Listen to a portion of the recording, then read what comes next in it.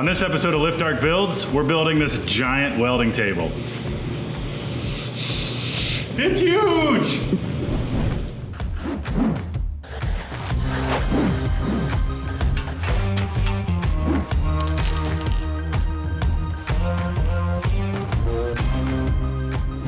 Okay, we're back on the fab table.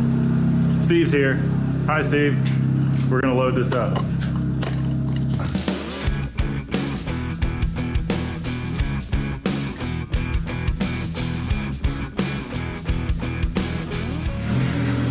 Loud noise, watch fingers.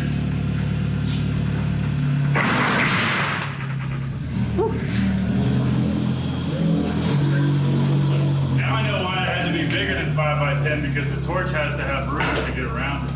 This makes me nervous and excited at the same time. Yeah. Is it exactly 5 or a little more? He goes, it's exactly 5. So over our local steel provider. 5/8 off is exact.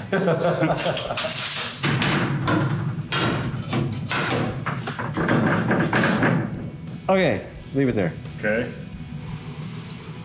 I'm nervous. I'm gonna go sit. You have to go program it all in. Yeah, I have the top almost done. You got time to sit on that. I do. I'm gonna. I have to change consumables. That's what you do when you're nervous. Just kick it down the road a little bit. Yeah. See, future me has got all this figured out. Fresh consumables. And those are these things. I think you guys have seen by this point what we're talking about. So this is the nozzle. That's 85 amps. And this is the electrode. So these are the two things that wear out when you cut. This is like, here you go. Worn out. Not worn out. Well, I don't actually know that this is worn out. It was still cutting, but Used. Discarded. Time to program. The tabletop is on this pen drive. And I think what I'm gonna do is I'm actually gonna transfer the file from this drive to the actual computer. That way if the pen drive fails, it won't screw me up.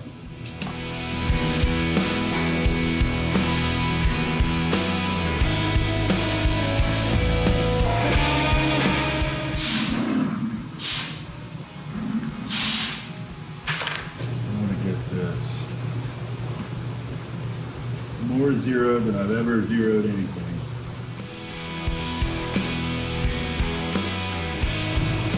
All right, locking it in.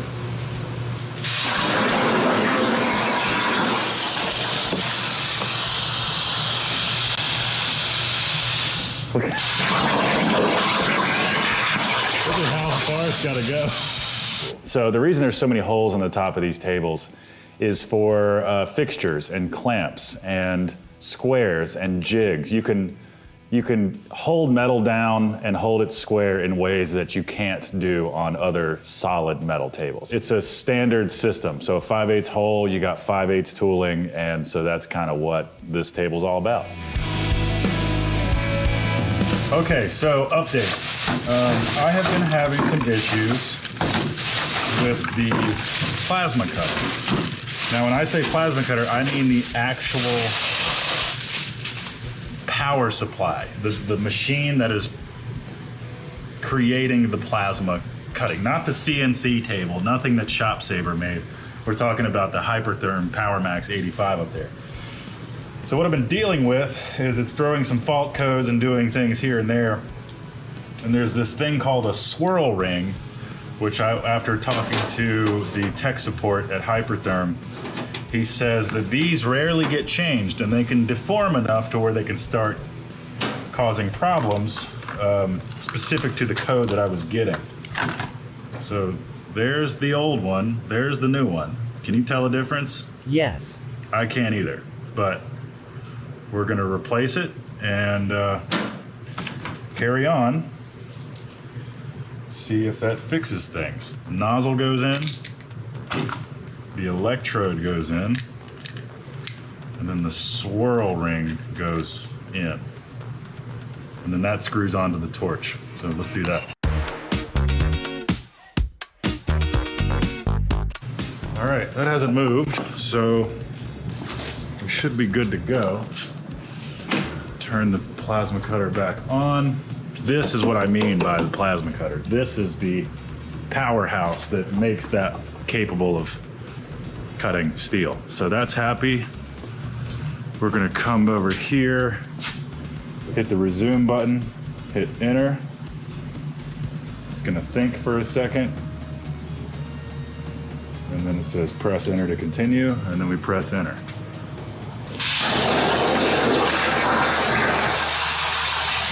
All right, well, we're cutting. Let's see how long it lasts. So I should explain. The issue I was having was not really with the swirl ring or the consumable. The issue was that I have moisture in my air supply, which I thought I had my dryer set up properly, but I didn't. And the moisture coming through the air line and into the torch was creating some weird electrical conductance problems in the torch.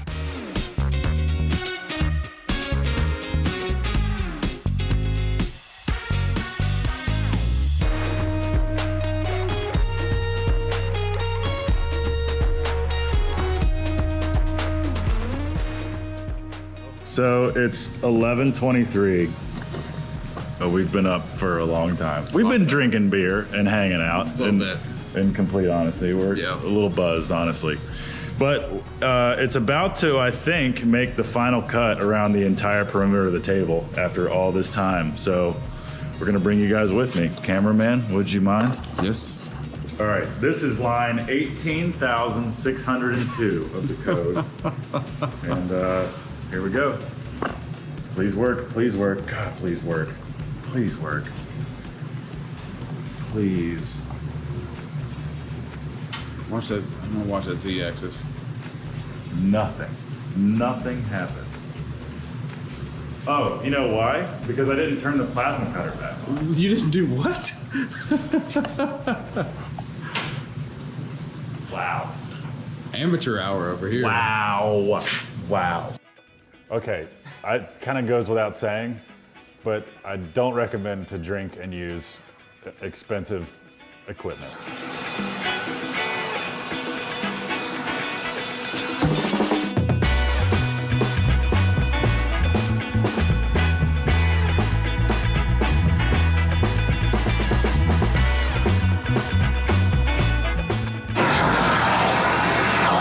Yeah! We were safe, everything's fine.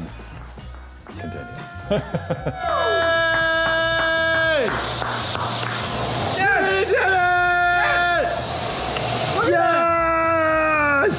Oh my God. Oh, we can go home now.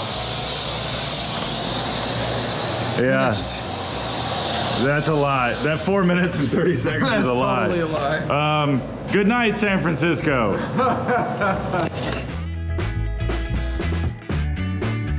Okay, so the top is cut out.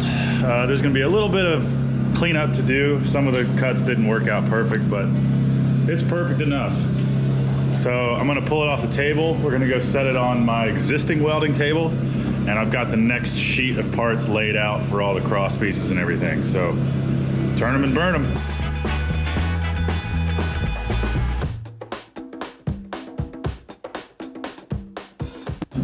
So the plan is to use my existing fab table to assemble this new table because it is flat and level. Then we need a good datum point to go off of. So you can already tell how big it is in the space. 4x8 versus 5x10. So big change. So we gotta clean this up, but I'm more concerned with getting all the pieces cut first, and then we'll do the cleanup and assembly. So time to put sheet number 2 on the table. Okay, so here we are at the second plate that we're gonna cut out. And I've nested it like they said. So this is, I bought these plans from Maker Table. Been following them on YouTube, Instagram, that kind of thing for a little while. Bought these DXF files from them. While they don't come nested on a sheet, he has pictures on here to show you how you kind of should do it. So I'm kind of following that best I can. So we're just going around and making sure that all of our tolerances are reasonable, that we're not crazy close to the edge of the plate. You know, that's 1/8 of an inch or so there, you know, but they kind of have to be that tight because they stack. Looks like they're all about in the same place.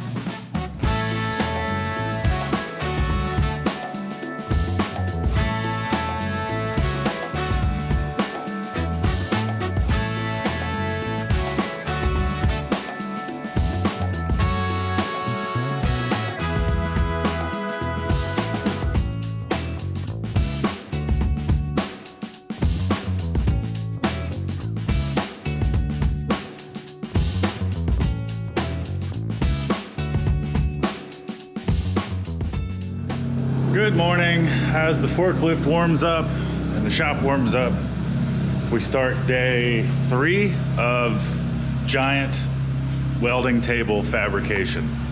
So here are the parts that we cut out yesterday. Got all those.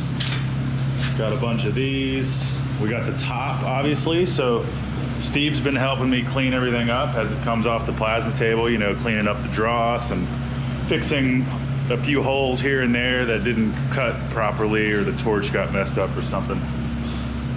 So we hope to be assembling today. I have one more sheet of parts to cut out. It's gonna be the smallest amount of parts yet, so it shouldn't take that long. I got the table zeroed, it's moved over. I gotta take a moment and say that the design, I'm having issues with this plasma table, and the main issue is torch height control. The Tay you're watching in the video is an idiot.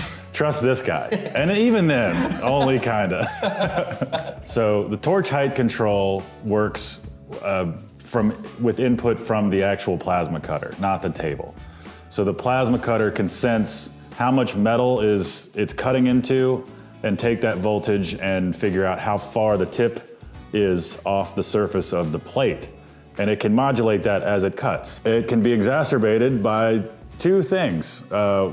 Again, the moisture in the air supply was the main culprit of this, and the other part that helped was after I talked to the techs at Shop Saver. Shout out Shop Saver, they're super helpful.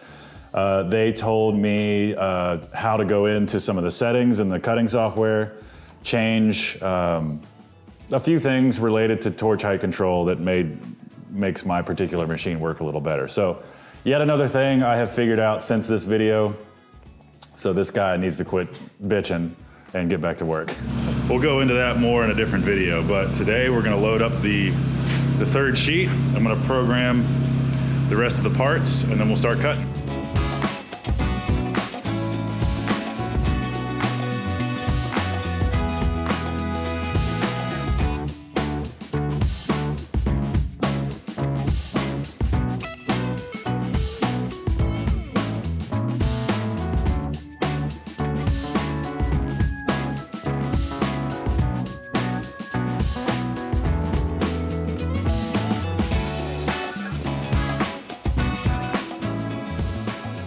Okay, so I'm gonna try to sum this up as fast as I possibly can. We finally have all the pieces cut. These are long sides, short sides, middle, widthwise cross members and lengthwise cross members. We have the top. We have some homemade clamps. I guess, what's this Adam over there at Maker Table came up with these. So this is gonna help us clamp all the pieces together, allegedly. And yeah, after battling with the plasma cutter forever, we got these other pieces cut out too. Some of these are leg brackets. Some of these are riser blocks. These are actually a completely different thing. They were an extra file that I bought from Maker Table. So I'm gonna shut up though, and Steve and I are gonna double team this table and see if we can't get it put together. So enjoy the montage.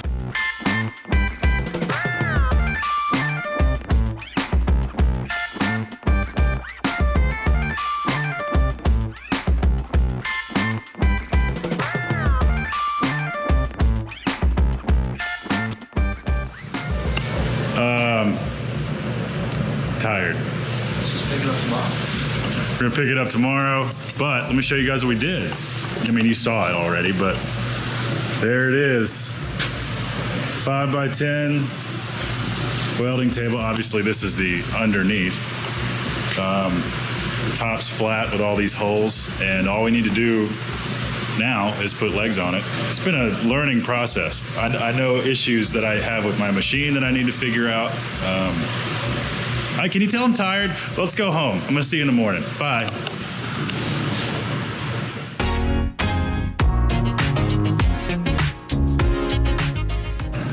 Okay, like day 4 on the fab table project. I was on Instagram this morning, updating some people, and I connected with Adam over at Maker Table and some of the people over at Shop Saver. So Adam helped me clear up some questions I've had about these leg plates. These go in the corners. These mount on them like so. And then your 3x3 leg gets welded to there. And these all get welded into the corners and 2 in the middle. So I'm gonna clean all these parts up, grind the dross off of them, get them clean. And that way when Steve gets here, we can continue welding these plates in and get this thing on its legs.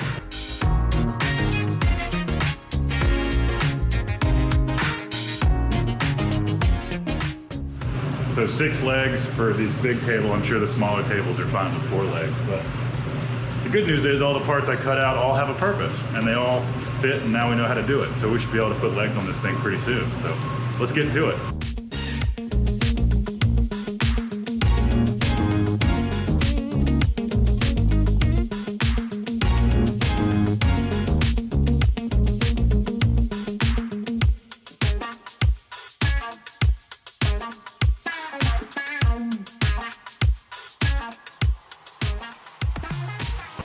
We're done. Yay. We don't exactly know how we're gonna get it off the table yet, but we're gonna bring you with us. And you can laugh at us from the safety of your couch.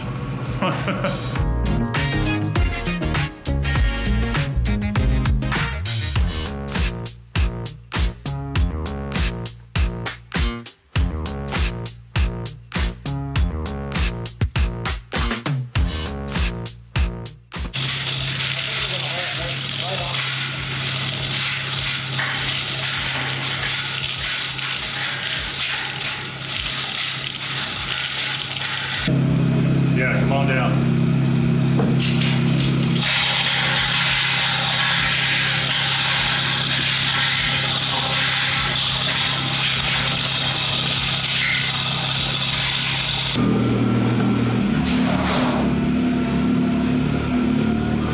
All right, let's put the legs on. Yeah.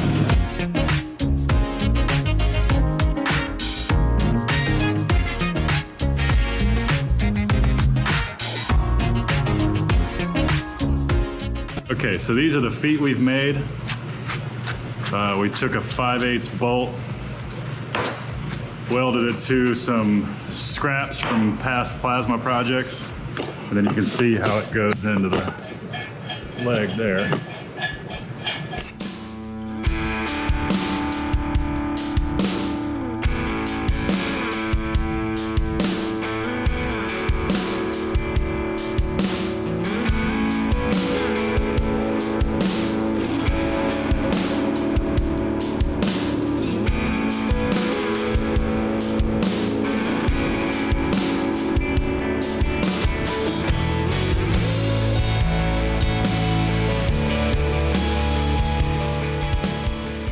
So the table is level, meaning horizon-wise, it's level, both X and Y, but it's not flat. So from here over, there's a little dive, probably almost an eighth inch over 3 feet, which is, you know, for a precision piece of assembly equipment is a lot.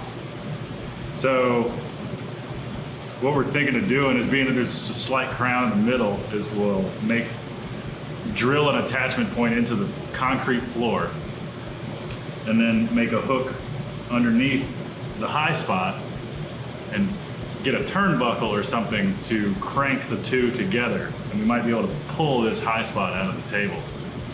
It'll make the table more solid too. It won't move in. No. So We might want to do two, like one on this side and one on that side, like here. yeah. That would work. All right. So, I've got some big turnbuckles. do you? Are you bragging on camera how big your turnbuckles are? Well, you know, they say I've got some pretty. Yeah, that's what I hear, man. The streets don't lie. All right, well, for the purpose of this video, I think that's it. So we got the DXF files from MakerTable. Follow them on Instagram, makertable.com. Adam and I talked this morning on Instagram Messenger to work out some final details. He's pretty helpful, and he's got a good business going. So check them out. They're out in Springfield, Tennessee. and chop saber. I wish I'd have known what I learned from the master technician this morning before I started cutting this stuff out, because it probably would have went a lot smoother. Probably, gosh, 10 hours of plasma cutting than this. But it might have been 5. It might have been 5. Yeah. And I may not have had to get so drunk. Plasma cutting the top. Do you think that has anything to do with the current top? There's a very good possibility. Anyway, thanks for watching. If you like what you saw, you know what to do. Hit the like button, subscribe, comment, all that stuff. We love hearing from you. If you want to build one of these tables, get ready to work. I see why they are $6,000, $7,000, $8,000 now, because we got 2 guys, probably 20. Well, I've got 20 plus hours in it. You've got 3 days now. So yeah, I mean, that's a lot of man hours. So next time you want to buy one of these and you're bitching about the price, don't. Thanks for watching. Overall, I am pleased. It's a bit hollow, but I've been worried about this exact problem the entire time. I just didn't know what else we could be doing I mean, to fix really, it. I think we did okay the way we assembled it. Like, I don't think our assembly technique was the problem. I thought it was better than what most people would do. I think so too. If the plasma cutter had been running top notch, I think we'd have a flat table. Next time on Lift Dark Studio.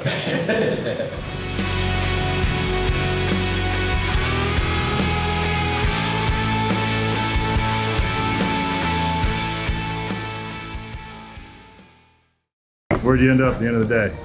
End of the day, most of the parts cut. I haven't started cutting the frame that holds the granite slab, but for the most part, I got all the parts cut today. And tomorrow I start welding. So what you got here? You got the pieces, some tube. These and these. This is gonna go like this inside the leg, and then these will go out here. This will be off the ground by 2 inches. Cool. Some of that. Good job. Don't leave me hanging.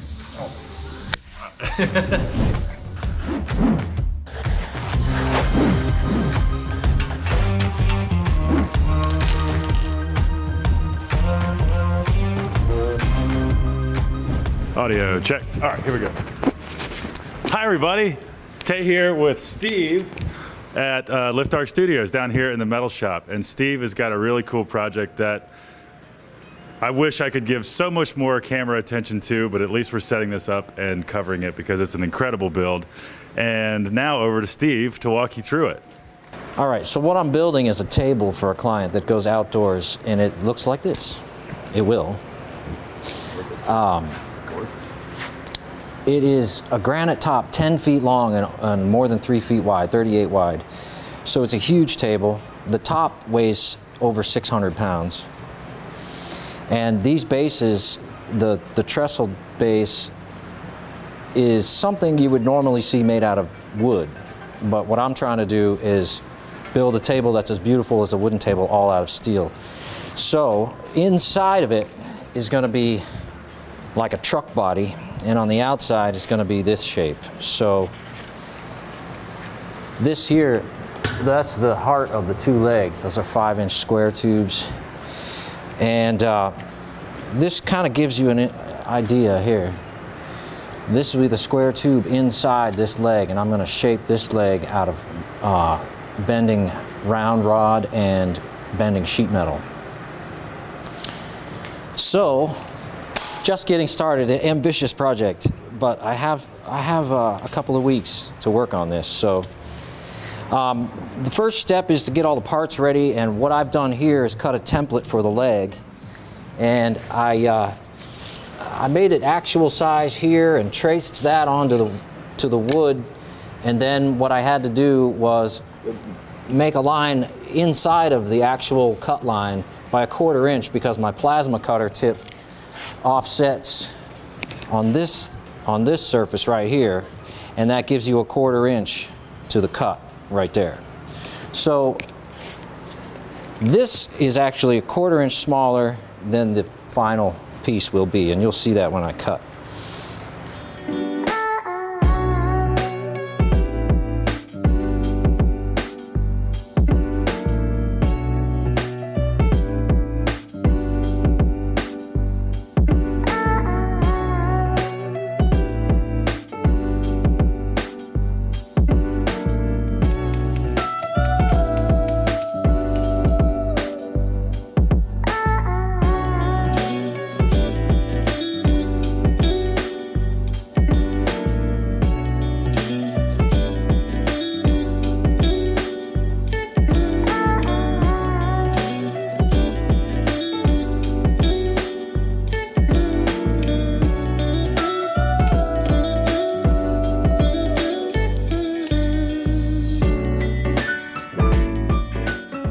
How'd it go?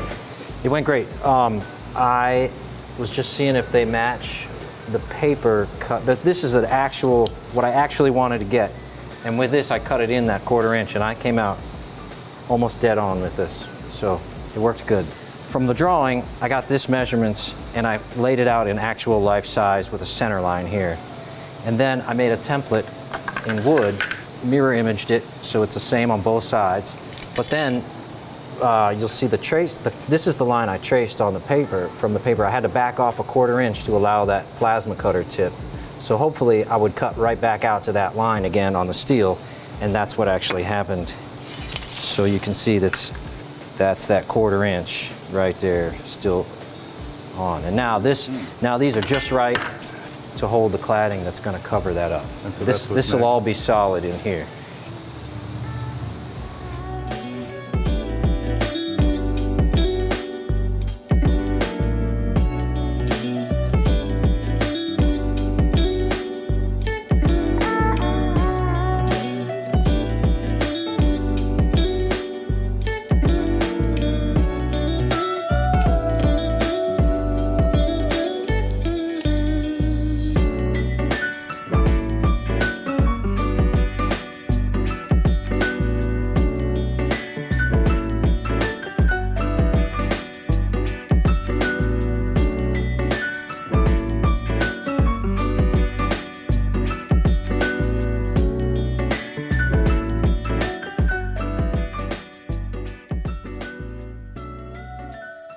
You've learned quite a bit, and I've heard Steve make some pretty exciting noises over here in this corner of the shop.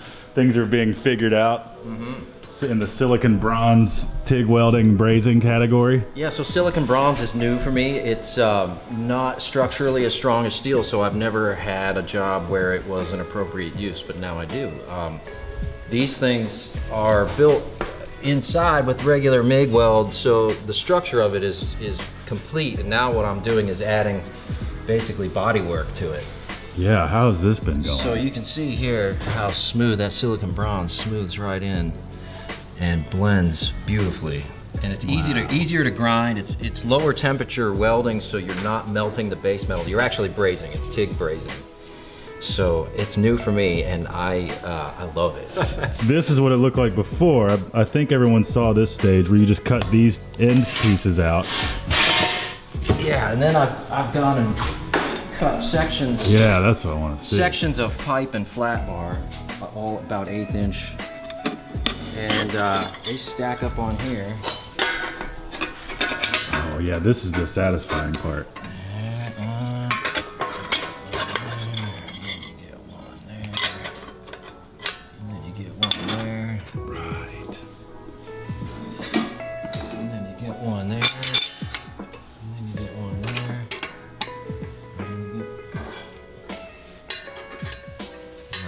So once that's all sealed up, it's going to look like one continuous piece. This is great. And so this is the stretcher. Yeah, that'll go between right. That bolts in here. Right. And this. And then the top will be a 2-inch square tube frame that holds the granite. So it's got to be strong. It's a 600-pound piece of granite, 10 plus feet long. There's no such thing as overbuilding here, is there? You can see, I think it's coming through on the camera, you got these beautiful little golden lines where the weld is. We're welding with gold. There's gold in them welds. Next, once I finish this one up, there's a plate like this that slips over here. And that's gonna get welded around, and then the structure of the architectural column, which I'm gonna do with rod and sheet metal, which is a new adventure for me too. Mm-hmm. We'll see how that goes. This is a build of first. So far, so good though. Yeah. It's a bit of math to figure it all out, but. So these were just quartered, basically, pieces of steel pipe. Yeah. It's so good. So you gotta weld this one, and then start on that one. Yep. Yeehaw.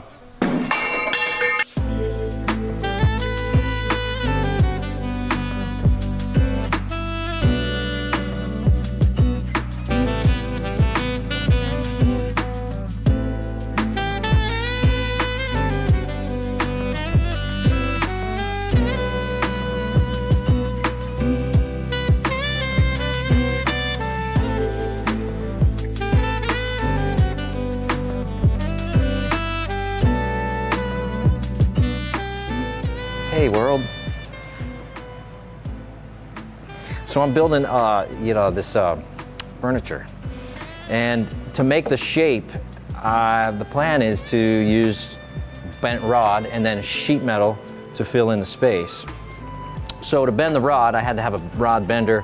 I don't have a roll bender, so I saw this awesome idea on YouTube, and I made this roll bender out of an old, well, not an old, but a bench vise. It's a drill press vise. And then added these bearings and this roller part. And then I made a template, so I'm gonna try to bend this to match the template. And I've actually done them all, but I'll show you this one. Yeah, they're in the background actually. Yeah, so this is how I did it.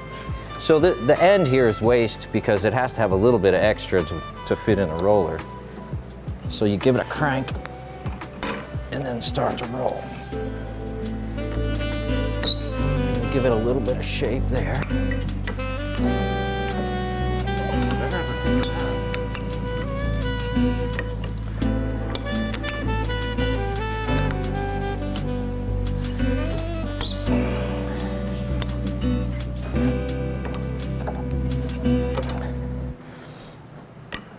And I found it when you're bending a shape to a template, it's easier to work from the edges in. So I'll try to get that curve next. So I started at this end going that way. Now I'm gonna start at this end going that way, and I'm pretty close. I need more bend. As soon as when it leaves here, you need more bend right there to keep it on track. So then I'll put it back in here, kind of remember where that spot is.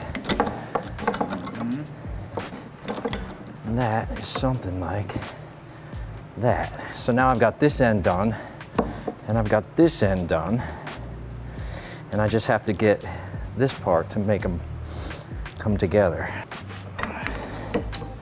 Yeah, it's still gonna work.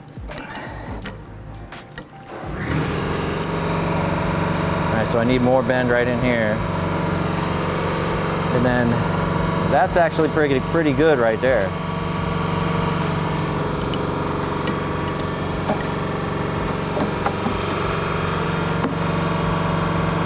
Well, I went too far there. Get the idea. See what I did? I went too far. So I have to go back and unbend that and try to do it again, but that's pretty close.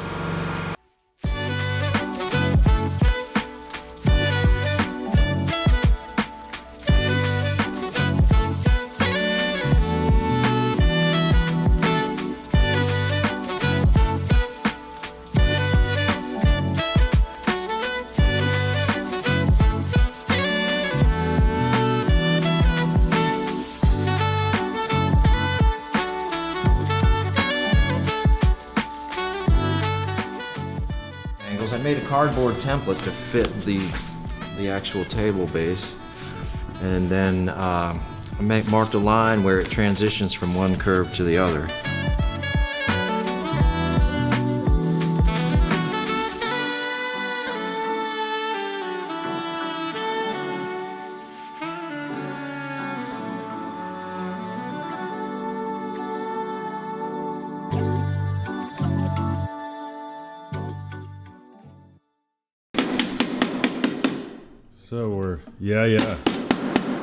So we're halfway in the process of bending. I'm making these.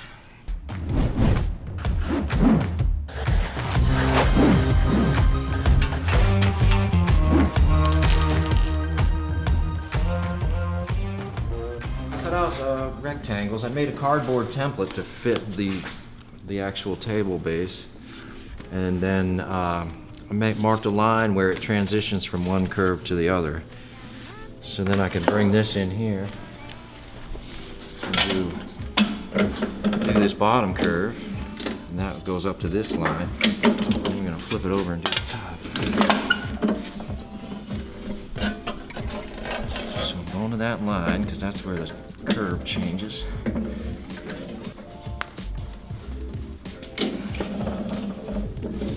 And then what I do is keep checking against this one, because this is one that I've finished and I've gotten the shape the way I want it. So now I can sort of lay it up here and see if I'm getting the right shape. And see, I still got to add some curve here, but I don't want to go all the way in here anymore because this is nearly flat where it transitions. So I needed a little more in this area, so I'm not going to go past here. That looks about right. Let's see. Pretty close, and I found it doesn't have to be perfect. I can flex it a little bit once we trim the end off. It'll fit right on here. Like that. That's awesome. You've already got one almost. Got these tacked in. I still have to finish those welds. Silicon bronze. Ever do. My new favorite. Yeah, yeah.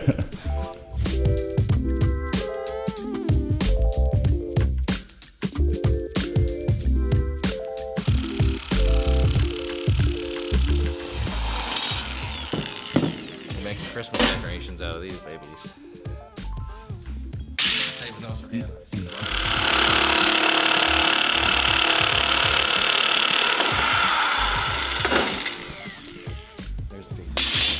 Come and get them.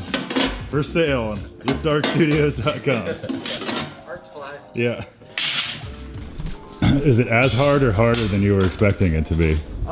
It is about what I expected. I knew it was going to be a tedious job, and trying to get it to balance in the low part of this curved, you know, I don't want it to push through, but I don't want it to be sitting too far out because I want a little bit of a groove to put a weld in. So I'm trying to get them to set in deep but not go through, so I have to be real careful about just shaving off just the right amount. And I don't want to leave too big a gap here that I won't be able to fill it, because now I'm my own fitter now. I can't complain.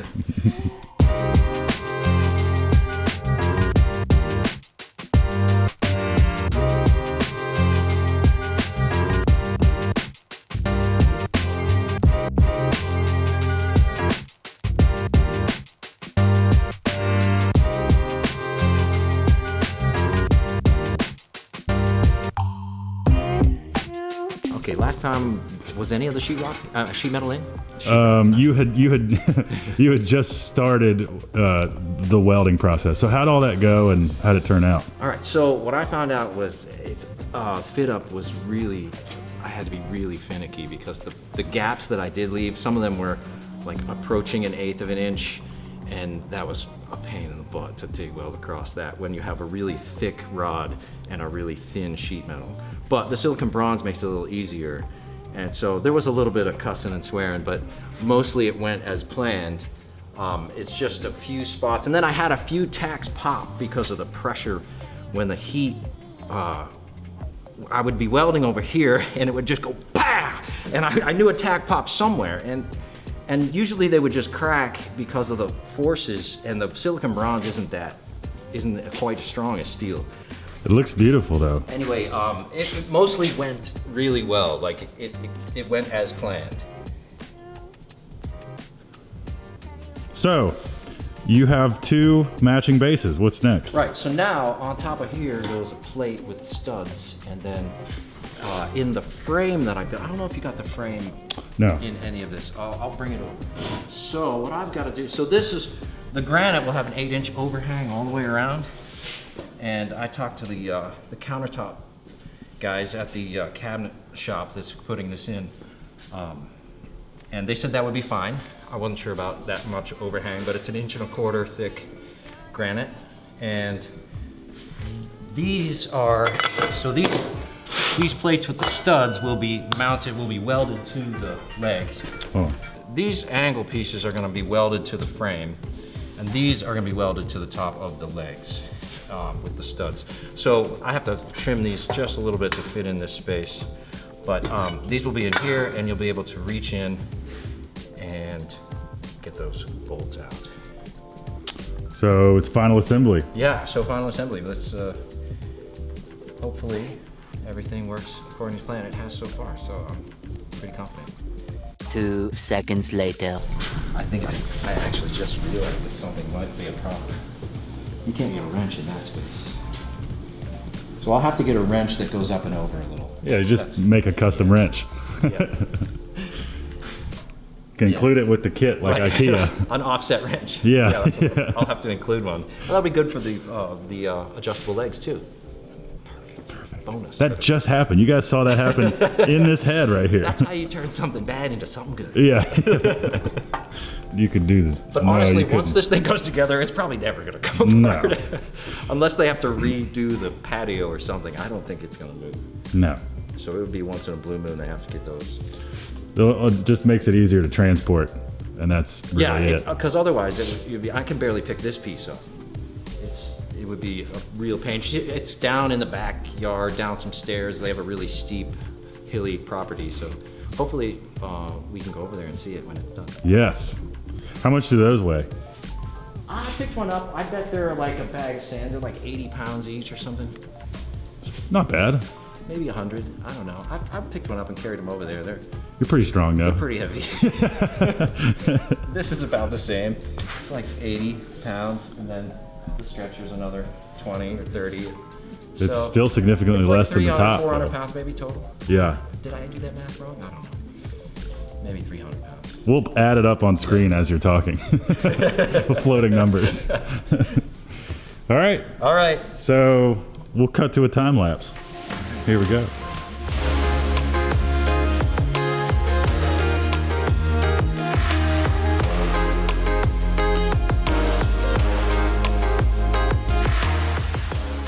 So yeah, first impressions. Yeah, completely satisfied. I am kind of surprised that nothing so far has really been terribly gone wrong. Like everything's, yeah, there's some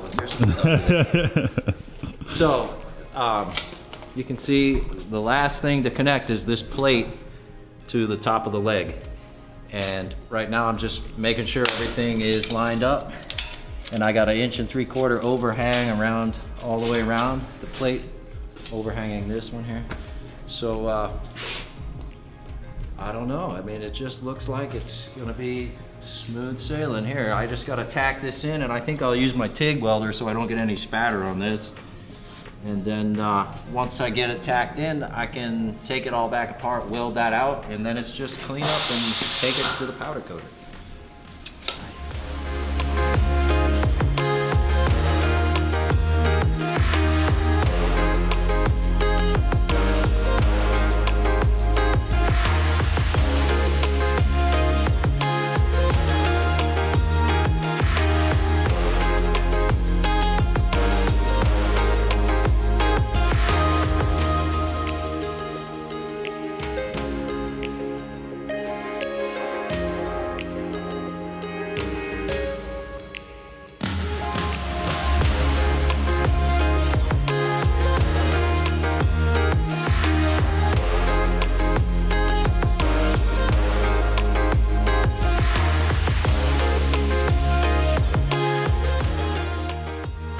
So you done? I thought I'd be done tomorrow, but I'm done Thursday, a day ahead. A day ahead of the week late schedule that I. But really, there's no late. It's fine. I mean, considering how prototype-ish this was. Yeah, 5 weeks, not bad. Yeah, I'm totally happy. that's awesome. So now it's a little cleanup. Yay! Clean up and then off to powder coat. Yep. Hey guys, Tay here. Real quick, I want to explain what powder coating is. So powder coating is a form of finishing where it usually is only used for metal. They apply a positive charge to the metal and a negative charge to a gun that sprays powder, a powdered paint that sticks to the metal. They coat it all up and then they put it in an oven and they bake that finish on. What that does is it makes the finish super durable, really wear resistant, much more durable than normal paint. So that's the kind of finish that Steve had applied on this table. And so we'll get back to the video. There it is, ladies and gentlemen. The Heintzel table V1. Yeah. You want one built, come see this guy.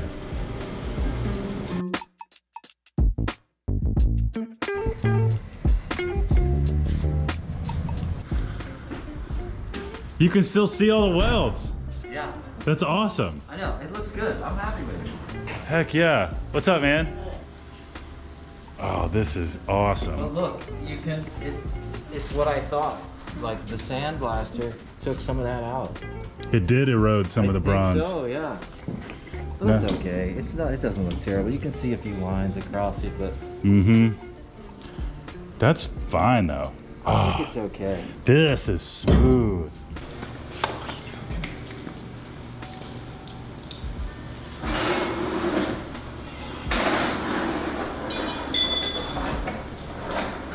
Stella. She's so excited about the table.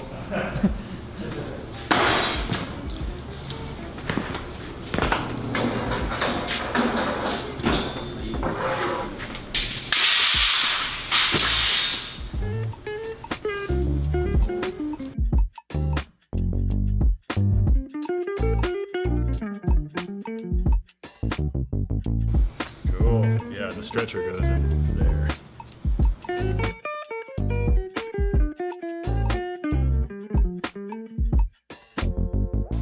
The big moment.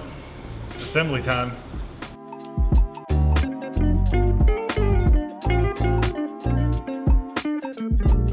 Just like you planned it. This thing goes together better than most build-it-yourself furniture you can get. Just solder furniture from like Walmart. Yeah. Or insert Swedish big box brand name here. Yep. There's only one, so Yeah, right. take a But- guess. But they can't sue me now. Yeah. That'll do it.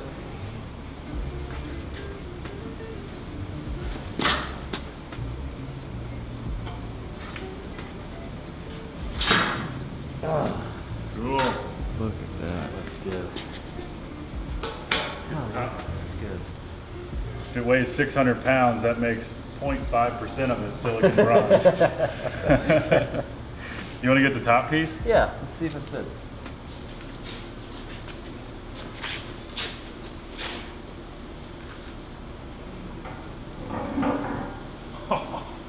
Like a glove. Soft landing. Like a glove. Look at that. So I don't know if we've made this clear in the video yet, but this is gonna hold a 600-pound granite top, which is part of the reason for the bomb shelter spec build.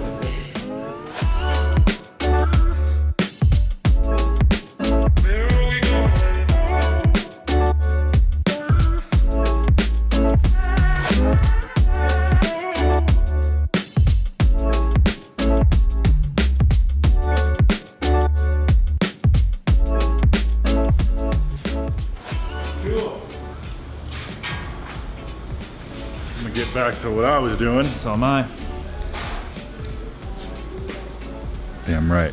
That's why you change shirts. Mm-hmm. Yeah, not because everything else is dirty, right? Yeah, right.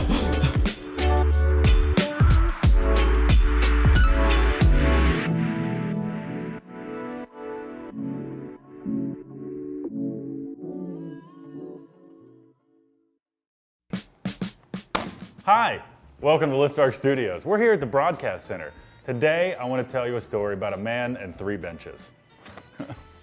I just found food in my mouth from lunch. I got this. She looks disappointed. Yeah, this is my field producer. Is this, would you say this?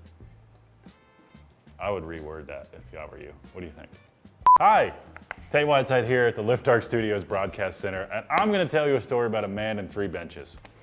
So one of my dad's good friends is Bill Hayes.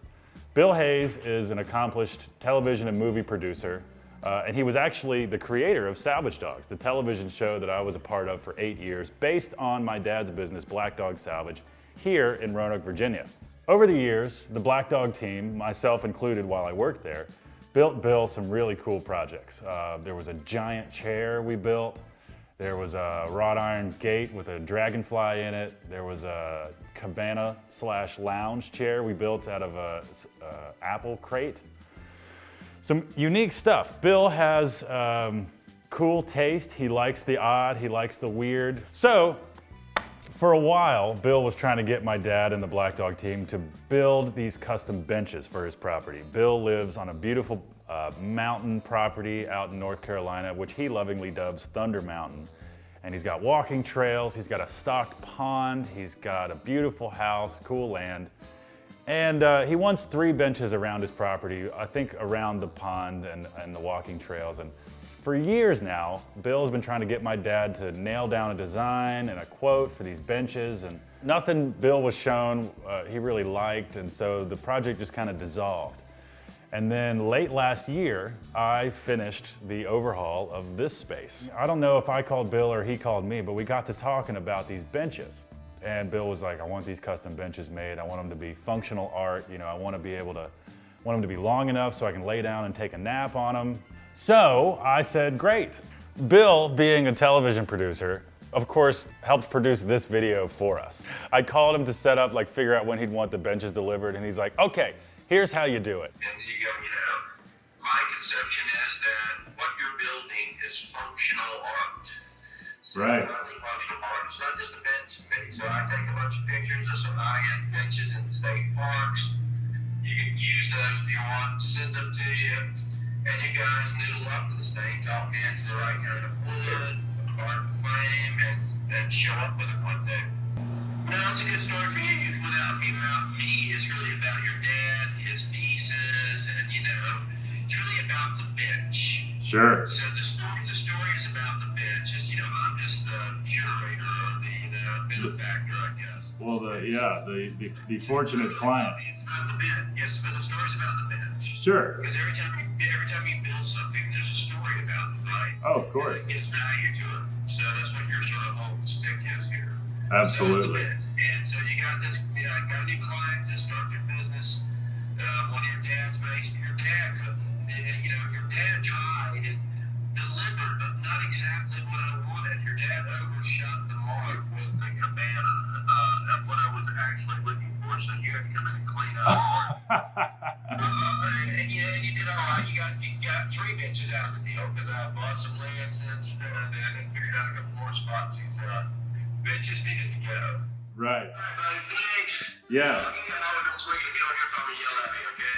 I will do. I'll give you a call sometime around Wednesday next week. So we had a quote, we had an approved design, and I had a deposit. Wait. Out to Tay Whiteside in the field. Hi, everybody. Hi, Steve. Hi. You've been cruising on it for about 2 days now? Yeah, 2 full days. Yeah. This is day 3. So 3 benches, 8 feet long with armrests, 3x3 steel tubing. We just, this morning decided we're gonna go with sapele, which was your suggestion, which is it's a West African hardwood that is sustainably harvested and weather resistant, rot and bug resistant. And they'll be powder coated satin black. So It's beautiful, it looks like mahogany. right, they use it now. It's actually a more sustainable option to mahogany. So if you're looking for a mahogany replacement out there, there you go, sapele. So with all that said, I'm gonna turn it over to Steve, follow him around. We'll see what he's done so far, what's left to do, and then we'll cue the montage. What was the design? Well, this was our original sketch, just based on the look of the one that he sent that he liked and he said make something like this. So we sketched it up like this just so we could come up with an estimate. And then I changed it up a little bit, so I'd like to do it. I made it a little more sturdy than the one that he sent a picture of. So I beefed up the frame that goes behind the backrest and the seat. And the frame in the end will look like this, and you can see we're pretty close. I gave it a sit down yesterday when I had one of them finally assembled and decided it really needed a little bit of tilt. So on the vertical post that goes, it's going to go into concrete in the ground, a vertical post on each end. So I'm going to cut a little bit of an angle in the top of that post to let the chair ease back just a little bit. It feels a little more comfortable. Cool, cool. So what have you built so far? So far I've got parts waiting over here to make the handrest, the armrest, and then what I've got done is the ladder frames that support the seat and back, and there's 2 more over there, and I've got one of them assembled to that stage.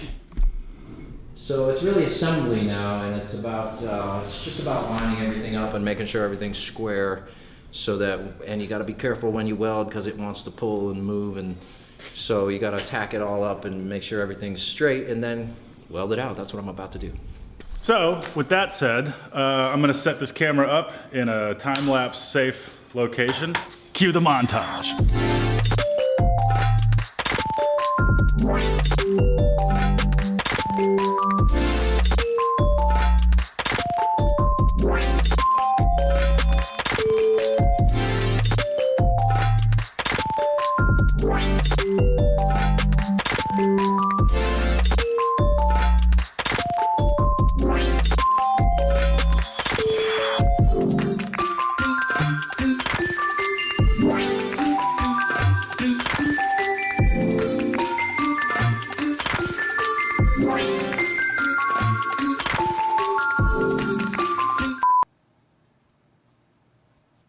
Also, Steve put legs on it.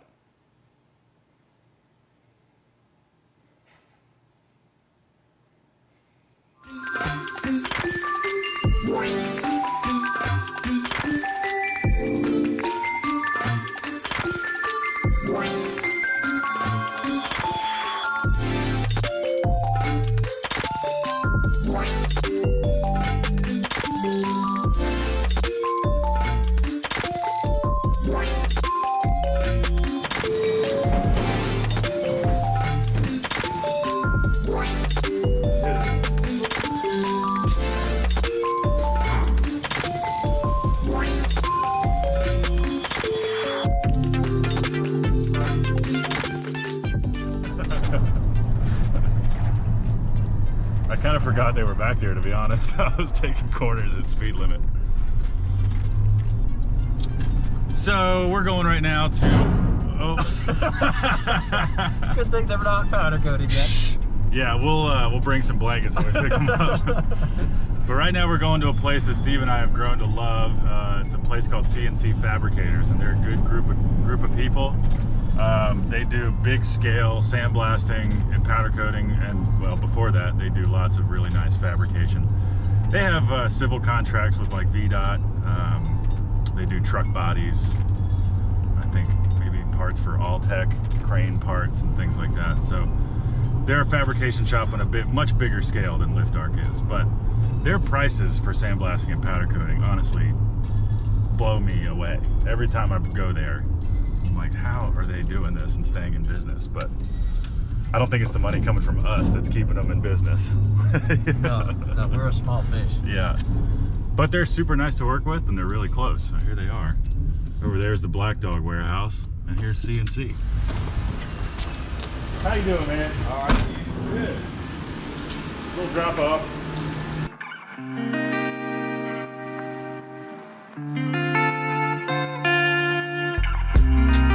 Okay, and we're back at it again. We just got back from CNC Fabricators to pick up these 3 benches, and they look fantastic. Here they are. I'm super excited. I can't wait to see these things finished. It's The gonna wood look, is absolutely gorgeous and it's gonna look beautiful. I'll show you guys what the wood looks like. So these are all the deck boards. These will be on the bottom and the back. And then these guys are the armrests. So there's one on each side of the bench. So this cool mahogany color paired with that satin black, it's gonna look mwah. So we're gonna get the benches unloaded. Steve's gonna fasten all these and then we are done.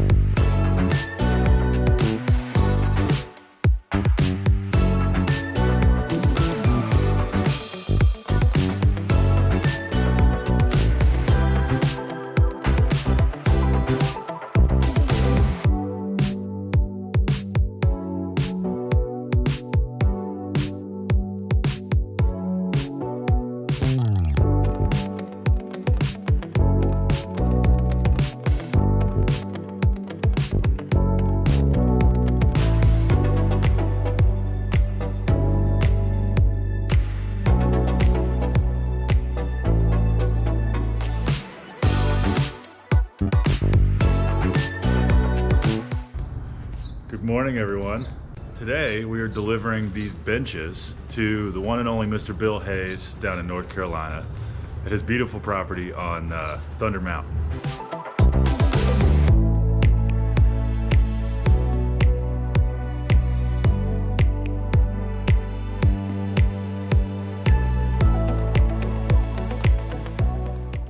All right, so we are. Hey, I'll break the fourth wall since I'm a TV producer. Yes. That means I'm going to talk Oh, about this the is production. YouTube. You can talk directly to people. Yeah, yeah, at I can home. talk to you. Yeah. So should I tell the story? Well, here's a quick sit rep. My alternator went out. I'm in Hillsborough, North Carolina, 2.5 hours away from home.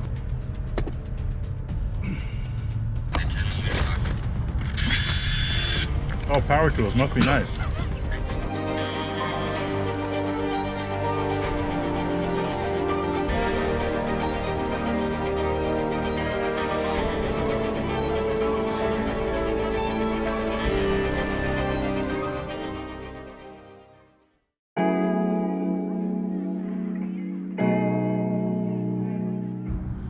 Good morning, everyone.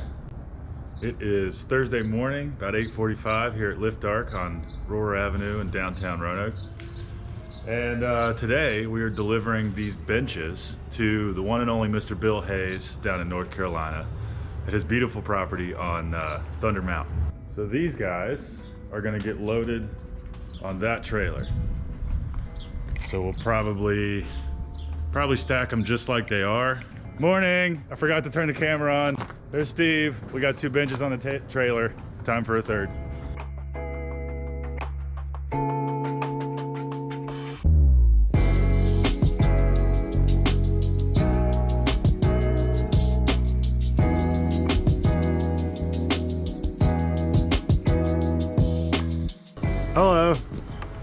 You ready? Catch me with my hat off. Better than with your pants off. Nah, that's true. Well, we're loaded up. Ready? Road trip, road trip. Trash desk, trash desk. Slippery. Yeah, yeah. Okay, zoom. Yeah, better not jump around. Let's go see Bill and give him some benches. Yeehaw.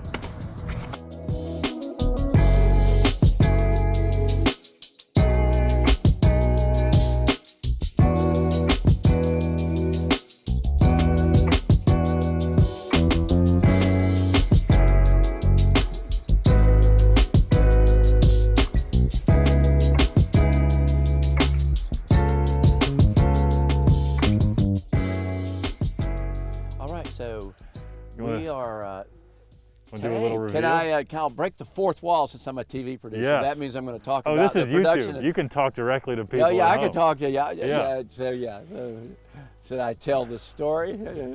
So here we are, Thunder Mountain, and In the last episode, we set up how involved Bill wanted to be in this whole, not just the benches, of course they're his benches, his design, long enough to sleep on, but also how to structure the episode. So here we are. Well, see, I'm like an uncle to this guy. You see, are, man. His dad, I'm the pedophilia of salvage dogs. I'm the guy who actually, his dad was a fishing buddy of mine, and he said we should make a TV show. And then we discovered him and Robert, and they were truly a great television and great to work with.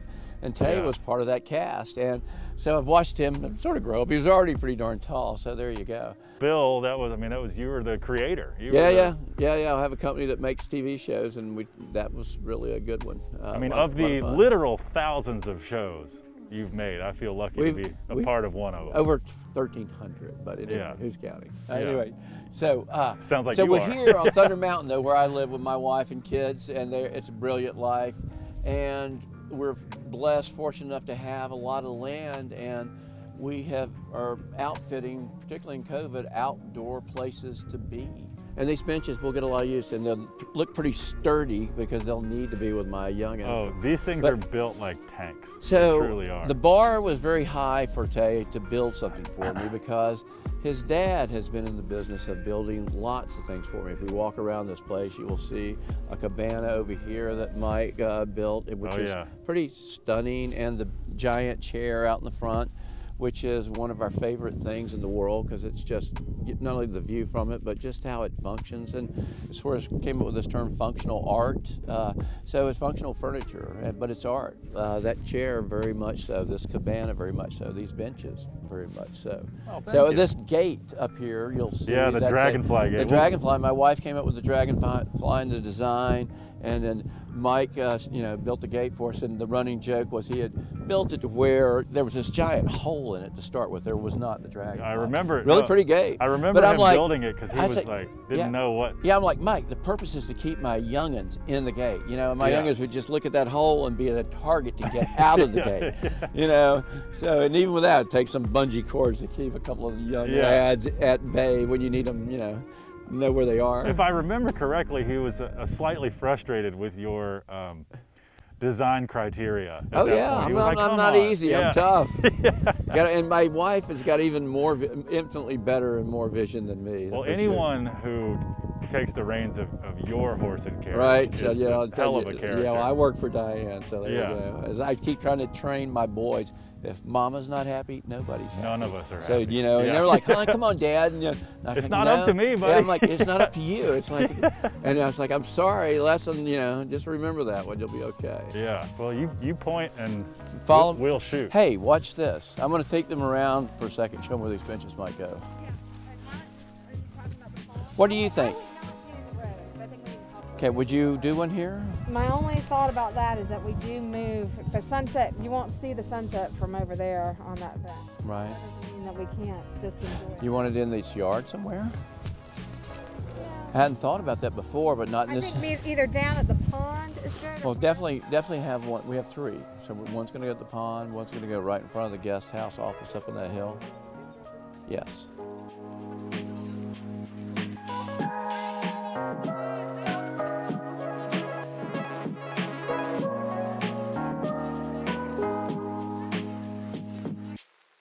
And this, love this. The boys and I love this. The day bed. Been on that thing with my youngins, and that's just the greatest thing ever, be out here on a nice fall or spring afternoon, evening. Yeah, got your wrapper. I love these wraparound porches. There's not a bad view on the deck. So when we're thinking about where we're going to put this bench down there, I think about it from the respect that we spend a lot of our time right here. Yeah. Looking down there. Yeah. This is not a big house, but we have a lot of outdoor living space. Yeah. So, and it's a lot less expensive to build and maintain outdoor living space. Maybe a lot of this landscaping takes some care. Yeah, a little bit. You know, it's more about just taking care of, because in the spring this stuff gets beautiful. I mean, we have perennial flowers everywhere. Yeah. So they keep coming back over and over. Yeah. But we're a loud bunch, except look at this. What is it? Headphones on. But yeah, watching YouTube. He's watching Lift Arc Studios. I mean, it just keeps growing and growing. We're here. We need an executive decision. Well, here's the thing, honey. Don't do that one because we need to talk to the road. Right, so we're just going to leave it there. Would we just long-term be better off just always having a portable bench out there anyway and never worry? As long as it's not permanent in the ground, we're not going to have a problem with anybody. A bench we can move, the neighborhood's not going to care about. Once we put it in the ground, it's not moving. So yeah, don't do that one. Got Okay, that. So just leave that one alone. Right, not too close, but close enough to where we feel connected. Well, if she didn't come, we'd be Right? 3 hours from now, we'd still be talking about. I wasn't making that stuff up. Yeah, yeah. Well, Bill, I can't help you anymore. Yeah, yeah. Mama's not happy, nobody's happy. Thanks, you, Diane. Honey, can I have a glass of wine? Yeah, I think this thing's gonna last. I think so. It's powder coated. Did you forge all this yourself? Did you do this? Steve actually built most of these. Wow. They were no forging, but yeah, just cut and welded, and cut and weld. Then we cut a square and capped that off. And I've worked with Steve at Black Dog for years, and he's an incredible fabricator. So I knew he was the right man for the job. Now, do we have any? Sure, I will. There you go. Yep. Yeah. See you on the flip side. I have to also think about the safety issue. I should be thinking about that first, because my boys will launch off of things. We might look at it as a bench, a beautiful bench. Yeah.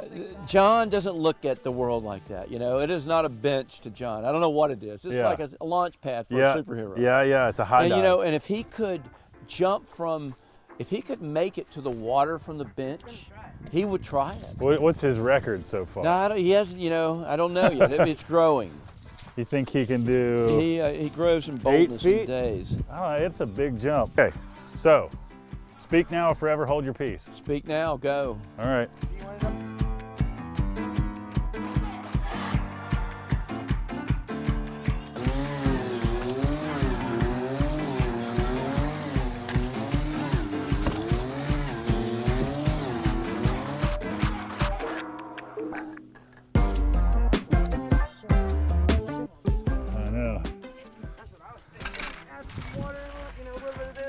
Oh, okay, sure.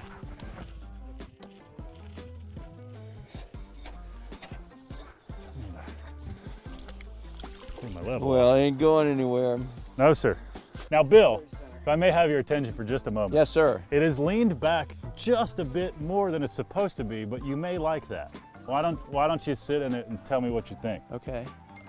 No, I think I like the tilt on that. Because naturally, we built a little tilt into it, but this level is leaned back just a bit more. No, it doesn't bother me. Look at it yourself. I think that works quite well. I think, again, its functionality, the water is going to run off of that thing with a little bit more tilt. You're much less water sitting on it.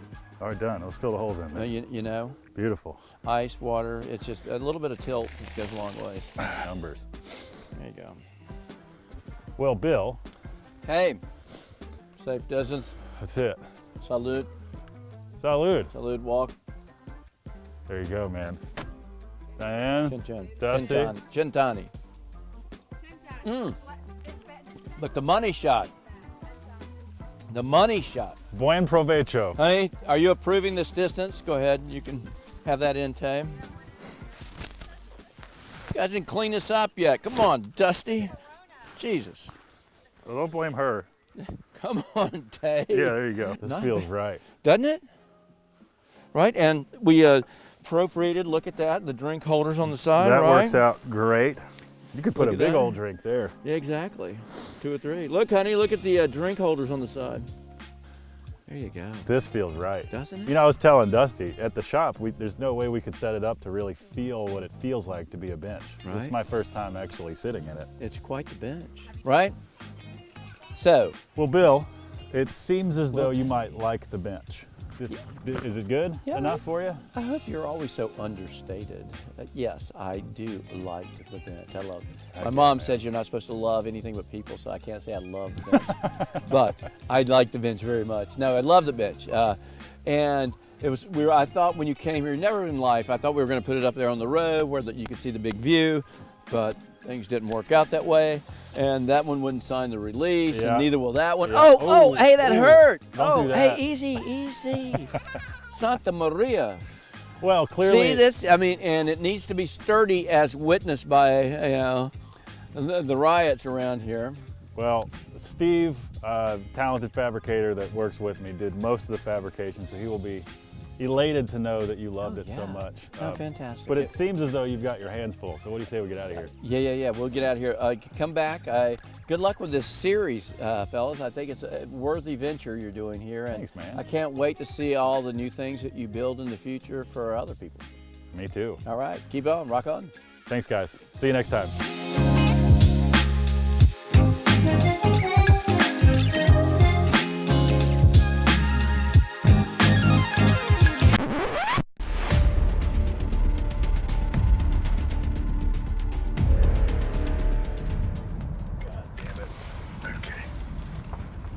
So it's the dang alternator. Yeah.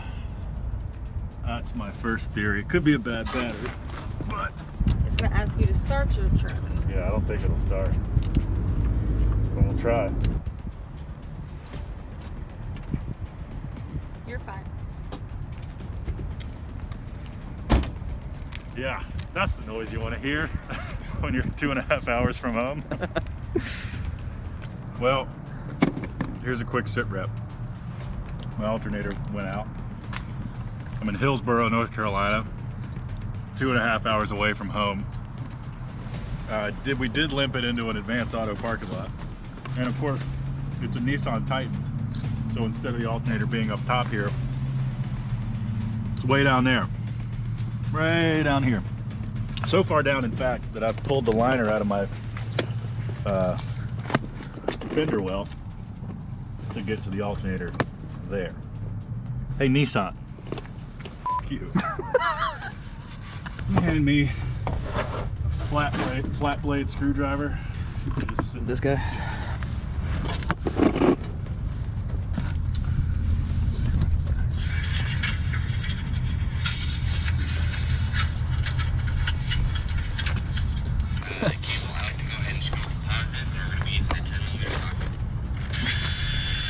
Oh, power tools must be nice. All right, we're running out of memory space. We'll Well, film when we get this fixed. yeah, we're running out of card space. Hope we'll see you guys in the run-up later. We got it out. We're okay. That wasn't as bad as I thought it was gonna be. Putting the new ones in is gonna be another whole thing. So, the car's running again. Tay did it, ladies and gentlemen. Man, how long did that take? About an hour.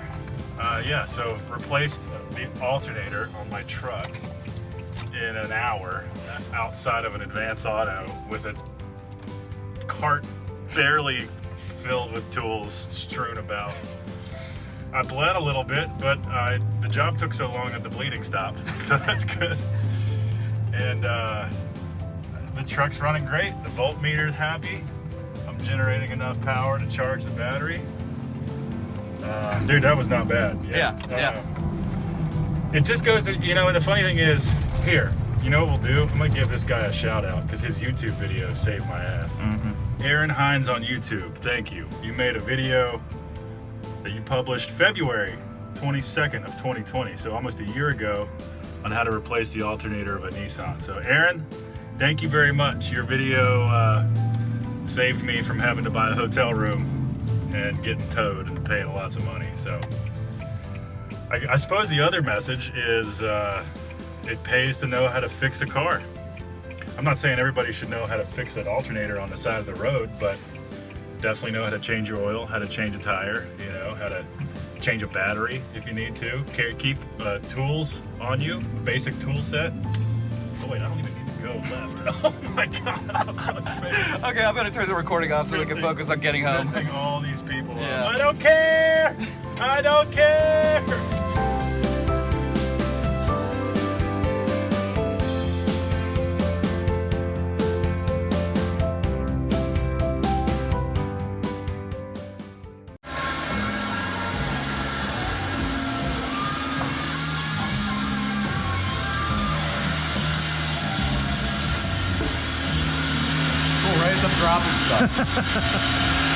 Got him. What are you and Tay making? What are we making? Yeah. I don't even know. Chair. It's a chair. Okay. Of sorts.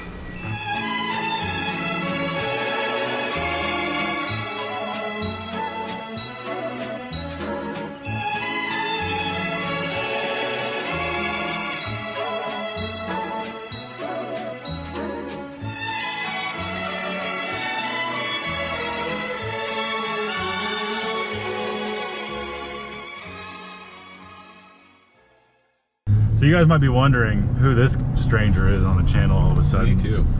Yeah, you didn't know I was gonna film you, so welcome to YouTube. How do you like it?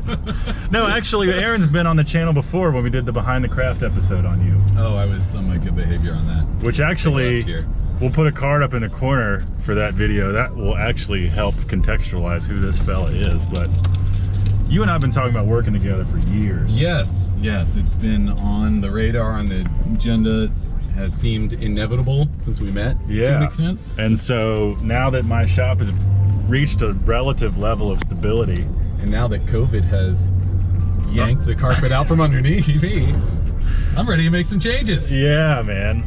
I gotta make more stuff. That might be the fourth robocall of the day. Welcome to, I almost called you Wyatt. Welcome to Aaron's shop. I love all my friends equally, okay? Even their names. So is this where 611 happened? This was not. Okay. This was when I quit 611. This became like a storage space for me. Got it. And I'm just finally setting it up, which is why it looks so crazy right now. I gotta be honest though, this looks a lot better than what it looked like a month ago. It's kind of the museum of all of my shit. Of Aaron's brain. Yeah, so jewelry stuff, fabrication stuff, welding stuff, car stuff, general tools and making stuff, bending stuff, There's cutting some stuff. cool stuff in here. And then wood stuff, all back here. That's been your recent I'm in endeavor. the process now of like just getting like Ooh, all wow. of that stuff. Yeah, from a month made ago, and this looks organized. fantastic. Oh, I love this. Yeah. Who doesn't love organization? It's Oh wait, I know people that don't love organization. Oh wait, yeah, maybe. Yeah, hey guys.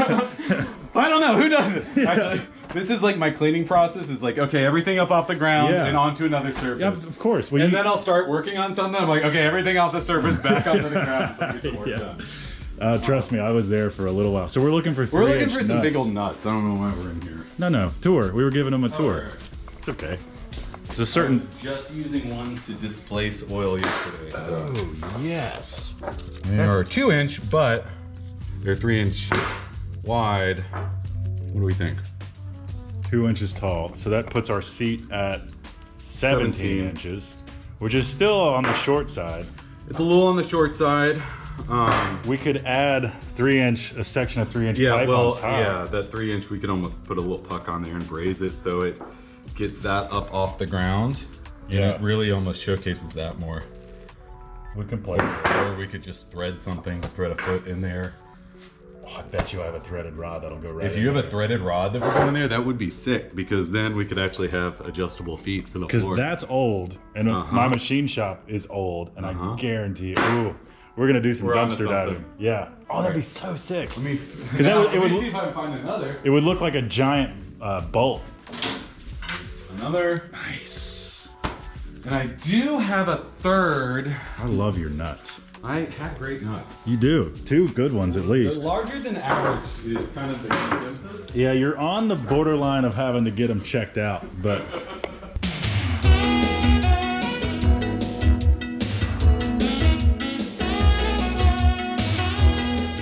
Look at this. I'm gonna give the people a shop tour.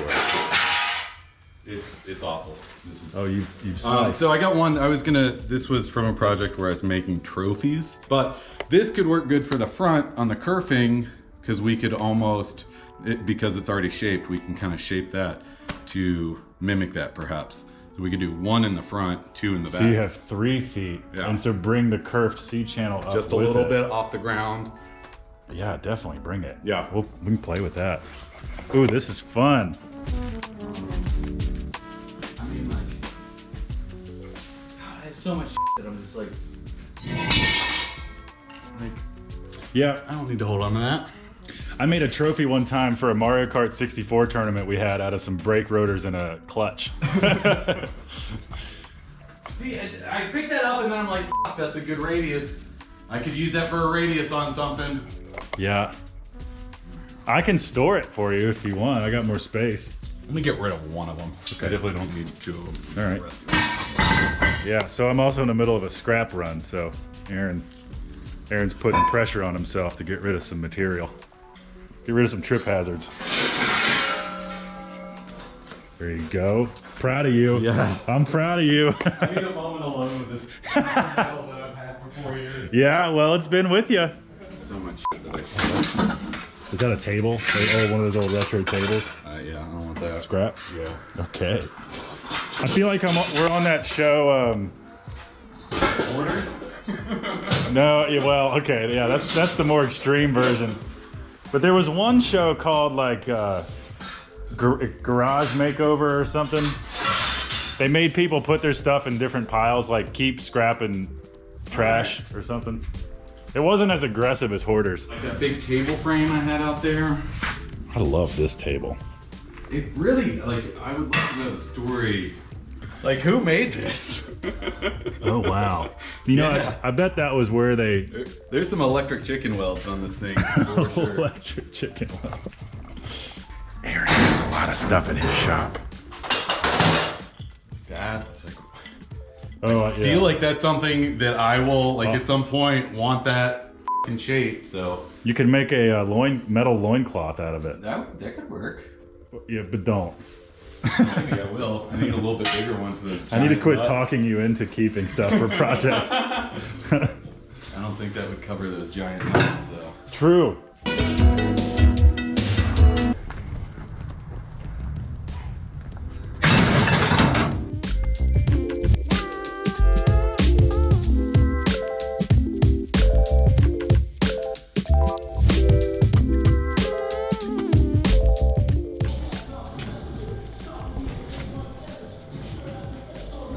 Production value just went up. GoPro, who? Walker's already gone pro, you know what I mean?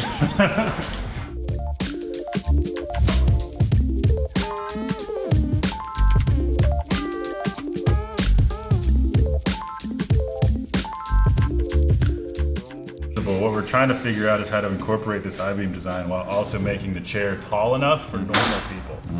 Which is 18 inches or so. Trying to find ways to add height while not making it look like we're just adding stilts to something. So that'll be floating a little.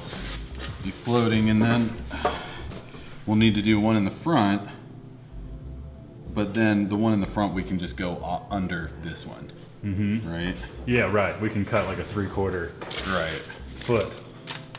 It'd 1 be inch. 1 inch, exactly. Yeah, and so that'll arc around. What do we think?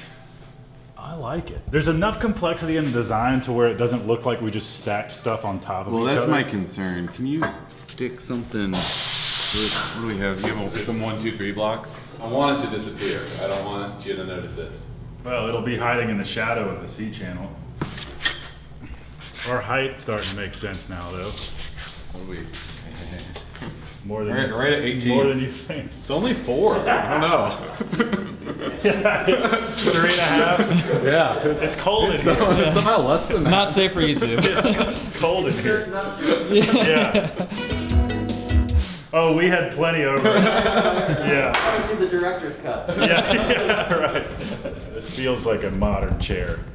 Okay, so what I don't like on it. So that part, that box is ticked, the feet length. It looks weird from here. Yeah, I don't like it. I don't like it. But I think we can fix it by just cutting this out.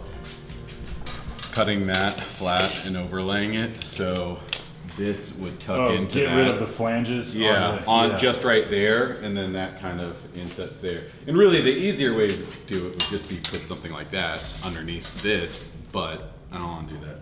Yeah, because then it's like Jenga. Yeah. It's this on this on this. But I think if that is profiled to where that fits in there, you will notice it even less.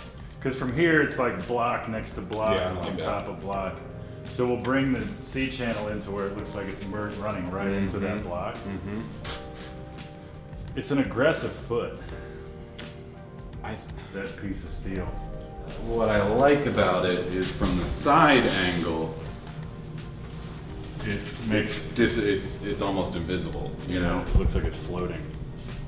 I like that connection method of getting rid of the flanges, slapping it up against it. The real question is just, is that foot too?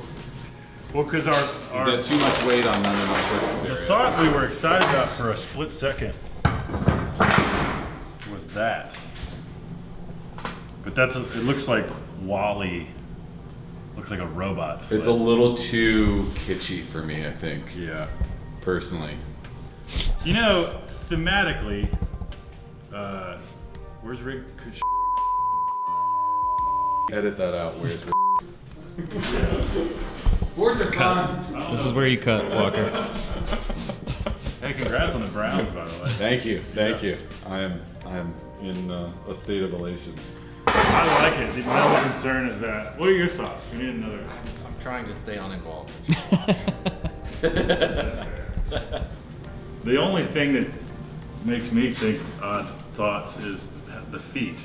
What I'd really like to do is like take a piece of 3-inch solid round, cut it exactly down the middle, and then have rounded a half round foot that would go right into that.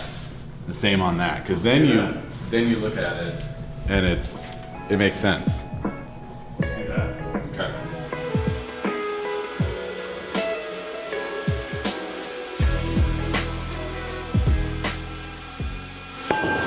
We're truly making things up as we go.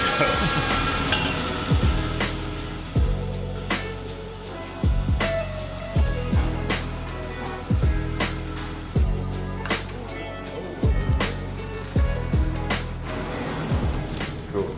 All right. Now for some math.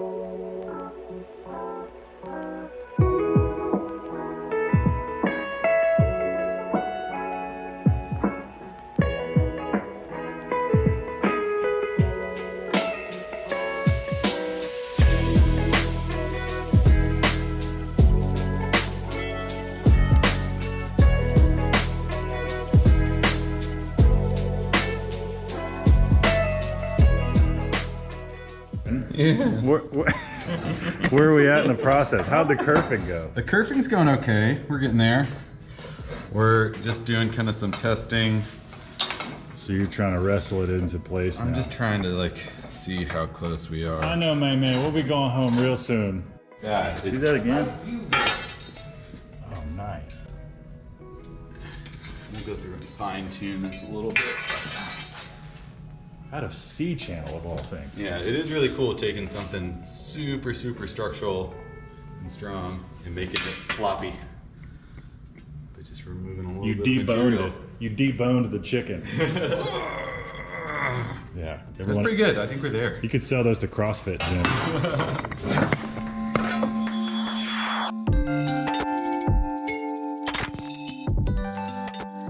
there's the idea. We're not 100 on it right now. So here's the thought. The I-beam is huge and imposing. We're trying to find a way to make it a little more delicate, less imposing on the design. We may need to add some lightness. Add lightness. Yeah, I love that. So what is it? Simplify and add lightness? That's the Lotus racing mantra. Yes. Yeah, so cut that middle section out of there. Ooh, this is a good shot of Aaron thinking. I think that could be good. I think that may be a saving grace. Cutting that I-beam is going to be a mug. Could the plasma do it? I mean, I'll do it with the oxyacetylene, no problem. The very center here is pushing the limits of my little plasma cutter, but If you go slow. I think you could do it. Or finish it with the oxy torch. I cut up to 3/8 with my little plasma cutter, and it. Do you have one with like the built-in compressor? Uh-uh. Oh. I've seen some of those little ones with like the built-in compressor. Yeah. Weird. So you don't need to have air. You don't have to have. I think take Hypertherm has one. Weird. But anyway, we're tired. Yeah. So we're come back to this.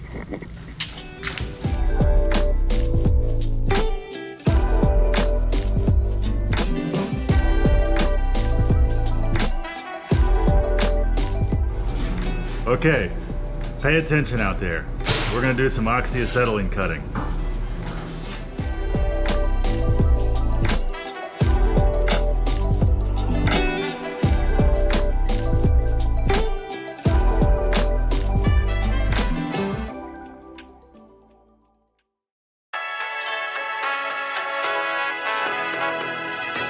I want it to disappear. I don't want you to notice it. Well, it'll be hiding in the shadow of the C channel. Our height's starting to make sense now, though. What are we? More than right at 18. More than you think. It's only 4. I don't know.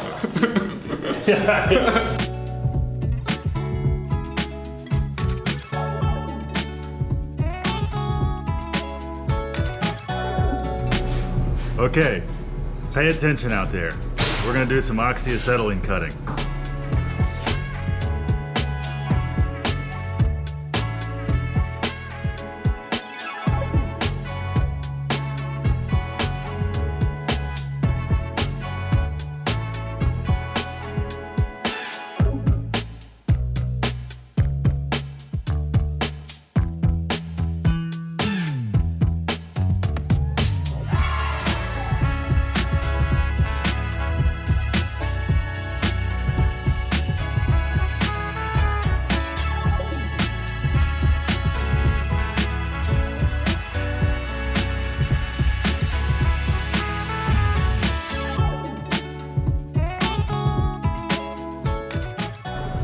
Cool. You want to cut that to size?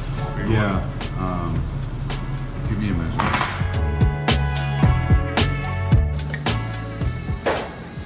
You can tell me you left. I've been talking to myself.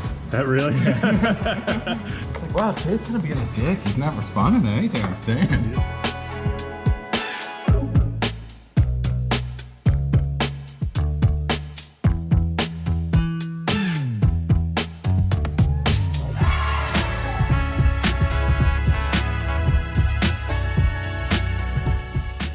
Headed in the right direction, I think.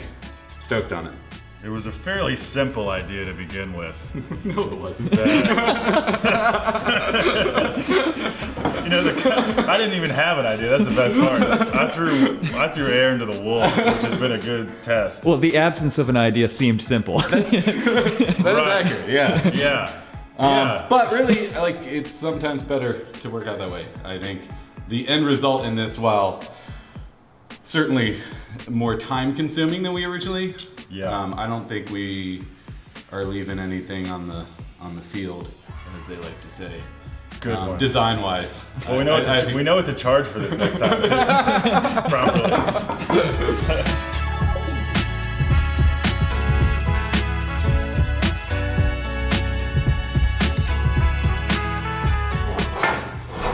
Is the table clean? Visualize.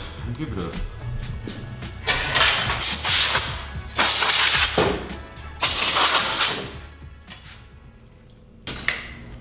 Yeah, I mean, we're almost dead nuts.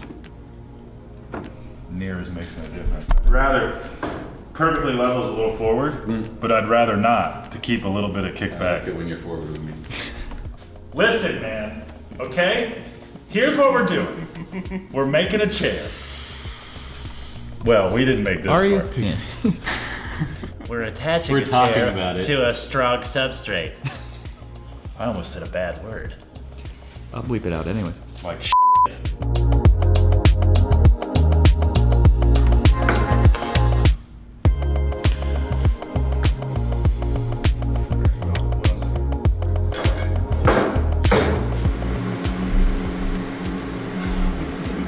I just want a supercut. Yeah. Shaking my head in disgust on. I know what you're doing. It's great.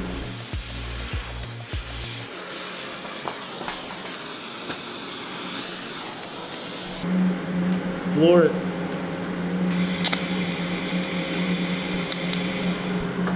We should probably do a little more. All right, so we definitely like visually come in this Out. way. Yeah, And then in. so- All right, off the table. That should melt nicely. There's no way that's gonna work.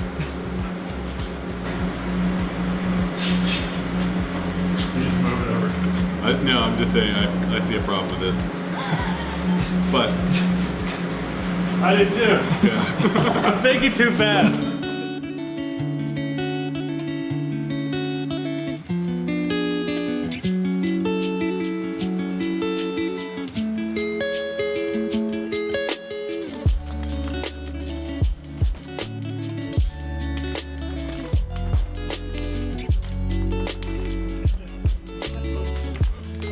Oh, come on, baby, don't bust. I probably should like. Let me get my face a little bit closer to this. Highly tension metal on a cold tap. But I'll end up doing a weld up here. Contact.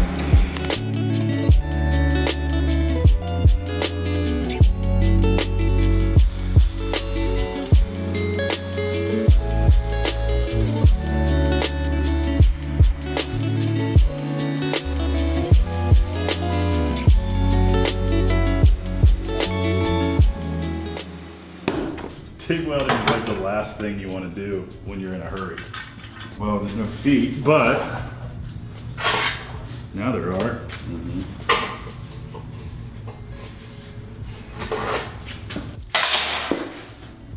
It's tacked. Well, who did that? Now it's not. You mean it was clamped?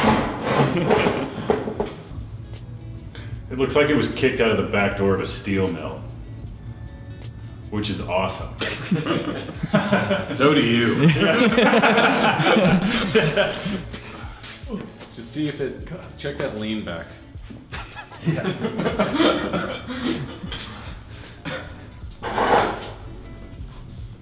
Wow, game changer. Yeah? That thing's rock solid. Yeah. I mean, there's some movement in that I-beam. Well, I'm sure there's not much left of it. But this is, we'll weld this joint out completely. Yeah. It feels good, dude. Well, join us next time when we do something with more of a plan. You say that now.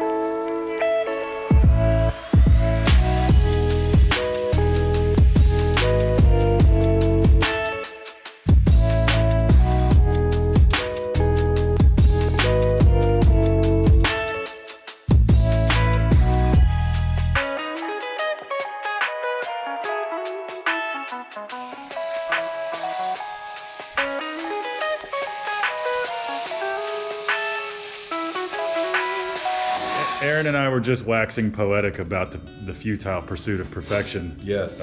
Which applies beautifully to this. Although, if there ever was such a word to be assigned to an I-beam turned chair base, I think perfection might be close.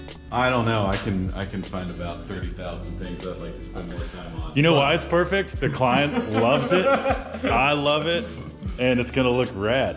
Now, how about an unholy union?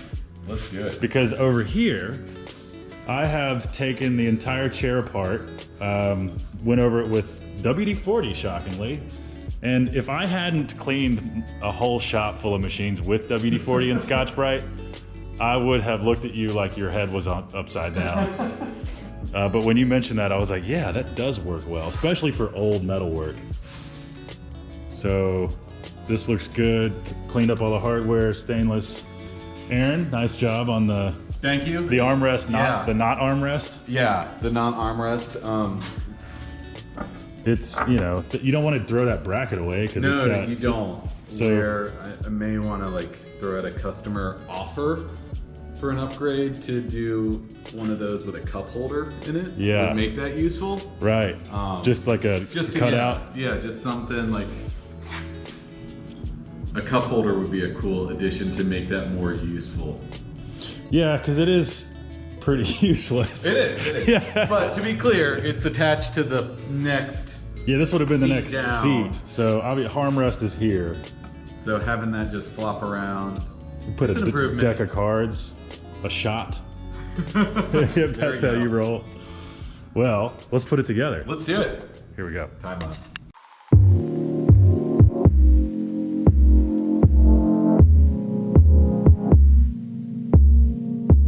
There you go.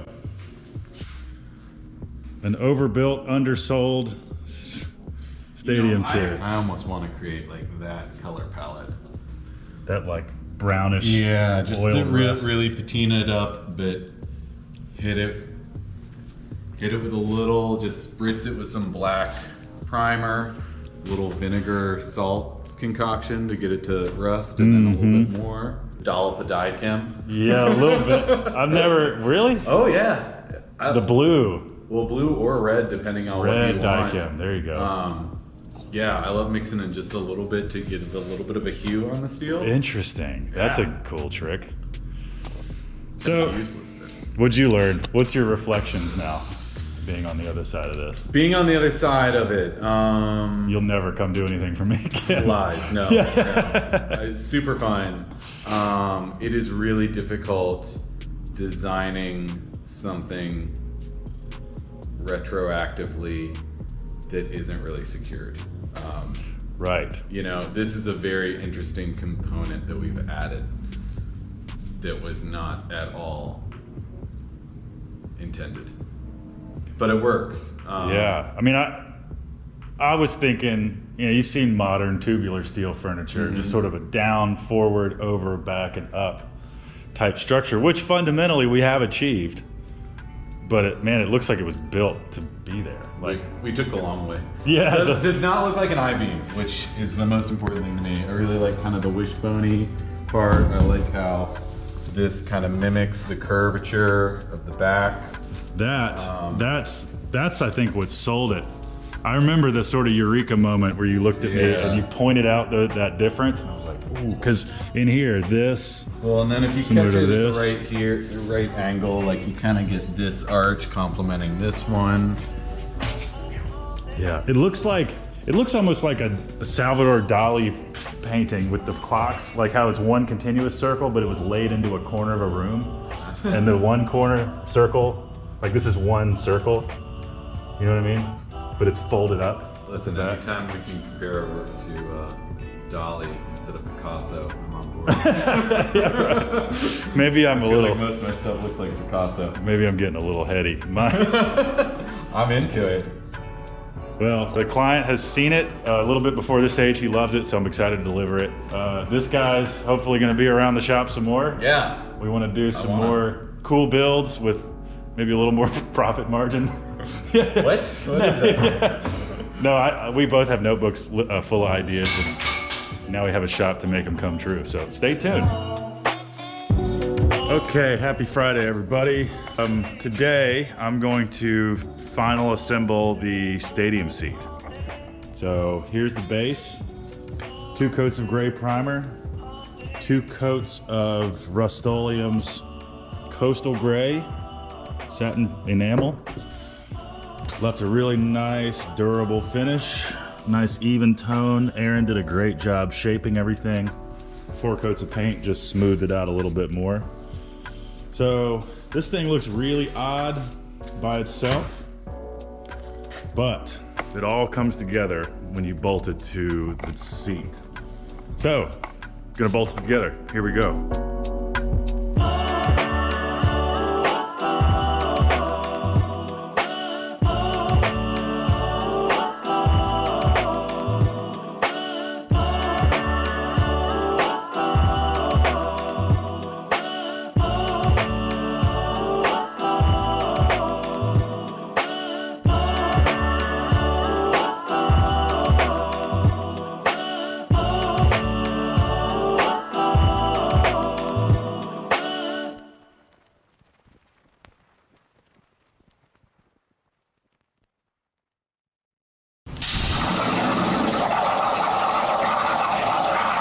Thus concludes how to use a plasma cutter as a drill press. I feel like doing a whole video just on that trick. Did you do any intro on this? Do they know what's happening?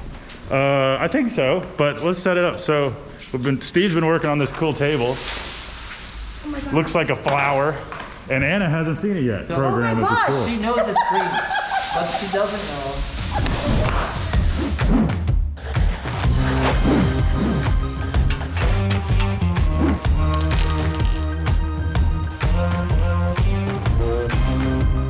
Hi everybody, welcome back to Lift Arc Builds. We got a short one for you this time.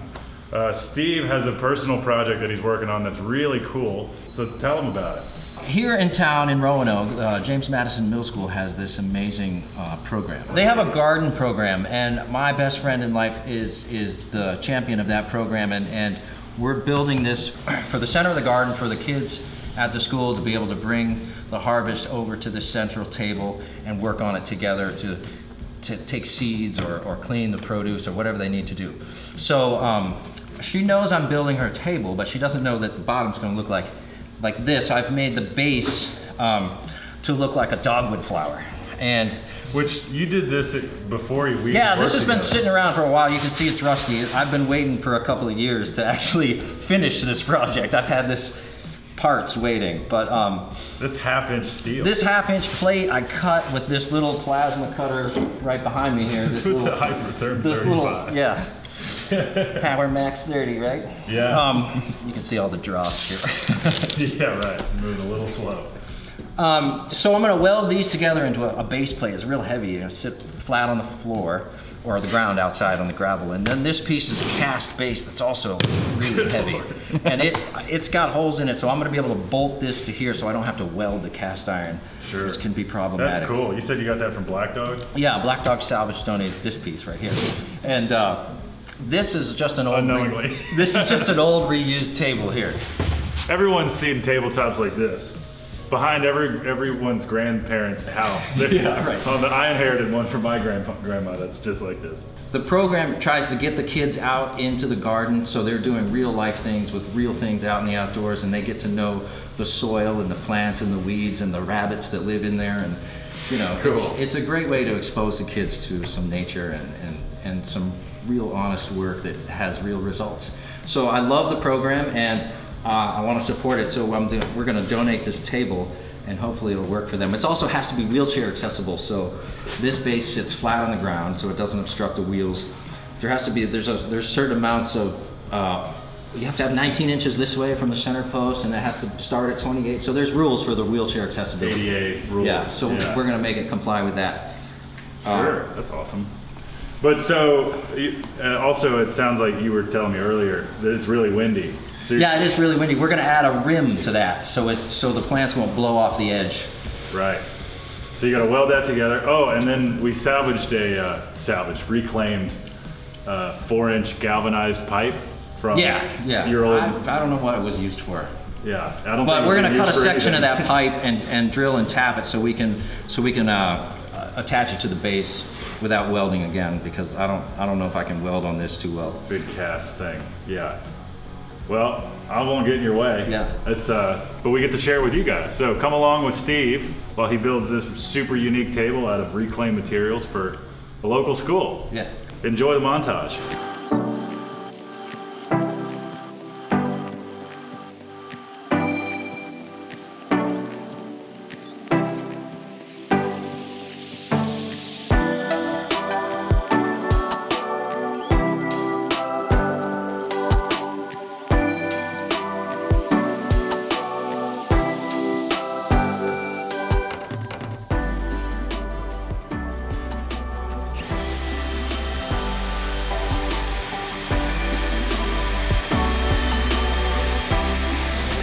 So here's the idea. Drilling 1/2-inch steel is really hard. Steve already broke these, which I'm not surprised. These are cheap Chinese carbide cutters. We're gonna try to... Still in there, you can see the tube. You can see. There she is. Yeah. So we're gonna try to program a hole in the plasma software to just start it on the center, which means drawing a hole off of the plate on the origin. So let's try that. Better than drilling.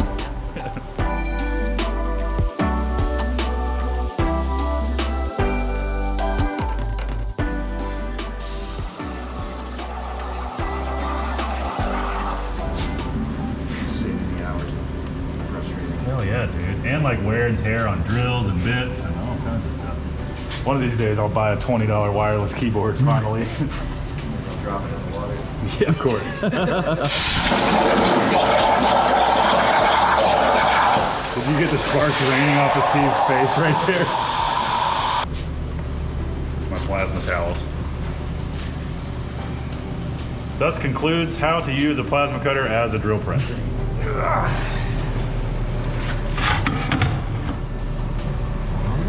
2, 3, 4, all lined up. Nice. Hey. Yeah, it worked. Nice. The plasma drill press. One more little innovation. Nice. That machine is proving its worth over and over again.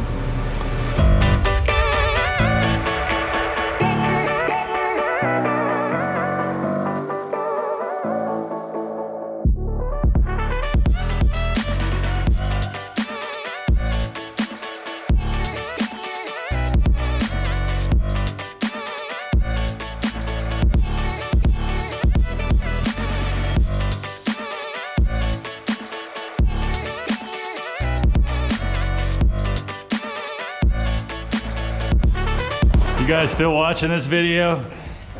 Hang out with Steve while he finishes painting this thing. You just missed him drop something. Sorry.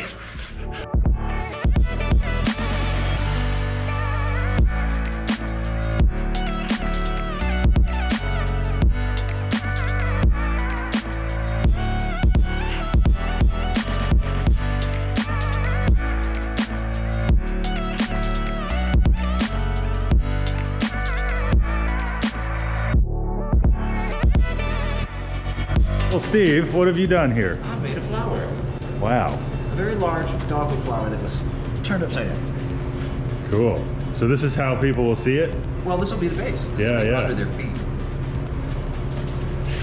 Those that aren't from Virginia, dogwood is our state flower. So there you go. Quite appropriate. Springtime. Yeah. Garden. I'm totally happy with that. That looks beautiful. There's the holes we blew out with the plasma. Yeah, I'm gonna. That's really cool. I forgot to do these guys. Ah. I gotta do those little dudes in Green. green. Then you're ready for assembly. Yeah, because they go right here.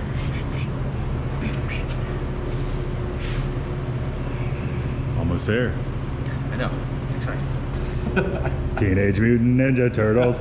I don't know. This shell looking thing. I think it's cool though. I think it's great. That's rad. It's gonna work. It's gonna be functional. Super stable. Better than most like restaurant tables.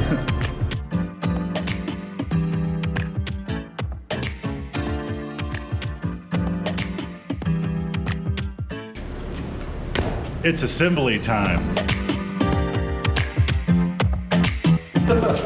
Fool me once. Ow, ow. Nice. I could not have fit better.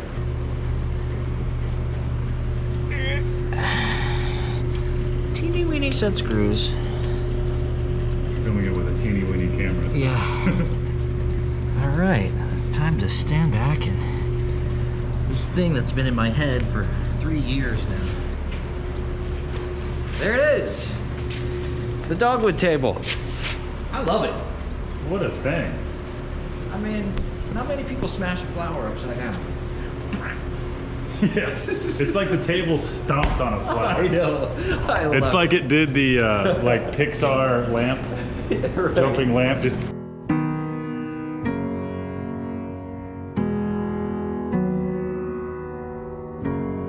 Steve's been working on this cool table. Looks like a flower, and Anna hasn't seen it yet. She's the one that does all the garden program at the school. She knows it's green, but she doesn't know.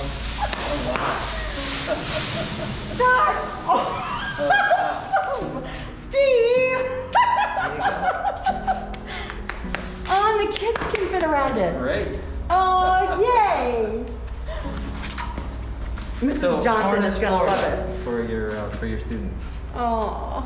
Yeah, and it's biologically correct, right? It is, yes. The calyx there has sepals and petals. You can explain that to you. Yay! Oh, it's awesome.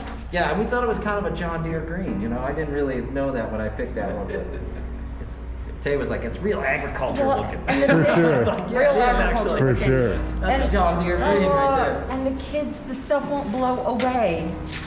That was the main It doesn't problem. hold dirt, water can go through it, and it's wheelchair accessible.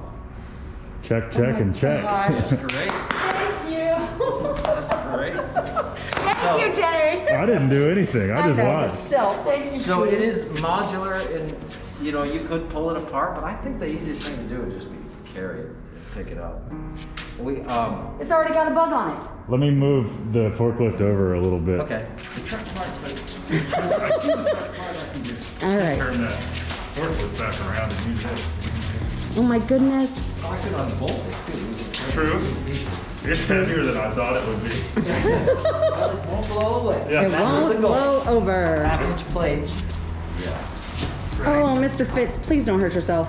I'm just going to mostly guide you. I got that. Oh, you can totally see the flower when it's up. Yeah. That is so If awesome. you just strap it forward, you're just not going anywhere. Okay. Probably. That's great. That is great. Let's go.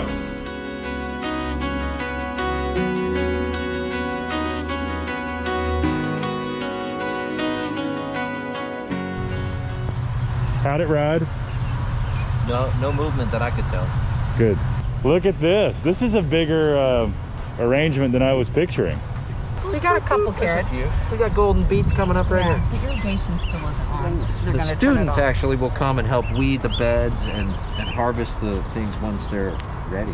And they come out here and you gotta get your hands dirty and you gotta like actually get involved. Some of them have never eaten a plant out of the garden before. Right. So they can just eat parsley and then they get to know it and then they get to like it and then they produce it and then they make a meal for the staff. So it gets them really involved. It's a great program. So I imagine it's going in this area? Yeah, going right here. How Steve. fantastic. Right is in the that? middle. All right, out with the old. You had big shoes to fill. Yeah. Those two tables have been what we have taught on top of for what, 9 years now? Wow. What am I eating? Sorrel.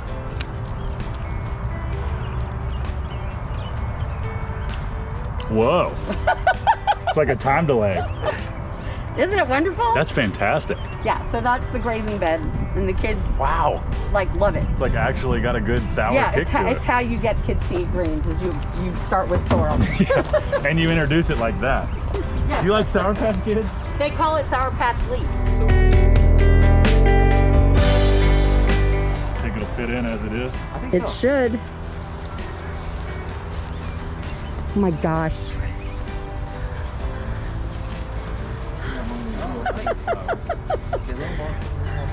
Oh yeah, we got a center mark. Right, looks good in my angle. That's gorgeous. Oh man, it looks like. How about that? Yay, yay, yay, yay, yay. Yes, for those non-Virginia natives, that's our state flower, the dogwood. It's also our state as tree. rendered by Steve. Yeah.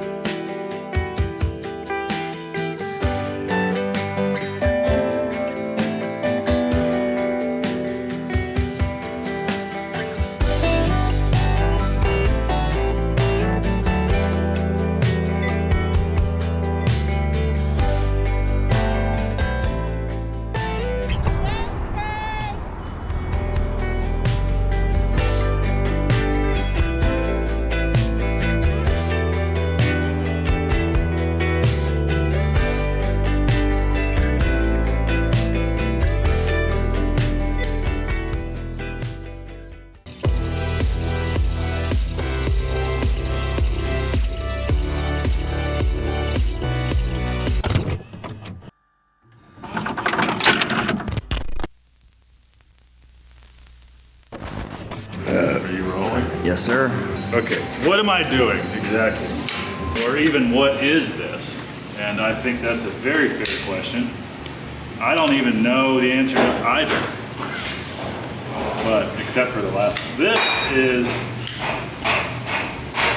is a projector on a tripod.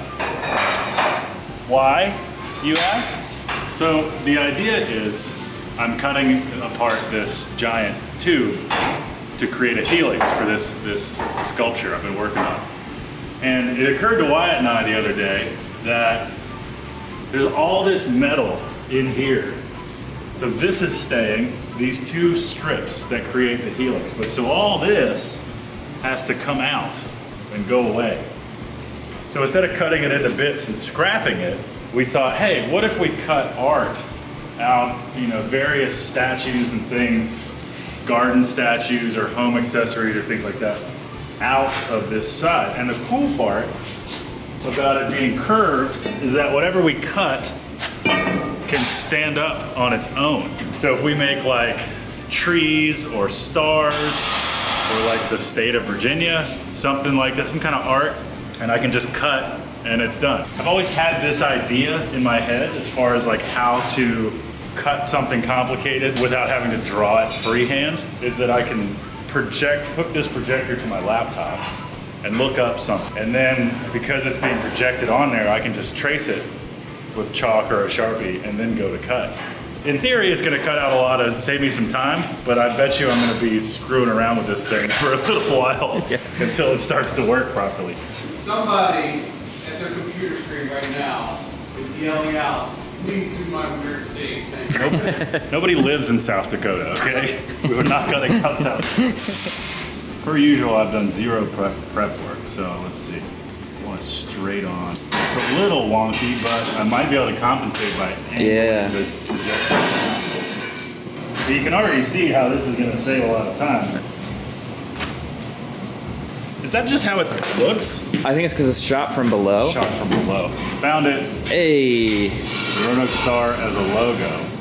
Now I need to save this. Tay, you're not going to pay $16 to use our city's public logo?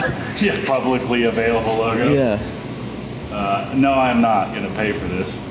Mainly because I was able to right click and hit download. I don't plan on using it. Well, yeah, I do plan on using it to make money. But Tay. You're part of the problem. Why? What's your opinion? What do you think? Oh, that's hilarious how they stretch. So if I bias down, it might correct the proportions. It's a little tilted. Yeah. Better. You can trim that down by hand. Stretchy. You've got the side stretched and the bottom stretched. Now the top is. Just lengthen the top a little bit. Oh, I see. Yeah, I can do that with my to trace it. Yeah, just do it by hand. I'll just put a point up here. Yeah. Connect that dot to that dot. Yeah. This is hilarious.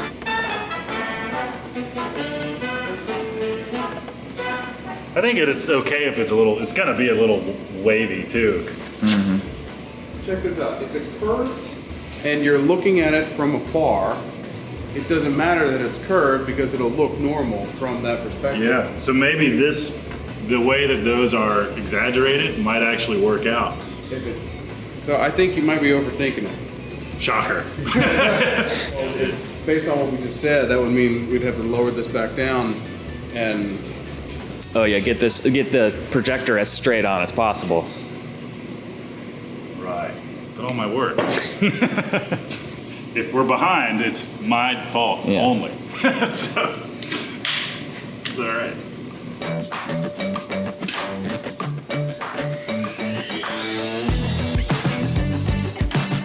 Drawing in the dark. Hey, it's not bad. Yeah, that's good.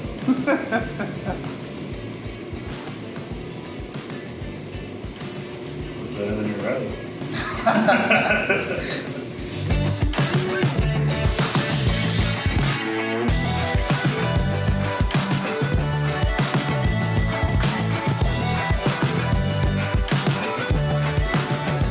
How would you draw the base? Laser's really weird. Like, it's not real light. Yeah, because it's like grainy. Yeah. Look at that. I would run it here. Hole right there. Past some. Ooh, cool. That looks like it's sitting on the mountain. Maybe we can find some kind of pipe that just trace around it. Cut off. Big cut off wheel. Yeah. Or here, just a piece of tape. There you go. You are an artiste.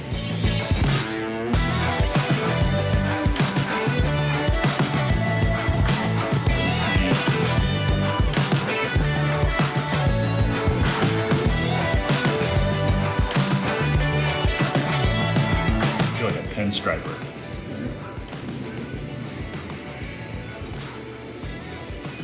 Cut that out.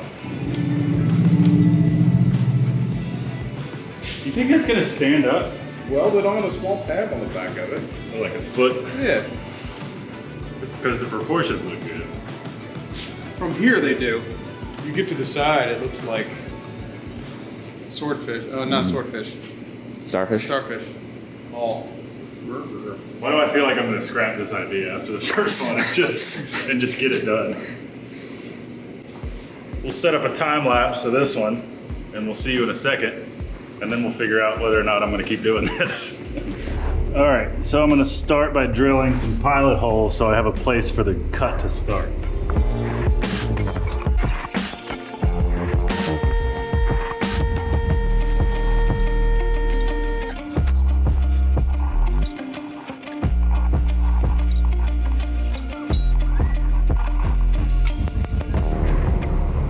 Well, my lines are very not straight, but that's okay. It's art, you know? It's art.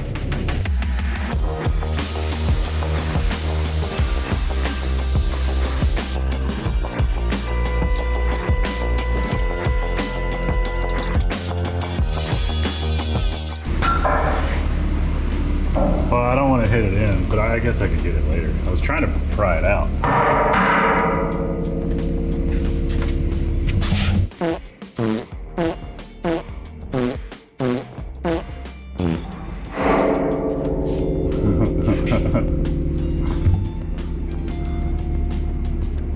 Hammer time. Done. That's not hammer. No. You're thinking of Everybody Dance Now. Everybody Dance Now. Yeah, pretty not straight, but I'm pretty much not able to rest the gun anywhere. Like I'm having to support it in free space. Yeah, it's tough. It's gonna be pretty cool though. Yeah. I think what makes it cool is just how thick. How thick and weird. Yeah. No, but I've never seen anything like this. There's probably a reason for that. Because Because nobody buys huge pieces of pipe like this. To make art. Yeah. Because this pipe wasn't cheap. You'd have to really cut a shitload of art out to make that worth it. All right, well, close. My goggles are fogging up. That's half the problem.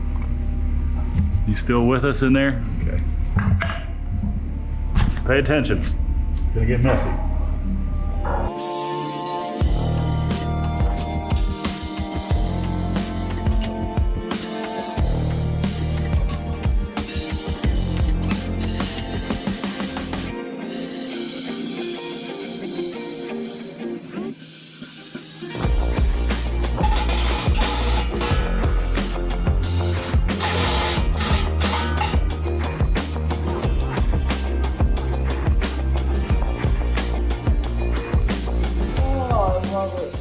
What a weird thing. So weird. Here's the weird part. And I'm excited about. Now, I'm gonna take the camera on this. It looks so funny sitting there. But Proportions look perfect. yeah. Oh, that projector trick is so good. Yeah. Put it on the ground. Oh, that's rad. Walker, you can zoom in on that. There you go. Wow. I like it. I think I'm gonna make a few of them. Yeah. Neat. Well, that was cool. I don't know how many of these I'm gonna make. Mainly because it's a lot of setup and a lot of time, and I won't even be able to get back to what I was doing before 9 or 10 tonight, but whatever. I'm gonna bust out a few more. I might try to do a different shape. What do you think you sell for? 125? How much can we sell them to our wholesaler? Yeah, I'm trying to think of the retail price and work backwards. I think they'd sell on the floor at Black Dog for like, I wouldn't pay $100 for it. Theoretically, I already have though, because it took me an hour and a half to do it. I don't know. It. I'll cross that bridge later. I do though need to think though as I cut, because I need to start welding in those crossbars before I cut too much out. So I have to juggle 5 or 6 things at once. If this is a standalone video, that was fun, little distraction. I'll knock out a few of these later and we'll put it together. Trying to think of timeline. If you're watching this and you haven't seen the video series of making this giant helix, click up here somewhere to watch that, just so you have it. Thanks for watching. See you on the next one.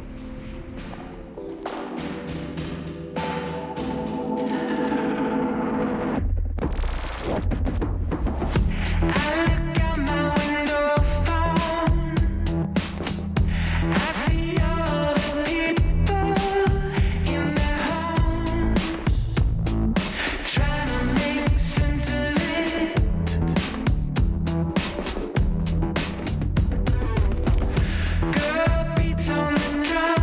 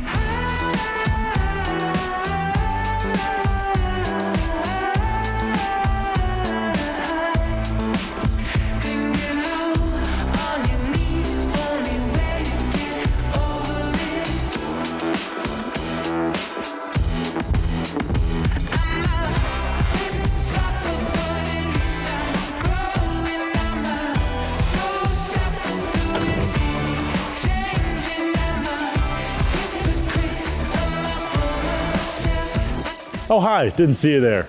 Today we find ourselves at Black Dog Salvage here in Roanoke, Virginia, out in the marketplace.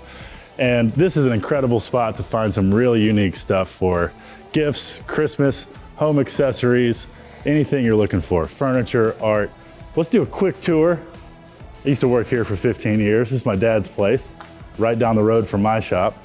Let's look at the kind of stuff they sell here, and then I'll show you the finished product of these pipe things. Come along. Come on, girls, this way. So my buddy Cam, who is the shop foreman here at Black Dog, makes these cool bottle openers at his shop. He uses electricity to zap them, which is how they get to look this cool. And they're magnetic. Oops. They're magnetic. So you can throw the bottle cap at them when they come off. That's awesome. How about that? Down here's one of my personal favorite booths. And this is John Reburn's stuff from Appalachia Press. We covered him in the Behind the Craft series. So these are all the cards that he makes on his vintage printing presses. Super good spot to get a last minute gift for a birthday, Christmas, breakup, whatever you're celebrating. You know, like that. So you can find anything you're looking for back here. And a bunch of stuff you're not looking for. Like this. That's not for sale. Oh man, I kind of want it now. We have these, and this, and these, and this. One of these, two of these, one of these, this, these, and all of this. But most importantly, these, the art that we cut out of the pipe left over from the helical sculpture. This is the one left over from that first batch of a few that I made that you watched just now. And here is one of 3 Christmas trees that I made recently. It's like 16 inches tall. You know, it's 3/8 steel, so it's pretty heavy. Found these circular bases, but I did film these, didn't I? Oh yeah, you watched me make these too. I hope you enjoyed that cool little trick with the projector. That's something I've used a few times throughout the years I've been a fabricator. It's kind of a shortcut, little cheat code. But if you have a cheap projector, I mean, that one I was using couldn't have cost more than 150 bucks. There's even cheaper ones out there. It's just a super easy way to transfer geometry onto something and trace it without having to like do math or be a good artist. But seriously, if you have any, between now, the 10th of December, and Christmas, I want to bang out some more of these. So I have plenty of dumb ideas, but if you have ideas for something that would be cool to cut out of this curved 3/8 pipe, let us know down in the comments. That'd be super fun. Come to Black Dog, buy my stuff, buy everyone else's stuff, spend money, support small these holidays. Christmas is not ruined because of supply chain. You just gotta be a little bit more creative. Thank you for watching. Come visit Black Dog. Shop online if you're into that sort of thing. Yeah, we'll see you on the next one.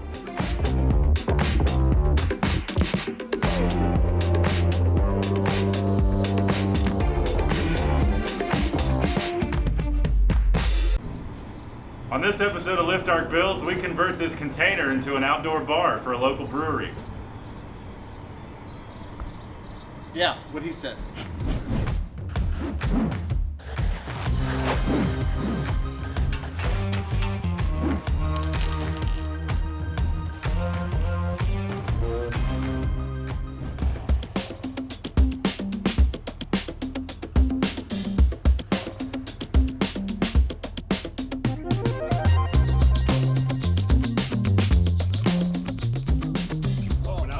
This way, we're not playing horseshoes here.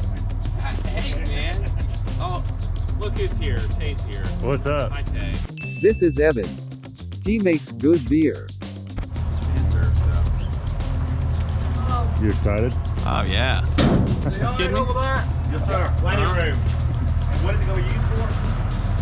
Seating, covered, shade, and then some to anchor lights and sun sails too. Yeah, I'm curious how this trailer works. It's gonna have to. Yeah. So like probably wherever this corner is. That door almost. Yeah, probably that way just a little bit.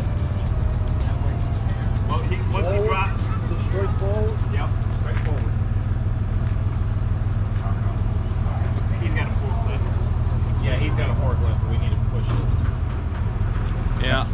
Right there. Okay? Yep. Yeah. Drop it right there. Drop it like it's high.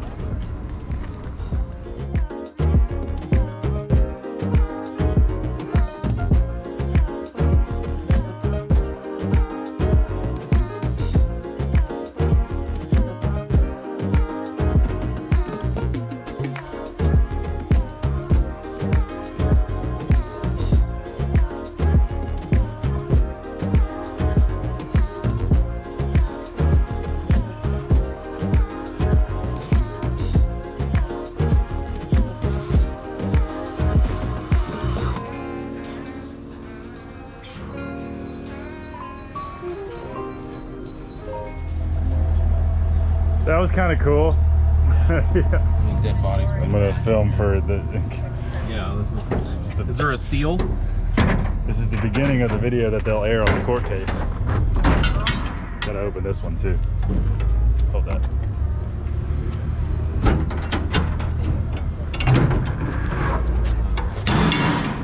Hey! No bodies. No, it's clean.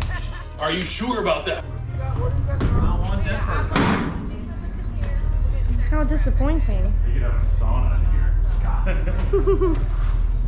Well, at least the floor's flat. Yeah. That's a good thing. Cool. It's not bad at all, man. So I'm here with Evan, Golden Cactus. Hey guys. And what the hell is he doing with this, you might be asking? You want to answer that? I don't know what I'm gonna do with that. You're supposed to show me. This is your your domain. Yeah, but it's your idea. Well, Chris is the designer. Chris isn't here. It's gonna be an outdoor seating situation, indoor-outdoor seating situation. So the idea is that we'll cut a big hole out of this side, leave the corner column, and remove the doors. So that when people are sitting in this beautiful patio, very sunny, they'll have a shady spot to sit. And eventually we'll do another one over there.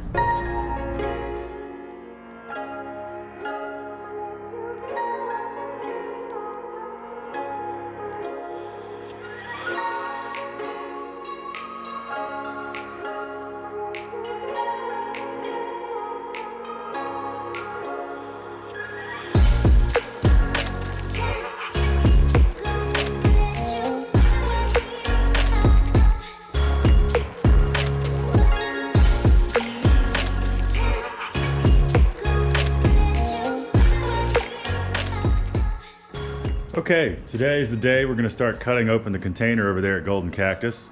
And I'm just getting some tools ready, about to walk across the street. Got my torch set up. Got some various protective gear, some cones. They're not open right now, so no one will be around. It'll be a nice, safe, controlled environment. But let's head over there and check in with Evan.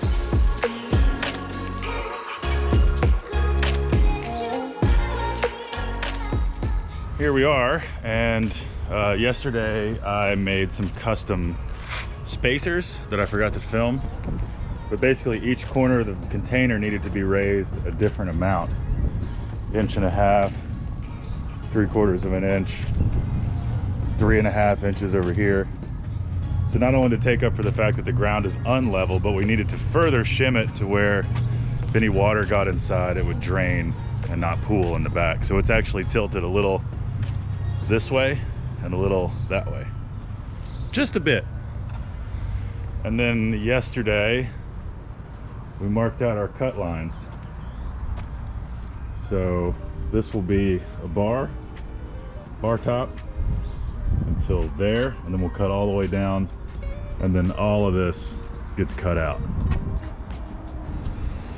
Well, it turns out I'll have a little help today. I'm here with Doug, who where'd you used to teach metalworking? Yeah, North Carolina School of the Arts. Right on. Yeah.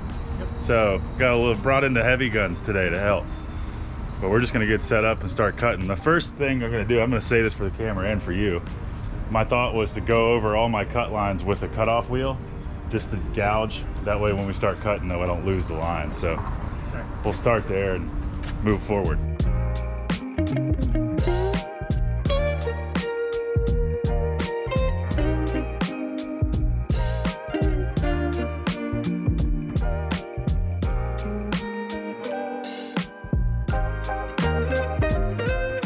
We got it. Hell yeah. First hole made. Good job. What can I get you today, sir? Goddamn beer. We're all out, sorry. Goddamn beer. Hey, did you know yesterday was National Beer Day? Yeah. Yeah, I did. Well, we made the first hole. I did something. The bar. Evan caught it. I caught it a Look little. at this guy. Sort of, kind of. Look at those. Look at those brand new gloves. No. Cool. Well, the torch is working well. It's pretty thin stuff. If you're wondering out there how thick the walls of a container are, they're less than 1/8 of an inch, I think. Or maybe right at 8. 11, 12 gauge, something like that. It gets its strength from the geometry, not necessarily the Still thickness heavy of the for metal. these 10 gauges. Yeah. Okay, well, they were thinking this could be the awning that goes over the bar area, but we'll just set it aside for now. And then now we got to cut out that entire side all the way to the ground. Leaning against that wall over there.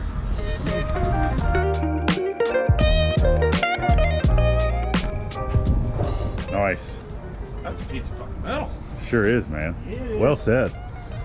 We'll have to put a strengthening beam on the back side probably. Yeah. And then brackets to come out to hold the bar top. It's gonna be fun though. This is cool. This already feels neat. Yeah, it's already cool. Yeah. Very cool. Even if we stop here. All right, we're gonna keep cutting.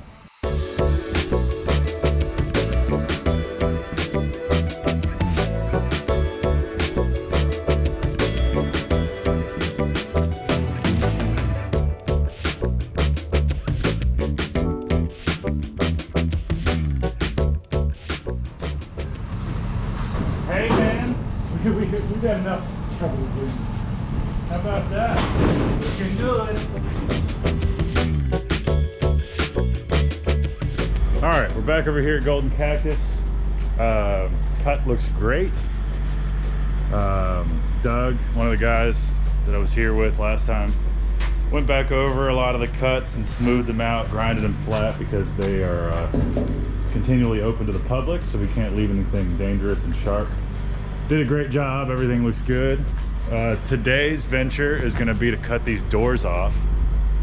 Again, I don't have all day to work on this today either, but I'm hoping in an hour or two, Evan and I can have these doors off. The plan is to use this jack to lift them a little bit and get some pressure off the hinges. I'll cut the hinge pin up top, then jack the door up and cut the hinge pin at the bottom. And hopefully that lets everything go. We've got 4 pins to cut per door, and then we'll lay the door back like this on some dollies and roll it somewhere where they can deal with it, but it's out of the way. So I'm gonna get set up. I got my porter band, cutoff wheel, protection. Let's see how it goes. I'm gonna cut the tops of the pins while I'm waiting on Evan to get here and see how easy that is.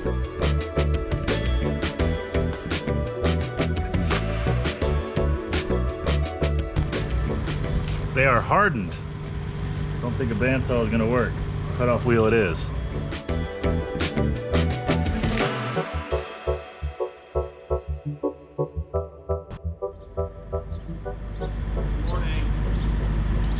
Morning. Smells like burnt metal out here.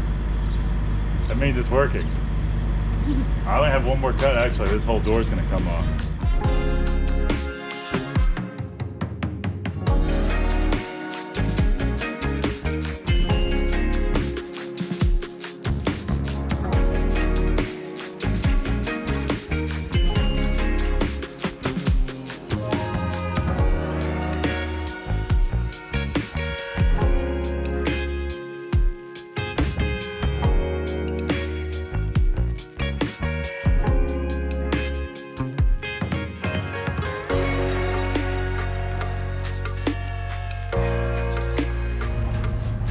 Alright, so we're back over here at Golden Cactus to continue the container overhaul. Today's goal is what, Wyatt? We're getting the support for the bar, for the platform table, and then after that we're going to be working on an awning. We're going to be putting a column in right here to go in between the bar and the open section, help give it a little rigidity and hold it into square, because because this whole wall is kind of leaning out a little bit, so we want to fix that. And then that piece is going to go along this top edge, welded to these sections. And then we got some flat bar Wyatt prefab yesterday with some holes that will go like this to support the future bar top, and then some gussets. And then once that's all done, we'll be taking that big piece right there and welding it up there for an awning to hang out this way. We're lucky enough to have an outlet here that was originally for food trucks. So we got 220 so we can power the welder. And this brewery is literally right across the street from Lift Arc, so it could not be more convenient. That's enough talking. Let's do some work.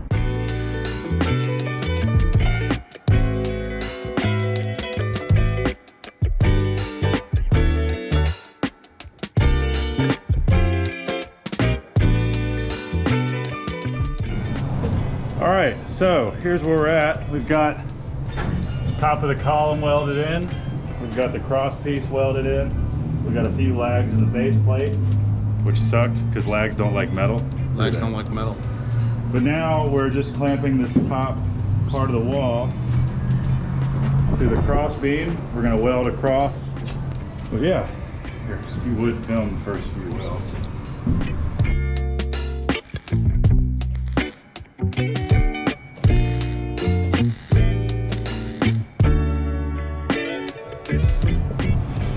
How to stack dimes with a MIG welder. Cheat.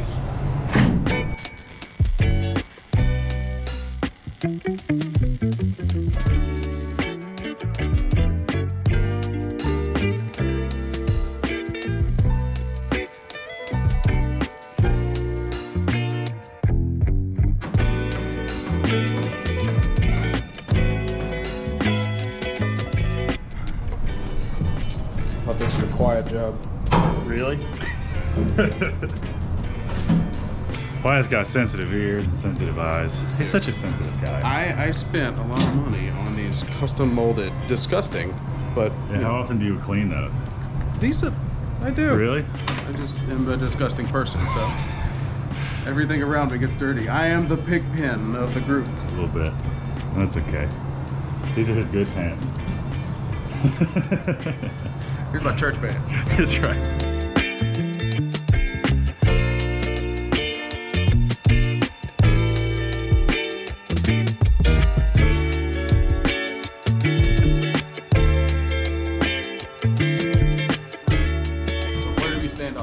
So this is pretty much done. I'm a big fan of it. Everything's smooth, ground down, it's level. Oh, I love the look of that too. Yeah. There. Oh, that.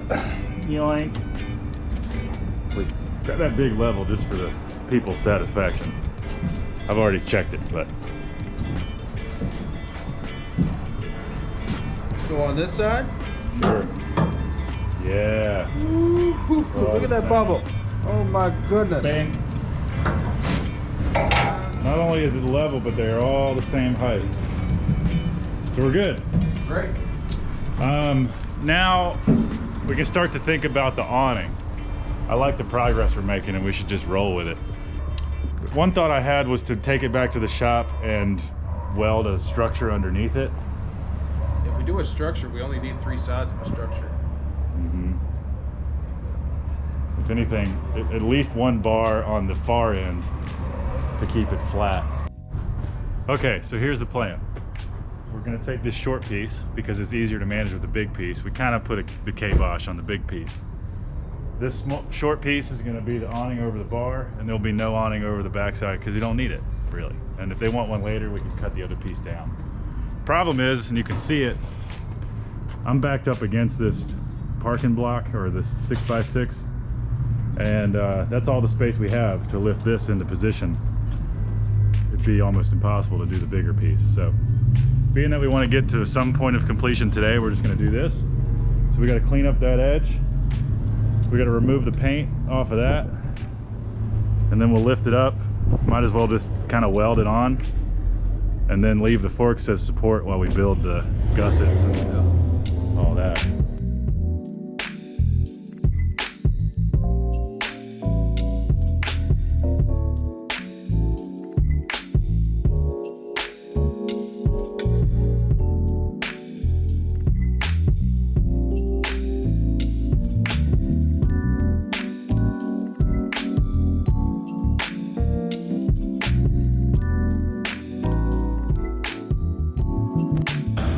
Welcome back.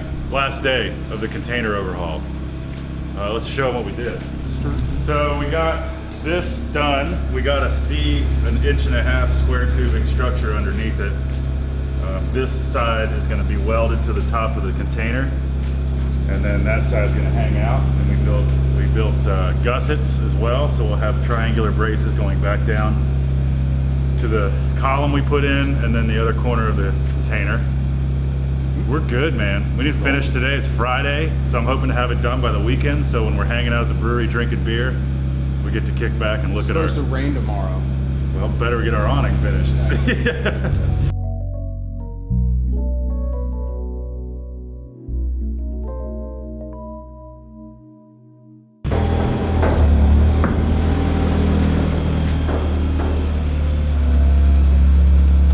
Like a glove. Beautiful. I'm just gonna leave it high like this while we clean the paint off. Gotta stick it. So pretty much I'm just going a little over each edge. Yeah, I mean, we should probably clean the entire, yeah, but clean the entire width of it. Loud noise.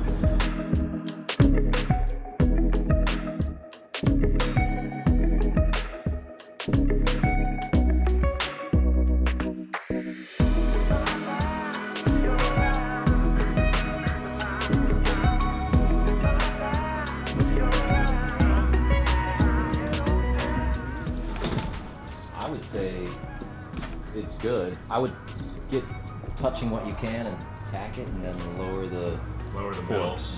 Lower the forks in the middle will drop. Yeah, I'm with you. But you may have to slide a cutting wheel in there. I don't know. This side isn't touching exactly. Yeah, it's touching here, so we gotta. That's what I was thinking. Man. You might have to be. And those gaps are way bigger than I thought. Yeah. Yeah. But they're also above too, which isn't helping the visuals. True. Well, get in line with it. What if we lower down just to see how big those gaps are? Yeah, big. See if it's weldable. Let's use some soaps though. This is garbage. Did you really? Oh shit! I broke my screen protector. Oh, that's a screen protector? Okay. Whew. That's hilarious. I was able to check. Maybe my curse has just been passed.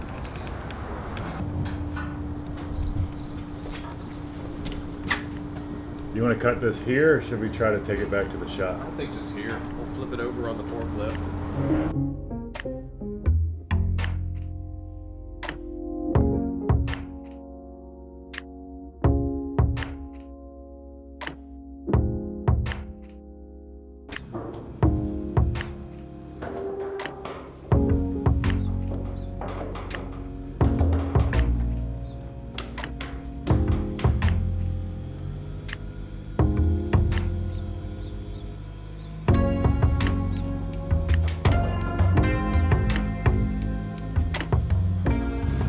Much better. Hey, Mr. Graham. Oh, you know. How are you? How the fuck are you?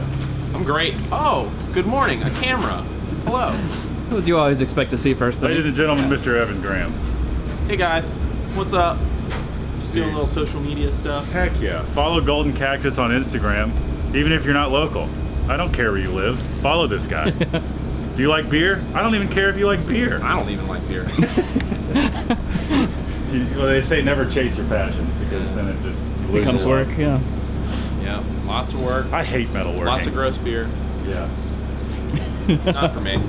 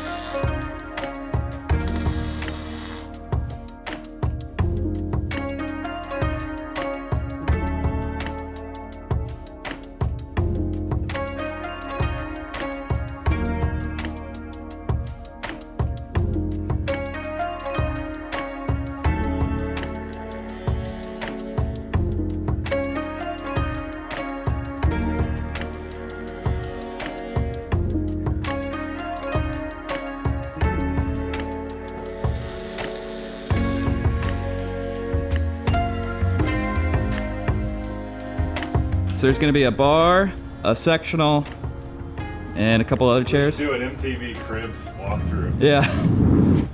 Bar top. Back corner will have sectionals and then a coffee table. Be lights on the inside. Be a bar top on the back. Bar stools here.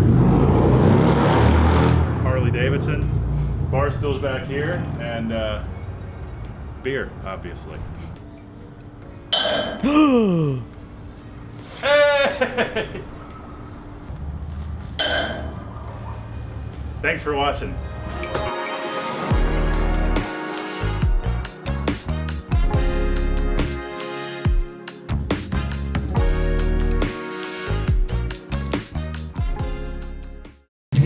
Good morning. Morning.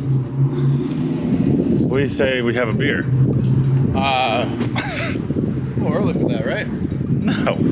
Can't say you've been drinking all day unless you start in the morning. I mean, I've been drinking coffee. Does that count as drinking? Is that really coffee? This is really coffee. Today we are trying to get a quick project done in the morning. It's gonna be fast and dirty. So here we are over here at Golden Cactus where we did the container. It has been thoroughly enjoyed by the city goers. Today's mission, the door that was on the back side is gonna get welded back into where it was, into hinges. Okay. The other door will be welded to it to further continue the wall. This will be welded to here and bridge this gap. Okay. And what we have at our disposal is this giant pipe to create a ending point to the wall. So it can be a support column at the end of each wall. Yeah, so we'll make some base flanges for this. With holes, and we'll probably have to make some plates to where we can weld these two doors together. Some like stitching plates. We might need to grab that piece that we cut off, the drop over there, and bring it back to the shop and give it a straight cut so that it has a clean mating surface for the container. But yeah, pretty straightforward. They open at 2, so we have until 2 to get it done. Cool. Kind of a fun challenge. So you guys can see we got to cut that edge. It's pretty much going to be mounted just like that. So that thing is going to go doink, doink and get welded right there on the edge of the container. And the pipe over there will be cut in half and used as a support column right here. But this edge obviously was cut not with the intention of welding it to something in mind. It was just cut to cut it. So it's not straight. So we got to make that a straight cut. So we'll probably bring that over to the shop and do that. We got to prep that corner of the container, grind that smooth, and same with the other side. And then these doors, these are going to be a little funky. We say we start with clearing our work area. I was gonna say I can sit here and get everything moved out of the way if you want to gather all the stuff that you want to gather. Load up this little cart for tools and go over there. Got the first batch of stuff ready. We got the welder, we got a cart full of stuff. Let's head over there.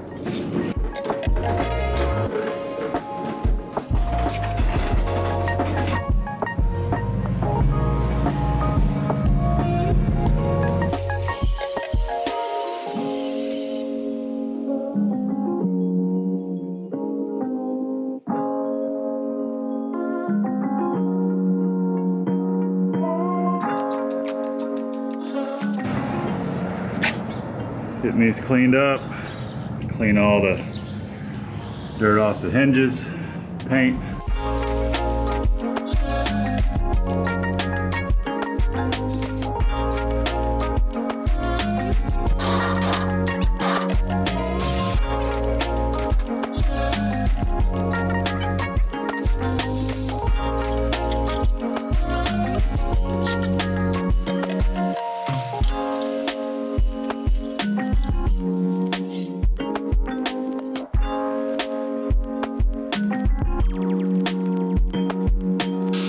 We cut all the rubber off the side.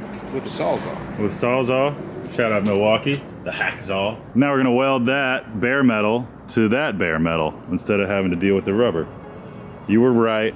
I was impatient. I love it when you say that. Don't get used to it.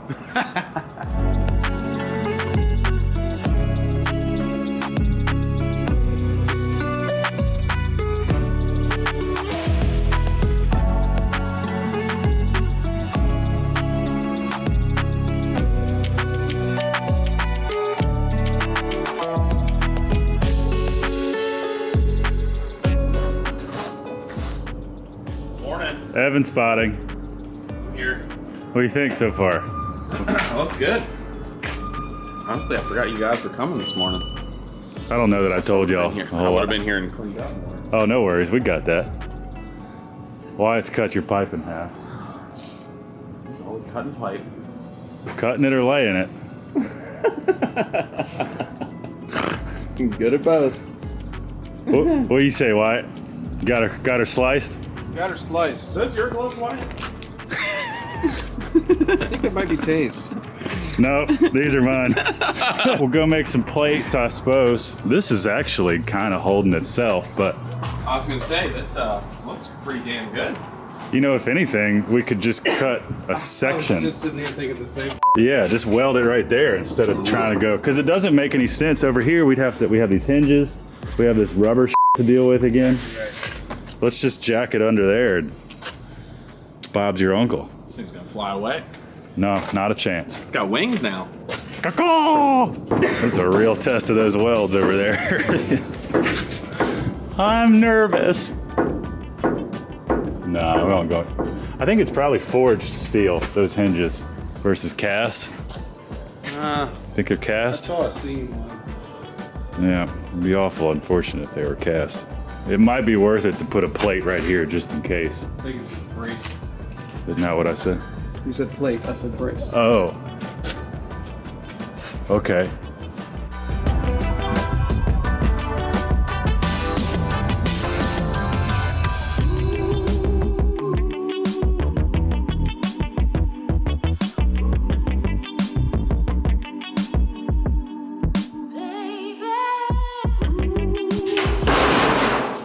We're going to use the Hypertherm plasma cutter to cut this panel, get our clean edges on the side so we can weld it to the container and to the column.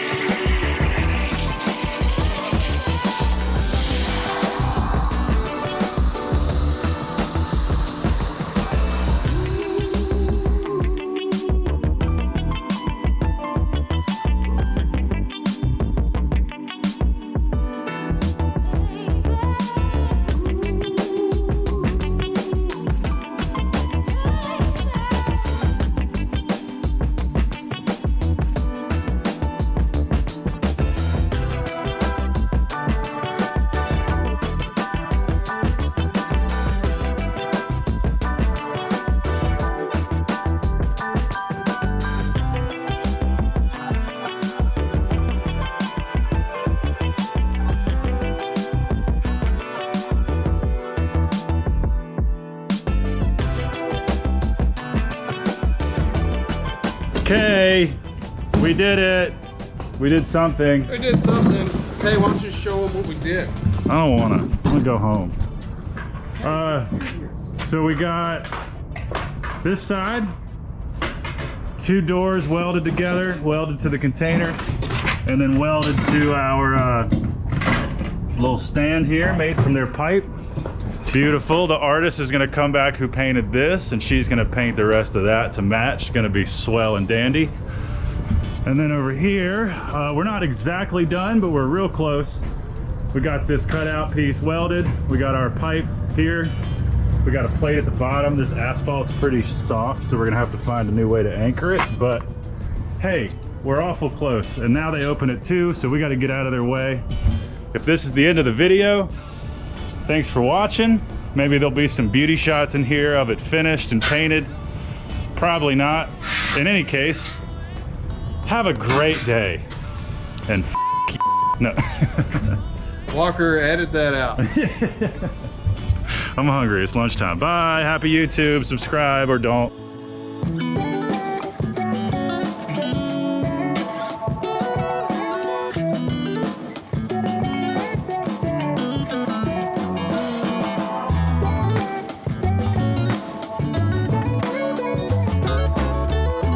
Okay, where'd you go? This week on Lift Art Builds, we start this custom swing set. It's gonna be huge! Can someone help me down? Nope. Okay. Good luck with the episode.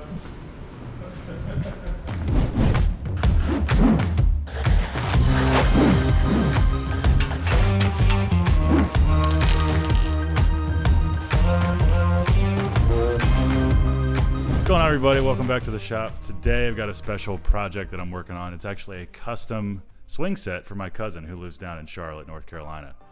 So on the screen you can see the rendering I've got worked up so far. It's all going to be built out of 2-inch square tubing and 1.25 inch round tubing. 12-foot span, 8-foot high, and it's going to be stuck in the ground in the four corners with 2-foot long stakes. So she's already given me the deposit for this. I've got the material here already from the steel supplier, so I'm ready to get started.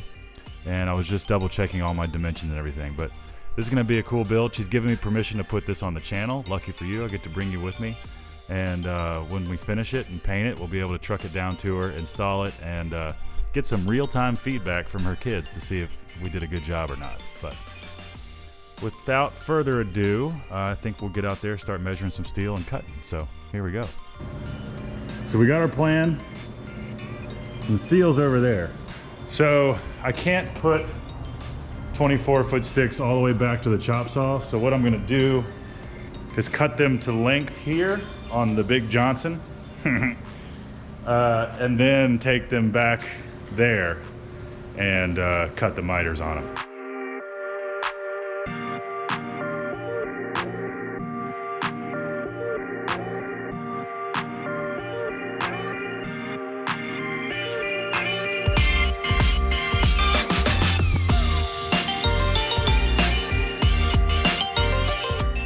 Okay, so we got all of our lengths cut, rough cut. These two are the 12-footers that's gonna make up the cross ladder. And those four are the 8-foot 8-footers that are gonna make up the sides of the A-frame. And then these 2-foot connectors up top, I'm gonna cut out of this piece, which was left over. So raw material is now in manageable lengths and close to the right shape. I just got to cut my miters and stuff. So I got to do some math, figure out some angles, and get these stickers off. Why do they put stickers on here? I know what it is. I don't need a sticker to tell me what it is. There's so much. It's so terrible. Could be a bigger problem, obviously. It's a pretty small problem. Just don't like stickers. So what I'm doing basically, I know the interior angle of this because I measured it in SketchUp. So when I'm trying to figure out the cut to make on the end of the pieces, I think this is right. Double check, because I can. I'm gonna go double check in the software. But I wanted to do it by hand first, just to, you know, explore that part of my brain again. And I'm gonna go check my work because I can. So let's go see. What I'm working through is this angle here. Let's pretend that we have, I'm gonna put in that as a cut. So that represents the miter. And now I'm gonna take the protractor tool, I'm gonna put it here, put one there, put one there.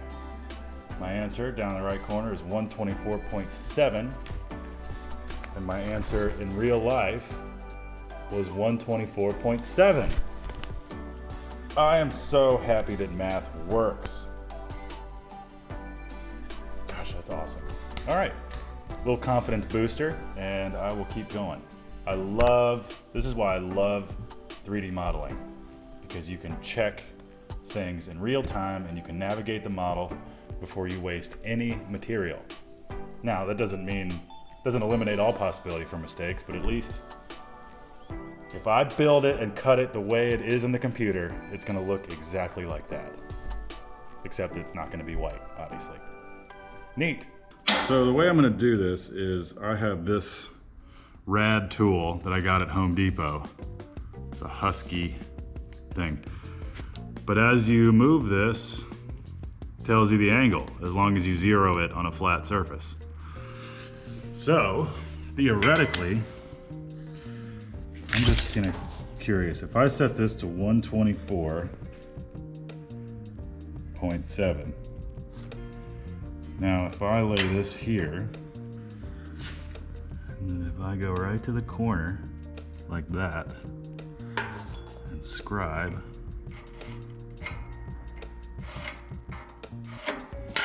so there's my angle. I'm listening to music because I like music. So you're not gonna be able to use any of the audio from this because copyright infringement.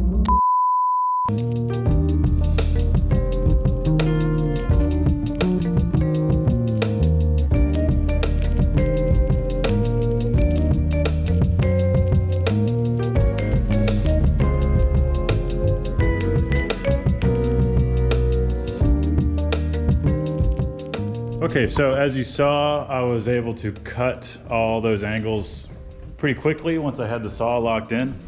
You know, you lock the saw at the angle and then you don't have to think about it anymore. Then you just cut off as little as possible. So now I'm gonna take that leftover piece over there and cut the two top connecting deals. Now those are gonna be pretty easy too because they have a miter on each end. So I can cut them to length and cut the miters at the same time by leaving the saw over there. And I'll show you how to do that.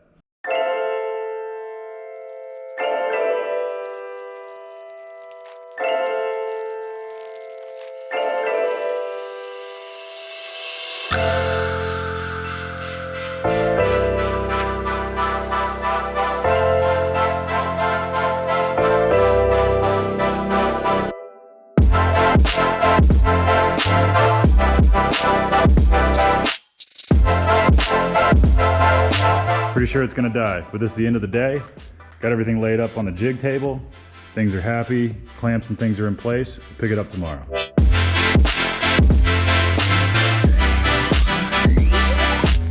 So last night we left off, I had cut the A-frames and got the top miters figured out. So we got it all laid on the table, we got it clamped up, and these are all hard attached to the table. So we'll be able to pull this out and set it back in there and this angle will be perfect, which is important because we need to, excuse me, we need to make a cut here. You know, so this is the bottom of the leg and the ground is actually this plane. So I need to make a miter cut on the bottom of all these legs, which means I got to pull them out of here and then be able to put them back in to weld them. So now that all these stops and clamps and everything are in place, I can pull these pieces out, put them right back in. I don't have to think about angles and I can just weld it up. So that's what I'm gonna do.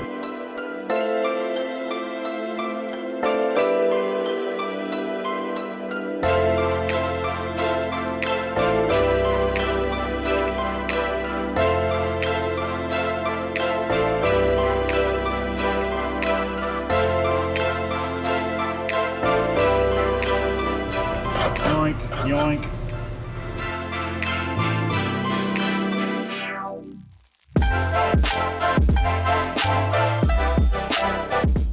All right, I'm gonna cut the other two.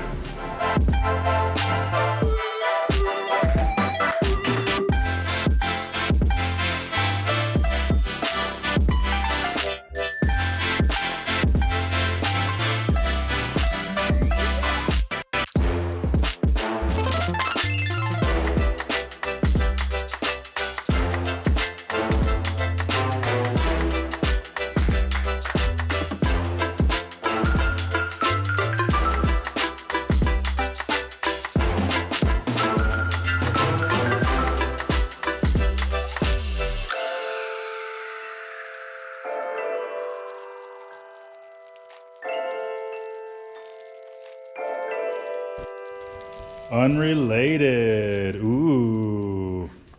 Finally getting around to putting a top coat on this conference tabletop. See, I told you it would be featured in a future video. Back on the swing set. It's out here. Left off, welding the first A-frame in place and fitting the cross tube. In classic form, it's already 2:45. I've had a day already just taking care of stuff, but we're gonna stay on this for long as I can today, because I definitely need to get this one off the table. So let's go.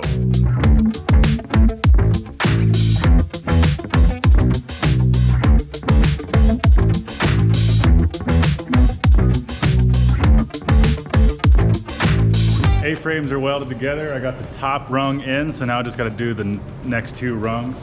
And I'm just going to repeat the process I did for the top one, which is cut the angle on one end of the pipe, measured from long side of one miter to long side of the other miter. And yeah, and then I'll set the stop up like I did so that the second one I cut at the same size will be the same size. But yeah, we're gonna keep going.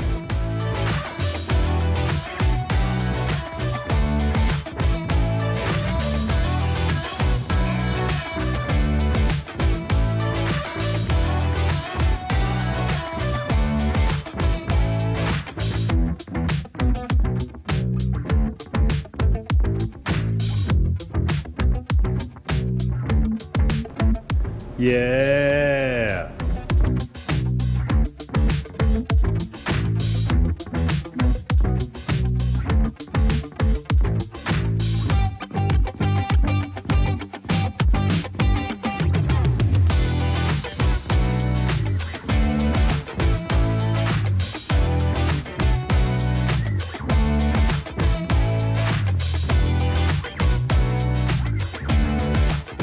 I think I actually found a piece. So what this is actually Schedule 40 pipe. And the only reason that's relevant is pipe is measured on the ID or inside dimension, whereas tubing is measured on the outside. And you can usually tell, so this is 1 inch pipe.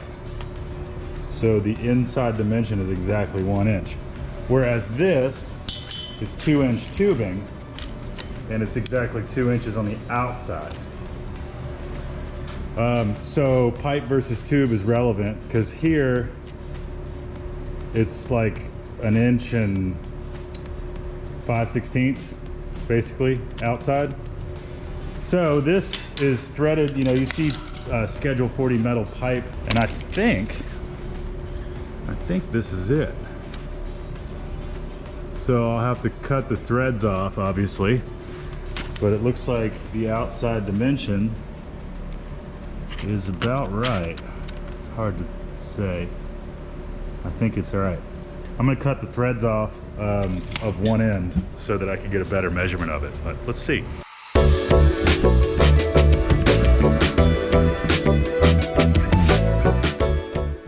All right, got lucky. Found the right pipe, cut 2 more pieces. This is a mill scale coating, the stuff I got. And this is some sort of matte oxide coating. I don't know, who cares? It's all gonna get painted, so it may look different now, but it's not gonna matter down the road. So I'm gonna deburr the edges, grind this sticker off, and start laying things out.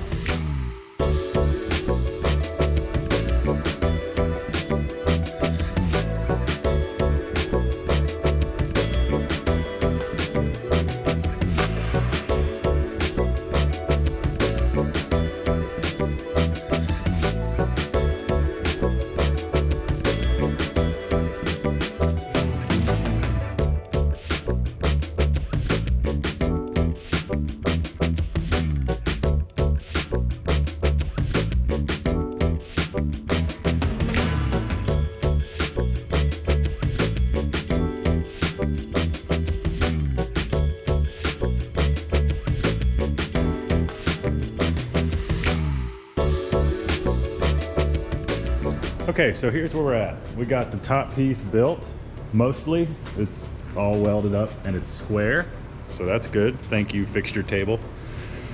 And we got the A-frames welded up. They're not ground flat or anything. It's just everything is rough fabrication stage. So now we got to figure out how to join these. And you know, there's a few thoughts I've had. Matching plates with holes in them that can be bolted together like flanges. Or one thought I think I'm gonna do is basically weld a plate in here that has a hole in it. And through that hole will be a bolt that's welded on the back side of that plate. So you'll basically have a flat metal surface with a stud sticking out the middle of it. That would then correspond to a hole that I drill here all the way through. So the stud on the end of that ladder piece goes through the top corner of the A-frame, and then you put a big fat bolt on the other side. I think that would work, but I'm not 100% sure that the thing's not gonna rack. So I might have to do that, and then also some gussets or something that go up and over, some sort of triangular gusset. That's all pretty easy, but what I think I'm gonna do is do the stud bolt method first and get it assembled to where it's standing on its own and tighten everything down to see how it feels, and then I can always add the gussets later. This, I believe, will be welded to the back of that plate, stick out, go through there, and then put a nut on the back side. So I think that's gonna work quite well. So let's do that. So my critical measurements are 1.725, 0.75. The hole for the plate should be 0.625. I mean, that's 5/8. So we're gonna go in here to in route and do a little drawing. Make these plates real quick. 1.75 by 1.75. That's pretty much what I measured out there. See, the bolt is 0.625. So if we do 0.65, which half of that would be 0.325, then that should be it. 0.65. Yeah, 0.62. That should be plenty of space. So then we delete these guidelines, and that's the part I need. So now we'll go over here and merge it, which basically turns all the lines into curves, and then do our array command again. And there you go. So now we assign our tool paths. So we're going to be cutting this out of 1/4-inch steel. 85 amp shielded consumables out of 1/4-inch steel is 0.073. So then we'll go ahead and double check all our entry and exits. Everything looks fine, and I think we're good to go. All right, let's sync it up and go for it.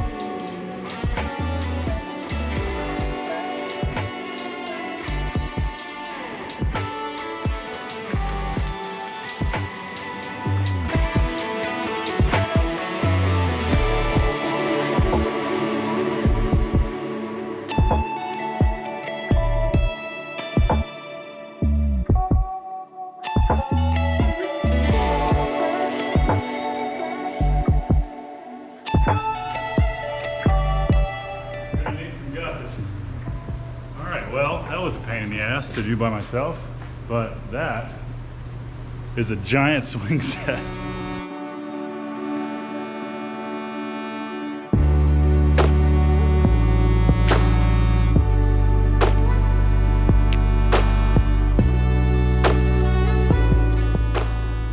Man, I love having a forklift. Look at that. Cranked it up to the ceiling. Got my plates welded on. Looking good, feeling good. Just got to weld on the attachment points for the swings, which I got to figure that out. And we're done.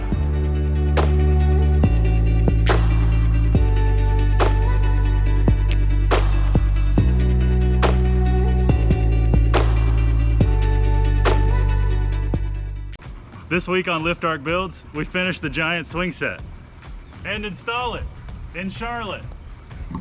Yeah.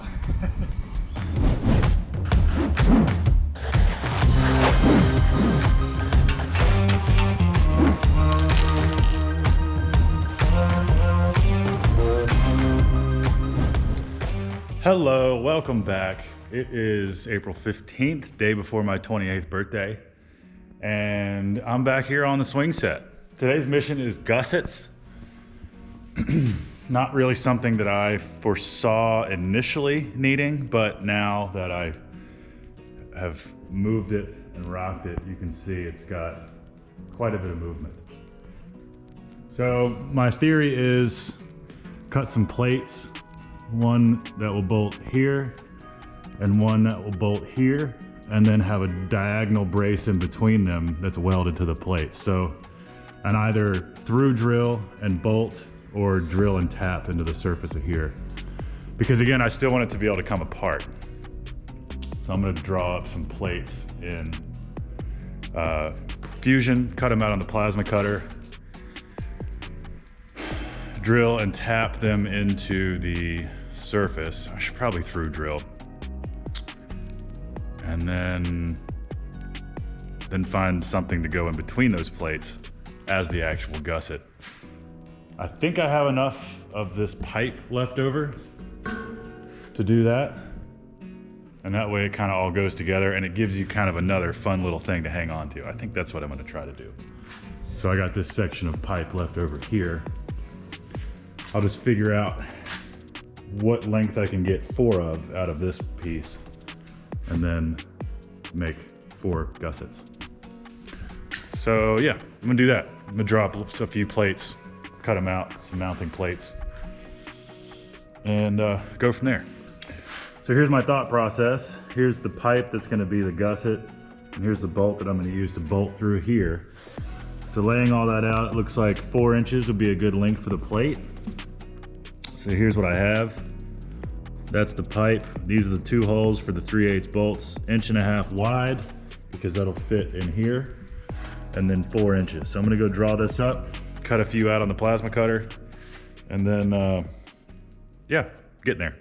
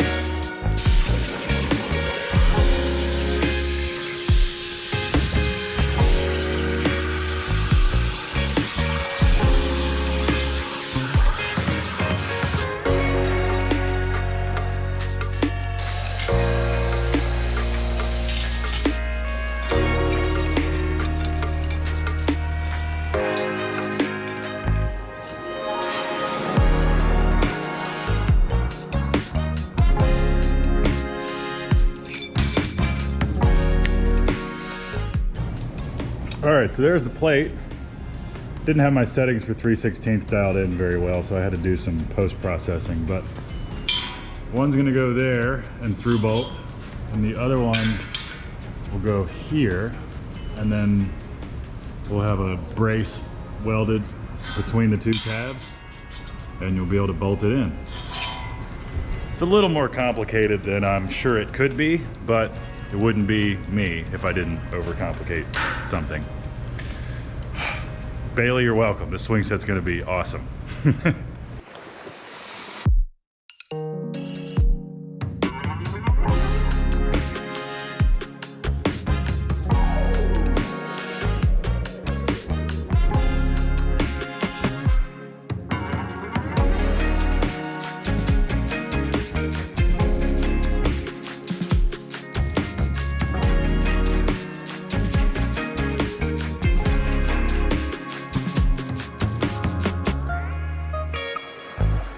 Okay, so we're almost done with this thing. I got the gussets welded to their plates. Just gotta get right behind that nut because I couldn't quite reach there with my MIG torch. And I punched them. So here, just took a punch, 1 dot, 1 dot, 2 dots, 2 dots, and so on, 3 and 4. Because they were all built in place by hand, the likelihood of, you know, that one fitting on that one and so forth is pretty low. That's all right. Now I don't have to worry about it because everything's labeled. So we're gonna finish this in the next hour or so. Things I gotta do today are make the attachment points for the swings, cut some plates out and weld them to the bottom. I'm thinking some just 4x4 or maybe 6x6 plates to go around the feet here. And what that's gonna do is it'll create a bigger surface area so that the feet don't sink into the ground. And it'll also give you a surface to stand on and jump or hit with a hammer in order to hammer the spikes that will be welded underneath those plates down into the ground. So it's kind of a twofold solution. I think some 6x6 plates are in order.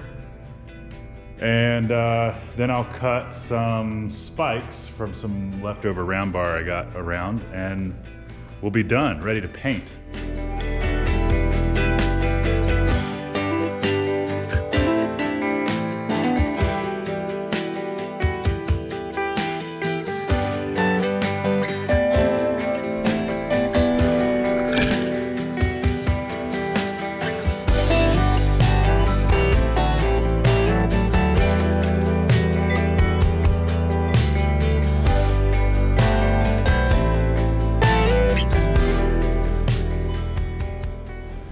Man, I love having a forklift. Look at that. Cranked it up to the ceiling. Got my plates welded on. Looking good, feeling good. Happy about those welds. And now I have room to dangle a spike under here and weld it on.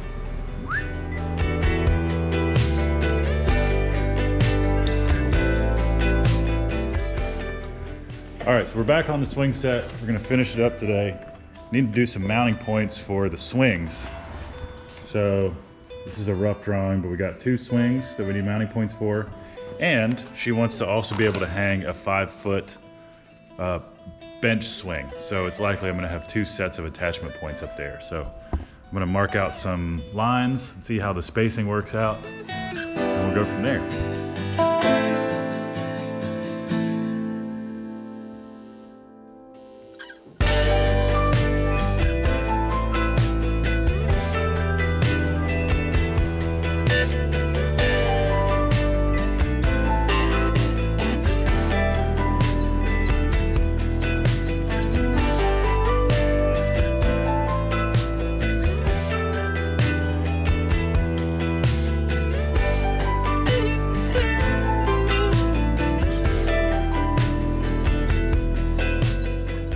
All right, so we are basically done with fabrication. There's the mounting points all welded up. Ought to support some kids just fine and probably some rather heavy adults. So now I'm going to dismantle it, finish weld, make sure there's no sharp edges, and then I'm gonna go pick up the paint that I ordered this morning. And we'll probably honestly back burner this project for a little while. I don't know that you'll see this directly after the part 1 video because I got other stuff I need to do, and my cousin's not gonna be able to take it for 2 or 3 weeks. So why kill myself to finish it if she's not even ready for it? So anyway, I'll see you when I see you.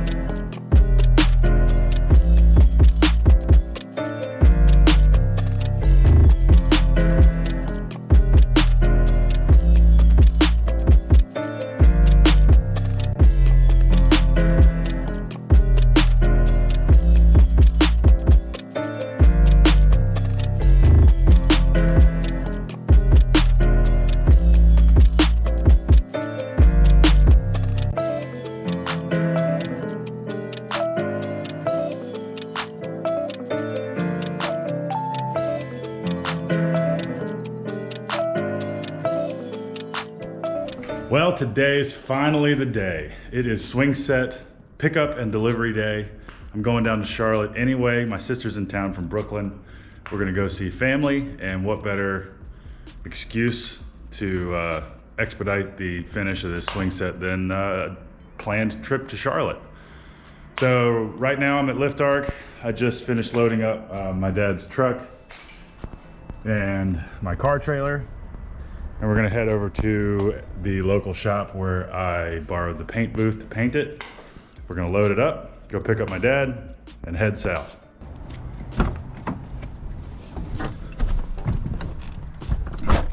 All right, so here we are at my parents' house, picking up dad. Got the swing set on the trailer. Everything's strapped down, looking good. Sorry I didn't film much when I was picking it up, but I didn't wanna intrude on that shop's goings on, but here we are. Hey everybody, There's Captain Salvage. Whiteside, Captain Salvage with Black Dog Salvage and Lift Arc Studio, my new haunt. He's a walking billboard, ladies and gentlemen. That's right, just ask me. We're going to Charlotte to visit family, but we're doubling up and bringing this with us so I can finally finish this video and get my cousin to pay me. Hey, happy ending. Yeah, right. Hi, Stelly. Get in the truck. Does my man not come? Yeah, May come. Come on, May. Hup. Good girls. All right, let's hit it.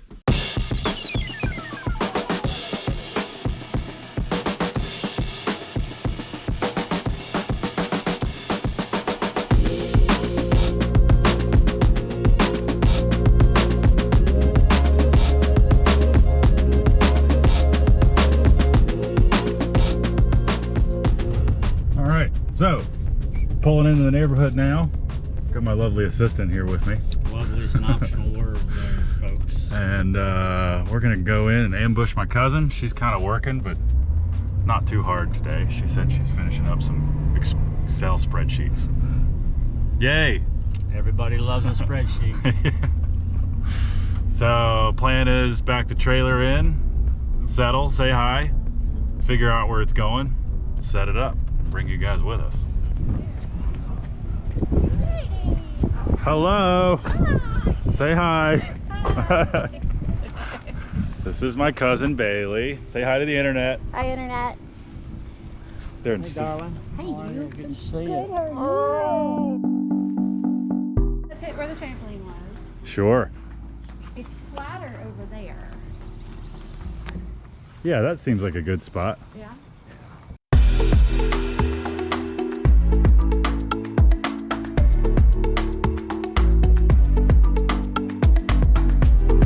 Bailey, what do you think so far? I think it's ginormous.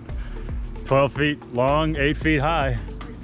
Just like that bar napkin sketch we drew last time I was here.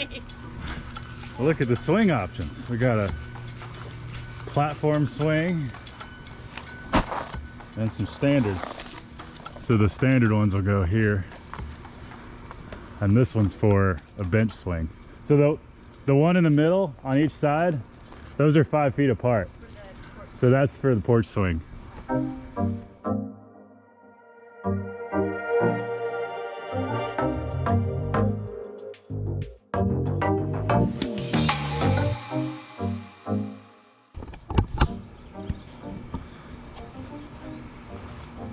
right. Ready? Yep. Go. Yes. There you go. That was rock solid. It doesn't mean I remember you both were kids doing this. I feel, we feel like we've been here before. I'm sure there's a family photograph somewhere of you two swinging. So who was egging who on to jump out of it? Well, Oh, my dog! Okay, it does rock back just a minute when there's two grown adults on it. Here, watch out, I'm gonna jump. Just make sure you roll on it in case I hurt myself. Right? there it is.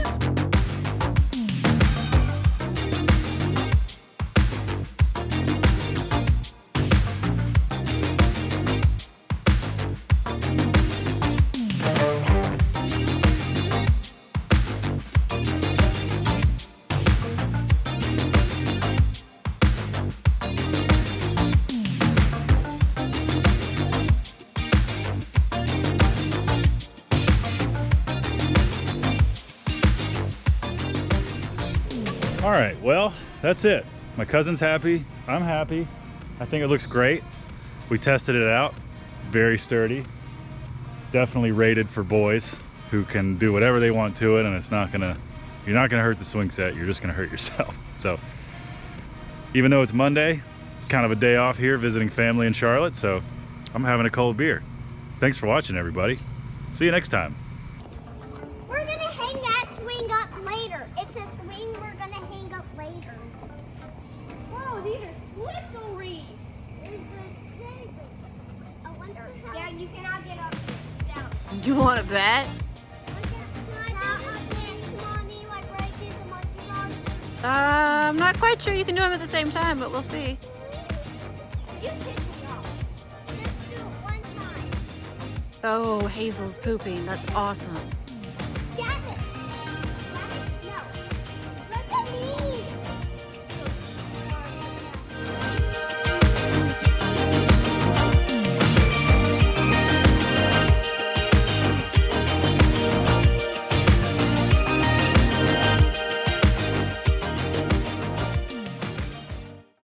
Okay, hi, how are you? Welcome back.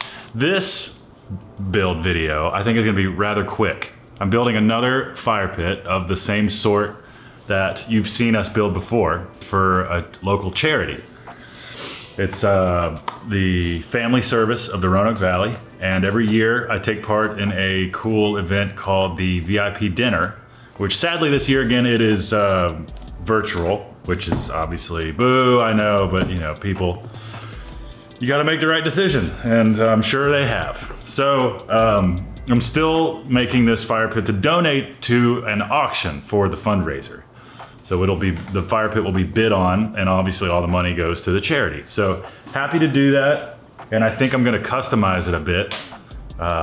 Maybe put the FSRV on the side of one of the panels or something cool. Maybe lift arc on two sides and FSRV on the other two sides. I'm gonna switch back over to this screen recording like that. And here we are in my least favorite software ever made, but I just, for the same reason that Walker uses Premiere Pro, I'm continuing to use InRoute. As I use Premiere Pro right now. Yeah. What is that right there? Yeah, it's, you know, you stick to what you know, and even if that is constant digital abuse.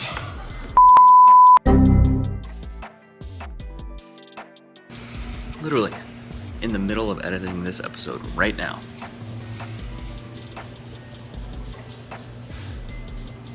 Sorry, an error occurred. This exact episode. This is why I hate Adobe.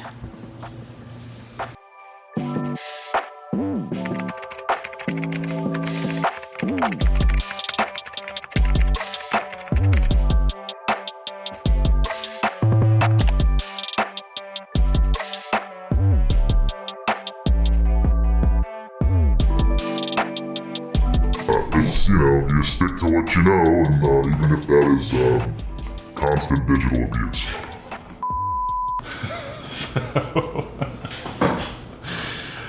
Here we are in En Route, which just like Premiere, looks like it was made in the 90s, and it's fine. I shit on it, but it's working. So in this sheet right now, I have 2 fire pits worth of parts.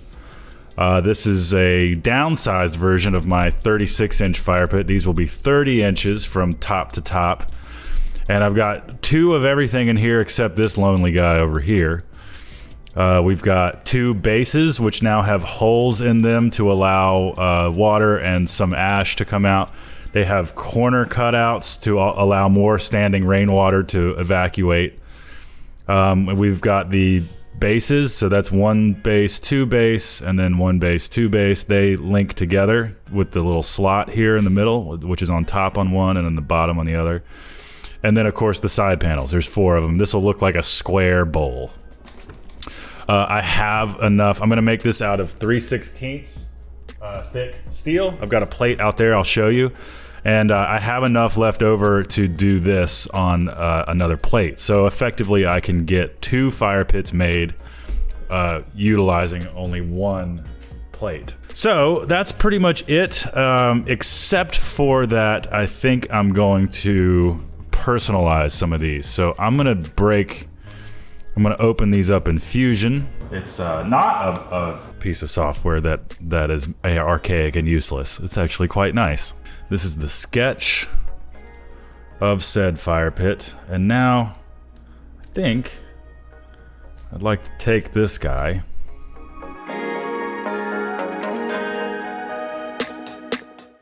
So we want to put some text in here, and I'm thinking this one can be, maybe we'll do an FSRV or Family Service, the Roanoke Valley, and this one.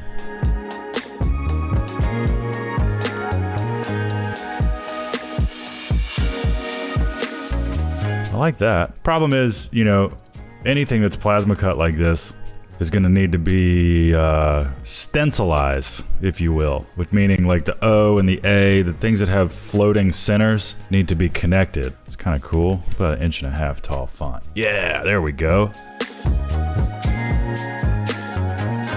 And now we need to flip it. I guess it doesn't really matter because I can just flip the piece of steel. Duh. So we'll do 2 Family Service panels, and maybe we'll do the other one's Lift Arc Studios. Is that aggressive? About 2.5. Oh god, that's only 3. Was that aggressive? Well, then you had little hearts. Like MySpace. Yeah. And hearts. Yeah. I have a feeling it would sell better if it was like, it just said Roanoke. But this is a one-off, you know, this is the one for the charity, so. Hey, it's a charity, beggars can't be choosers. Yeah, exactly. Yeah. All right, so we explode the text.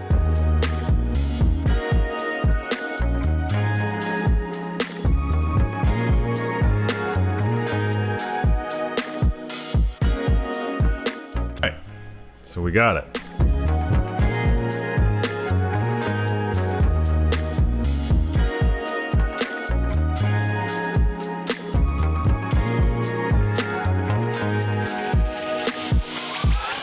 And there we are, ready to cut.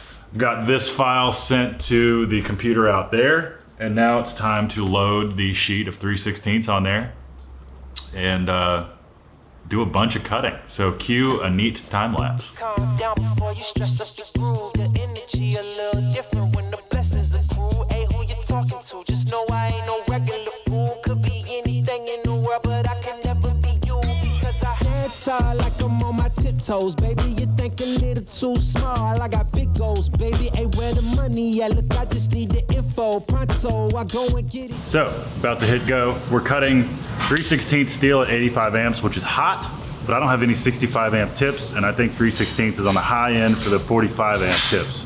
So hopefully this hot heat doesn't burn out too much the definition of the letters. But from what I saw in the simulation, it's gonna start cutting the letters first, so I'll know pretty quickly whether it's gonna work or not. So let's give it a shot. finally got some please. Carry on, but please don't mess up the mood. Yeah, I work too hard for it. No, I need it, beat it, before you mess up the mood. Yeah, ooh, I work too hard for it, and I need it, so please don't mess up the mood. Don't mess up the mood. Don't mess up the mood. Yeah, I work too hard for it. Yeah, don't mess up the mood. Oh, it's so crucial, I gotta keep it. It's in the ass everywhere. No, it's not a secret, and I bet they didn't think that I'd ever get it. Everything you've done, I did it. The life you're dreaming, I live it, and I'm coming in hot. You better get out the kitchen. Yeah, I could make a hit on whatever you pitching. Baby, let me fill up whatever you. Okay, cutting's done. We're gonna get it off the table, clean it up, start deburring it, and assemble this thing. Oh, no way. Hey, what you need? Come on, just pay the fee. I supply it all. Went up the mountain and it wasn't hard to climb at all. At the top, I found some relief, you see. So please don't mess up the mood. Yeah, I work too hard for it. No, I need it, beat it, before you mess up the mood. Alright, ooh, I work too hard for it. So I'm going to take a moment to show you around a tool that I just got that I did not know existed until I searched for it, really. So this is a metal beveling tool. There are $50 versions of this tool, and there are $3,000 versions of this tool. This is a like $90 version. And it's essentially a router that you can use on metal. It has a little cutting head in there with some carbide inserts that you can take out and replace when they get dull. It has a follow bearing here, and it's pneumatic, so it's, you know, it's air powered. They have electric versions of these.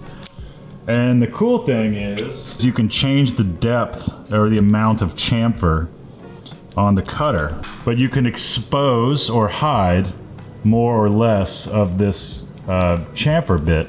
And it's really nice for plasma part processing because there's always a little dross. No matter how good you have your plasma machine dialed in, there's always going to be a little dross or a little material you need to get off the edge here. So instead of going back and forth with a flap disc for a bunch of time, this thing is sort of a one pass and done. And it seems to be working great, honestly. Let me show you. This is one of the panels that I'm making for the fire pit. There'll be 2 of these and 2 that say Lift Arc Studios. But if you look at the edge here, you can see what it does to the edge. Way, way, way cool. And that's one pass. I didn't have to go back and forth. That is just one pass. It's killer. I mean, it's soft to the touch. There's not a single, it doesn't leave a burr or anything sharp. It's like almost ready. You know, these tight corners are really hard to get perfectly. But I mean, it's 90% of the work is done in one pass. So that's super, super cool.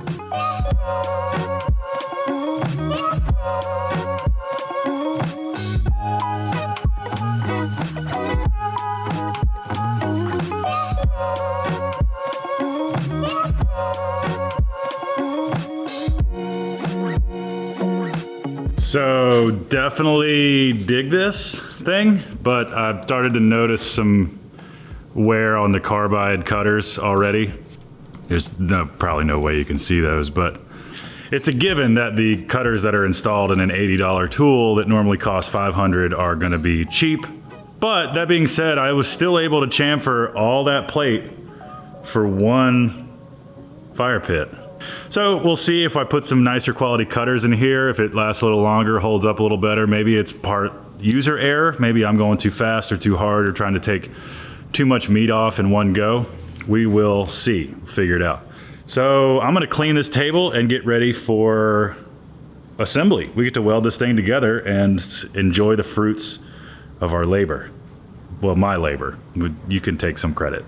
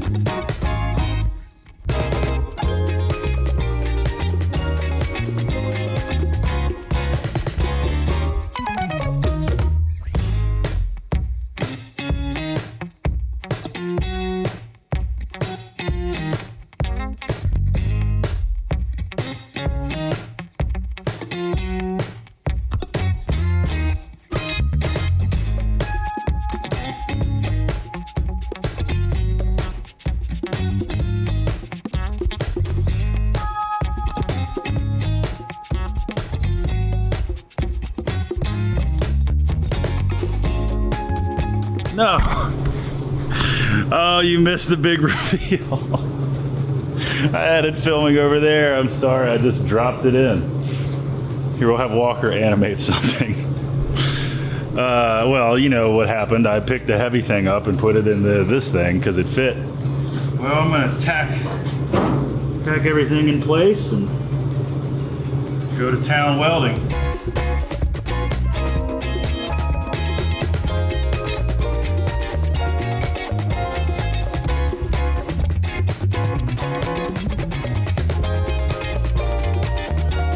Okay, so listen, about branding, right? I realize that there are people out there that may not want a fire pit or a piece of furniture or something built for their house or for their business that has someone's brand all over it. In this case, 2 companies, different brands, emblazed on the side in giant letters. But this is not your average build. Of course, for a client build, I would never just without direction or asking put my logo on the side. Not only is that a violation of trust, but it's just distasteful. You know, it's like logo, brand. You know, it's not, you don't want to be staring at that and have it detract from the art of the piece. So I know all that, so don't light me up in the comments. But in this case, I'm building this for charity and I'm donating it to the Family Service of the Roanoke Valley to be part of an auction and for a fundraiser that raises money so that they can help service the valley with mental health services. They treat kids and families and victims of domestic violence. Over 1,000 people per year get helped through this wonderful nonprofit. When you bid in an auction for a nonprofit fundraiser, it's obviously not really about the value of the thing. It's about donating money to the cause. So I'm having fun. I'm playing with the Shop Saber plasma cutter. I'm playing with my design software, and yeah. Anyway, little piece into my mind. Maybe I'm answering criticism that just doesn't exist, which would be great. You never know. TED Talk over. Let's weld this up and finish it. I might burn some wood in this thing real quick, maybe outside, so you can get some beauty shots. But there it is. Let's go. Enough talking. Big boss in charge of coming in like a bull. You see me raising the stock up, yeah. So baby, you gonna need some patience. I already won. Now I'm just making a statement, Damn, baby, why your mans keep hating? You asking about the cake, you here for the celebrations? And I ain't fishing, I ain't really into baiting. I know they all wish I take away. Well, I'm gonna start a small fire in it on the table because fires happen at a metal shop all the time. I'm gonna turn my vent fan on for the smoke, be a little bit, just to get the effect. I wanna see the fire, the flame through the letters on the side. So I'm gonna turn the lights down, get something ready to go and bring you guys back and show you that. That'll be kind of fun. Here we go. It's gonna take some little pieces of plywood. I think it's time you start using your common. My oxyacetylene torch. Again, nothing crazy. This is a controlled burn. Don't try this at home unless you're an expert like me.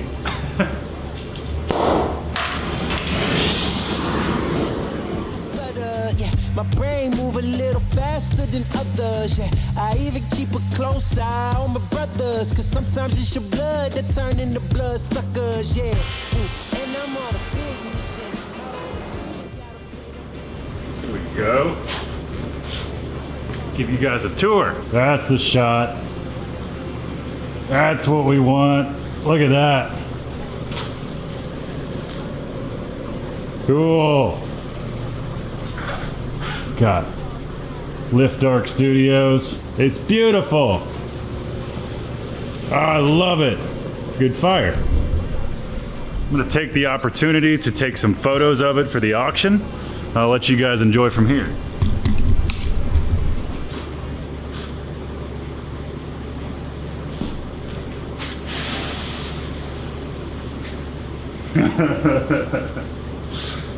Oh boy, that was fun. As I said, Don't try that at home. There's been a lot of heat on this table in the past, and I know what this building can handle. The ceilings are 15 feet tall, so we're not in trouble here. But I realized what I did was stupid. This is how you burn buildings down. I was a firefighter for 4 years, but that is not an excuse. Don't be dumb. On the flip side, it works great. Looks cool. The light coming through the words on the side is great. It's exactly what I was after. So, big success. Great success.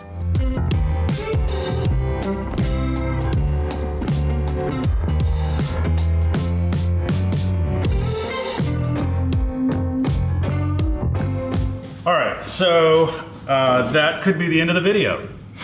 Well, why not? Love these pits. I've made a few of them now, and I suspect very soon they will be on our website. And I know I've made that threat before about a lot of things, and it hasn't come true. But I have done all my due diligence on these. I've got them designed. I've got them quoted at different sizes. So this one is a 30-inch. I've also got a 24-inch if you want a little smaller one. And in the past, I've built a 36-inch, which is big. That's the one I built for Riley right here. So, thanks to you guys for watching. By the time you watch this video, the auction for this will have already happened. Thank you so much for watching. If you haven't already, get subscribed, hit the like, do all that thing. Please the algorithm gods. And we'll see you on the next one. Thanks for watching.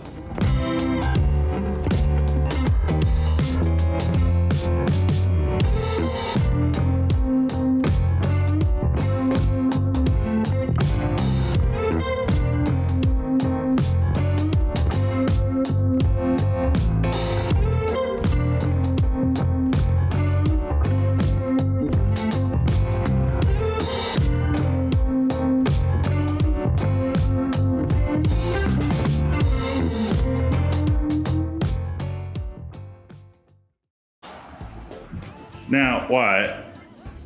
Yes, sir. What are you doing? We had a customer come to me, and now I'm bringing the job to us. So this wood stove, this customer he's a guy that lives in Floyd, Virginia, and he uses nothing but wood heat for his home. And in Floyd, it gets really cold. So he's had this stove for 25, 30 years. And it's a decently built stove. It's made out of 3/16 material, and it's got a cool feature to it where it's got a double burn. So inside there's some pipes that go through, feeds fresh air into the top chamber. So wood burns and it reburns the unburnt fire, essentially. It's almost like a catalytic converter for your car. So it's a much more efficient wood stove. However, there's a divot that's happened right here, and it's starting to weaken the metal. It's really not that bad now, but the customer wants to take care of it before it's an issue. It's not as bad as it was that I was, once you described it to me, I was picturing this drastic hole. For him, since heat is a big deal in his life and in the wintertime, he needs to have a good stove, working and confident and all kinds of stuff. So this top plate needs to be changed. There's a lot of heat that is generated right here inside the stove. There's a plate on the inside that might need to be changed. And this one's pretty thick. This feels like a quarter inch right here. If you can see how warped that is. Now it might need to be changed. There's also some notice. See how color change is going on right here?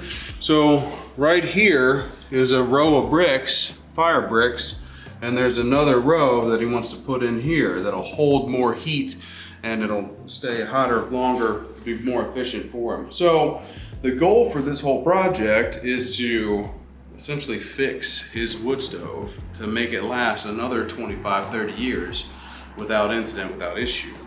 And it's a hell of a lot cheaper to do that than to buy another one of this quality and does what he wants it to do.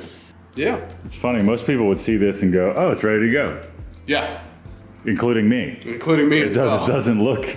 But if your heat is revolved around this one piece, it makes sense to be more, to be focused on this one piece. I guess you better get it done before winter, huh? Yep. Winter is coming.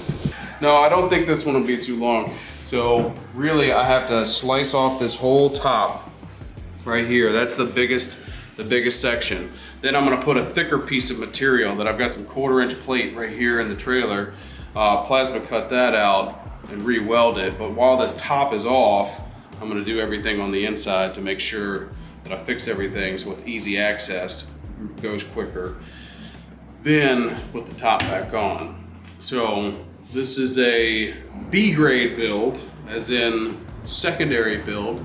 So I don't know if this is gonna happen after hours at the shop or the rest of it at my house, but it will. The plasma cutter and some tools over here at Lift Arc is really what needs to make this go quicker, go easier, smoother, and a better product. I'm gonna start by just getting it out of the trailer.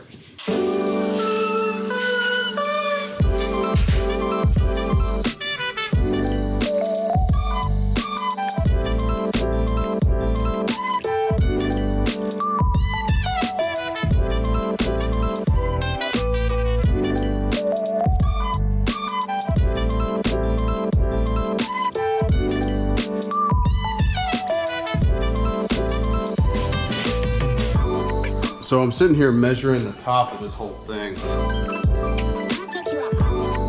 This has got a pretty pronounced lip. This lip is 1 inch and 1.125" sticking over top, roughly.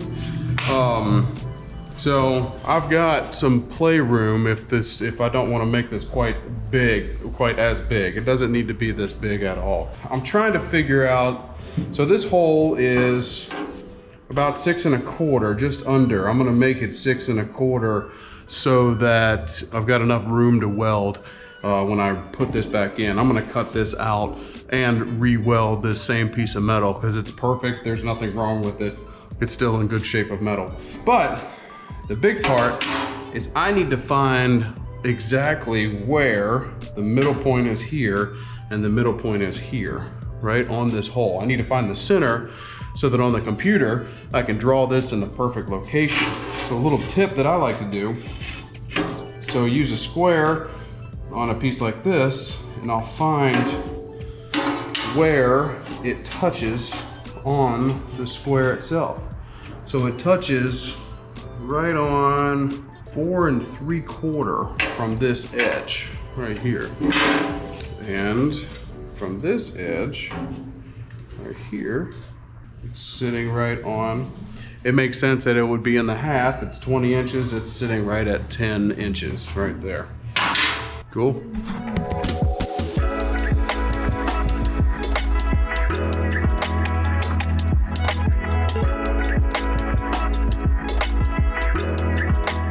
All right, so the plasma cutter, I used Steve's little Power Max 30 Hypertherm, and it did great, really good. I'm not very experienced with a plasma cutter, and I'm getting better. But it's not like it's rocket science, but that was my first time. So, inside of here, see this, there's an extra plate inside that has warped all to crap. Look at that sucker. That is a bent piece of steel. Now the cool part is inside of this thing. So see these pipes right here? It goes all the way down, and these pipes go through the underneath, through the bottom of the whole thing. Both of them. Let's go underneath. Oh, and there's the pipe holes right in there. See that? Which they go from that corner on up to both sides, and it adds fresh oxygen.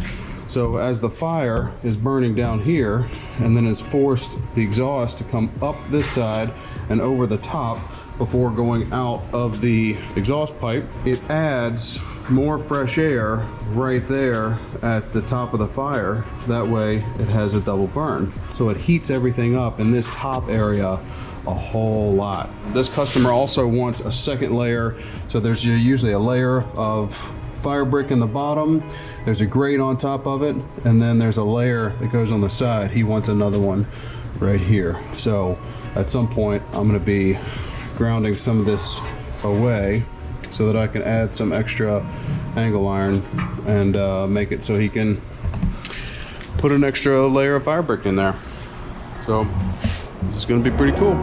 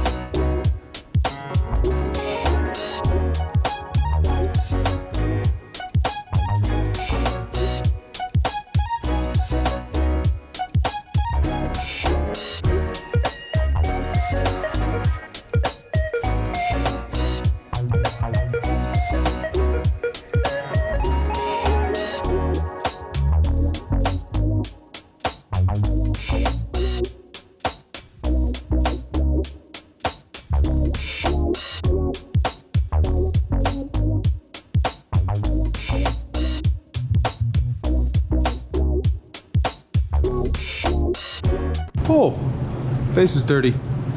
Wonder why. Sorry, my hands are dirty. Anyway, this is a update on so what's going on. I went ahead and added a second row, replaced the first row for bricks and everything. So now, before I went ahead and leveled the bottom of the stove.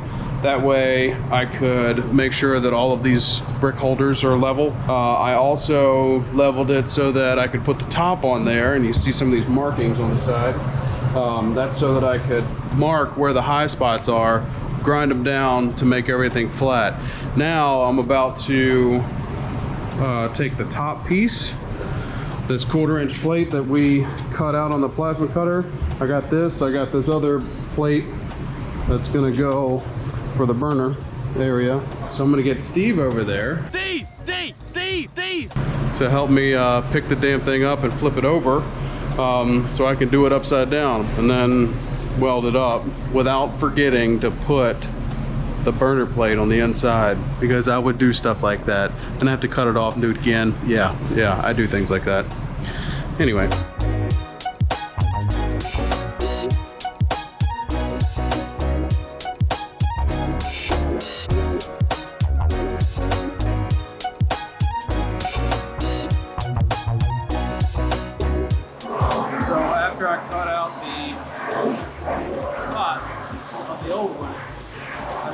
Yet to clean it up. So I gotta clean it up and then weld it back in.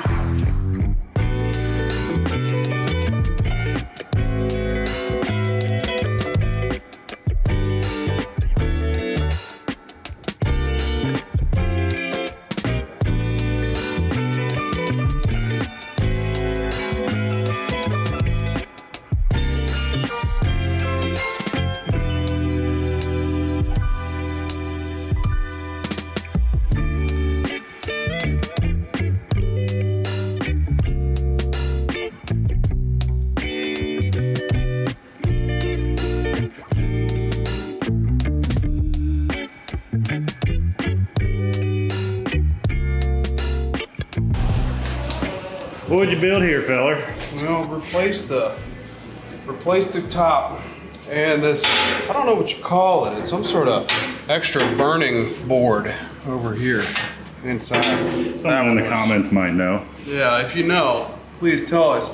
You know, so it's when the air comes up through this tube, comes over, and in right here on the inside, there's a plate that sits right here. So the wood burns, smoke comes through here, burns again up in this area before it goes out of the chimney pipe. This is a 1/4 inch material instead of 3/16. Same with this piece on the inside. The rest of the steel is pretty good. On the inside, I also put another shelf so that you can put another row of fire bricks. Oh, nice. So these guys were all torn up and nasty, and these put a new set of these guys.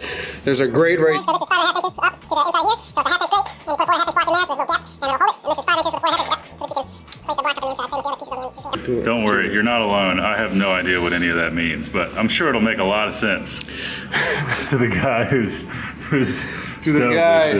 Yeah. Now this stove is, you know, ready for another 30 years. Thank the people for watching and tell them to have a good one. Hey, thank you for watching. Have a good one. Like, subscribe, or don't. Tell me what that plate is called. The name of that plate. I actually want to know. Yeah.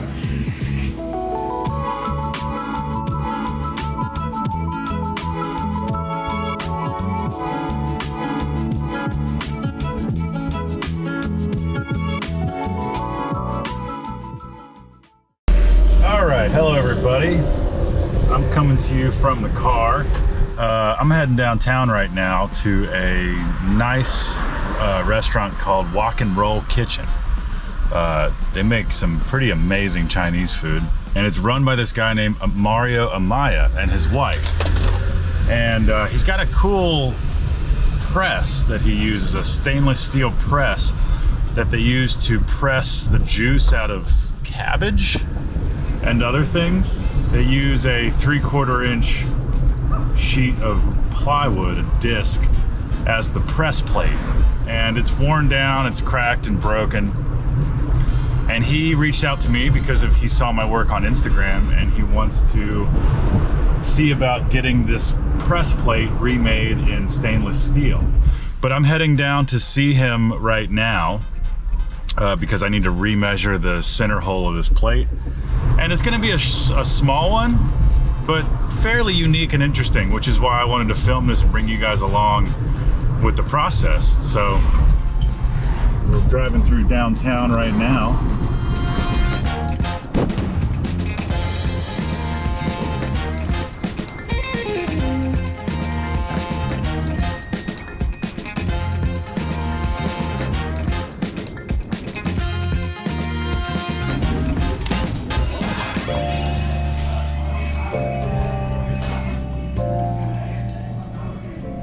Hi, this is Tay and I'm here with Mario.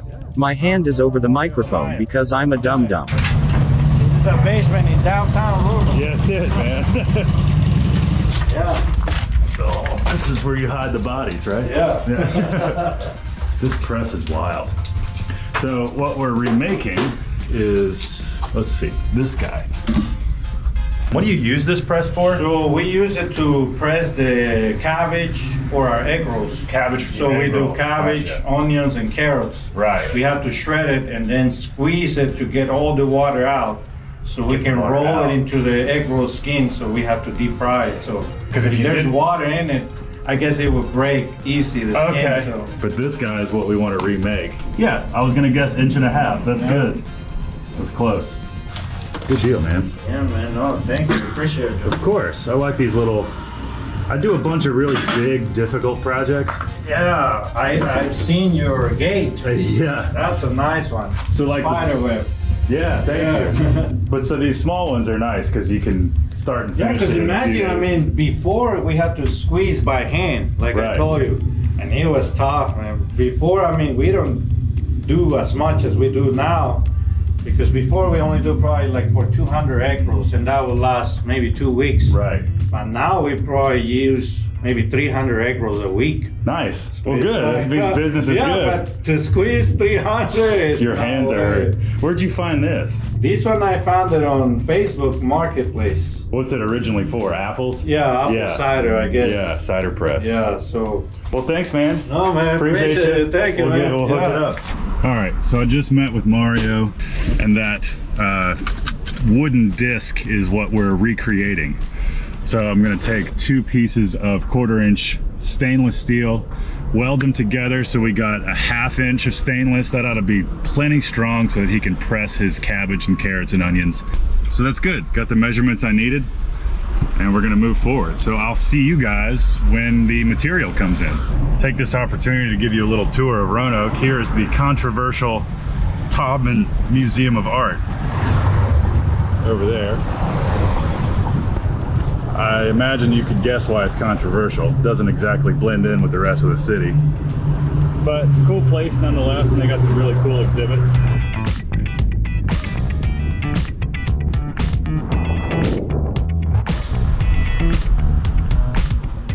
Okay, hi. We are back on the stainless steel press plate. And the material came in today. Let me show you what it is. So from my steel supplier, if I want to order a sheet of steel, I typically need to order it in full sheets, like 4x8 feet, that is, or 5x10. So on Amazon, I found pre-cut 12x12 sheets of 1/4 inch stainless. All in all, before shipping and tax, this was like 20 bucks a piece, or 40 bucks a piece. But long story short, a, 4x8 sheet of 1/4 inch stainless right now, as the market sits, September 2021, that would have cost me $600 or $700 or $800, and for what Mario needs, would have been completely impractical. Anyway, Jeffrey Bezos to the rescue, I suppose. Jeffrey Bezos. But anyway, so these are 12x12 exactly. They look like they were laser cut, which is nice. I'm going to be running 85 amp consumables, 85 amps cutting power on the Hypertherm. So I have drawn up my parts. You know what? We have the technology. I'm just going to screen capture. What do you think, Walker? Yes, please.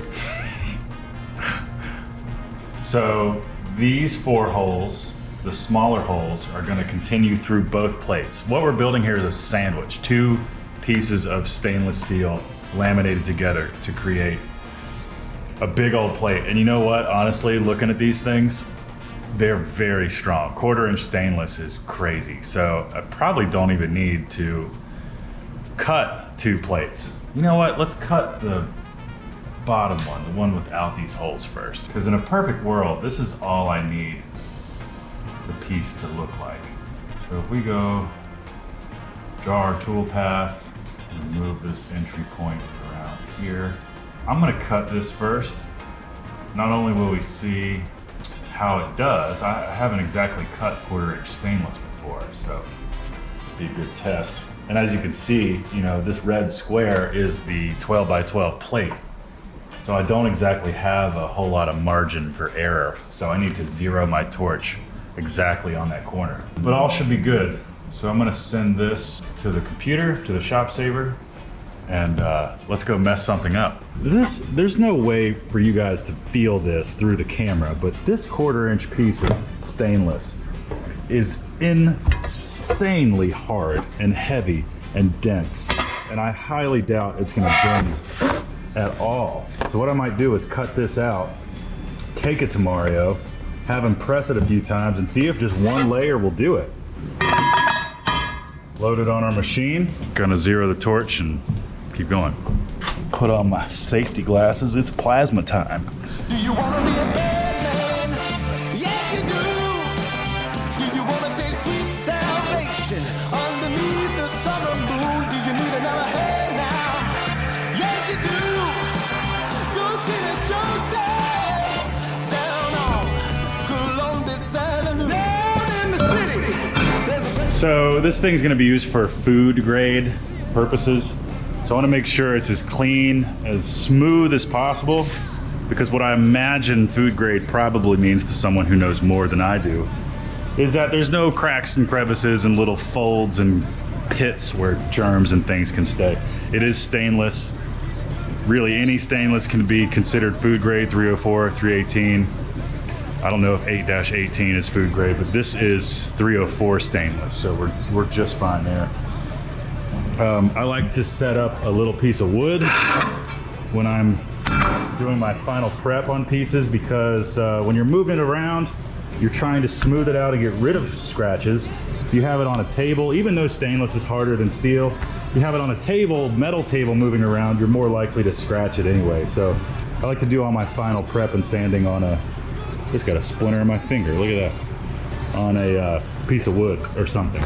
Actually got a few used tools lately from a buddy of mine, so I'm gonna try out this Hitachi angle grinder. I like the idea that it has a lock-on trigger, so if you're doing prolonged periods of use, you don't have to hold the trigger down, so that's kind of nice.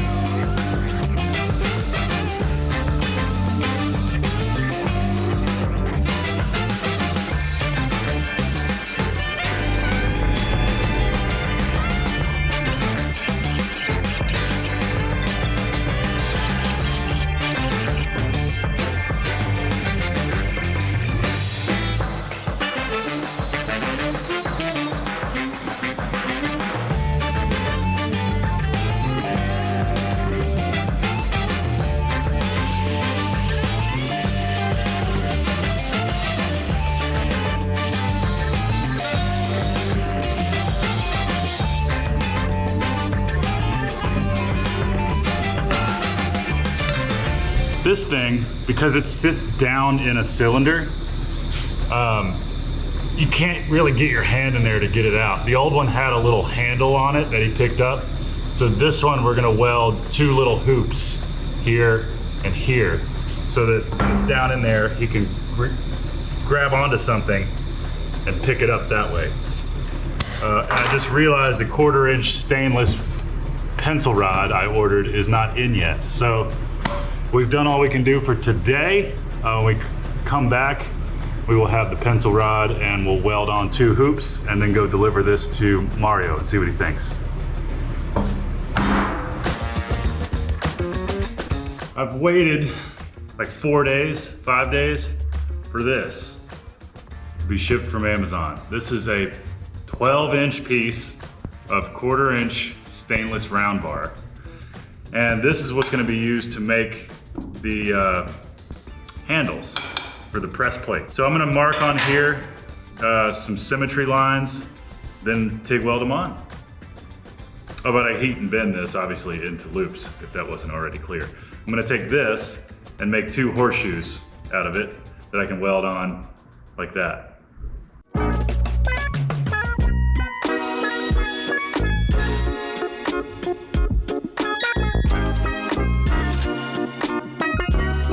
I'm gonna go ahead and make a bend around my little die here. It's about the radius I'd like. Let's play with fire. This jig has come in handy so many times. Love it. Okay, let's make it hot.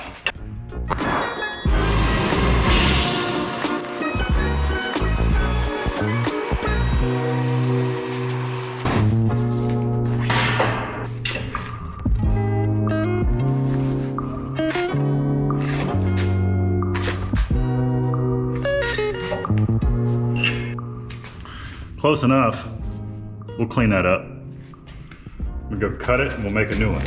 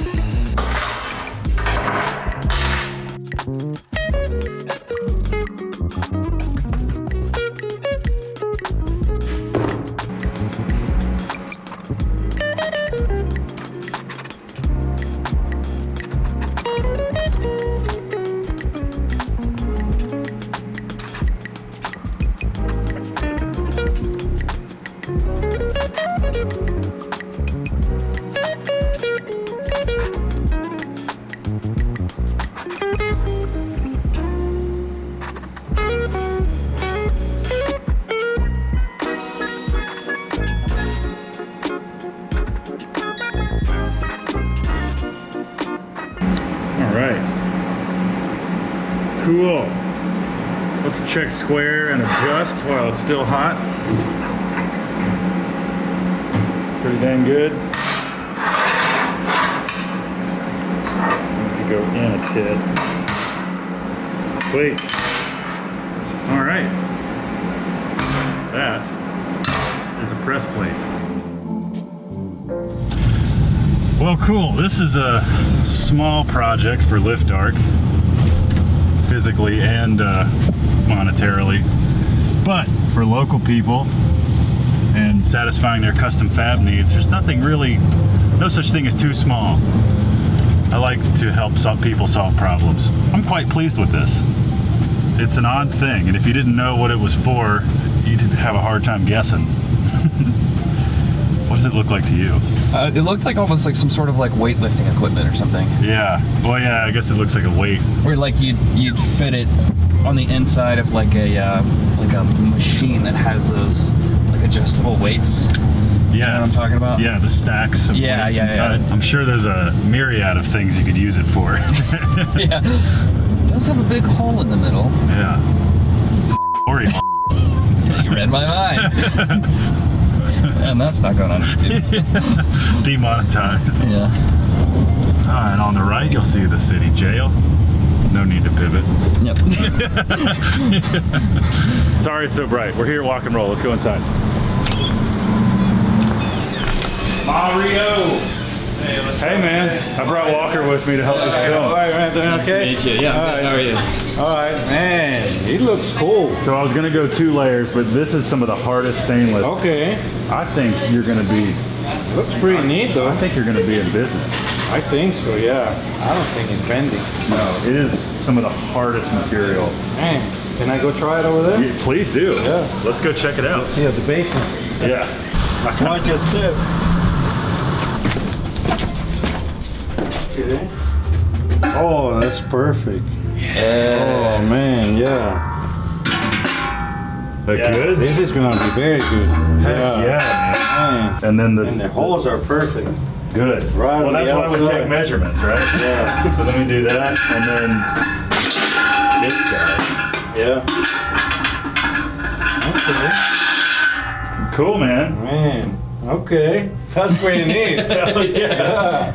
Yeah. Let me show my chef because he's the one that wanted it. Yeah. Well, and if anybody acts up, you can. Yeah. No. Hit man. them with it. This is a tool of defense. Yeah. Right. Yeah. You happy? Hey, thank you. Yeah, man. That's really cool, man. Thank you. Appreciate it. Yeah. Thanks for watching. If you're in Roanoke, come eat at Walk and Roll restaurant. Walk Kitchen. Walk and Roll Kitchen. Come eat here. See you guys next time.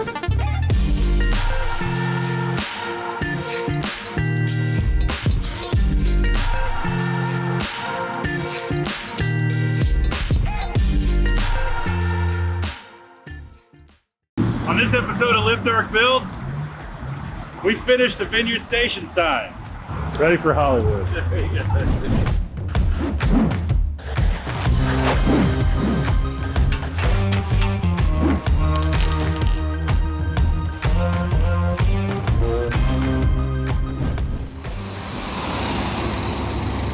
Well, Wyatt here has pretty much taken on the full responsibility of finishing up this sign.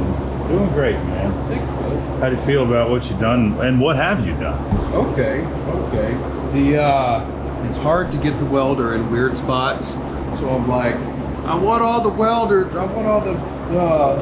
to look better. So what's on the inside? We got. So I made these brackets on the inside. Yeah, it's hard to get in. Yeah, this is. Made these H brackets and made some verticals, put some verticals in there, and then that way I've got structure so I can put these horizontals. Now what's going to happen is we'll put the, we'll stick some LEDs on the inside. That way it's got a spot in the middle for each panel to have LEDs to shine through the plexiglass right here. It's essentially the same thing I did on the inside. I know it's hard to see. I've got 2 horizontals directly in the middle of the words. That way. Oh, you moved them out. Okay, good. Yeah. That way, when we put the LEDs in here, it'll definitely brighten the words the most on the whole thing. But we got plexiglass, as Wyatt said, is gonna go in behind all the windows and behind the big piece. I ordered it the wrong shape. Oh, that's not wrong. Thankfully, it's bigger than it needs to be instead of smaller. But this is 0.177 inch thick, sign grade white plexiglass. I don't know what sign grade means, but I imagine it has something to do with like UV resistance and impact resistance and that kind of thing. But we've got to cut 2 inches down on these pieces because Just a little too wide, not a big deal. I made up some numbers when I ordered them originally. And then I think the big pieces we need to add to, which is going to be a little bit more difficult. We'll have to get some plastic epoxy and use some strips. Won't be that bad. Do a little information run on the Dr. Google. Rugel.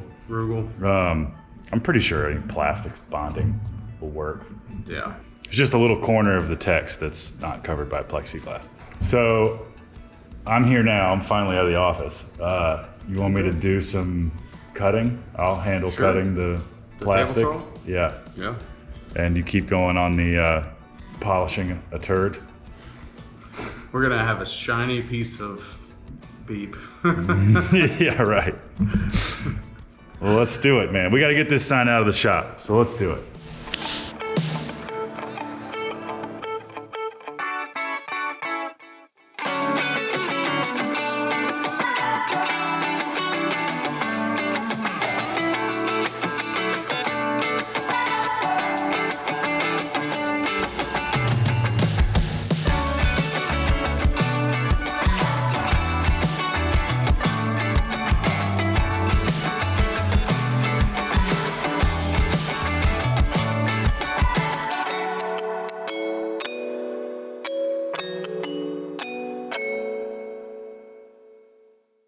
So part of mounting this plexiglass is going to require us to drill holes through it to bolt it, because there's no easy way to clamp it in the middle of nowhere. You know, we can clamp it at this edge and this edge, but here our plan is just to run 1/4 inch fasteners through it, put a big rubber washer on the back and crank it down. I've had issues in the past drilling holes in plexiglass. I used this blue stuff on a sign I did a while ago, which I got on Amazon or something. And I was drilling a hole in it to mount it once. I was almost done, and it broke. The drill bit caught and did something like that. And this stuff breaks like glass. Did not know that. I don't think, well, I have no idea what it is. Acrylic, polycarbonate. I'd have to look at what I ordered.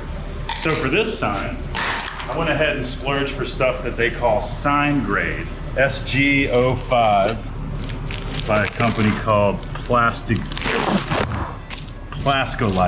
SG, sign grade. So I don't know what sign grade means per se on a chemical level, but we were doing some tests to see how it handles being drilled. And here's how that works. No catching, no binding, nothing. And look at that. That's crazy. It does not break. I'm gonna really try to break it. God. So there you go. There's a reason to buy sign grade. Now we know that this giant 57-inch piece of acrylic, once we silicone it to the back of the face and we go to drill, we're not going to screw ourselves by cracking it with a drill bit. In fact, there we go. I finally got it to break, but it broke at my drill bit holes. So you really got to want it to break. Look at that. I mean, I'm just being as violent as I possibly can. Look at that. Drilled right next to another hole and it didn't even crack through. That's crazy. That's awesome. Good. Sign grade. Get it.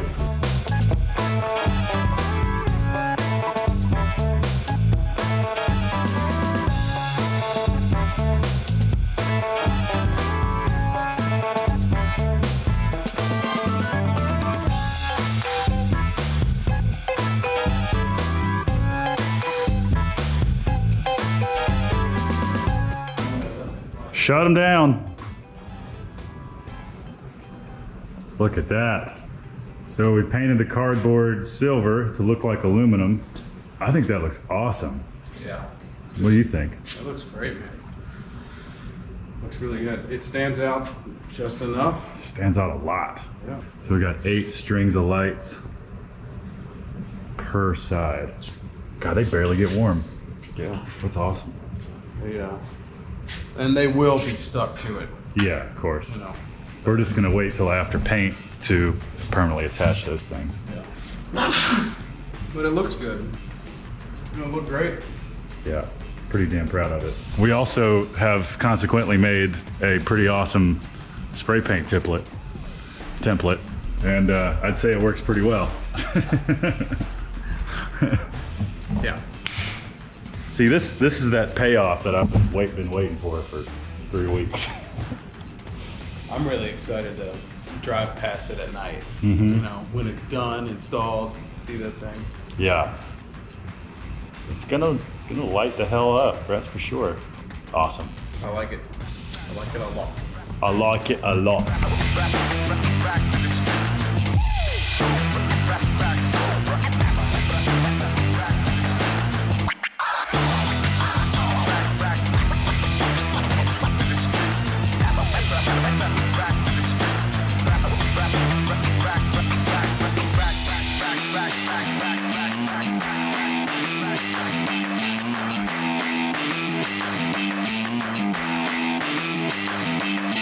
So we got standoffs for the aluminum tenant signs. This is a blank one because we don't yet know all of the companies that are going to go into the Vineyard Station building.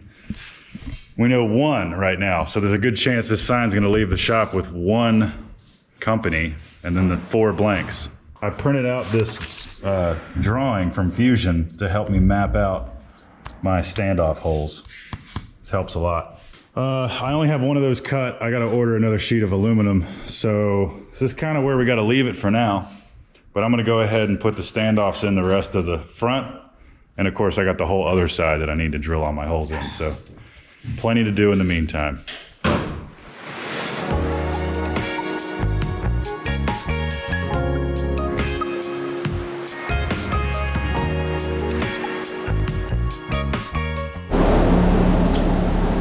This is my acrylic welding solution. This is acrylic cement, which is a fascinating compound. This is how I'm going to add that extra little bit of acrylic to the edge of the top piece. So if you'll remember, this big piece, I need to add like 2 inches onto this side. And I'm going to do it with this acrylic cement.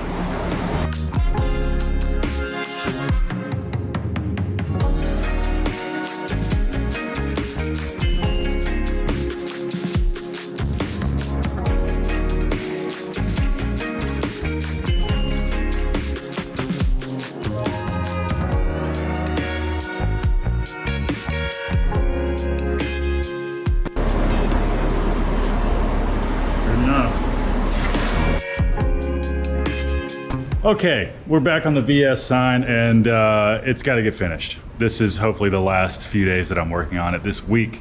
Long story short, there was a neighboring shop that usually lets me use their paint booth, but they are full up. They have stuff in the paint booth and they will for the next few weeks. So that's out of the running. I have some garage space at home that I don't care much about that would be great for this. But I don't have a compressor at home capable of running my air gun.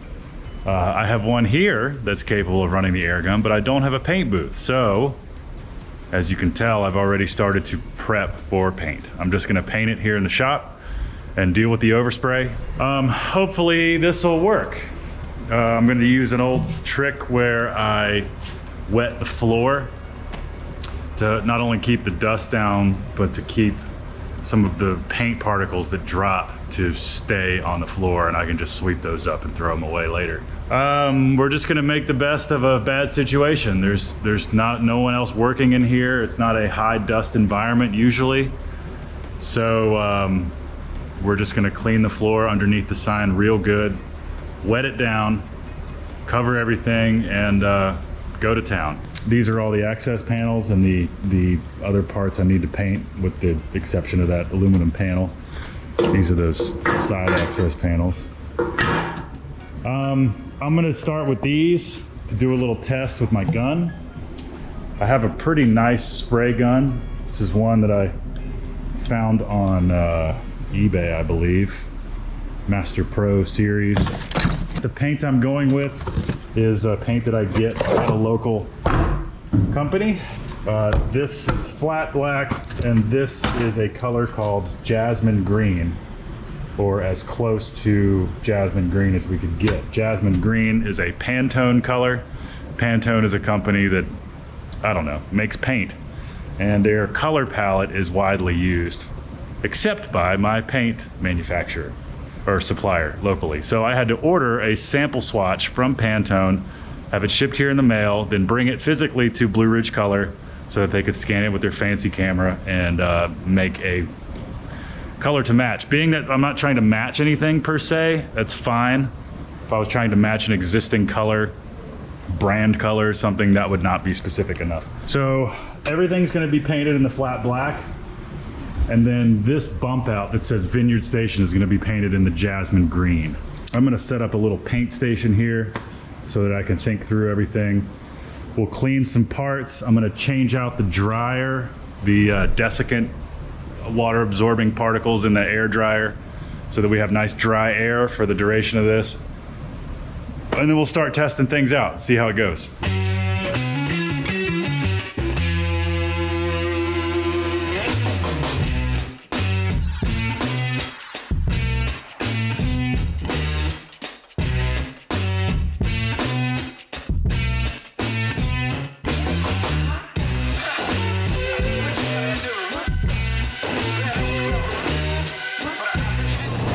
First coat came out good.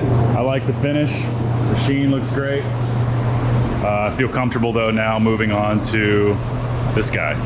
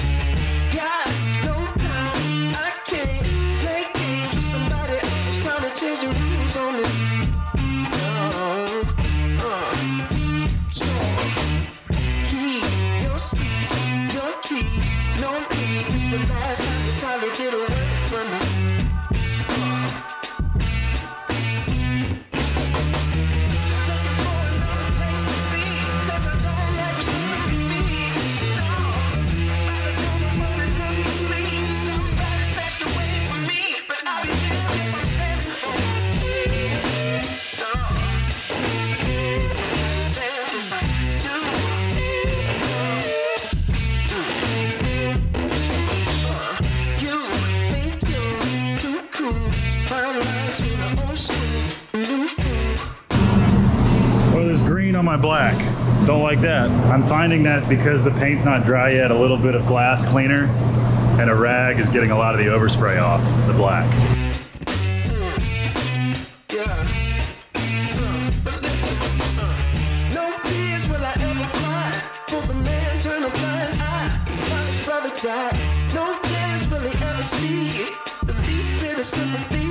All right, back with Wyatt. I'd like to publicly apologize for the beating I gave you in the last video. All right, I'll get you back sometime. About your welding cart. People had some good things to say about you though. Oh, they made I haven't looked. You haven't read the comments? Liar. He's read the comments. I really haven't. Vent and sign. Here it is. And we need to do final assembly. So we're gonna take these access panels off so we can install all the plexiglass lights, and well, that's it for now. So here we go.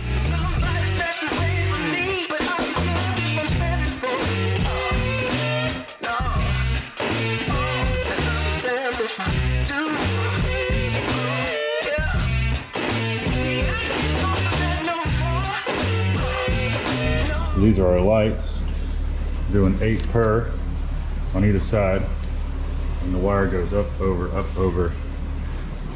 I think this is gonna be great. And all the wires are gonna go down this side. Simultaneously, we've got the plexiglass for the top, both sides. It's gonna be drilled in 4 places in the middle to clamp against.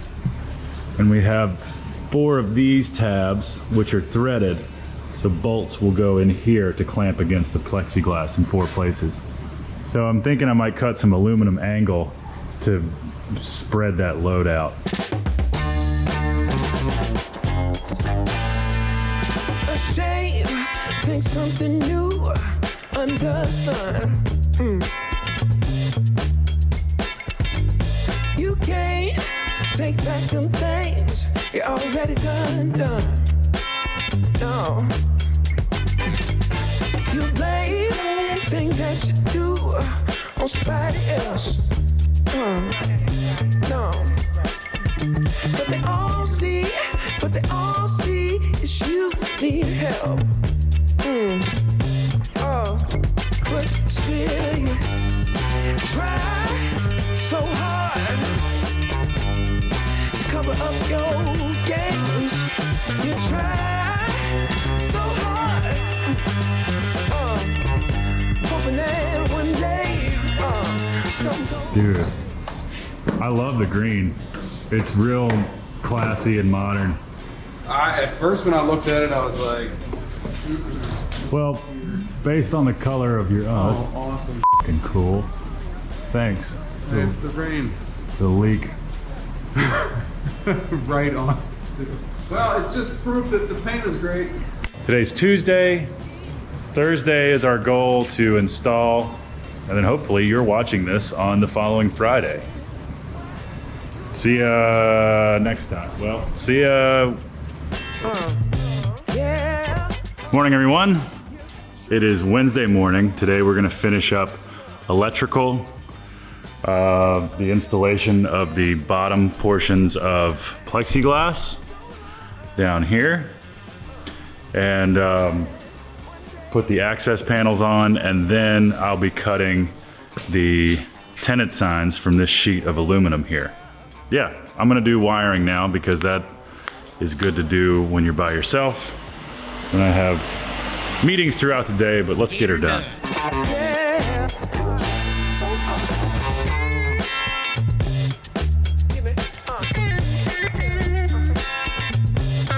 So I got it all wired up.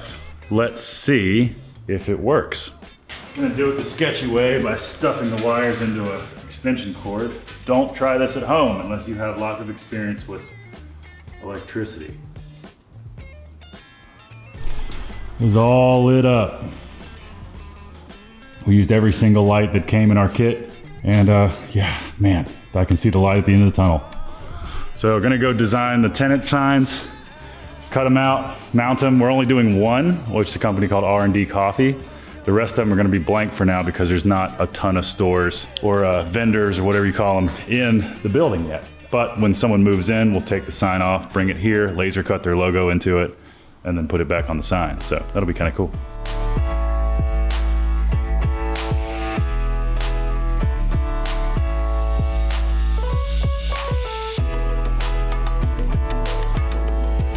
It looks like a thing now. Look at this. It's really, really official looking. And it looks like, it's like recognizable now, you know? Like you kind of get a sense of, we've all sort of seen this type of thing in the wild. So it's like, oh, now I no longer have to explain to people what we're building. I'm just thrilled. How do you feel? I dig it. Isn't it rad? I love it. Anyway, got to take a quick break in real time, but for you, we'll be right back to finish it up.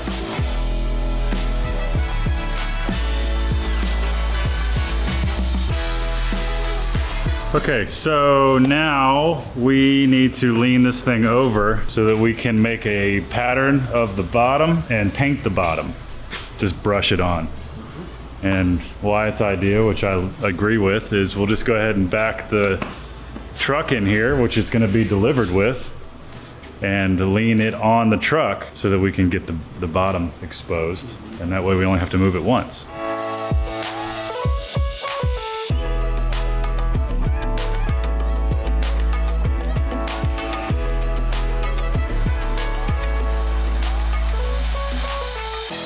This sign is done. The body, what you see on the truck is done. Now, to make the tenant signs. So on the plasma table, I have a 4x8 sheet of 1/8 inch aluminum, and I have everything drawn up.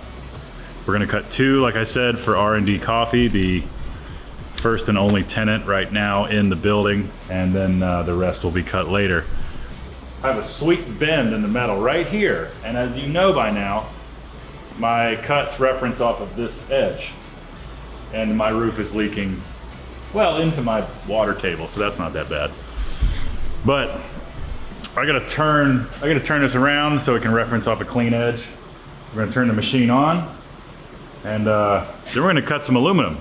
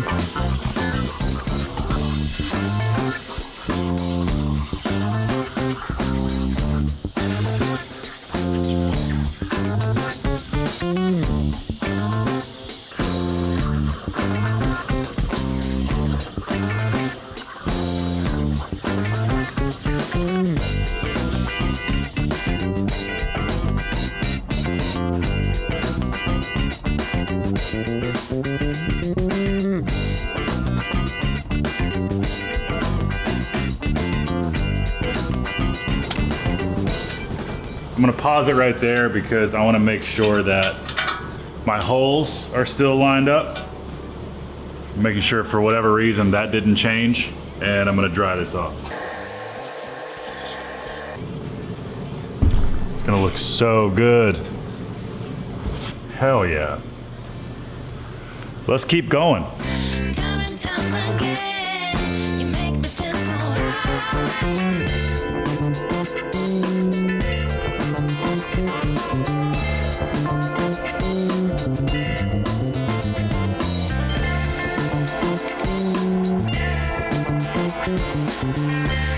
Well, there it is, the fruits of my late night labor.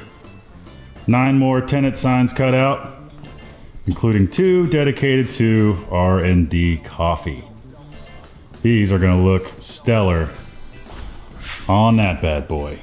I'm exhausted. It is almost 9:30. I'm gonna go have a glass of whiskey with Wyatt. So I'll see you guys back here tomorrow, and we will do deburring on these, prep. I'll show you a new tool I got to help with that. And hopefully we'll be installing. If not tomorrow, then definitely Friday. It's gotta get done. See you soon. So I'm gonna deburr and clean up these tenant signs real quick.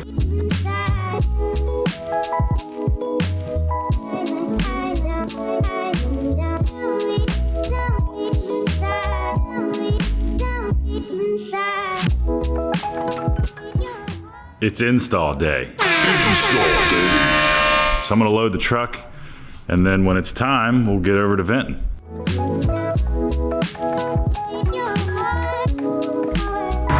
All right, we're here on this busy street.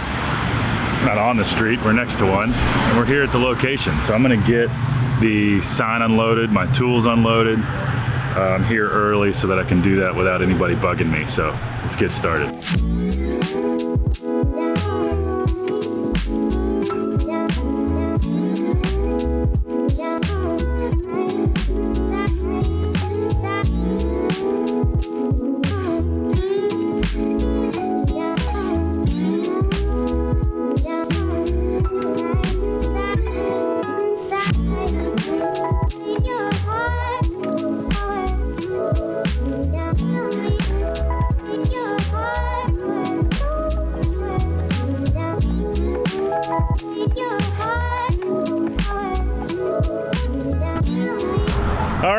we got it done. I'll show you guys around. Let's do the tour. That's how it looks. I built that a while ago, and now we got the sign in place. I think it looks rad. What do you think? It looks phenomenal.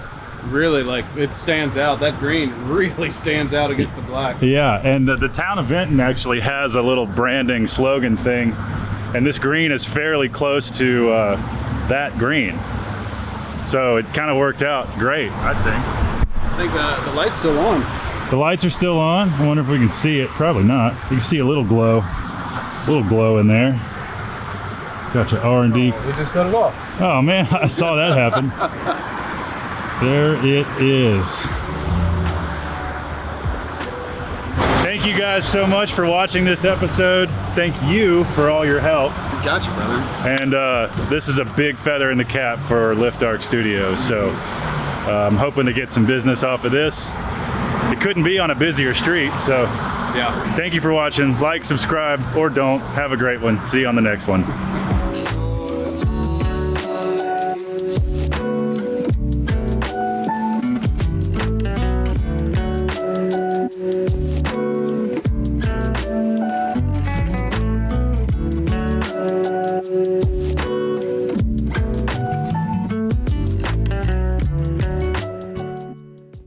In this episode of Lift Arc Builds, I practice TIG welding with my TIG welder, making a cart for it. He sure does. Yeah.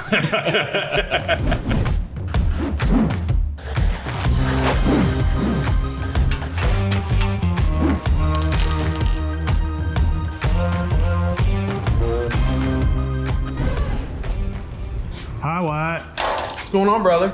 We're spying on Wyatt today. So Wyatt brought his TIG welder in the shop, which is a really nice Lincoln. I'm not usually a fan of Lincoln, but I bleed blue still. Yeah. I like Miller's. I But love this thing.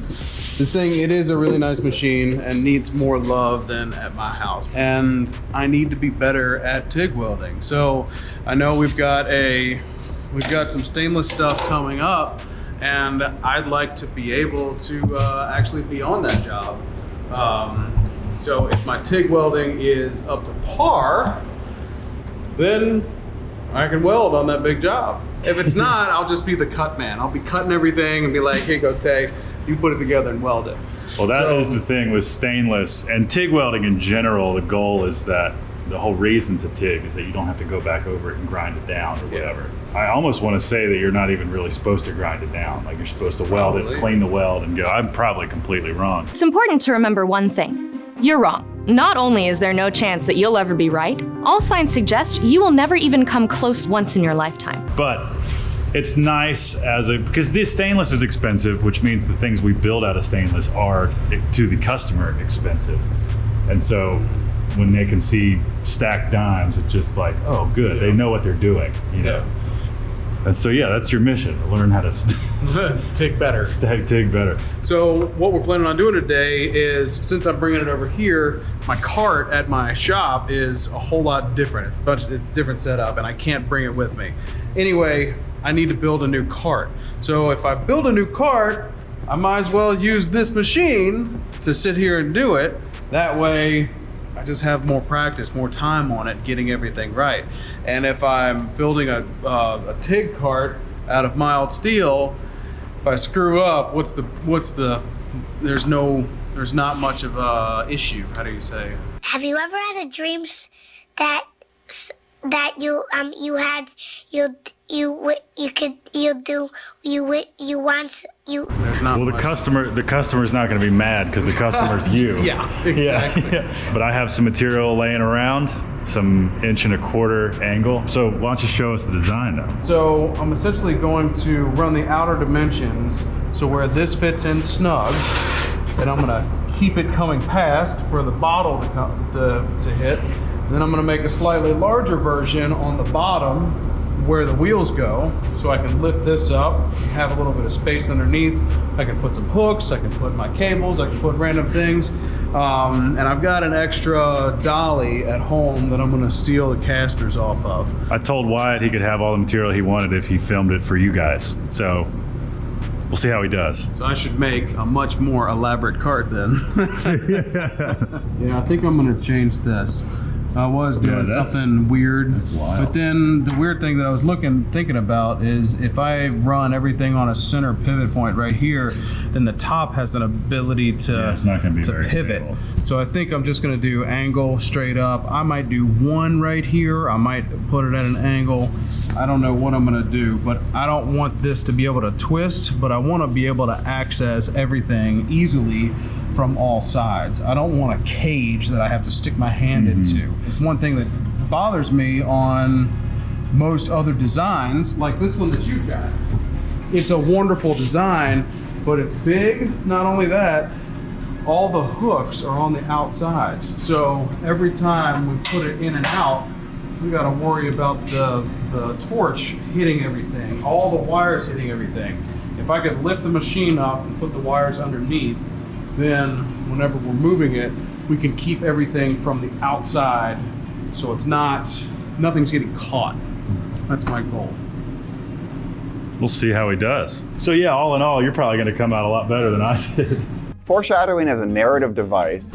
Well, mine's gonna look a little more rough. Sometimes foreshadowing is relatively obvious. Let's see if we can find some. That's true, at least mine's all powder coated. Yeah. Break a leg, sir. There's my bottom piece and my top piece. And I'm gonna make a cut list with some kind of shorthand to insinuate what kind of miters that I want to do. And yeah, and then I'm gonna start cutting from there.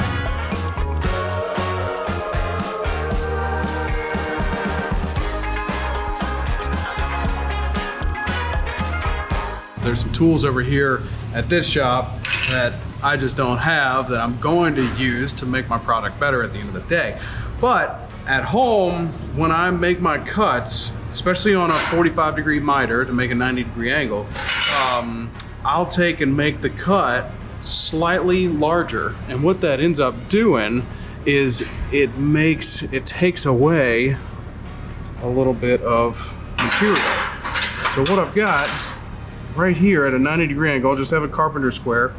The reason I did that is because if I were to mesh these two together perfectly, right here, in this right there, it looks like a 90-degree angle, but it's not. It's about an 89-degree angle. So what's going on is I've got a little bit of play in there.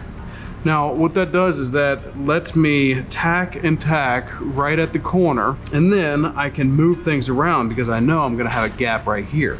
So that also gives me a little bit of more material that I need to put in to get a stronger weld at the end of the day. So what I'm going to do is I'll be tacking and I'll be finishing out, cleaning all this up and welding the back side.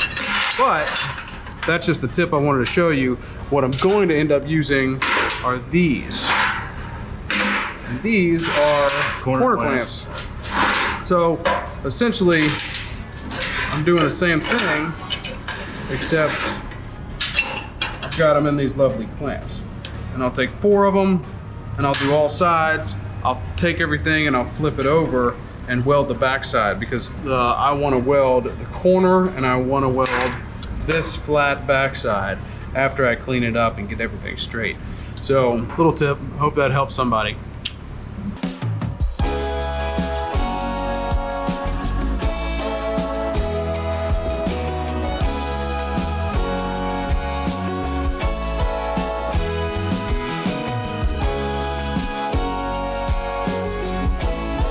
So right now I'm at the spot where I've got everything clamped, the 2 welds that I want to weld. These pieces are too short for how big these are. So I went ahead and set up the TIG welder, and this is where I say, Dad, I need help. I'm busy. Well, for starters, this cup is way too big, unless you're welding giant 1/4-inch steel. Gas is going all over the place. That's probably a big reason why you're having porosity issues. So I don't know everything about TIG welding. I know very little actually, but I know that you need to size your tungsten to your filler metal, and all of that needs to be sized relatively toward the thickness of steel. So Wyatt had a giant, this big fat cup on his torch, which isn't really necessary, especially for steel. Steel does not really care that much about contamination, not as much as like stainless or aluminum. So we're gonna put on a number 6, and I gave him a 2% serrated tungsten, which should be just fine for steel, stainless steel. When you get tungsten out of the case, it's obviously blunt, and this is gray, which is 2% serrated. Wyatt did a pretty shallow point. This is one of those things where TIG welders will yell at each other for hours on the internet about which one's right. I just know that the longer the chamfer and the more gradual it gets to that point, typically the more arc stability I have. That's about what I go for, about 3/16.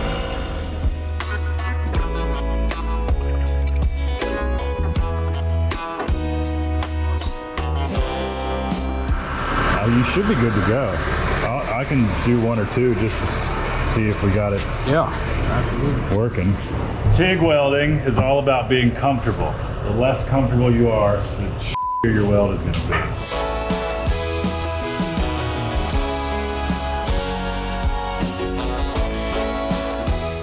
I would turn the gas flow up just a bit. I would say that's more stable than mine is sometimes. Well, there's nothing wrong with the machine. You mind if I finish this off? I'd prefer you to. Sure. Just focus on keeping that arc perpendicular as much as you can and keeping it as close as you can. And go full bore immediately. You want to catch that heat up. Start it without filler. Don't start it on the filler. Get that puddle going first.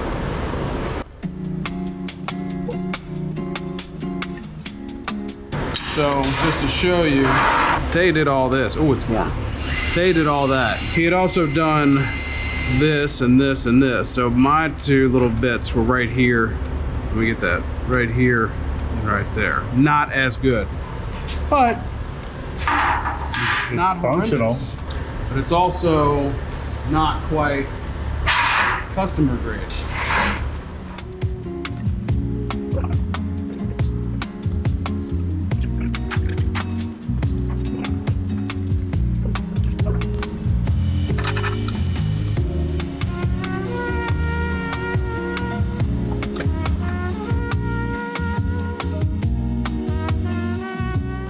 So yesterday I was excited and the welder did really nice, and it was I've noticed that one of my biggest issues was gas shielding. I had my flow a little too high, I had my cup too big, my tungsten wasn't ground right. There was all kinds of little stuff, and I was fighting the TIG welder. You shouldn't have to fight it at all.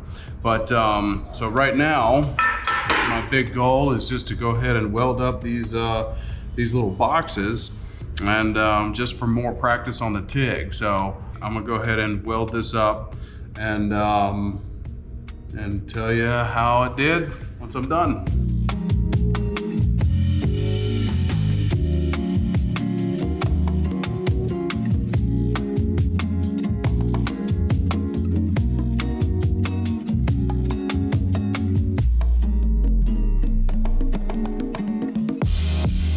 I got the top piece almost done. I still have to do some work to hold in the tank and everything. I'm excited to see your design.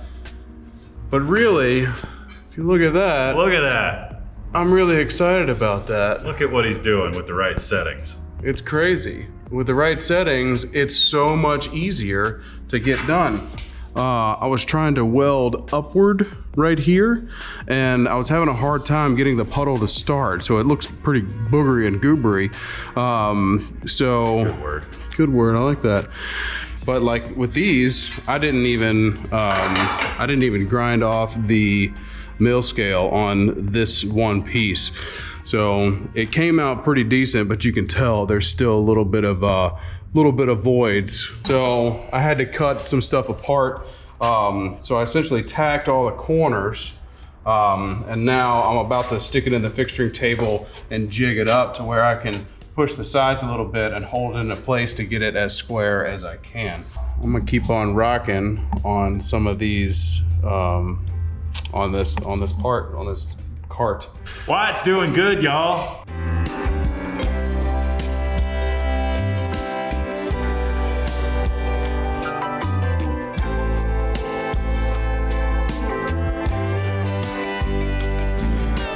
just welded up the second one and things went lovely. I had one corner that was a pretty wide gap, and honestly it was kind of fun just to play with my heat settings, back it up and see if I can pulse in order to get that.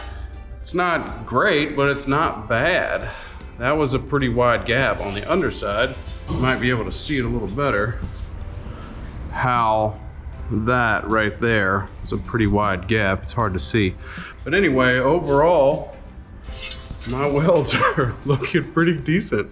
I'm pretty excited about that.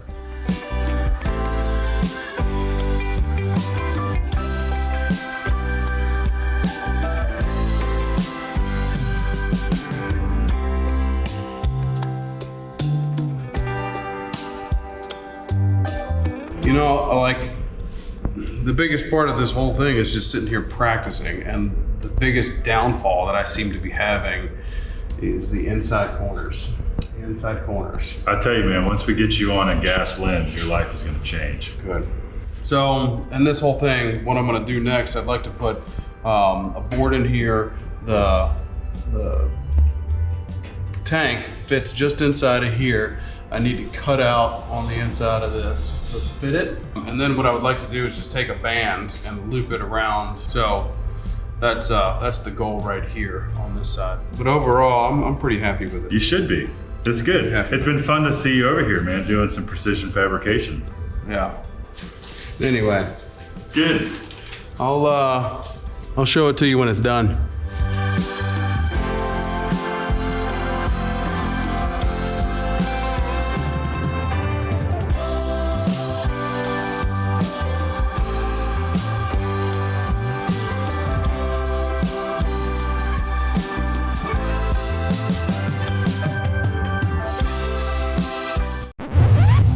Not fit? It doesn't fit. It doesn't fit, Juan. Ah! Well, damn it, why don't it fit? Because I'm smart. All this work and it doesn't fit. It almost fits. So you're almost done. I'm almost. I bet you if you put a piece of plywood in there, it'll raise it up a bit past those radius points. Probably. And it'll fit. I got like a 1/4 inch. Yeah, I might just throw a strap on it. Come on, finish it properly. Well, I mean, piece of plywood. Yeah, strap it on. Well, it makes sense. Plywood and strap. Ah!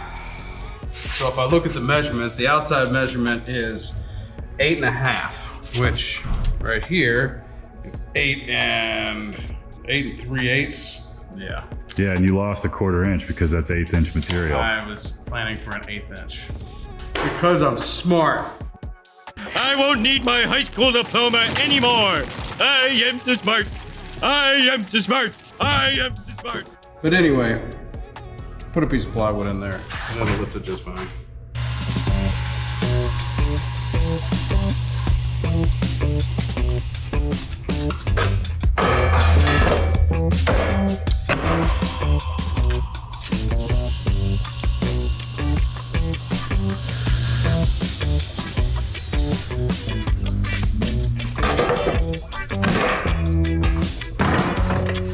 Like a glove. It's less in than and more on. Yeah.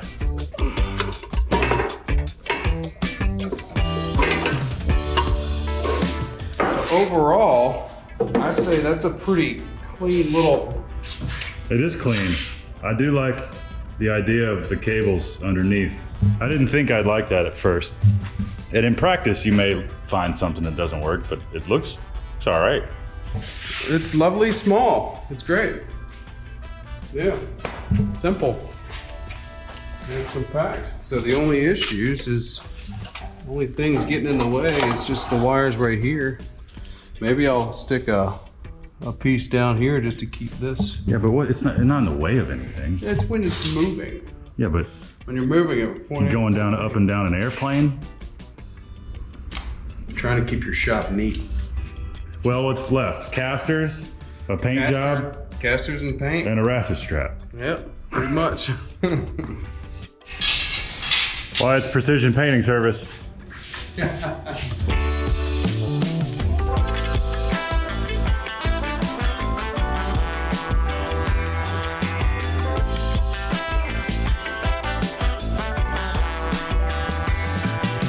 Well, ladies and gentlemen, it's Thursday morning, and Wyatt has, well, in his mind, finished his welding cart.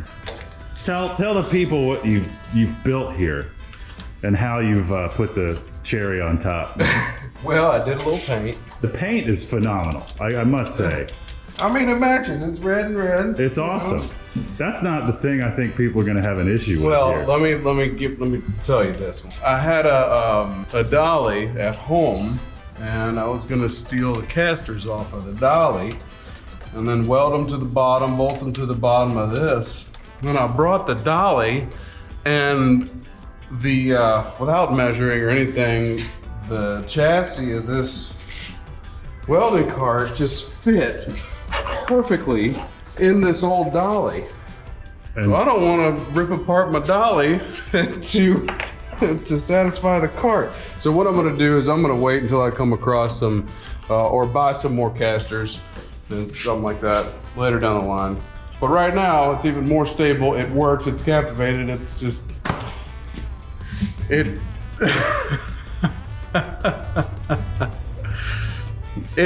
Look, I'm a function over form type of person. Oh, we know. Oh, yeah. We sure know. Well, speaking of function, look at this. I'm going to quit giving you shit for a minute and look at this nice cable storage solution down here. I'm loving it because, you know, in my opinion, some of the parts of it, I'm going to do the ground cable first, all the way to the TIG cable. Ground cable, pedal, TIG cable. That way you don't put your TIG torch down and then trip over it, do anything while you're messing with your ground cable. It's just one more step that you could potentially screw up your cup. He left my torch on the floor like 4 times yesterday, I did. But he's got all these rules that I've never seen him practice. Look, I try to pre-think and then I screw it up, you know? I'm not saying I'm a perfect person. It's a handsome rig from the waist up. I gotta say. Well, there you go. That's as close as a finished reveal as you guys are getting. Well, hey, thanks for watching. Appreciate your support. Let us know what you think of Wyatt's solution down in the comments. And usually I say be nice, but you know, in this case, just say what you want to say. Say what you mean, say what you think, and it's all right. You know, but the point of this whole thing was to practice TIGging. It's true. And the exciting part of it is that I feel more comfortable with the TIG torch in hand. I feel like, in my mind, it's a total success. Sure. No matter what the cart looks like or what the cart, I feel like a more competent welder because of this project. You should. And I've since put him to work on some other stuff and hard positions like that sign behind you. And I was definitely slow, but that takes time. We all are when we start.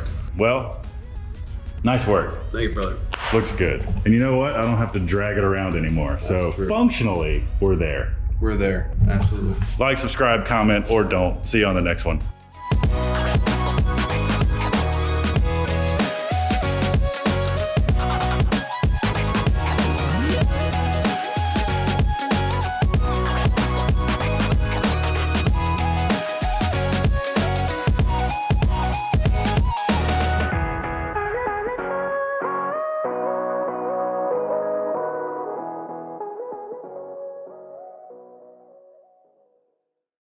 Hello. Hi. How are you? Good. That's great. My name's Tay. I'm here at Lift Arc Studios, and welcome back to another episode of Lift Arc Builds. Why is the production value so good all of a sudden? Well, Walker, my good friend, my editor, video extraordinaire, media overlord here at Lift Arc Studios, is out of town for the week with his family. He deserves it. That means, however, that I need to shoot, edit, produce the entire video myself. to shoot, edit, produce the entire video myself. Oh dear God, no! Don't worry, Tay. I got you. So, I'm overcompensating by putting on a nice lens, and that's about it, really. Today's video is gonna be a quick one, probably, at least a quick build, a pretty simple build. My sister Grace is a glass blower. She's 2 years younger than I am, and she lives in Brooklyn, New York. So in the glass blowing world, there's often a need for what's called molds, because glass blowing is the art of gathering glass on the end of a pipe and shaping it raw or blowing air through the pipe to inflate the glass like you would kind of like chewing gum, creating a bubble, and then you can shape it further that way, or blow it into a mold, which then the glass, like water when you pour it into a vessel, takes the shape of that vessel. So Grace has these cups and vases and cylindrical pieces that she makes quite often with semi-regularity, and having a mold, she needs some new molds made. So that's what we're gonna make today. We're gonna make some metal glass molds. She's provided me this. You can't see any of that. And also she didn't provide me this. These are terrible sketches I made while I was on the phone with her. But essentially what we're doing is cutting some pipe to length, putting handles on the side, drilling holes throughout the cylinder to vent the gases that are created when the glass comes into contact with the mold. The mold itself will be lined with a special cork mixture, which helps it release from the mold and does other things, I'm sure. I think it might help cool the glass. If molten glass comes in contact with metal, it will stick, and that's no good. Don't want that.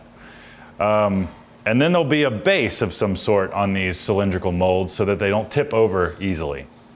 So pretty simple. We're just gonna get right into it. I've never made these before, and Grace and I are kind of prototyping R&D'ing on the fly. So we are just gonna get stuck right into it and see what we can't do. And yeah.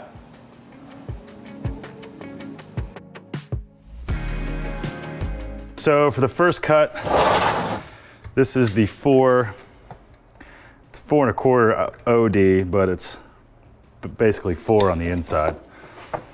So for these, I need one of them at 8 inches and one of them at 3.5 inches.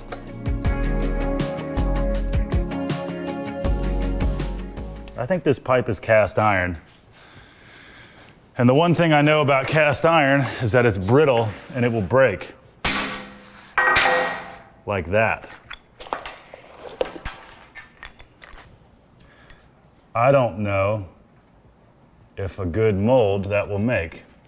Honestly, I'm not even gonna go with it. I may have to go over to Black Dog and see if they have any 4-inch pipe laying around.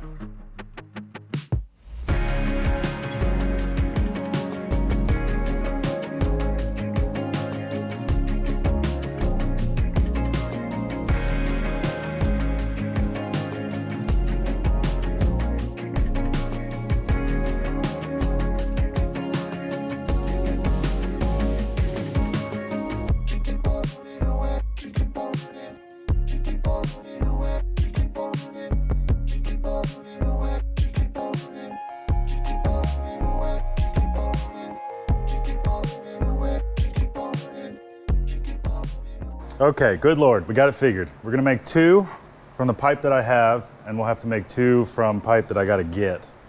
So these ones are 3 1/4 ID, which will allow her to make the 3-inch pieces after an 1/8 inch of cork goes around the inside. And then she needs one that'll end up being 3.5 inches. So basically I need 3 3/4 inch pipe so I can lose a quarter all the way around. Don't know where to find that. I'm gonna have to find it somewhere else, but I can make 2 molds now. Let's do that. I'm gonna go cut support rings. So this was for the bigger pipe. I need to cut it for this pipe. So I'm gonna make 2 that have 3.5 inch ID, one that has a 7-inch OD, and one that has a 10-inch OD. Let's go draw that up real quick. This is not an illusion. It is actually this bright in my office because of that skylight.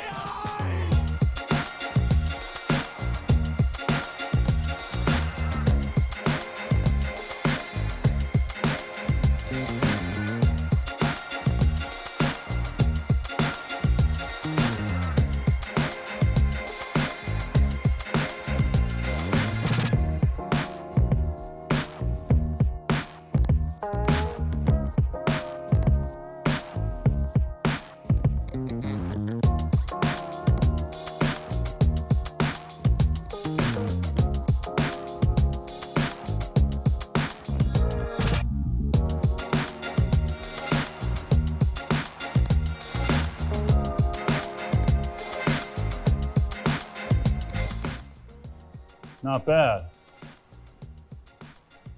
So I'm gonna quench this, cut it, fit it, and then bend the other one to match.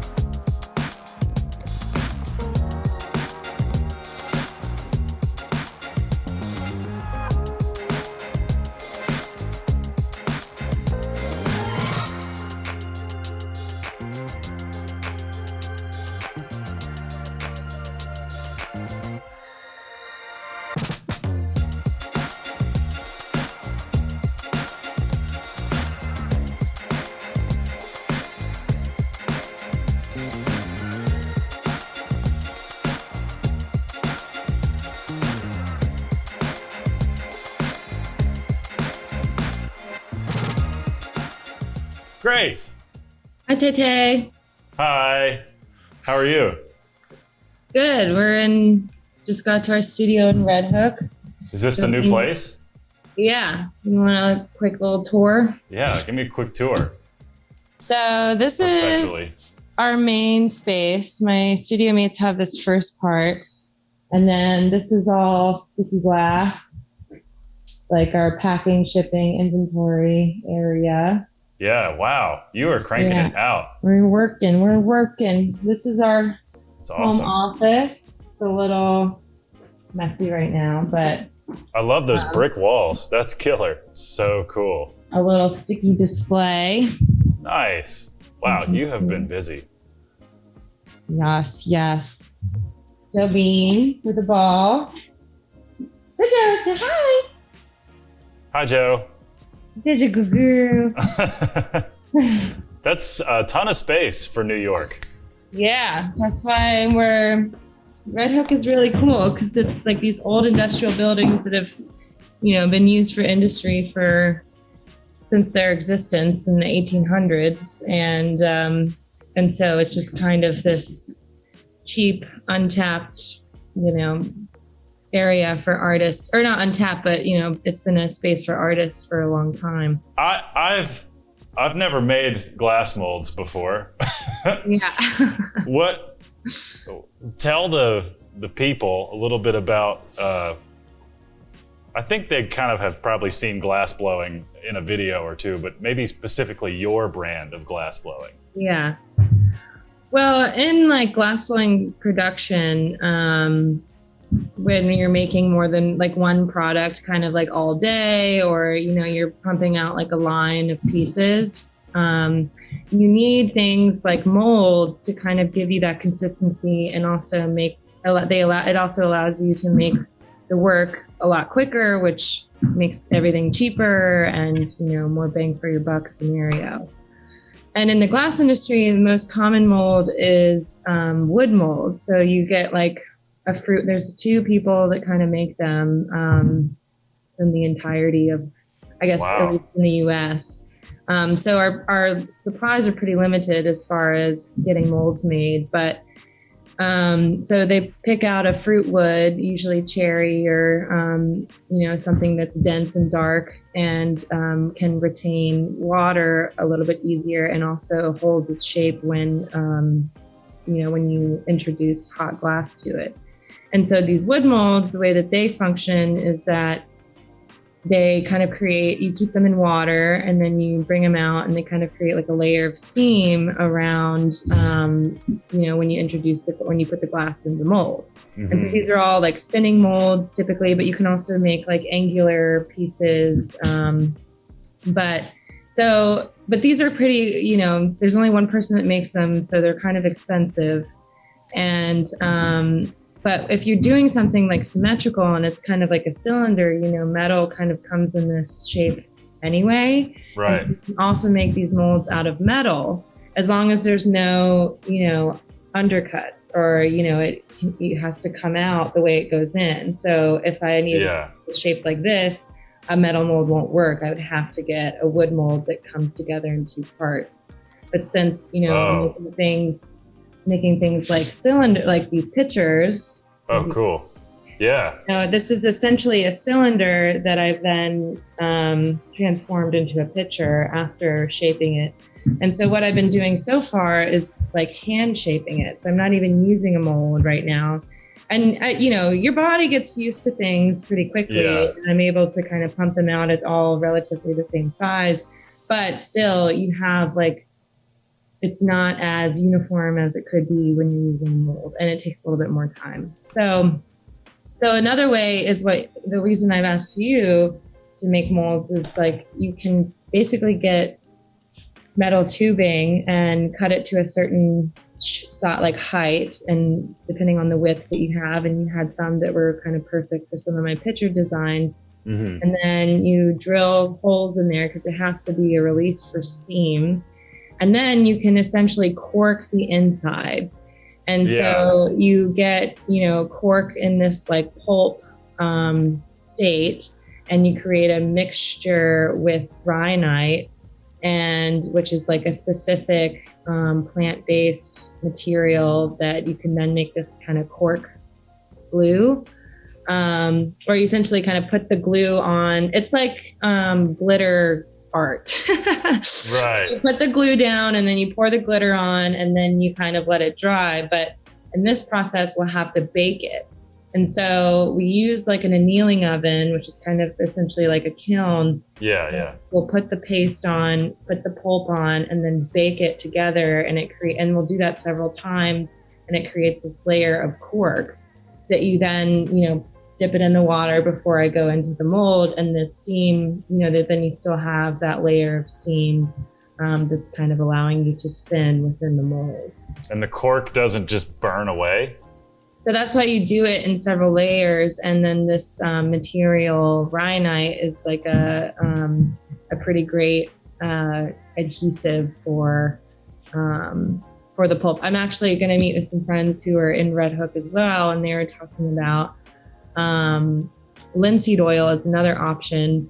Yeah. But linseed oil burns differently, so that creates more smoke and it's not as great. And I work in a public access studio, so I have to think about people next to me and kind of being considerate about that. So if we can, cork these pieces, then that's kind of the best case scenario. And you could do this process. It takes about a day, like the whole process, depending on how many molds you have. But then it lasts like for 10 years.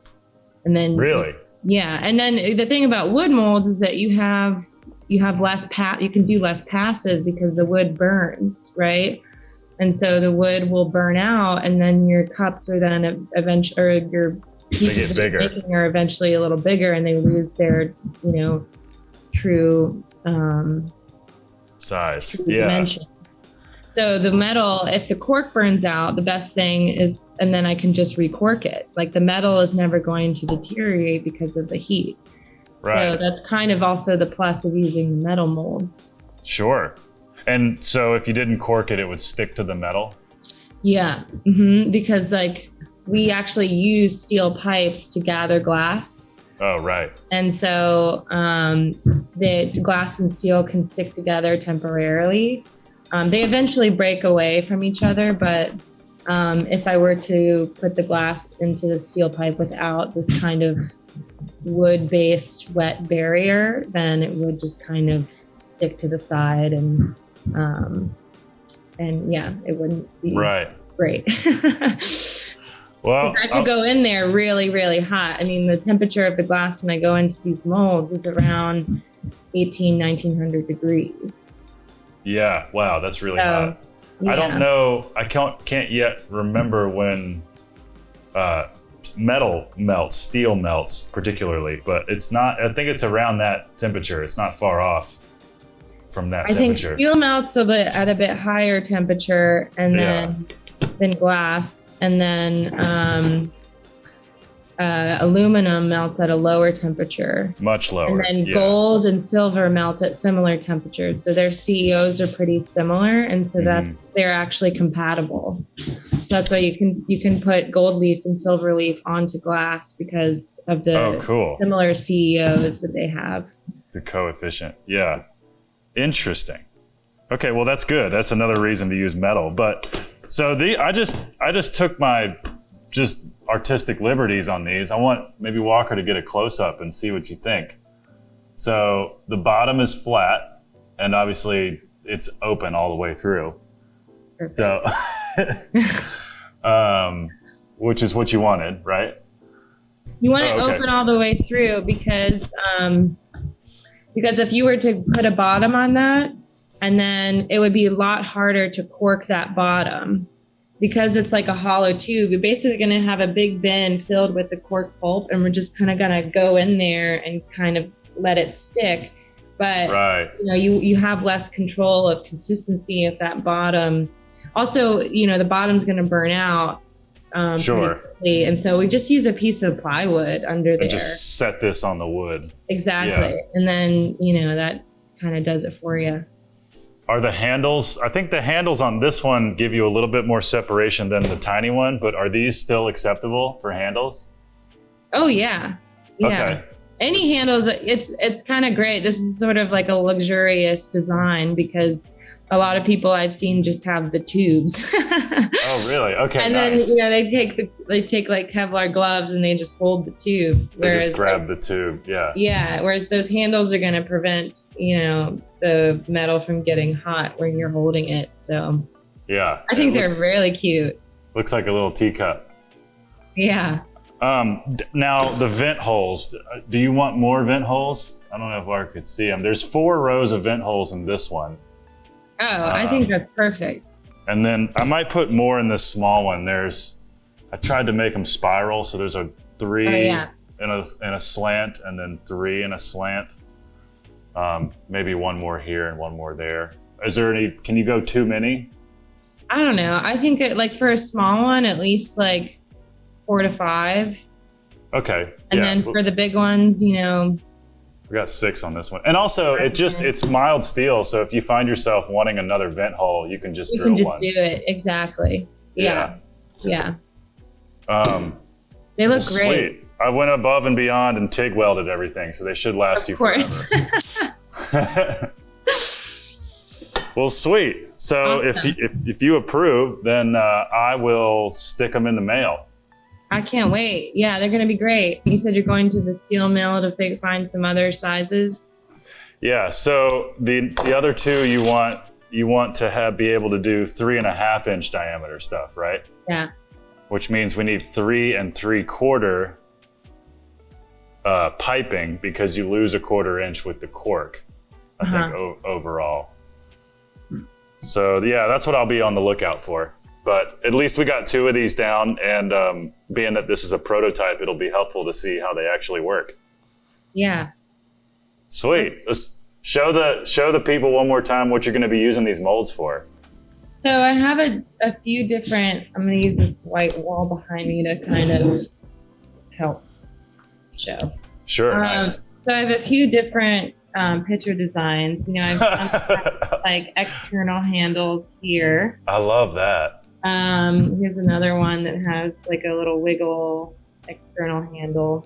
Fascinating. And then I have some, so this is for the smaller ones. I have some that have these little feet.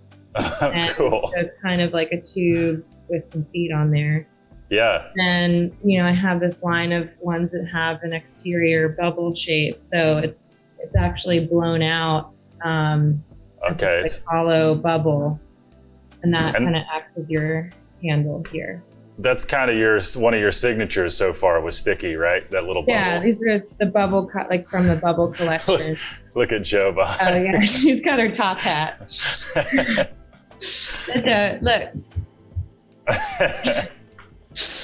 And then for the cups, I have, it's kind of similar things. I have some that have this external chamber here, and then some that have like a little just a handle bubble that I kind of stick on.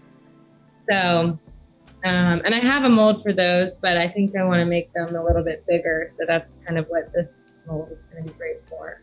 Cool. Yeah. Right and on. Depending on when you get the other molds in, it might be best to just send them all together because we have to set up the corking in like one day, and it's kind of a big setup. So it might make sense to like do them all at once. Okay. Well, I'll make a note to call Steel Services after this because even if they don't have anything laying around, I can just custom order something or at least get a quote for that. Yeah. And so for the 3.5, see, it looks like, I think I have it written down here. You want one at 3.5 inches long and one at 8 inches? Mm-hmm. Okay. So these are still valid. Cool. Well, if anything, I can just have them custom cut some and I'll just get the quote for that. Yeah. We can then put it on. We'll see. Put it all in the mail at the these are same going to time. be great. These two. Yeah. Awesome. Yeah. I figured if it was worth doing, it's worth overdoing. Yeah. Classic Whiteside move. Yeah, right.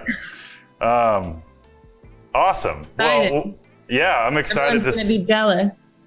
Well, it's tell them where you got them, and Yeah, we'll start a like side business of. For sure, if I can make them, make a little money off of them, and then you can mark them up and sell them up there, that'd be even better. What's also cool is if you have, I don't have an example here, but there's a lot of times people need metal molds to do something angular. So if you needed like a glass piece with like an octagon or like a pentagon or a square even, you can't really get that out of wood as well as you can out of metal. And those don't need to cork or anything because you just go in, you close it, and then you come out. So you're only staying in there for a certain amount of time. Interesting. You put some graphite spray on it, and that kind of is just the release there. But, right. So when time comes for some angular stuff, that's going to be a fun one because the CNC plasma is perfect for that. Well, yeah, I could make my top plate and then kind of like a cookie cutter, I guess, where you have a top plate and then walls around it. Right. Yeah. Cool. Well, yeah, put it to work. I'm excited. That would be neat to see. Totally. Yeah. Well, I'm glad we got it. I'm gonna call the steel place after this and get the right stuff lined up. For the purposes of this video, I think they have a pretty good idea of what the hell I've built here. Yeah.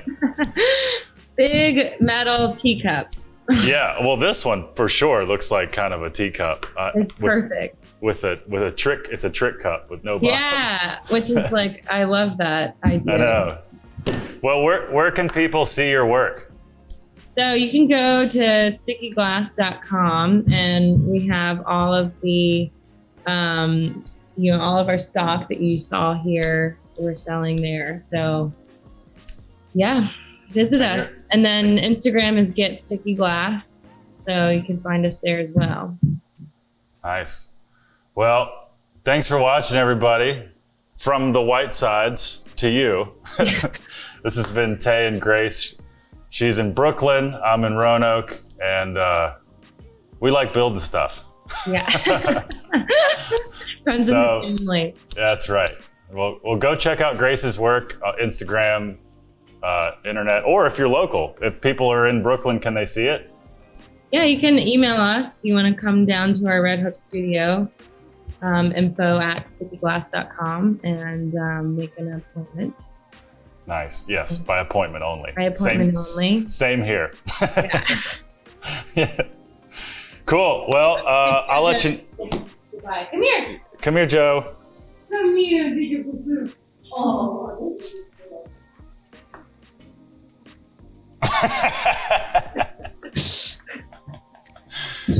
She is something else. Here, hold on. Come here, Still. Come here. Goodbye. Come here, baby girl. Who's that? Who's that? Oh. Okay. From our doggies and our businesses to yours. That's right. Well, thank you guys for watching. From our dog family to yours. Yeah. See you next time. Bye-bye. Bye, Joe. Bye, Grace. Bye, Tete. We love you. Bye, Stella. Oh, look at that. Oh. All right. Well, see you later.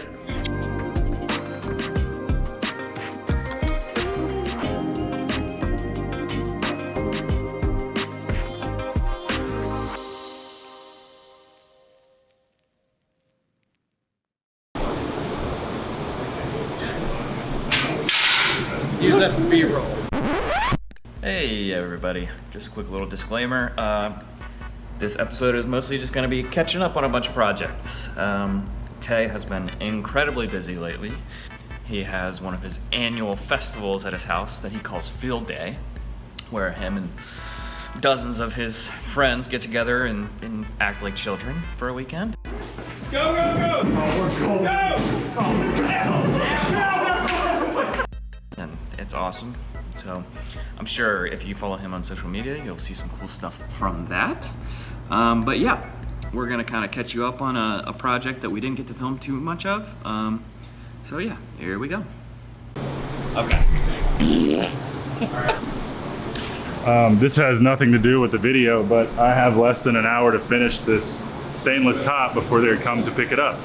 Ooh. So, shiny. That's real. Yeah, this is 18 gauge stainless. This is about $200 worth of stainless right here. Jeez.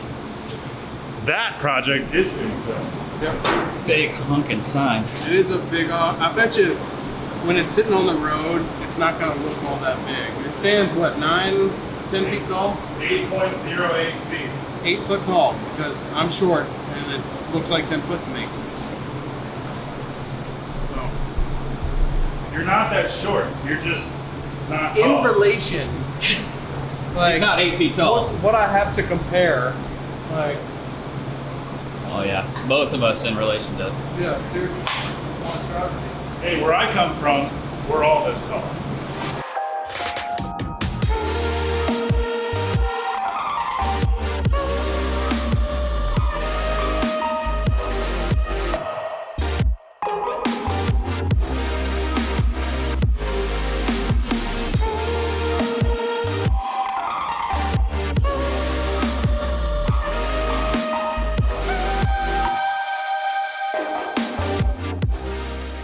Hello. So you know how we all have that one friend that always starts the story in the middle and then everyone else is left wondering the proper context for the entire story? Well, today I am that person. So behind me is a giant metal sign, one of the biggest things that I've built in this shop, other than the play sign, which is physically bigger, but this is more complex. There's more writing on it, there's more stakes. It was a bigger risk for me to take on, and more of an unknown territory kind of thing. But behind me is a metal sign that we are building for a local multi-use building, let's say. It was an old Ford dealership in Vinton, which is the southeast part of Roanoke County. And it is now the Vineyard Station, inside of which currently is a restaurant called Joe Good Pies. And it's a great brick oven pizza place, and there's gonna be some other things in it. But what I am building is the tenant sign, the anchor sign. This says what the building is, and below it there's gonna be slots that show you where the tenants or who's in the building. So before I get ahead of myself, let me give you an overview and bring you up to speed on what I've built so far. And then I suppose at this point we'll follow the build from now until completion. And we'll get into why I haven't filmed any of it so far later. But let me show you where we're at. So here we are. What you're looking at is an 8 foot tall, 46 inch wide at that portion and 57 or so inch wide there. Metal sign. It is made out of mostly 1/8 inch steel, except for the corner pieces, which is 2 by 3 3/16 angle. All the parts were drawn in Autodesk Fusion for the most part, and cut out on our Shop Saber plasma cutter over there. This is the name of the building, like I said, Vineyard Station. It is a double-sided sign. And the design was created by a local contractor and builder named Greg Rhodes. He was the contractor that helped me with the renovation of this place, and he's the guy that's been doing the overhaul on the Vineyard Station. So really cool. Lots of local talent has gone into making this sign happen. The base here is built from, again, 2x3 angle, and this is 3" by 8" flat bar. I created some jigs on the fixture table here to make two sides of that, which were then joined with pieces of 2" flat bar to create a 3-dimensional piece. This part was built separately, the Vineyard Station cube section. It was built with, like, this is all one piece. This is one piece. There's the same piece underneath, and then there's this access panel here. So that part was then assembled and welded to the base part. And then that part was built on top of both of the joined pieces. And it was all, excuse me, compressor. And it was all done right here as it sits clamped and leveled to the side of our fixture table. There are accent panels on each side because there's gonna be lights inside the sign. There's gonna be some 120 volt LED side lights, and there will be plexiglass behind the negative space in this portion and all 5 of the rectangles on both sides of the bottom section of the sign.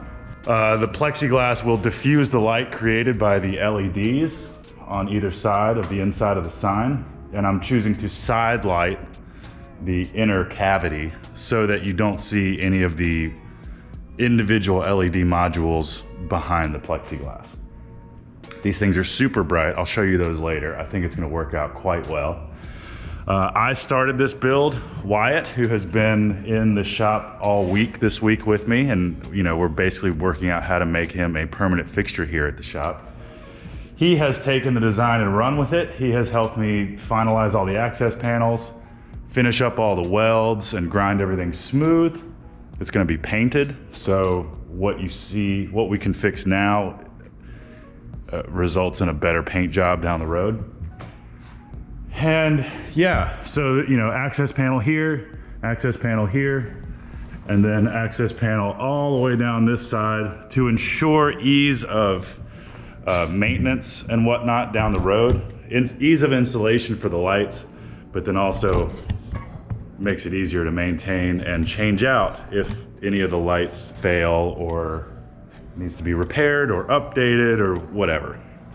In my experience, anytime you can make something serviceable, instead of just, this is how it is, and if it breaks, sorry, from an engineering mindset, I always have a lot of appreciation for that type of thinking. Make it easy for the next guy down the road to work on it. So that's why there's all these access panels. All the fasteners will be paint matched. The paint scheme is gonna be green on this portion, black on the rest of it, and then the white plexiglass will be in between all these. And then the vendor signs, or the tenant signs, will be made from CNC cut aluminum, and they will be floating above the plexiglass via some standoffs that we build. And that way, if a store or restaurant leaves and you need to put a new vendor or tenant sign on there, all you do is unbolt the old one, put the new one on. There you go. So I would have loved to bring you guys along with us with the raw fabrication of this thing, but it was just so mentally taxing for me to do this, because again, this was a really big build, one of the biggest that I've done in the shop, and I just couldn't think of everything I needed to think of here and do it properly and within a reasonable time, and then also worry about trying to get the footage.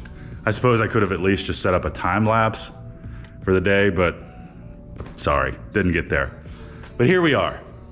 We are now up and running with the episode, and I have lots of stuff planned YouTube-wise for this and some other things. But when Wyatt gets here, we'll put the camera on him. We'll ask him what it's been like to take it from where I left it to where it is now. And then we will press on with a few other things.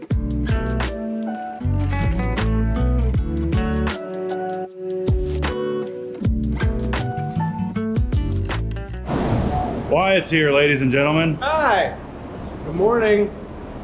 Enjoy a fresh Coca-Cola. I used to work with these jokers. You used to work for Coke? Yeah. Building stuff? No, I was a merchandiser. Stocking shelves. Yeah. Word. So I think I told them already the game plan for today, but we need to go over all the welds with 120 grit flat wheels, fill in the holes that are left, finalize all the other small mounting holes. The big thing I think is the mounting solution for the plexiglass. Yeah. So the strips on the back side of there, figure out what fasteners or studs. I think I have some hardware that we could probably just cut up to use for that. Yeah, if you just want to hit, you already know what you need to do. Let's start by making everything uniform. Okay. As clean as possible. Finish out these holes. Yep. Just all the little stuff. Yep. The little tedious stuff. Because then we can, in my mind, we can put a bow tie on the rough fabrication at that point and cleanly transition to mounting the plexiglass, knowing that everything is done. All the seams, all the joints, all the access panels are trimmed, all the hardware makes sense. So yeah, go team. Go team. We'll go Wyatt. I'm gonna do something else.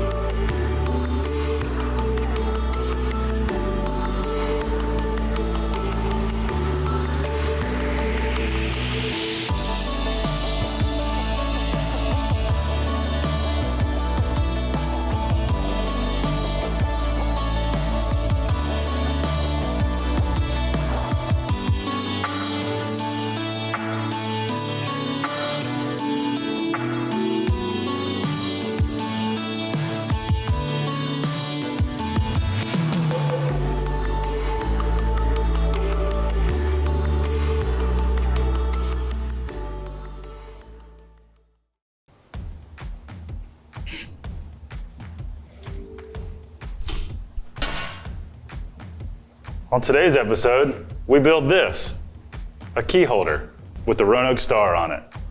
It was designed by my summer intern. Don't tell anyone.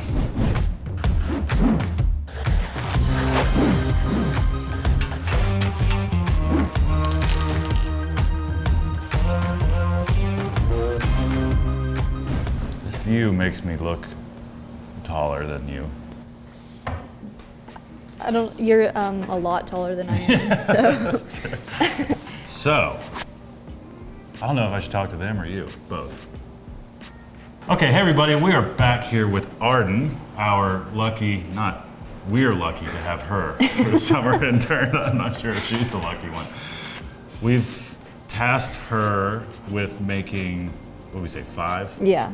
5 simple designs that could be cut out on the plasma cutter from 1/8" steel, I think we said.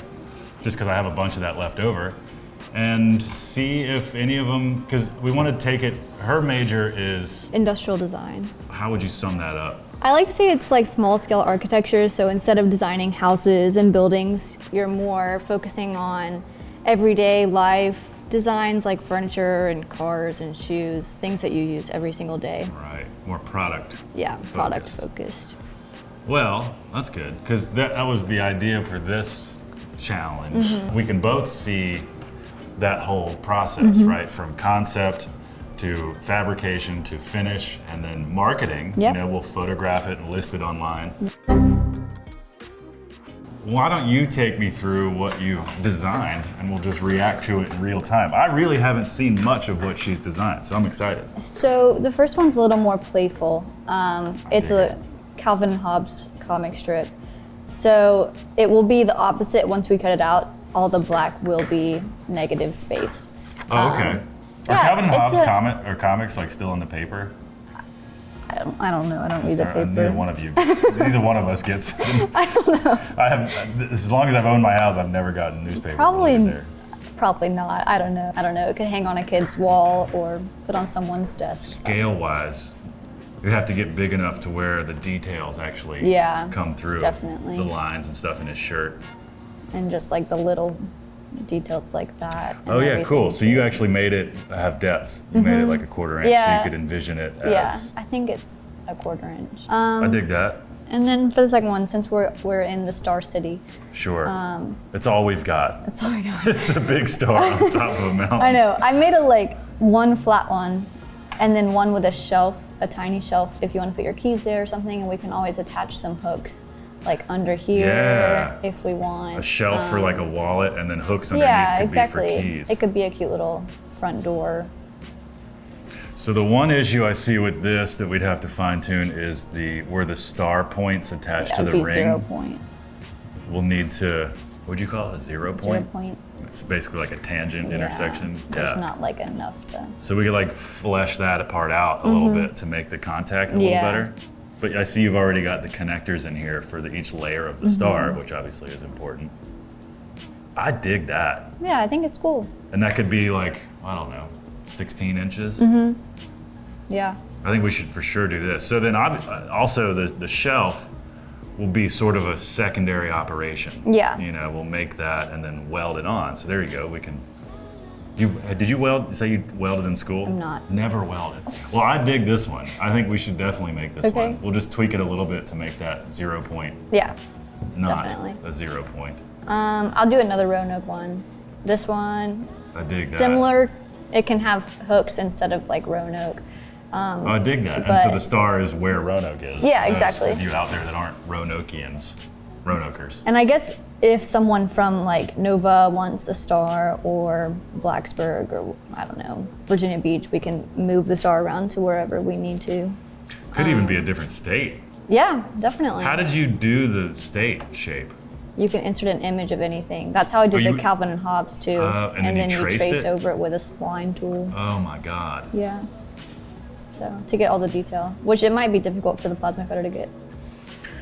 some Again, of it depends on but- scale. Yeah. You know, the bigger it is, the more the crevices are But it's feasible. still a cool thing to just hang on your wall if you want as well. Totally. You know. Sort of the same thing, where it's Mhm. like well, this doesn't have to have any function, but yeah, you could put hooks on the bottom of each letter or something. Yeah. Or no letters, and then hooks on the actual Virginia. Yeah. Yeah. So and Okay. then for number 4, I have. Oh. It's like it would just hang on the wall, maybe like above a couch or something, and I This added. could be bigger. Yeah, it could be big. I added like inverted rays that continue off if you wanted a larger wall hanging, whatever. Cool. But I mean, I like it plain. Yeah, I like just the panel. Yeah, I think it'd be That really would look pretty. cool. That Especially if it was painted yellow, it'd be so much brighter and could be. prettier. This one's interesting because I'm bouncing back and forth between a few ideas as far as scale is concerned. Mm-hmm. You know, it could be small, but it could also be absolutely enormous. Yeah, How did you envision this? Like, ideally, how would you? pretty big in my mind. Maybe like it would fit probably above that bookshelf pretty well. Like 4 feet Yeah. wide, kind of. Mm-hmm. Well, one of the other things that, you know, shipping in retail is always the thing that gives you the most Yeah. headache. If there's a reason to let that govern some of our size decisions. Yeah. You know? Definitely. Because it would also look good small and just like put in a kitchen or, you know, laundry room, anywhere. I'm wondering if we make it smaller, if the rays should be Bigger. bigger and Yeah. less of them. Yeah. Honestly, I feel like the Virginia Star and the Roanoke Star could be, because, you know, Black Dog's right down the road. Yeah. And they would let us put some things on the floor for sale. Yeah. So we could try to sell them locally. Mm-hmm. Yeah, I think both of these could potentially, because Black Dog already has like a good amount of Roanoke stuff, so it would fit in pretty well. You know what we could do is, as far as the Virginia is concerned, Whoever comments their state the most will make a version for their state. And the capital of that state? We're not making a star cutout for everyone's hometown, I'm sorry. Let's do, I like that a lot. The letters coming off the bottom of Virginia. Let's do this, the star one, let's do that one first. Okay. Because there's welding involved. Yeah. And even if you're not from Roanoke, it's still a cool looking star. Still cool. So that one, in my mind, is my vote. Yeah. It's probably my favorite too. So, well, because I don't yet have the output figured out for Fusion, what I need from you is some DXF files. Yep. We could do a flat shelf with a little lip around it. Yeah. You know, to contain like coins and keys and stuff. Yeah. Let's do that, make it like a tray. That would be cool. And then we'll hand bend some hooks to go underneath it. Cool. Heck yeah, nice work. I dig it. Thanks. But anyway, yeah, let's double it, get rid of the 0 points, and then we'll do a tray. And then we'll cut it. Nice. Heck yeah. See you in a bit. You excited? Yeah. All right, so we got a plate on the plasma cutter. Arden's got her safety glasses on. I'm gonna just close my eyes because I can't find the other set. But I think we're good. Any last words? No. You know? All right, we're gonna cut.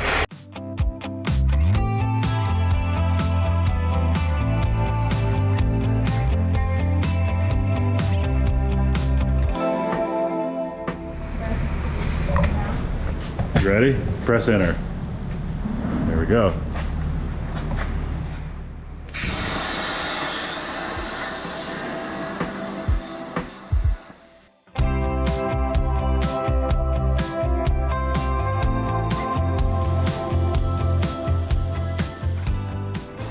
Look at that. Hot off the press. How satisfying. That's so cool. That's what it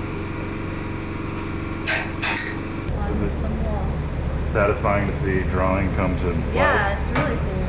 Because on a computer screen, you can never really like 100% imagine it. That might be my most favorite thing about this machine is just being able to draw anything and it just shows up. And it's like so much bigger than I was thinking it would be. And now it's tangible. Yeah. All right, well, I gotta start some bigger projects very soon, but I figured I'd take a moment today, this morning, and tidy up this project that Arden developed and that we just cut out. So we got the pieces here for the star shelf. Admittedly, the nozzle on my cutter was a little messed up when we went to cut, but I don't think the final design is gonna suffer at all. So I'm gonna take this over to the bench. I'm going to flap wheel everything, clean it all up, and then maybe tack a few things together, give it a lick of paint, and then list it online for sale. That's after we test it out and approve it, of course. So this is kind of a cool little build. Let's get it done.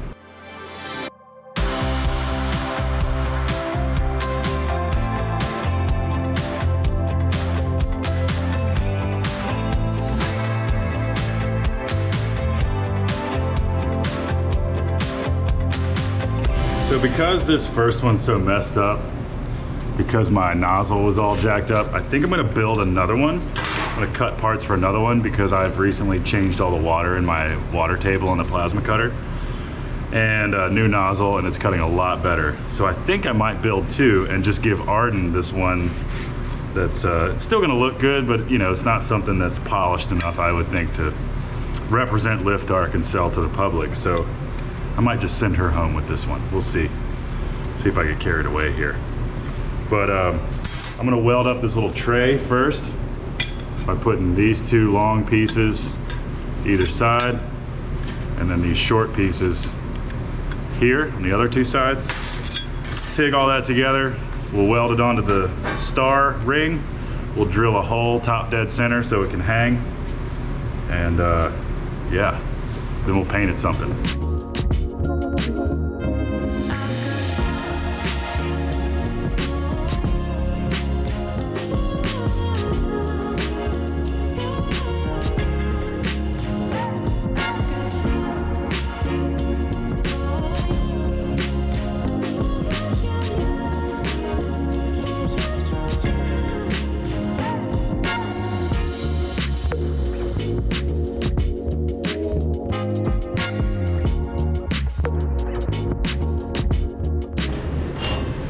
Looking good. Beep, beep, beep. There's that. I say we clean her off with some acetone, get some paint on it. What do you think? Arden did a good job designing this. I think it's really classy. We'll, I think some things could be done to speed up the design, to speed up the fabrication. I think I can use a method in Fusion to design this tray to where this is actually one piece, but the bends, because it's hard to bend 1/8" steel, I could use a method where I could partially cut on the bend line. So I could draw a line that doesn't go all the way down the length of this in Fusion, and have the plasma cutter cut like 80% of that joint and leave connecting pieces maybe on the ends and in the center. So that way it's easier to bend. You can bend it up and then just weld it instead of having to use magnets and stuff to hold all these pieces together to weld it. Little trick that I've seen other people do that I have yet to figure out. So maybe that's what I'll do next time. But super classy. Let's put some paint on it.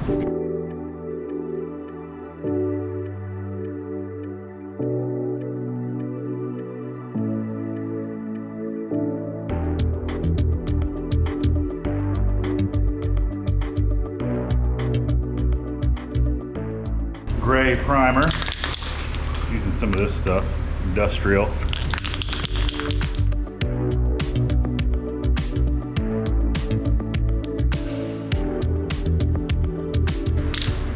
All right, good first coat. Let that dry, and then we'll put some color on. Satin black, satin white. We got red. Red's a little aggressive. Blue's a little aggressive. I'm kind of leaning toward a clean white. Let's do white. That's appropriate too, because the Roanoke Star, which this thing's modeled after, is white right now. All the neon bulbs are white, so that makes sense. Well, I'll let that primer dry. We'll hit it with some white, then we'll take some pictures of it, put it on the website, figure out what it's worth, and then it's done. Arden's been at the beach with her family. I think it was the beach. She said she was going, so hope she's had some great time off. I wanted her to see this whole process, and kind of teach her how to weld and mess around there. But you know, in all honesty, it's been super busy here at the shop, which is a great problem to have. So she'll just have to see the final product when she gets back. And you'll just have to imagine her reaction. I'm sure it's gonna be great. So beautiful.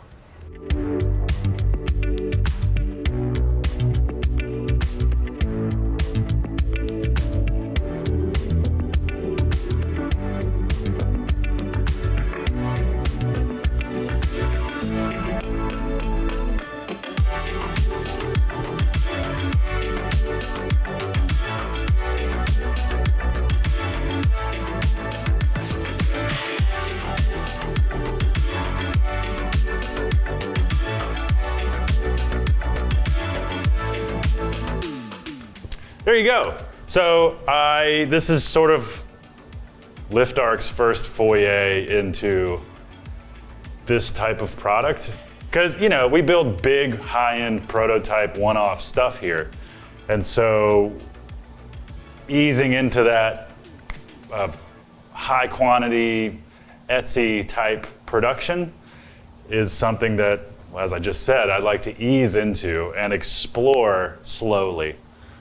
There's a bunch of people out there that build this kind of thing. Not everybody has a CNC plasma cutter. So there's ways I'd like to streamline the production of this shelf by having it all cut out of one piece and then having bend slots in it. Something like this only becomes profitable if you can make it cheaply and quickly. I gotta do the math. Well, here's some numbers. So think about this. I have $15 of material in this. I have an hour of my time, which is $80 an hour. And I have another half hour of painting. So my cost already is over $100. And I don't think people will pay $100 for this.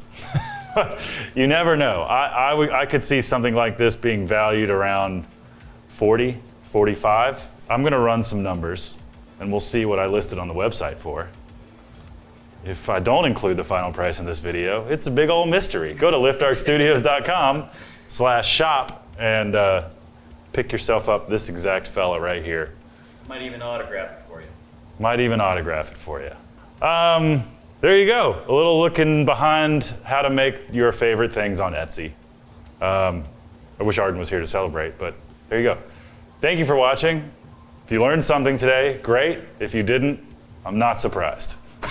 I'll see you next time.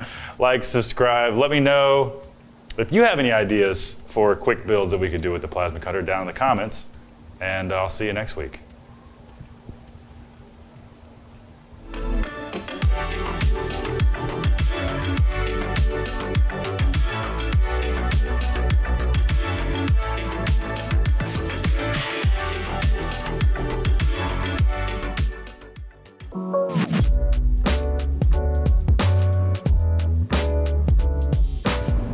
Hi everyone, Tay here back at Lift Our Studios with my summer intern Arden. Sadly, it is her last day today with us at Lift Arc. It has been an absolute honor to have you here. And we're buying her lunch today and then something else. She doesn't eat dairy, so the cupcakes might just be for me. But anyway, we received an email, and I say we because you're very much involved on this build, from a guy named Frank Copen. Frank has been a product designer for a long time. He never said how many years, but in his email he said long, long, long time. And Frank saw the video of the star shelf, this guy, that Arden designed and we cut out and is hanging over there on the wall. And you know, I voiced some issues with the design. Not real issues, but updates we could make to it to make it faster to assemble. Yeah. And well, faster to assemble so that it can be cheaper and take less time to make them. And he went ahead, and if you'll show the camera and flip through these, he went ahead and like sent over all these drawings. He redesigned it to where the shelf is one piece and you just fold the tabs up on the side and then slide it into the slots in the back portion and then just weld it in like a few different places. There's the flat. This would be what basically gets sent to the plasma cutter. So we alter the back piece like this with a little, kind of integrate that back portion of the shelf, which is a really good idea. And then the shelf here with the tabs on the side that get bent up. So this video is dedicated to Frank and Frank Copen. And he said, well, after his original email, I said thank you 47 times. And he said, "Hi Tay, hope the design changes would prove useful. Please use them any way you like. I have been doing product design for a long, long, long time. So if you ever want to discuss additional ideas, let me know." How cool is that? I've been watching your channel and enjoying all the work. What a great shop.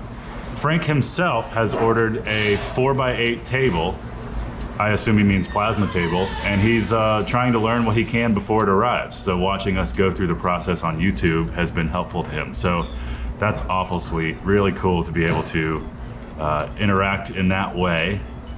And I feel good about making this video now because I have yet to respond again to his email. So here's a video response, Frank. But how do you feel about taking Frank's design and bringing it to life? Yeah, I think it's a great idea. Perfect. Great idea. So we'll screen record Arden doing some redesigns. We'll follow up with her later today when she's got it close, and maybe we'll tweak it once or twice after that. We'll send it to the cutter and see if Frank's long career as a product designer paid off. I'm sure it does. If anything's gonna go wrong, it's gonna be something that I do. So yeah, so we'll turn to Arden and Fusion. Ready? Ready. Let's do it. There's Noisy. Hi.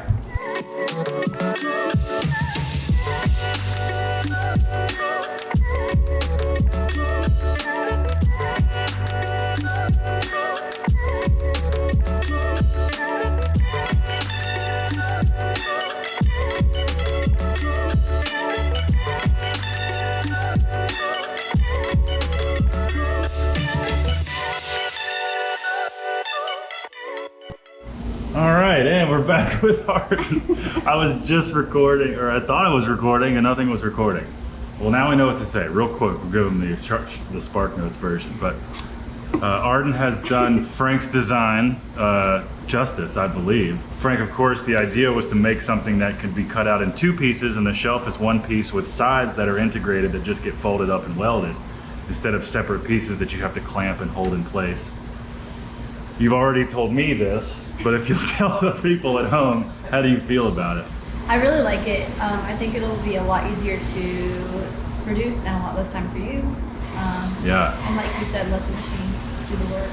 Right, and that's the benefit of having something like a CNC plasma, is that you can make a complicated piece like this and just set it loose and see how it does.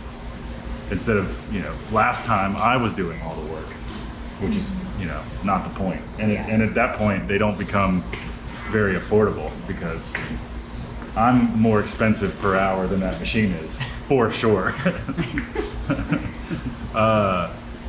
But no, that's rad. I think it looks great. Now there's 2 pieces to cut. So before you, maybe in the next hour, if possible, give me 2 DXFs and I'll put some 1/8" steel on the cutter and we'll see if it works. Go team. Walker's here. Can't you tell? I just made it. I put the camera in Arden's hands because Walker's busy. So she's doing great. You should see this. The rig's about as big as she is. But all right, so we got our plate. We're gonna cut version 2 of the star shelf. So this is a leftover plate from when I did Bigfoot, which is why it's such an odd shape. But this is why I keep scraps. Good? Yeah. I'm just so much lower than you. Frank, this is for you, man. There's Arden. You want to push the button? Just enter. Press page up a little bit to raise the torch. And then, yeah, press enter.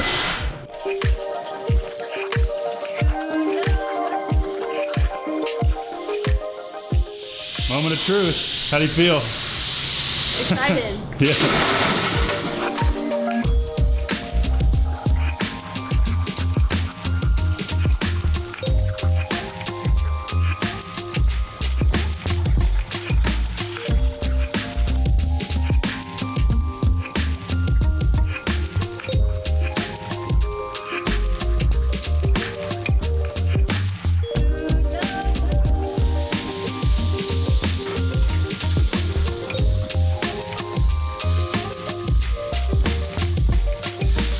How'd it do? Good.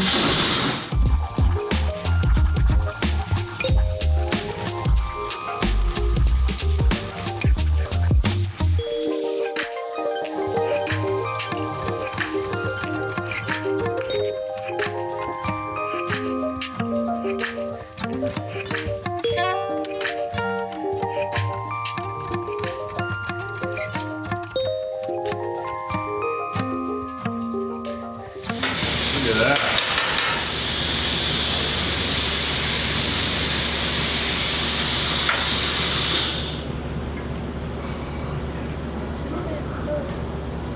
Put it all fit in there. Oh, that's so satisfying. Let's show the people up close. Here you go.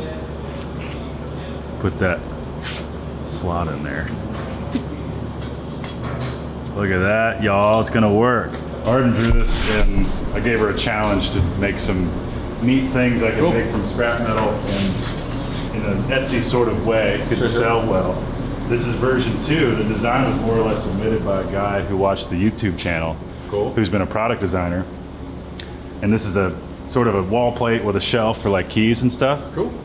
Now this bottom shelf theoretically can be bent here, here, and here, tack welded, and then the slots should, if Arden did it properly, line up. It's like a model car. I know, right? Breaking off the tabs. So, let's, yeah, exactly. Let's just hope the tabs don't break.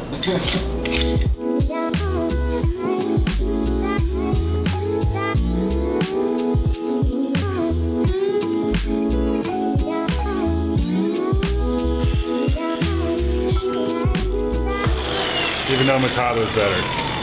Now, do these fold basically right in the middle? I don't want it to break. Well, I don't think it'll break. Here's where we get to observe the physical properties of A36 mild steel.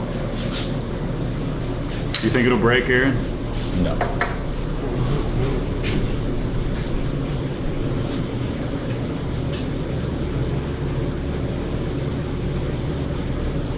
Look how easy that was. Oh, it's so satisfying. That's so much easier. You're bending the next one. Leverage. Just grab at the top and pull. Look at that. Nice. All right. This one, you need a bigger vise. Let's see, we'll do this as a team. I'm gonna grab right here. You ready? Bend down up together. All right, is it fitting inside? Nice. This is another. Oh. Okay. Yeah. Oh, look at how that lines up. Now. That's right.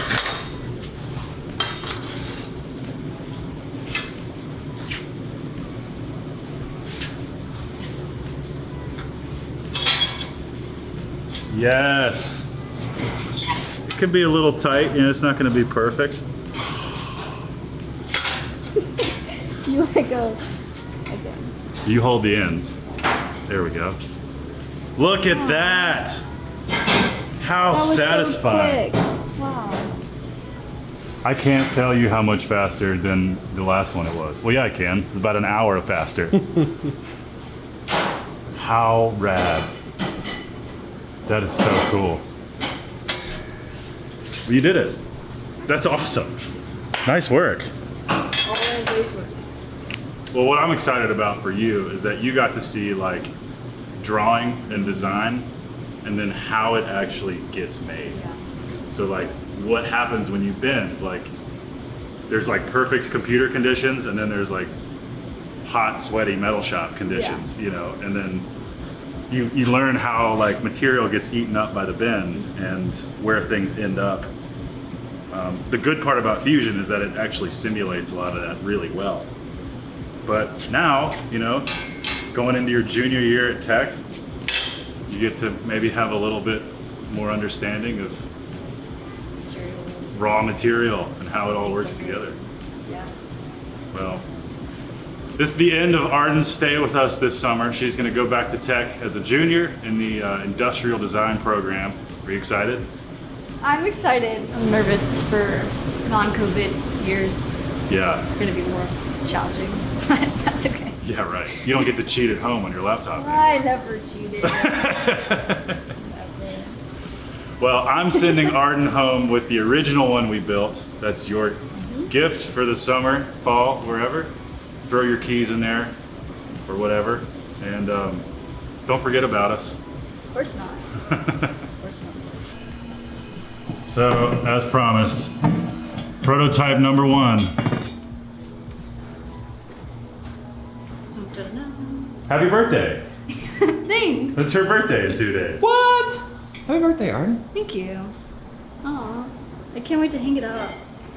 It can go like right in the doorway of my apartment. Heck yeah. There you go. There you go. I'd give you a hug, but I couldn't be grosser right now. So, how about a stern high five? Back. Yeah. Well, thanks again. It was my honor, truly, to have you here this summer. It was so much fun. Thanks for putting up with computer weirdness, my scatterbrainedness. That's okay. It's 2 days a week. Yeah, right. I'm stuck in here all day. Cool. We're gonna miss you. We are gonna miss you. Everyone, tell Arden how rad she is in the comments. Be nice. Be nice. Looking at you, one guy. Yeah, one guy who knows who he is. Yeah. Anyway, here's the second goodbye of the video. Goodbye. Thanks for watching.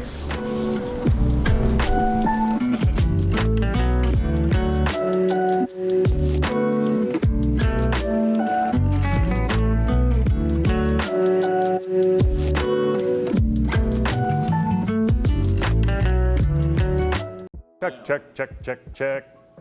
Hey there, Tay Whiteside here at Lift Arc Studios. I've got a cool project that I'm gonna work on, and really excited about the possibilities here. So there's a fire pit out there called the Solo Stove. And I believe the company originally invented something like this for camping applications, but people liked it so much that they started to develop their own line of bigger fire pits.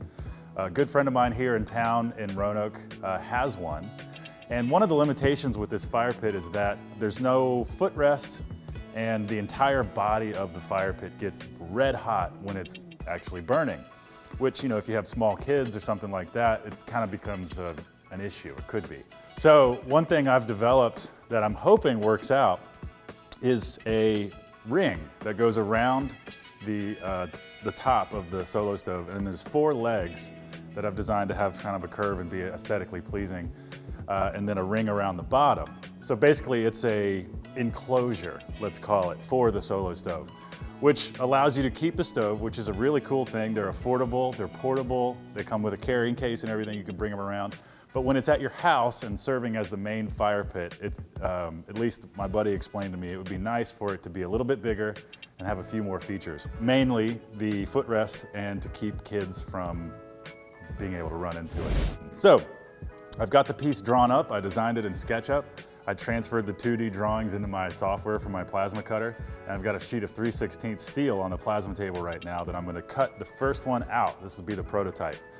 I'm gonna take you along with me, we'll see how it works, and if there's other people out there that have a Solo Stove that are experiencing the same problems.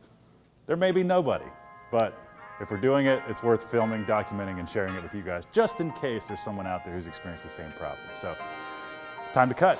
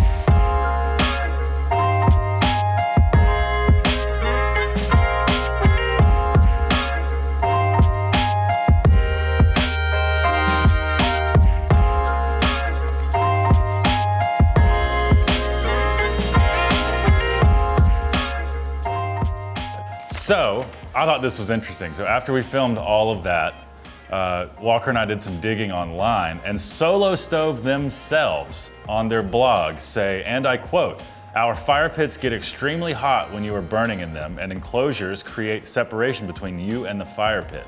This is in a blog about DIY Solo Stove enclosures. If you're gathering around the fire pit with little ones and pets, the enclosures help keep them safe at a distance, or keep them at a safe distance.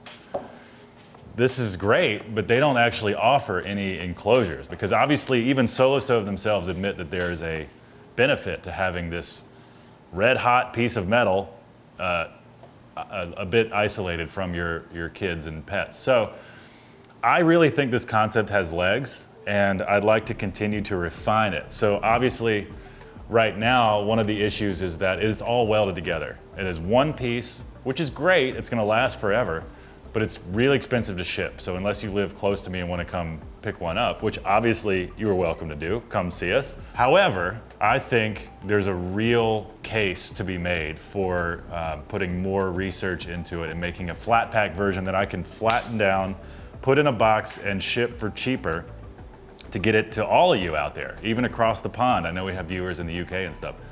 Do you guys even have Solo Stoves over there? I guess shipping would be ridiculous. It probably says free shipping in the continental United States. So maybe that's an issue. But we hope to make a follow-up video of this one, and where we actually pursue the act of making a modular version of this Solo Stove surround. Hopefully one that bolts together with really nice high quality fasteners. Arden, my summer intern, and I are gonna work together to develop one that makes sense, one that doesn't feel cheap and, insert Swedish big box store name here-ish. So, you know, we'll put some design work into that, and in a future video, we'll bring you with us on that journey to see how it comes out. We might make some scale models to see the best way, maybe some system of tabs and slots, or, you know, bent flanges with bolt holes, some combination of all those things. Also, in the spirit of that future video, drop us your ideas down in the comments. If you have an idea of how to take this design and make it modular, you know, you kind of basically have a top ring, 4 legs, and 4 ring sections, and maybe that bottom ring could be one piece and they all notch around. There's a thought. See, I'm thinking and talking. Let us know down in the comments, and if you have some good ideas on how to make it modular, we will absolutely steal your ideas and put it in the next video for the prototype, and you get to see it come to life. And we will give you credit, of course, because we're not total scumbags. Come join the Lift Arc Brain Trust. Yeah, come join the Lift Arc Brain Trust. Thank you for watching as always. Please like, subscribe, comment, and in this case, comment if you have any relevant ideas to the pursuit of the ultimate solo stove surround. See you next time, and see you next time. Buy our shirts. Walker, put a shirt on me.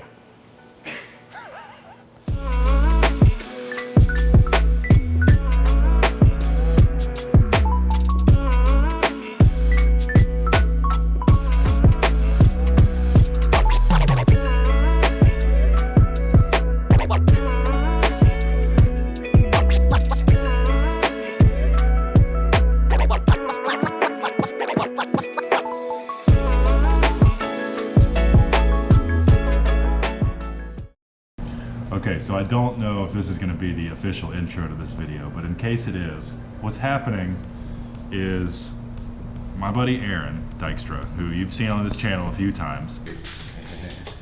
More than right at 18. More than you think. It's only 4. I don't know. It's his birthday in 4 days. The Monday, it is currently Friday, the 21st of May, and his birthday is on Monday. And he bought my old 1988 Land Cruiser, FJ62 Land Cruiser from me 2 years ago. It's an old girl. She's got 250,000 miles on her, and the engine is now toast. And Aaron works very hard, and no one, you know, he doesn't do much for himself.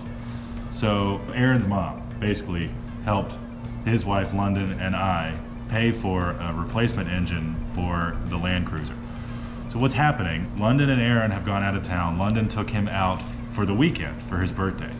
And I'm gonna swap in a used engine and surprise Aaron on Monday. I've got some friends coming in. We got Wyatt, my buddy Christian, and Evan Graham from across the street at Golden Cactus. And Walker is gonna be around, hopefully to help film some of it. Here's what's happening though, is, so London's been telling me how to get the cruiser, because I have my trailer with me today. I want to go pick it up and steal it. This is like an episode of Overhauling, if you guys have ever seen that show. So she said, you know, she's gonna leave the key in the mailbox. You need to go get the key. And then before I had a chance to respond, London just texted me, "F**k," in all caps. And I said, oh no, what? I was just about to text you back. She goes, I forgot about the goddamn Ring doorbell. She said, let me know when you head that way so I can intercept. I'll get the neighbor who was dog sitting to intercept the key so that you don't show up on the Ring. And so I'm wear masks. It's been so hard to keep this a secret from Aaron. Neighbor Troy is going to get both the Land Cruiser and the Volvo keys for you. It will only pick up an alert if you're on the front porch. Okay. So it's 2:30. I have 7,000 things I should be doing right now, but I think what we're about to do is go steal my old Land Cruiser. This is gonna be fun.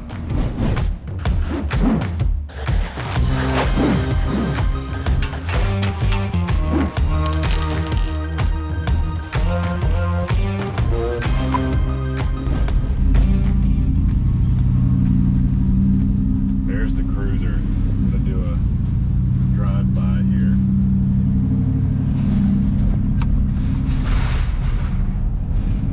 There it is.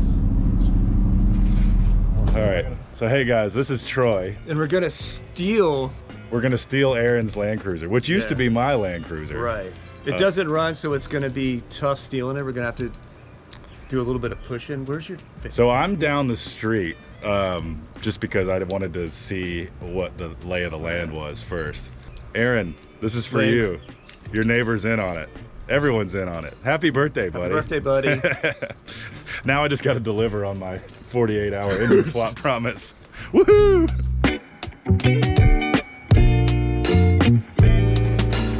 You need to help push? Oh, I'm good, man. Yeah, you can coast now. Yes. Yes, it's working. We're stealing your truck. You've been overhauled. Come up to my equal with my hood. Come around it and we'll jump start it.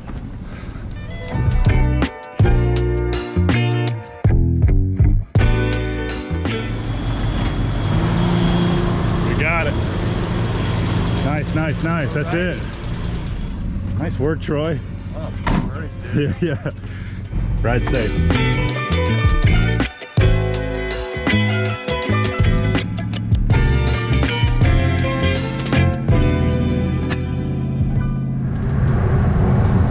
Come on, buddy. Stay up. Pay attention. God, I'm doing so many things right now. All right, well, let's get this thing unloaded. Get it in here. So people, Aaron's pretty well known in town, so I'm hoping people don't see this thing and start texting him and be like, hey, what's your truck doing?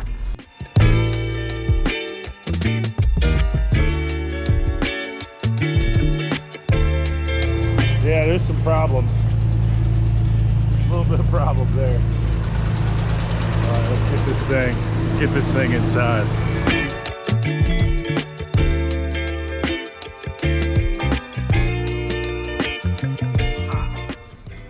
Temperature gauge is pegged, smoking like crazy. Yeah, she not happy. She tired. It still sounds good though. To Toyota's credit, ticks like a sewing machine. This engine, I'm sure, would be a great candidate for a rebuild. I guarantee you, it's probably just piston rings, head gasket, little kiss from a machine shop, and it'd probably be fine. But I can't do that in the span of a weekend, so we're gonna yank this bad boy out and put one in that's not as tired. Okay, so a little bit about the car, for those of you that don't know. This is a 1988 Toyota Land Cruiser. These things are so cool and so rare. It's technically classified as a wagon, but of course it's an SUV. But it's got 2 seats, fairly modern interior. The interior of this one particularly is very clean. The headliner's in great shape. Dash has some cracks in it. That's not the best. The carpet's in good shape. The seats, other than the side of the driver's seat over there, are in fantastic shape. The door panels are in really good shape. The body's straight, but it does have rust. It's been 3 shades of red for a while. I think before I bought it a few years ago, it was in a front end collision and the front half of the car was repainted poorly because all the clear coat is peeling off, and now it's just, patina doesn't even begin to describe it. But a little bit about these things. So this is a 4-liter straight 6 fuel injected gasoline engine, Japanese made, obviously, and it's great. But anyway, I rebuilt pretty much the entire undercarriage of this thing while it was mine. I rebuilt the front axle completely. The rear axle, I rebuilt everything except the diff, so bearings, seals, brakes, hubs. Redid the exhaust, steering, all new tie rods, connecting rods. I didn't do much to the engine while I had it because it didn't need anything. I mean, it needs a lot, but you know, it kept running and it was sort of just a fun vehicle for me. So a little bit of what an FJ62 looks like from the inside. Here's the dash. Everything in its 80s glory. It's actually fairly modern for a 1980s. It had electric windows, can you believe it? And power mirrors. This thing was hot stuff. But basically, we have this, which has all the accessories on it, and this is the engine I got from cruiserparts.net. This engine came out of one that apparently only had 80 to 100,000 miles on it, so versus 220,000. So this thing's like brand new, basically.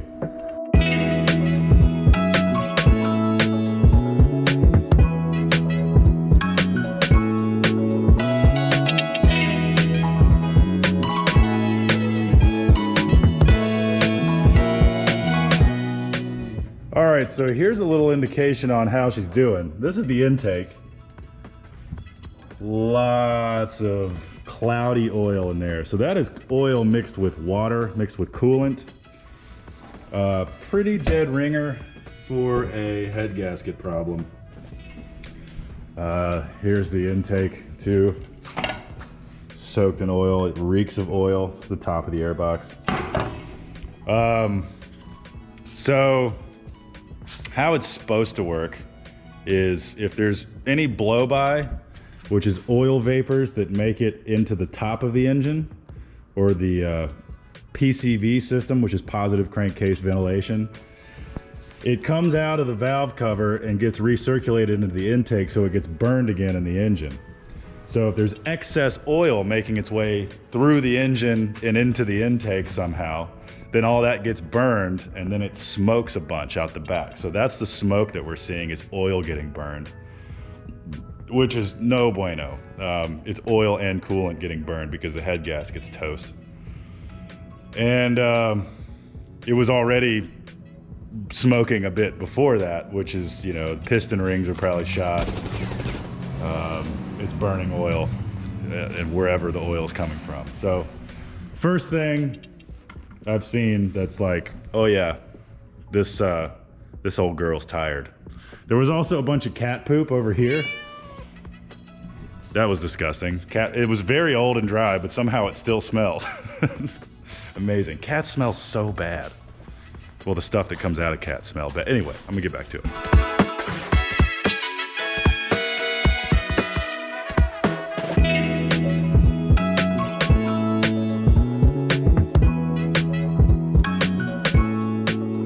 And they have started to arrive. Hello, good morning. Hi, Dingo. You ready to work? You. Sure. Well, this is where I ended up last night. Front end's all taken apart. We can get to that engine mount now. Dink. The other one's underneath the alternator, under there. Sorry for the vertigo. I'm only trying to take apart what I need to remove the engine, and then we can go through all the stuff once it's out. Gang's all here. Where'd you get this thing from? I ain't staying. I got this from cruiserparts.net. They're in New Hampshire. They painted it with the spark plug still in. Yeah, they gave it they primed it with oil and then painted all just black. Well, I hope it runs. Sometimes foreshadowing is relatively obvious. Hey, me too.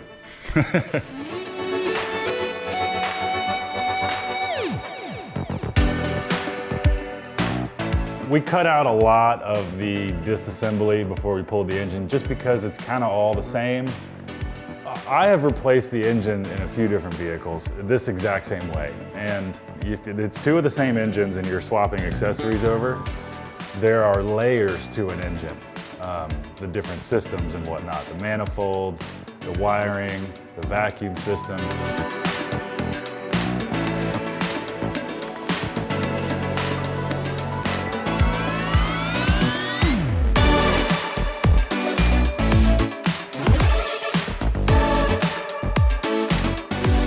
We did replace a bunch of gaskets and seals on the new engine because it's out and it's easy to do that. So the new engine that we got, we replaced the rear main seal, front main seal. Those are the seals that seal around the crankshaft, keep the oil from leaking out. We replaced the push rod cover gasket. We replaced the oil pan gasket, and we replaced the valve cover gasket. Really replace as much parts as you can. The rest of the gaskets we replaced as we built it. So once we did all that, we cleaned it, we shot it with some spray paint real quick, and then it was time to, on Sunday morning, I started to transfer all the accessories over.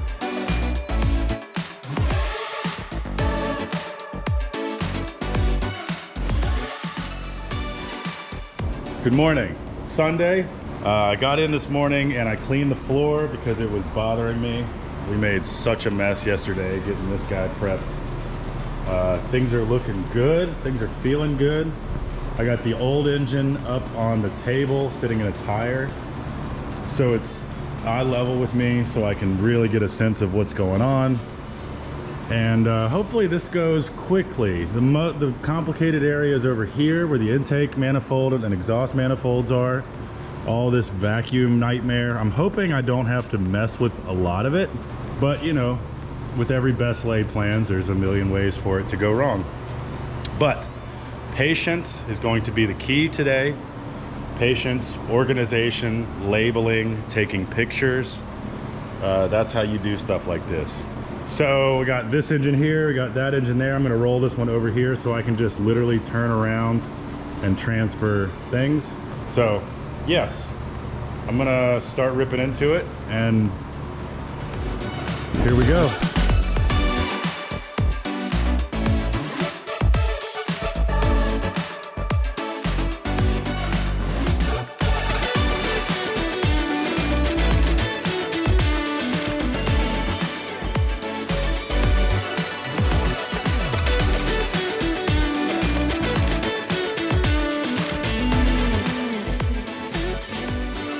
She's in, baby! Woo! Engine is in the car, sitting on its own motor mounts. It's fully bolted to the transmission. And man, what a milestone. So now we just gotta hook up everything that makes it go. And good to go. Evan went to go get some beer from next door to celebrate this fantastic checkpoint. So yeah.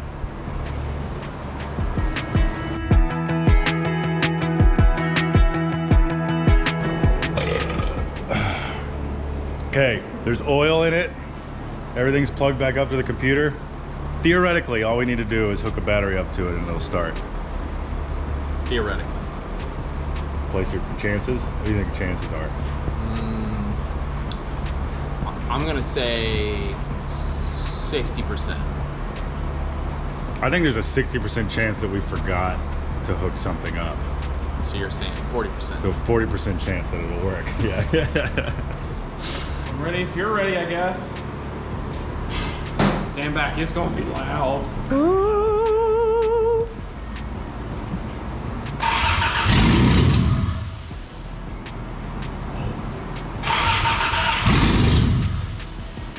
It doesn't smell good.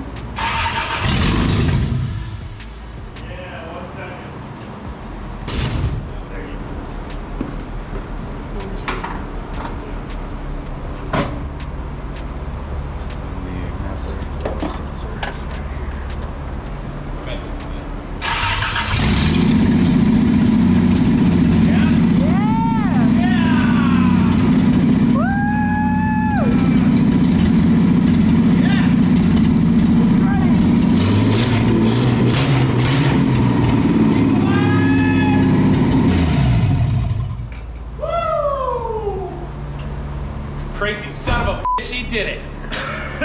By God, it lives. Knew it. Holy yes, dude. All right. Just up. Dude, we put an engine together. And like, we started in a day and a half. Day and a half. Oh my God. Whoa. Holy it runs. Good. Well, now I don't feel bad about pushing forward. Yeah.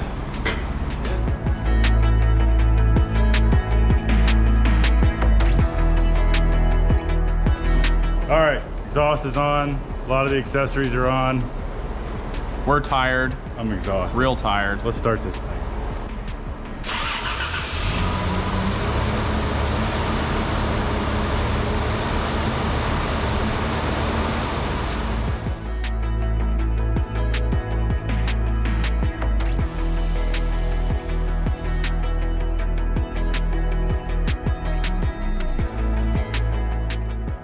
Okay, it's Monday.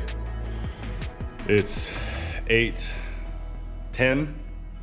I have to diagnose a high oil pressure issue. We officially have a faulty oil pan, but that's not my fault. It's literally how it came from Cruiser Parts. Aaron will just have to deal with an oil leak for a little bit until he gets the oil pan replaced. I'm gonna pull off the oil pressure sensor and clean it. See if that fixes my high oil pressure issue. If it does, then totally forgot to buy coolant. Then we top it up with coolant, put the car back together, and get it delivered. So enough talking, let's go.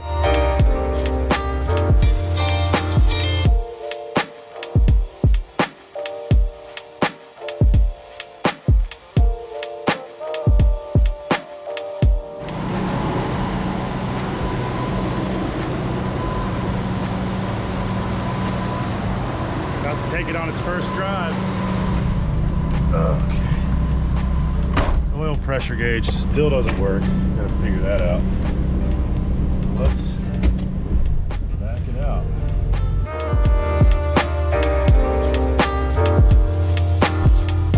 So something's not quite right. It has no power. I'm not sure if that is, you know, timing, fuel. I'm betting it's ignition timing. I didn't get that dialed in perfectly, but you know what? I swapped an engine in a weekend. So, yeah, that feels good. Okay, well, we're about to run everything back over to Aaron's place.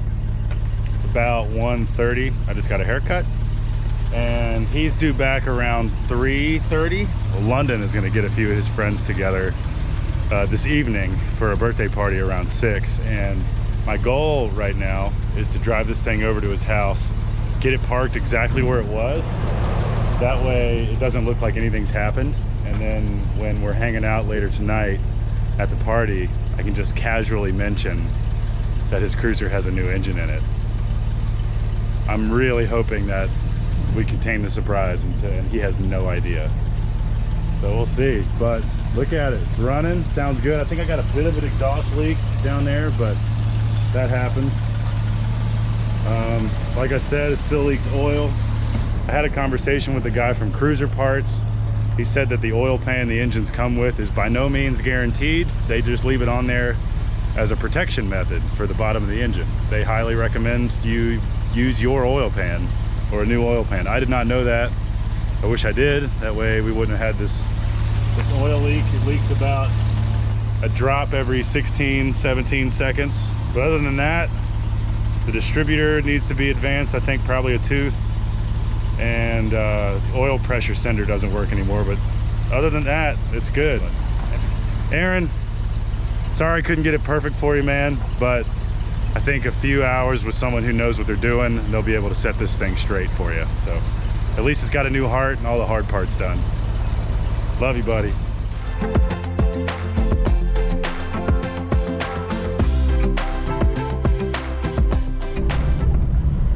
All right, there's Troy. Pull the Volvo out.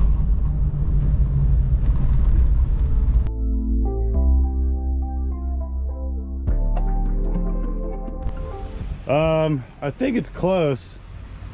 He wouldn't notice that. He's not gonna notice. I'm gonna go ahead and put the oil pan underneath it. Yeah, you think he'll...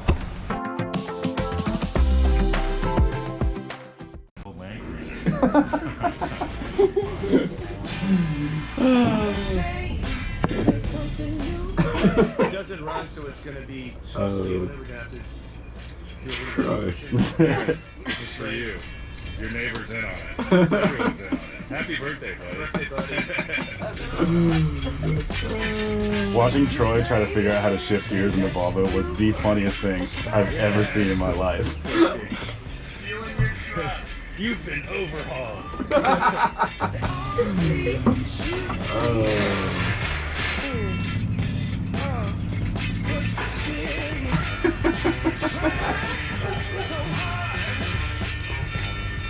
We're gonna yank this bad boy out and put one in that's not tired. Insert montage.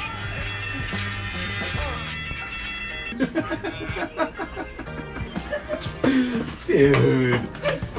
Oh. Slow it down. Hold it. Oh, it's so warm. Hold for It's so warm and humid. That's awesome. Thank you, buddy. Okay, here. You guys. You guys. It comes with some caveats. Bunch of jerks. Yeah. Dude, thank you. You're so welcome. That's amazing. I just got to sit and wait for your name to get out. I gotta bring you up to speed on a few things. Okay. It's not 100% done. No worries. But I mean, that would almost be concerning if it was. Yeah. I know.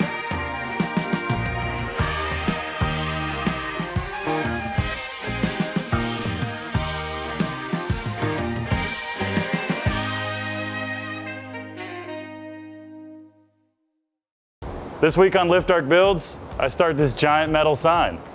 Come play with us.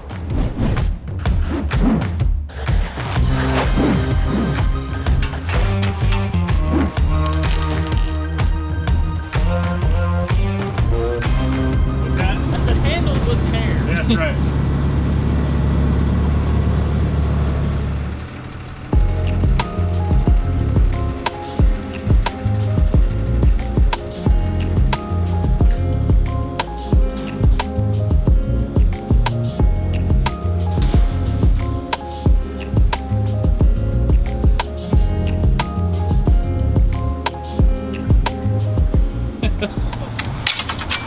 Tell you, man, it's look at this. Look at this subtle diss. Lift Arc was not prepared to receive this order. Did you see that? Well, yeah, so apparently they tried to deliver it last Friday. I was here last Friday. I don't know how they missed me. And then they give me this? Come on. Okay, so the task at hand is to make a almost 8-foot tall sign for Roanoke Parks and Rec, or Play Roanoke. Among other things, they are, the organization in town that's responsible for outdoor events, promotions, campaigns, any of those sort of like get the kids outside to play more type things. That's these guys, and they're great for it.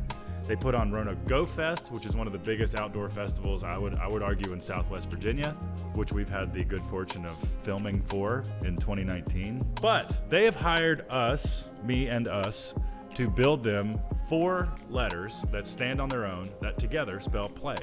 So we have the font, we have the steel here. We're gonna cut the letters out of 4 4x8 sheets of 1/8" steel, and then we're gonna build a back spine to make them not as floppy, and a base for them so that they can be anchored to the ground, but also be picked up with a forklift and moved around. And in front of me here on the screen is a digital version of their latest Play magazine. And I just wanted to get a sense of what this whole Play sign is all about. It's gonna be put outside of a local school. It's mobile, so that I imagine they're gonna move it around different venues and whatnot. And the letters themselves are going to be decorated with things like baseball bats, park signs. They're going to wrap, bike gears, things that inspire the outdoors. So I'm kind of flipping through this magazine to get a sense of what it is, what they do. They do a lot of children's outreach programs. They plant trees and do community gardens. They work on playgrounds, anything that has anything to do with outside. So anyway, let's jump in here to the mission. So I'm gonna pull up En Route, which is my chosen punishment software, and I have imported a P from the font. And now this red square is a 4x8 sheet. The problem is when you scale something like this proportionately, as it gets taller, it also gets wider. So it looks like we're only able to get 80 inches. So that's like 6.6 feet. That's basically as tall as I am, which isn't bad. But what I want to do is figure out how the other letters sort of play out. Let's do an L. See, now this is what I was worried about. The L is skinnier. We can go taller with the L. The L can fill the whole sheet and result in lots of wasted material. So we have a crossroad. It's sort of like a least common denominator thing here. Like, do we just figure out which letter is going to be the shortest and make them all that size? Or do we try to squeeze the P? try to narrow the P. we gotta figure out how to squeeze the P, okay?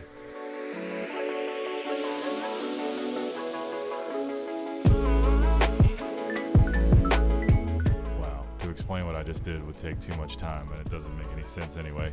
So I'm gonna bifurcate, to use a power word, this A.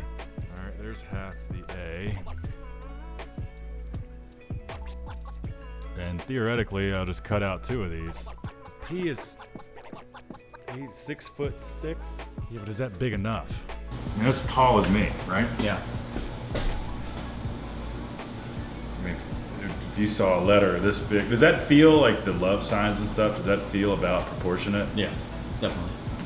Yeah, see, that's right on. That's 7 foot. Yeah, okay. So then that'll be our metric then. The P is gonna be our metric. So we're gonna shoot for 80 inches. See, there we go. We can get 2 halves of the A out of 1 sheet. The L is easy. We'll just resize that.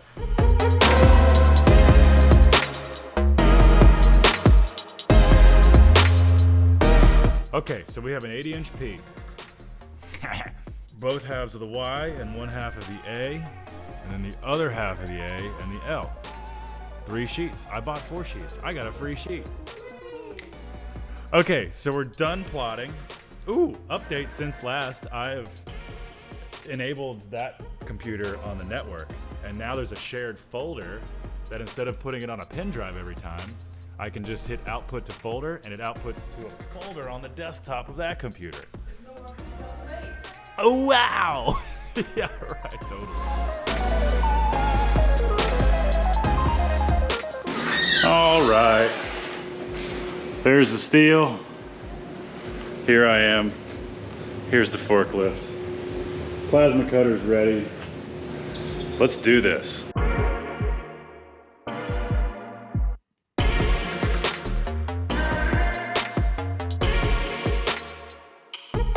So here's what we'll be using for these letters.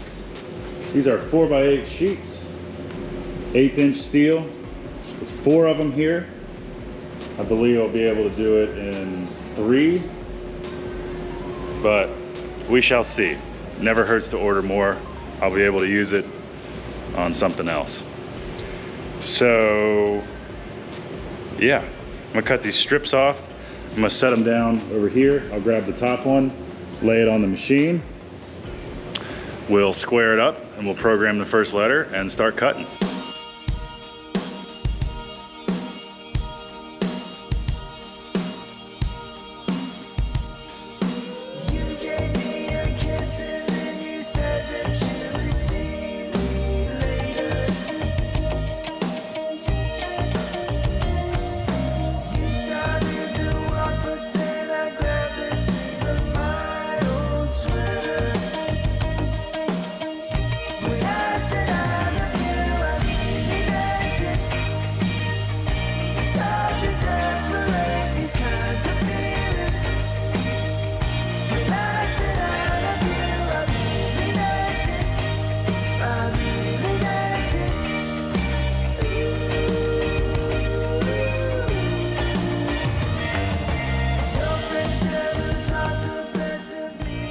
Okay, so we're gonna just kind of rinse and repeat with this. Got the P cut. I'm gonna pull it off the table, dry it off, stack it over there. Just keep going with all the parts of the letters. Hopefully by the end of the day, we will weld the letters together and have them all assembled. And I'd like to just lay them out on the floor and get a sense of what we're dealing with. That way I can come up with dimensions for the bases. The bases are gonna have to be different sizes because, you know, the A comes out real wide and the P comes down on one leg. So, you know, I'd like to come up with some sort of uniformity for all the bases that I will be building out of the 1-inch and 1.25-inch square tubing. So, yeah, good stuff though. P went great. That's the biggest singular cut that I was gonna be making today, and I've got 1/8 inch dialed in on this shop saber, so super killer. I don't worry about this thing near as much now that I have that collision detection head, because I know it'll just stop if it hits something or if it dives too deep. But now that I have a really good air dryer, I don't have any of the torch height control problems that I was having a while ago, so things are hunky-dory. So I'm gonna do all the things that I said earlier.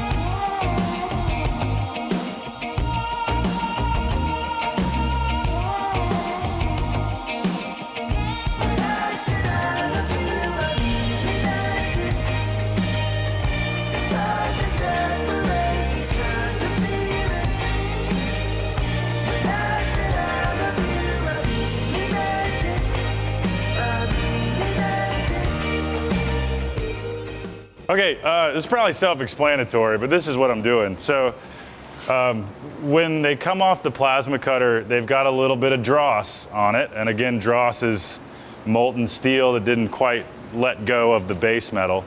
So I'm taking a flap disc here on my angle grinder. There are tools made to bevel a piece of metal after it comes off the plasma cutter. It makes us go a little faster. I don't have one. I have an angle grinder, an old cobalt angle grinder that I've had for almost a decade. There's some loose parts in there somewhere.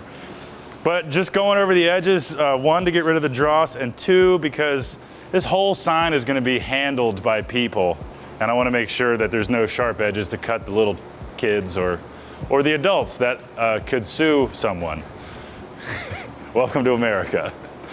So yeah, just doing that. And then I'm laying the letters out on the ground to get them off my way, out of my way, off the table, off my way.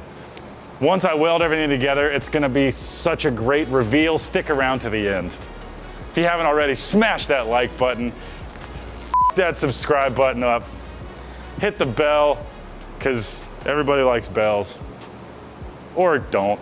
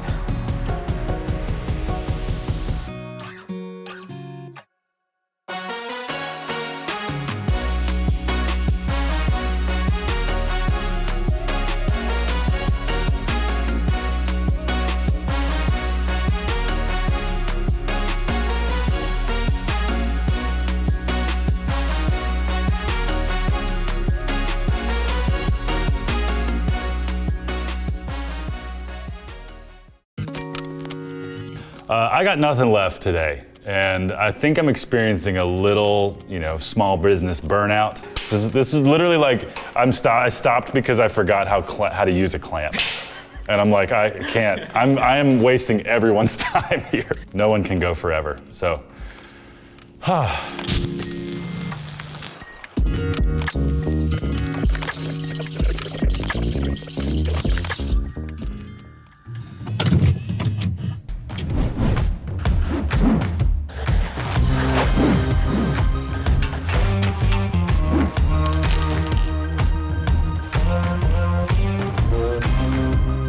Okay, hello, welcome back.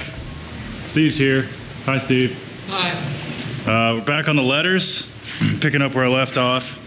We have to finish cleaning the edges and then weld the A and the Y together to make a one-piece letter. And then I can get final dimensions for the bases that I need to build, draw them up, get a cut list and a plan together for that. Build the bases, build a spine, weld the spine to the base. This will all make sense, I'm sure, at some point. But for now, let me finish grinding and welding.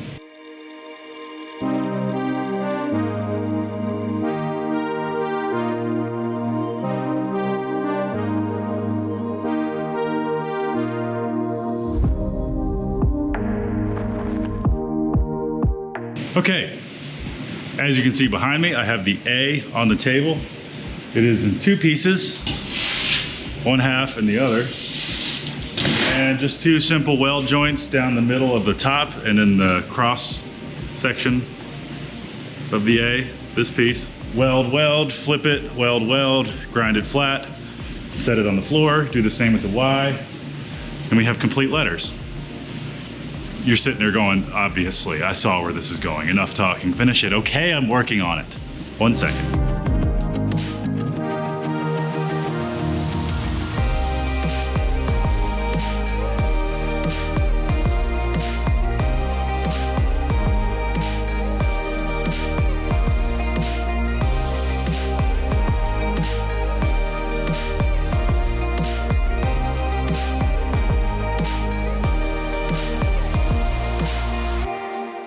Okay, now behind me is exactly what you saw at the end of the last video.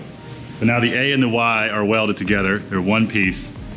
And now what I'm gonna do is measure the footprint, the bottom of each letter, write all that down, design some basically metal pallets that I want these things to sit on. Some rectangular, three-dimensional tubular structures. Totally tubular, dude.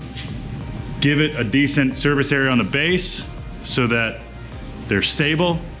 They're gonna have tabs with holes in them so that you can drive stakes into the ground to hold them solid. And then I'll probably clad the top surface of this pallet with 1/8" steel to give it a floor instead of just this weird thing that people can trip in. If that doesn't make sense, hopefully it will soon. I'm gonna go to the desk, do some drawing after I do some measuring, and yeah, we'll move into phase 2, which is pallet and spine, and hopefully before long these things will be standing on their own. Progress is good. Okay. Yeah, I'm delusional.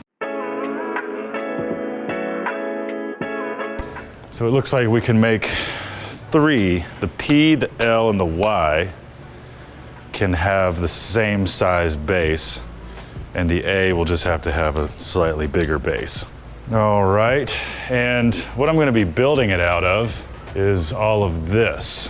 I think I already mentioned this, but all this tubing over here, I got 4 pieces of 1¼ tubing and 2 pieces of 1" tubing. So the 1" tubing I think will be the stuff that actually goes up the back of the letters to strengthen everything, and the 1¼ tubing will make up the base. Helps add a little weight. So I'm gonna go design these things, and by drawing them out, I'm gonna be able to calculate all my material usage, which theoretically I should have done already, but you know, you just kind of order steel sometimes and hope that it's gonna be enough based on basic measurements. So let's do that. To the desk. So I'm basically modeling this after a pallet.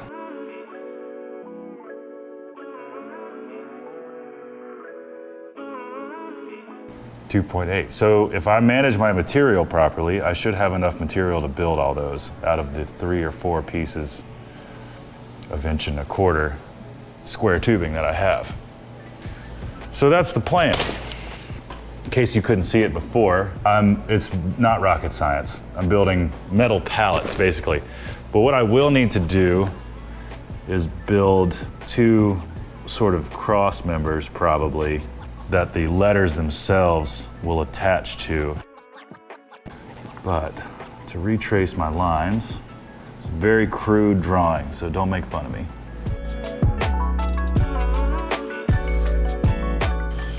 Okay, that's basically it. 24 by 4, 3 at 38.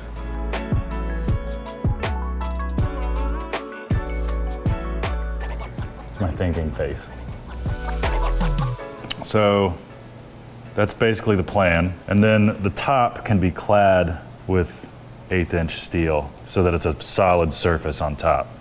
Oh, and then I will need to add some sort of flanges, like here, hole, here with a hole, and on this side with a hole, so that a spike can be driven down into the ground to anchor these things. All right, I gotta get cutting. Let's do that.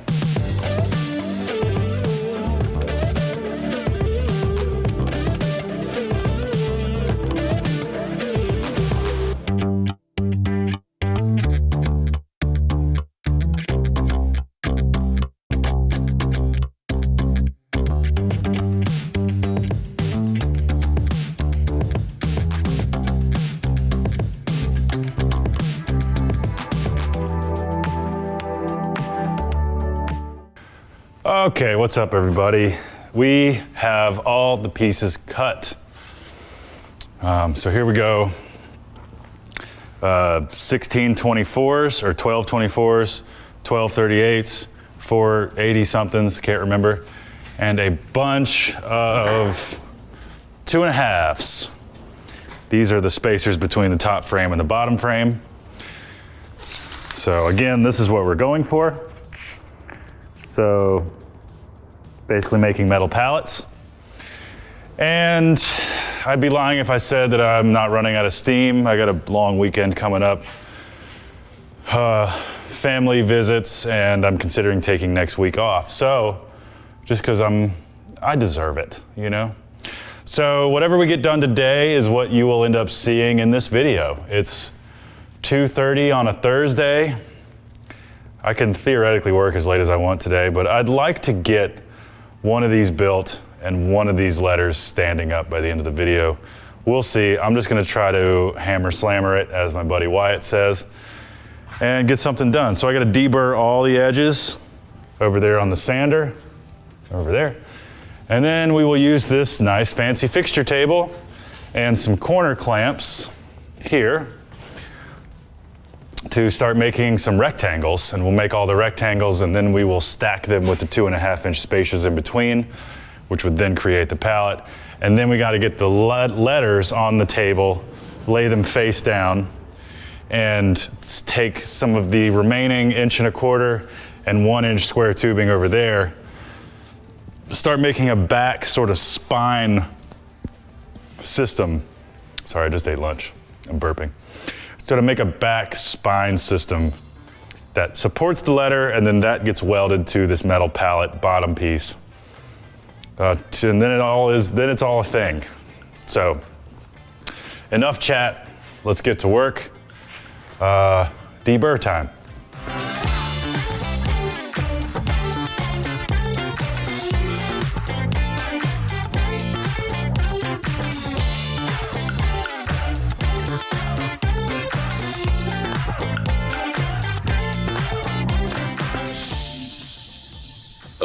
Good Lord, that is monotonous.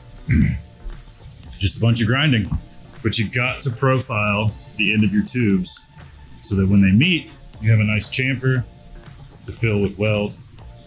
And yeah, it's important. You have a better joint, stronger joint, something that people overlook all the time because it's boring and monotonous and nobody wants to do it. That's how you do it.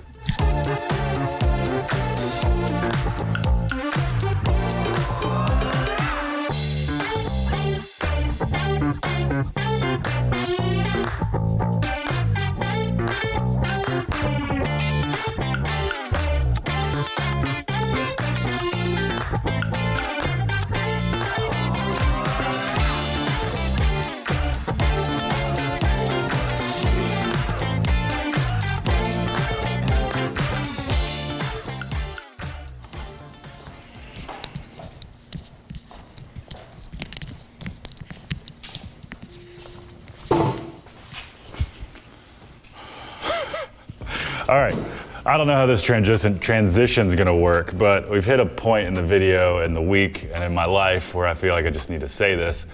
I got nothing left today. and I think I'm experiencing a little, small business burnout. It's been, 2 weeks of constant, just rushing here to get different projects out the door. Ones that I didn't film, ones you didn't really see. But, YouTube also is sort of its own job. Ask any creator out there. Not only do you have to do the thing that you're filming, but then you have to do the YouTube thing. And luckily I have Walker behind the camera here to help me with that. But I have to feed him footage, and so while I build, I have to think about camera angles and camera placement, and are they running? Are they in time-lapse mode? Are they in video mode? Are the batteries in the mics dead? Are the GoPros dead? All this stuff. I'll shut up soon. I'm just tired, and I don't think we're gonna get to this point in this video that I wanted to get to with some letters stood up on the bases that I have yet to figure out. And I had my uncle passed away earlier this week. And so I'm trying to take next week off because I need it. I haven't had a vacation since October. So anyway, poor me, blah, blah, blah, crying, whatever. But anyway, I guess I'm just saying sorry that we're not getting to a satisfying conclusion on this video, but this will be a multi-part video. We'll get back to this play sign. I'm really excited about the upcoming reveal. Once they get built and upright and vertical, we're gonna get the folks down from the Roanoke Parks and Rec department to come look at them and tell me how they want them decorated, painted, adorned with play items and such. But anyway, thank you guys so much for supporting the channel thus far. It is not a small feat. I am running this business essentially on my own. Walker is a one-man show at the computer. I throw him just memory cards with bullshit on them, and he weaves them into the videos that you guys have grown to love. So thank you so much. We are a small operation. We work our tails off, and you guys make it worth it. Well, that and the checks that my customers give me, but all of the above. Happy summer. Take time for yourself when you can. I'm gonna do that. I need it. No one can go forever. So, shout out, let me know your small business burnout stories down below. It happens to everyone. Everyone I know, a lot of friends, can't even talk. I'm friends with a lot of small business owners here in Roanoke, and they all experience this. Varying degrees, it's amazing how different people's jobs can be, and they still experience, whether it be mental exhaustion, physical exhaustion, emotional exhaustion. I have friends that are counselors, and they're just totally zapped after fixing people's problems all day. It's tough, man. And I don't know, our culture is so wired right now to be like, you gotta go, go, go, rush, rush, rush, hustle, grind, do the grind. And it's like, okay, also do that, but it's not sustainable if you don't take breaks. Yeah. With that said, we would super appreciate, doing the algorithm things, the like, the subscribe, all that. Follow us on social media. I do post pictures of projects that don't make it to the YouTube channel on our Instagram and Facebook, so definitely follow that. Buy a t-shirt if you want it. Not this, but Lift Arc. They're long sleeves. I know it's hot now. I'm working on getting short sleeves, but that costs money too. So do the things and the stuff. Thank you guys. See you next time.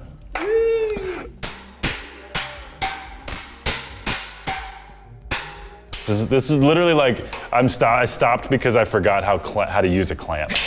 And I'm like, I can't. I am wasting everyone's time here.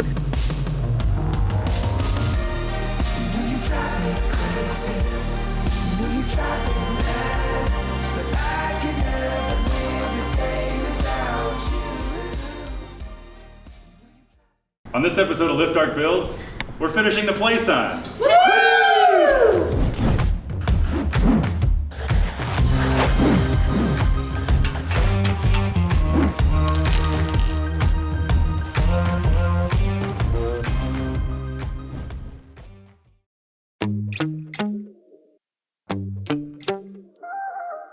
Okay, we're back. Let me clean my work area and we'll get right into it.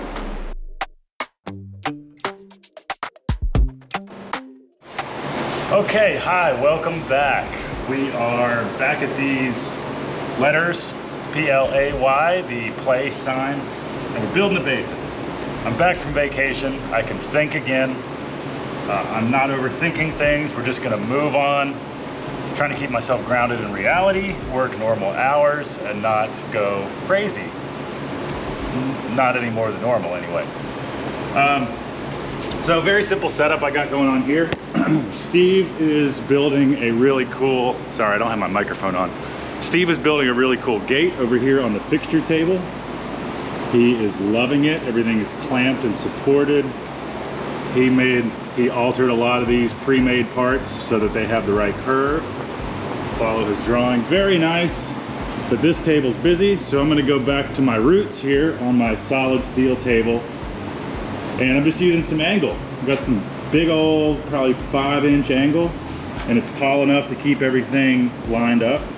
I've got the angle clamped and squared to the table. I've got another piece of angle over here so I can sandwich everything and keep it in the same plane. And then I use a square here to make sure this is right.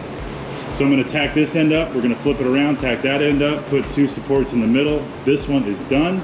I'll move on to the other 3, making them from these pieces here. See, it's not that hard. I remembered how to use a clamp again. Let's do it.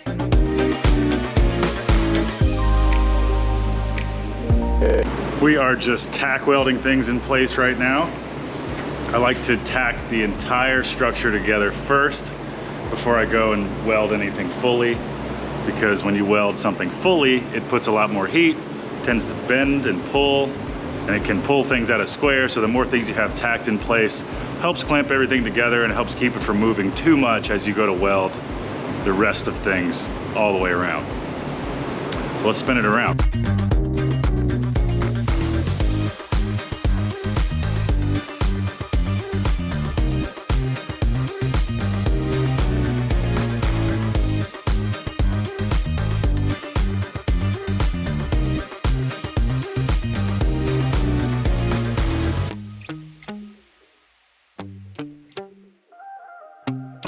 There you go. We got one done. So now the other ones are still just in raw piece form. So I say we cue the montage and y'all kick back, grab a drink, grab a snack, watch these things come together like that. Woohoo!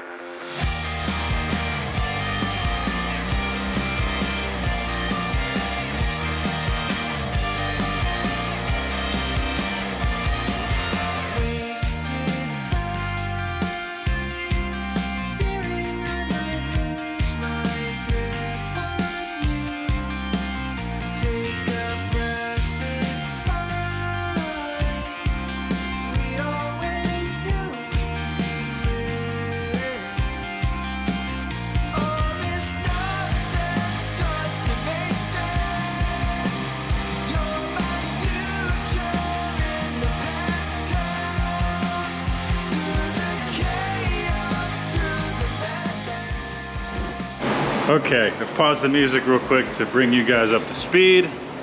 I've been making cubes all morning, and that's enough of that. So I've got the P on the table. That'll never not be funny. This is the back of the P, and we are gonna make a spine. So we're gonna take some 1-inch square tubing and basically trace the P to give it a little bit more rigidity, and then down here at the bottom where the square tubing comes to an end, that will be what gets welded to some cross members in the base boxes. Basically these metal pallets, what I made. So that's what we ended up with. We got 3 38 by 24s and 1 80 by 24. This is for the A. And all the other letters will fit inside this profile. So it'll make a little more sense in a minute. Just wanted to take a moment and bring you with me, bring up to speed. I'm gonna do some measuring and marking on the back of the P, get an idea of how much 1-inch square tubing I need to build the spine, and then I'll start cutting and laying things out. So I'm gonna do that, and then I'll see you in a second.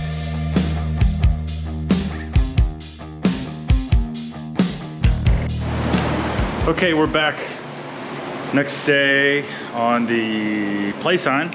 Hoping to make some good progress today. About 1 o'clock. Again, I had to do morning stuff in the office. That's how it goes. Billing and emails and quoting and yay, business stuff. But I've got the P on the table, LOL. We're gonna cut some 1 by 1, make a spine, make some supporting structures on one of these, and get at least one letter to stand up. Damn it. Let's make something happen.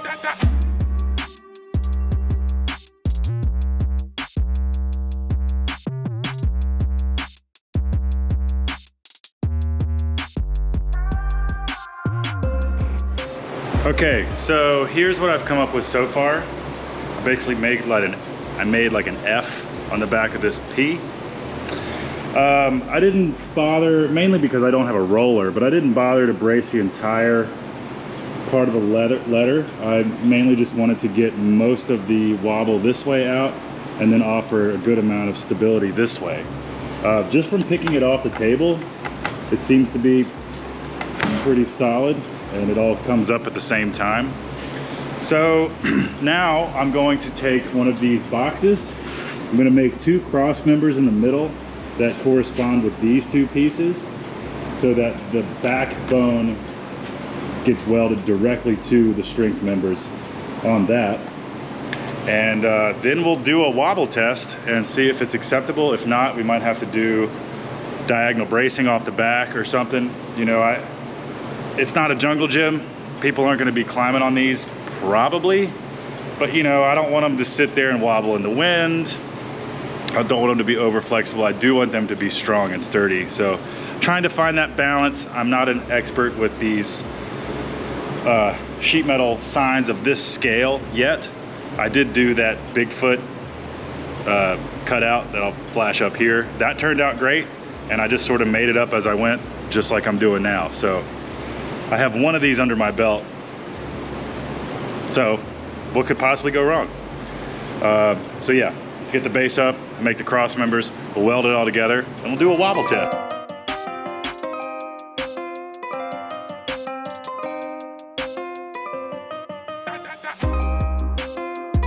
I've had to move down to the floor because it's tall, it's 80 inches tall.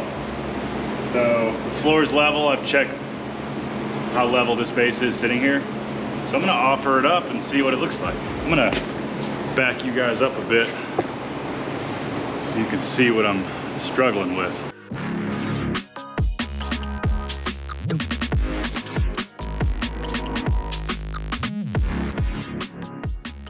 It's kind of a pain, but it's come to my attention that, I mean, and I was thinking this the whole way, this needs a surface on it. And being that I saved a whole 4x8 sheet of 1/8 inch steel from earlier, I'm hoping that I can cut out, I don't know, I need to go do some test layouts on the computer, but I want to cover these with 1/8 inch steel and before I weld the letter on, because I can do my substructure like this. Yeah, build the substructure unique to the letter. And once the substructure is there, I can cover it with 1/8 inch steel. And then when I weld the letter to the 1/8 inch steel, there's substructure underneath it to correspond with where these need their strength to come from, if that makes any sense. So I'll just weld it all solid. But I want to build the best thing that I can build. And I want to feel good putting LiftArt's name on this. And I want to give the folks at Play Roanoke and Roanoke Parks and Rec something that they can be proud of and that helps them with marketing and whatnot. So let's do it right. So I'm going to measure, you know, 1/2 inch in from every dimension on these 3 and then on the big one, and see if I can plot those on the computer. I might have to dip into a little bit of my leftover scrap 1/8 inch steel, but let's see.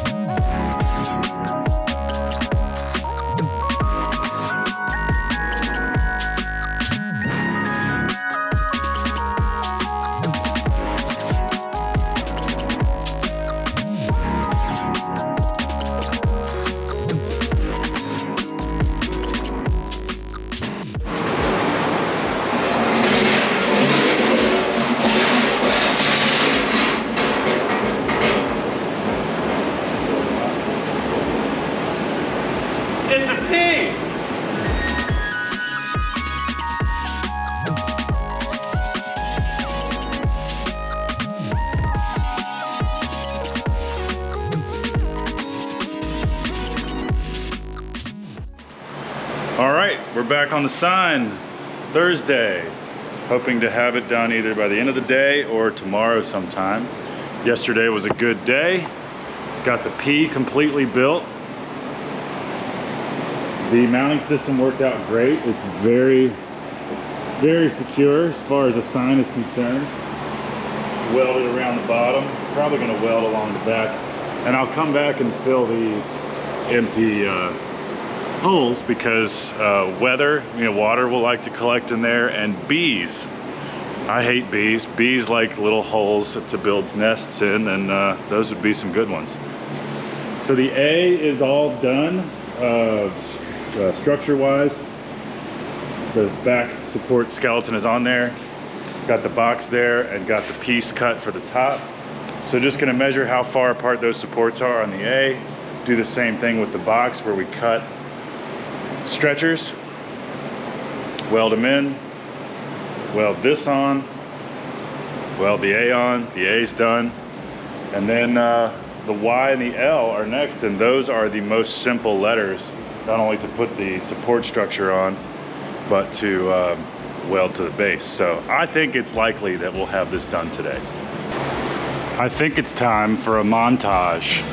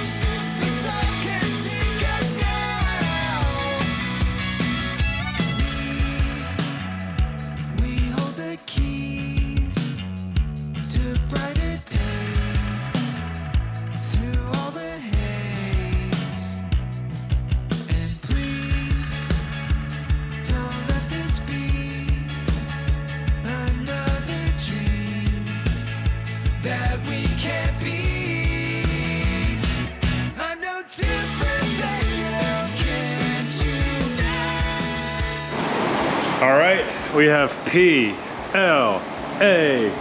All that's left is the Y. Actually gonna finish today. How about that? Wow, wow, wow. Wow. Something's going to plan. Whoa! This is Arden, our summer intern. I'm gonna get her reaction on the letters. Oh my God, they're so much taller than you are. Could you see yourself posing in front of these at a festival? What do you think? They're great, actually. Ooh. Lightning in the sunshine. All right, Thursday, that's weird. Stand behind one like you're taking a selfie for Instagram. Like, it's just massive. Yeah. That's awesome. Wow. Mission accomplished.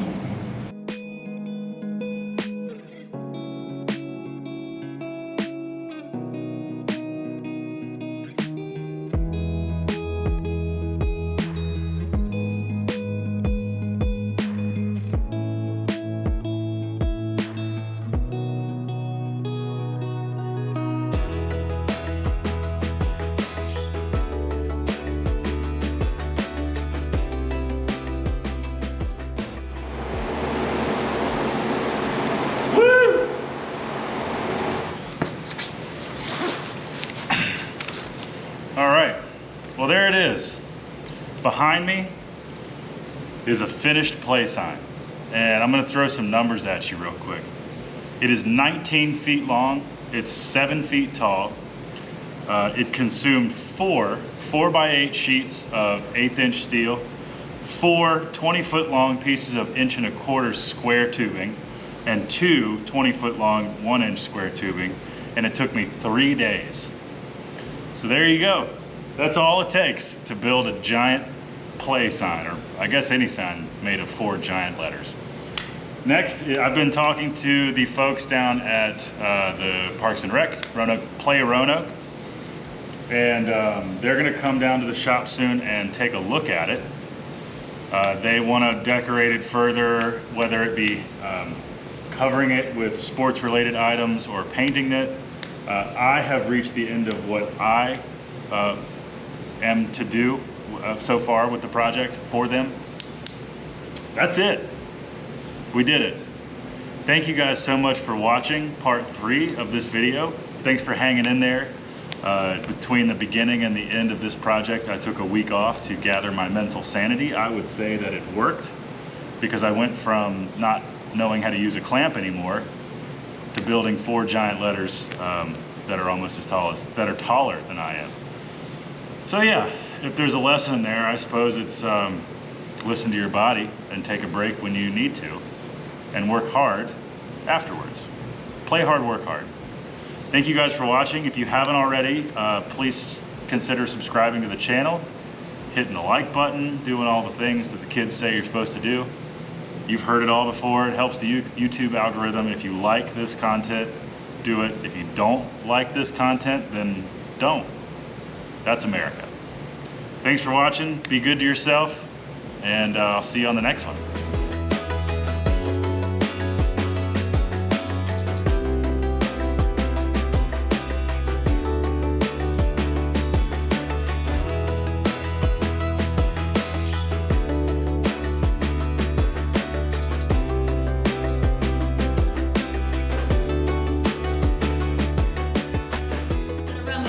Perfect.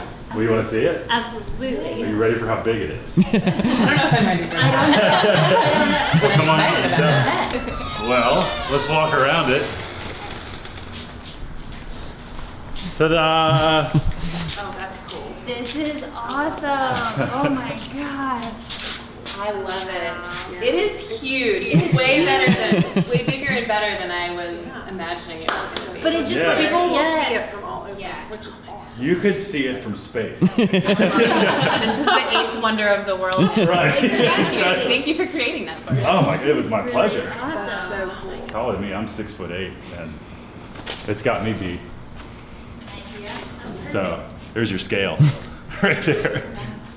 Yeah, you guys have I was honestly picturing like this tall. Really? Yeah, and even the picture, even the P picture. Everyone I've shown, they see it and go, oh, that was cool. Yeah. And then they see it in person, like, I had no, Evan Graham at Golden Kikes, he's like, oh, I thought it was like this big. And I was like, no. Yeah. Go bigger. This is park size, yeah. Do you guys have like a brand or like anything like that so people can tell that it's Lift Arc that did this? Well, I was going to ask you, so Yeah. I'm developing these tags that I can cut out on my plasma cutter that says, like, built by Lift Arc in 2021. Cool. If it's okay with you, I'll yeah. weld it on the back or something like that. Yeah. Built by us for Please do. Play Roanoke. Yeah. Yeah. That would be perfect. Perfect.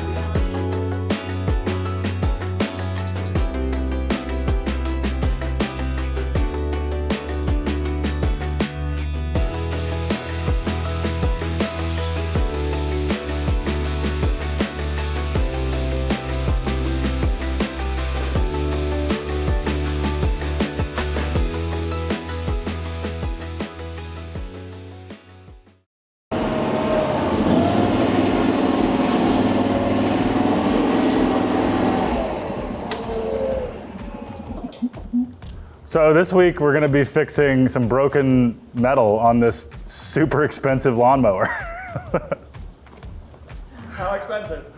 Well, they had $14,900 written on the side, and that looks like it was written as like a used price.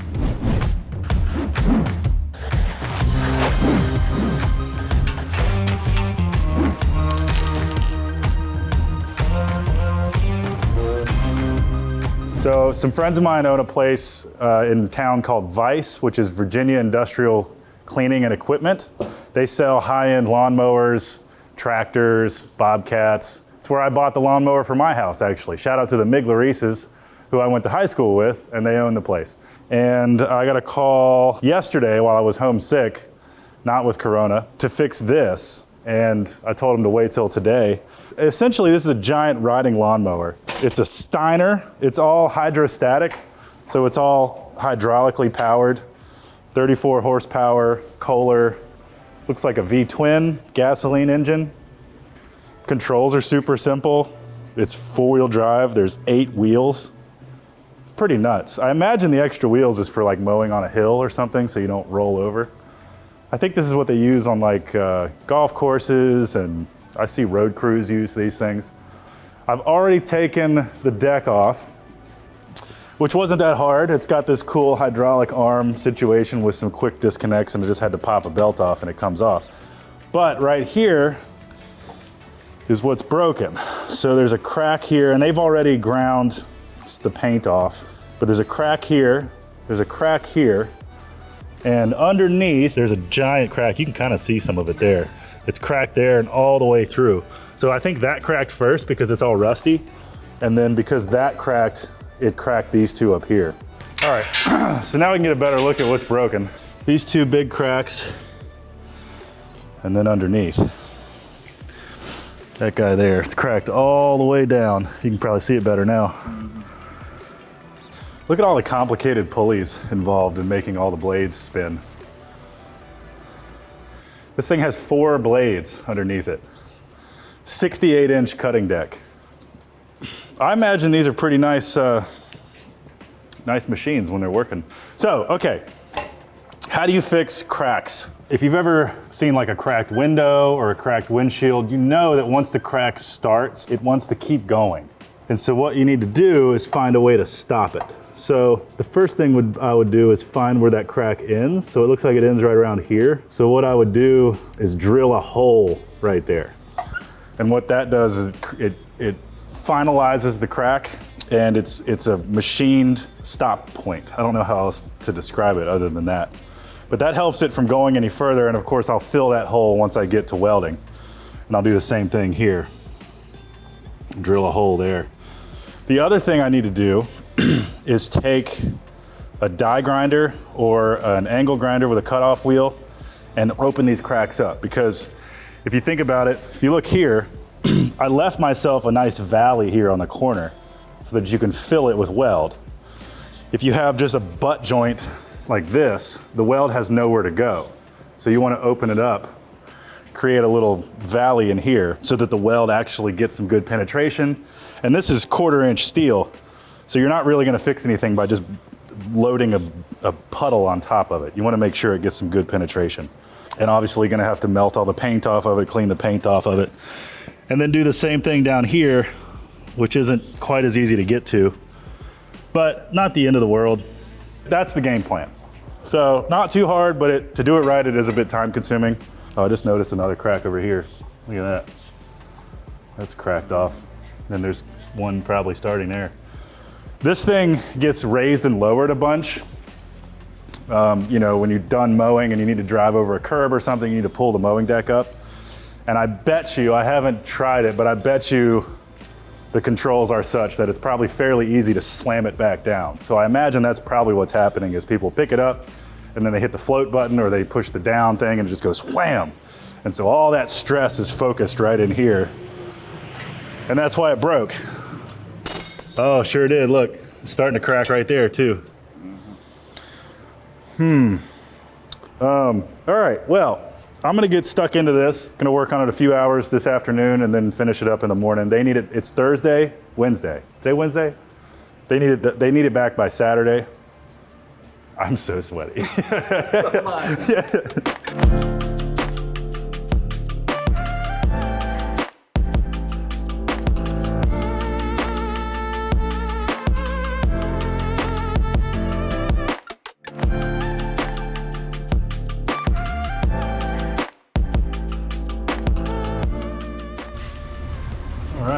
Good one. So here's what we're looking at now. Big crack is there, all the way up under here. And then we got this micro crack here, and then there's one there in that weld there. So that's eventually going to crack all the way under here, probably. Yikes. So if anyone has experience with these Steiners, I think they're called, drop a comment, let me know.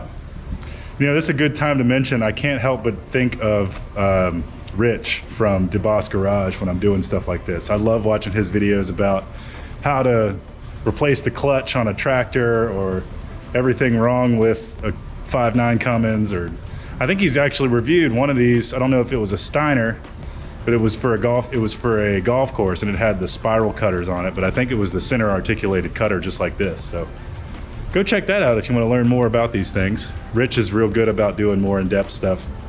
I'm just a welder and a fabricator, and Rich, if you're watching this by some crazy chance, I wish I was closer, because it looks like you could always use some fabrication help.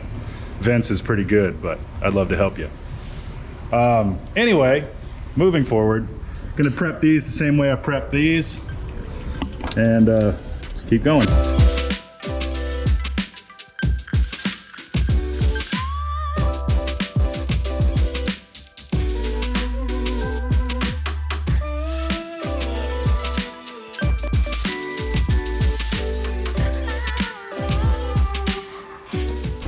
Okay, so I've got a clamp here to hold these pieces parallel because the part on the left was dropped.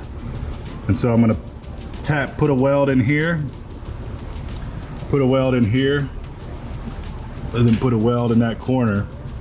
Then I'm gonna drop it down, fill in all the ones on the top.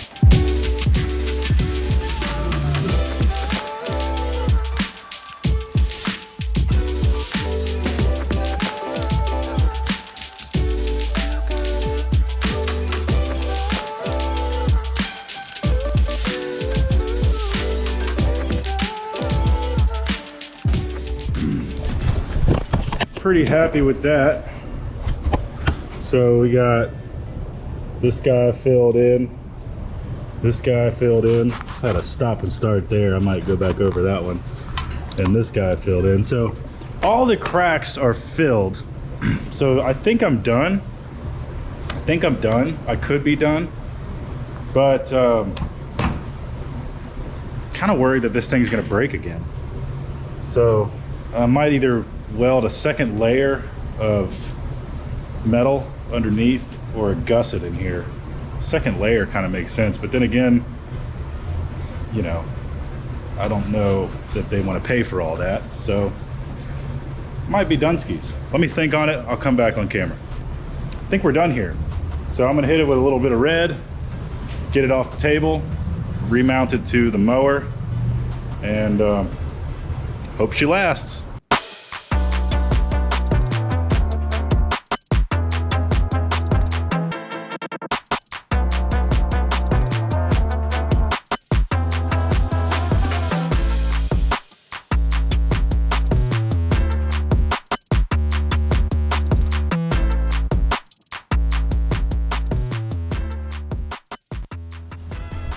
Okay, so it's the next day. Just wanted to give a clean conclusion to this little repair project. Here's what it looks like. Nice big weld there. These two I ground flat because they were less severe, I should say. But everything went back together real easy. Slid right back in where it was supposed to. Got the belt reattached. And yeah, so this is one serious machine here. I think we should be okay. I mean, it's as strong, I believe, as it was when it left the factory. So that's, ideally it would be a little stronger than it was when it left the factory, but what can you do? So I think we should be good to go. Just texted Greg over at Vice. He's pleased with the turnaround time. Did this in a day and a half for him. Anyway, thanks for watching, and you need anything welded, give me a call. I like repairs. You know, an interesting side note is that in this current climate, with steel prices being what they are, I mean, more than double what they should be, it makes you think about maybe repairing something versus replacing it. And, you know, using scrap steel, salvage steel, cutting metal things apart to use the steel for other things. It's something I'm gonna be paying more attention to right now. and in general. You know, I come from a salvage background, having been at Black Dog, so anytime you can reuse, repair versus replace, it's a good thing. So feel good, even though this was a fairly minor problem, all things considered, you know, just a few cracks. It feels good to have it back on the road or back on the lawn with no extra material required, just filler metal from the inside of my MIG welder. So there you go. Mission accomplished. Thanks for watching, guys. See you next time.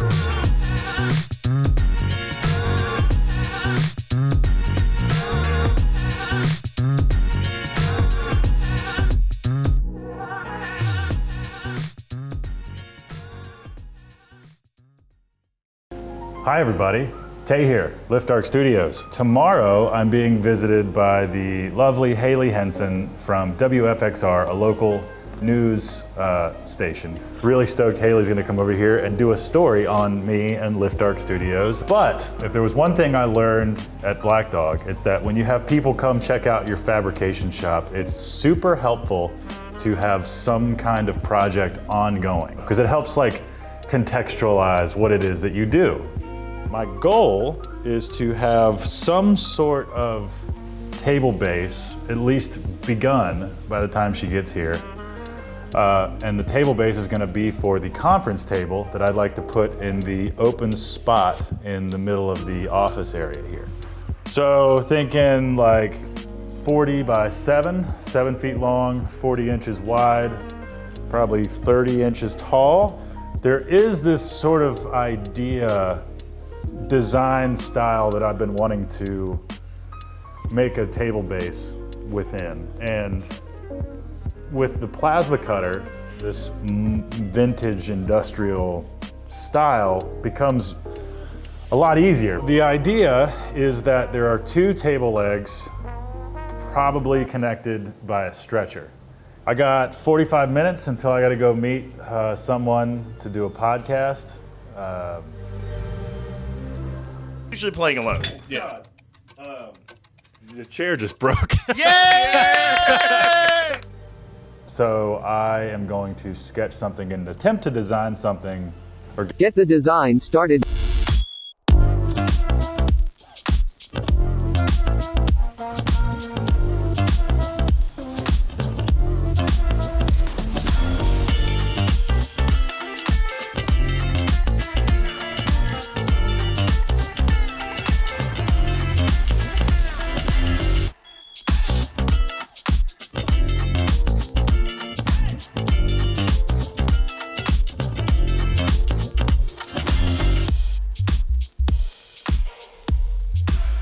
Okay, so what we're gonna do is export these sketches as DXFs. We'll go in here and we'll say leg body, and then we'll go to this plate here, save that as a DXF, and that is gonna be stretcher plate. And then we'll open up in route. So we got 31 by 48.1875. So let's import the leg body. And let's put that there. That's not gonna work very well, is it? I can get one out of that. Let me go back and measure, because that piece was not a perfect square. It actually had this dog leg that came out this way. So I wonder if there's something I could do there. Got 30 that way, which is good. 48 that way. No, it's not helping. not exactly helping. So right now I'm running it through a simulation just to make sure that everything is right and that there's no duplicate geometry, which I've had an issue with in the past. But it's just gonna wander between all the shapes and act like it's cutting them out. This is the exact tool path that the machine will take, so if there's gonna be any issues, I should be able to catch it here. Had someone reach out to me recently and let me know that I was cutting in the wrong direction in a past video. I've since learned that the right side of the cut is the most accurate, so turns out the default settings are correct. You should do a climb cut, not a conventional cut.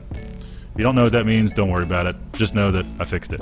Okay, so I got the file loaded in the computer, about to zero the torch and hit go. I will be babysitting it as we go, but time to cut.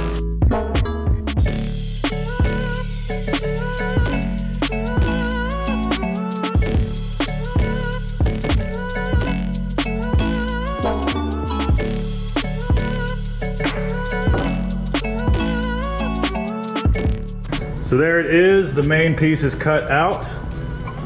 So now we gotta pull it out of there, dry it off, and clean it up, and then we'll start wrapping it in flat bar and make it into an actual leg.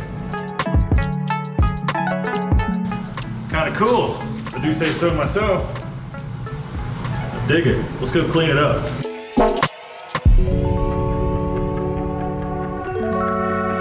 All right, so here's the deal. It is 8:30, and I have made this. These plates I cut out, they have the same hole pattern as these holes. So that will be the stretcher. So there'll be a piece of 2x3 steel tubing with one of these plates on each end. Will bolt to each of the legs. So that's all right. I mean, building a custom metal dining table in the span of like 6 hours is a pretty ridiculous goal anyway. So I guess what I'm getting at is we'll pick this up in the morning, heading to Steel Services first thing to try to get this table built for primetime news time. See you then.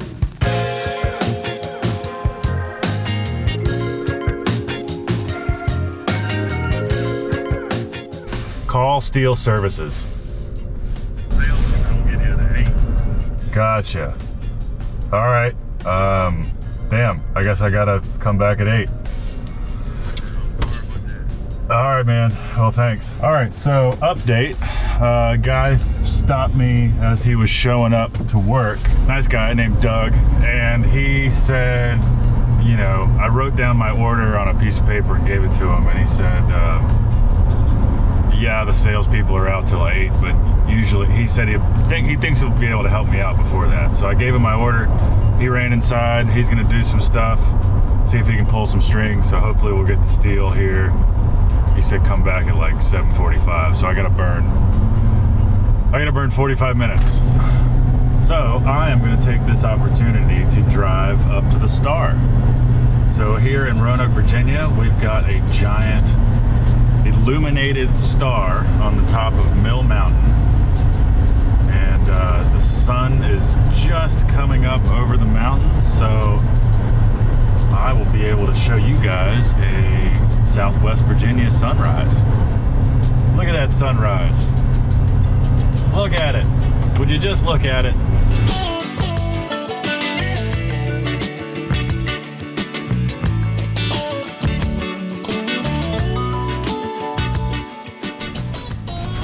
There's the Star. Pretty iconic. It's kind of our claim to fame, you know? We got a big light up star on the top of a mountain. There it is. One thing I always forget is that technically it is the world's largest man-made star, erected in 1949. Here's Roanoke.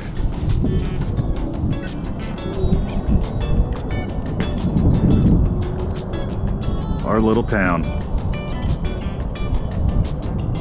Oh man, it's cold.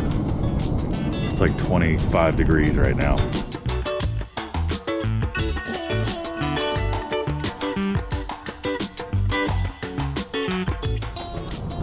Start making my way back to Steel Services. Figure this would be a good excuse for a little field trip.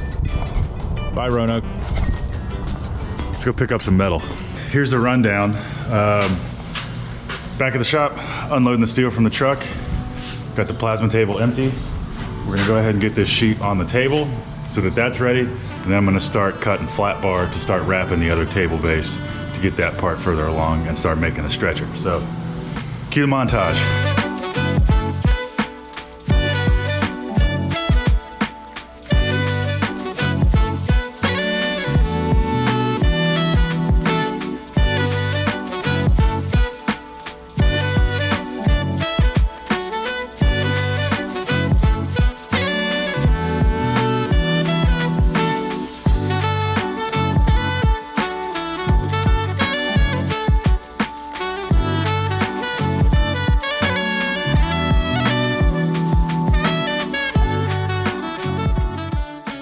Oh my God. I'm tired. It's 9:30 almost. Haley will be here at 10, and my goal is to have at least one of these legs pretty close to done. I'm probably not gonna get there, but it's okay. The point was to have something in process when the news gets here. That way it looks like we're doing something. So I've wrapped this leg flange in 2-inch flat bar, and I'm using clamps and just brute force to get it to curve like this. To get it to curve the rest of the way, we'll have to use the oxyacetylene torch and some fire. But yeah, just clamping and tacking, trying to get everything located and happy. And yeah.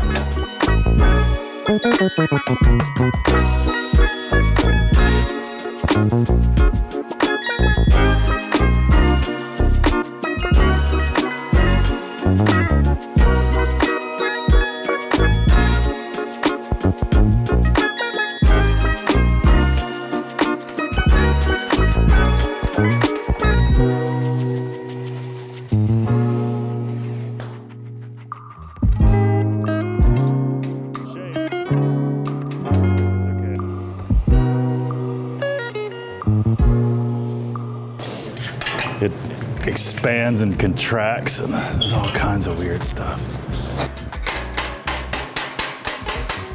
It worked out so good. So this is kind of a prototype, you know, for a sort of line of this type of furniture. So I'm using this one to know kind of how long it takes, you know, how many hours go into certain projects, ways that I could do this better. There are definitely tools and benders I could invest in to make that sort of metal forming a lot easier, but it's hard to replace old fire and a hammer, you know?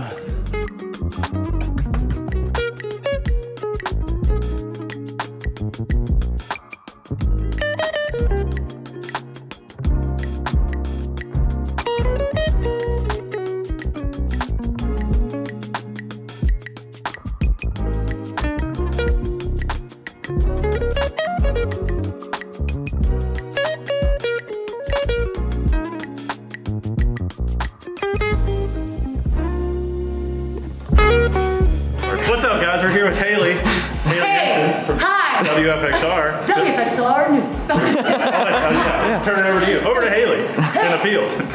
She's filming a cool piece locally, but we're in the middle of this conference table build. So we're about to cut out the second leg, and we'll bring it over to the table and lock it up. So We don't know if it's going to be cool yet. contact.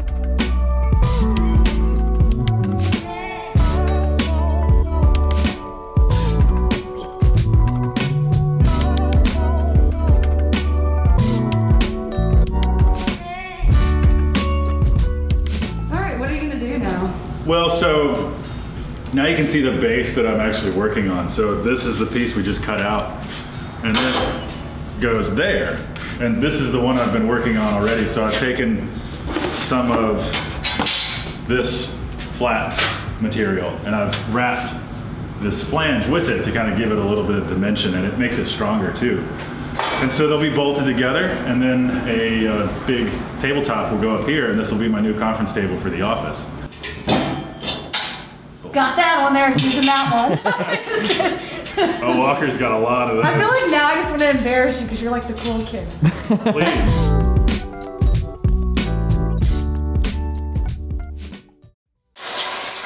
Tay Whiteside grew up with a strong work ethic. He's one of those humble guys where you ask yourself, what can't he do? A problem solver with 15 years of welding experience is ready to take your call.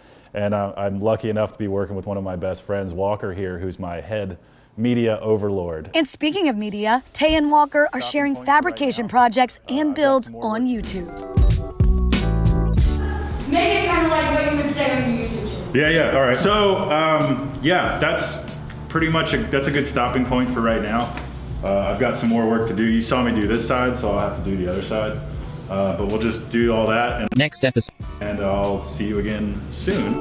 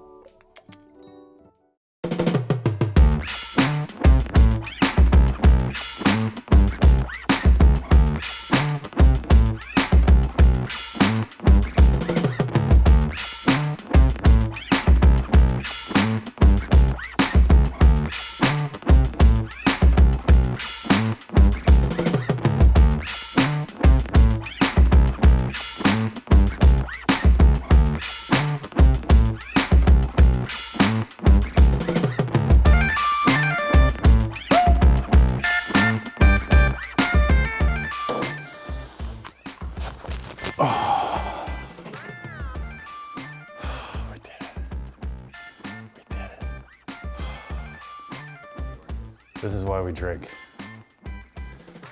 This week on Lift Arc Builds, we finished the conference table.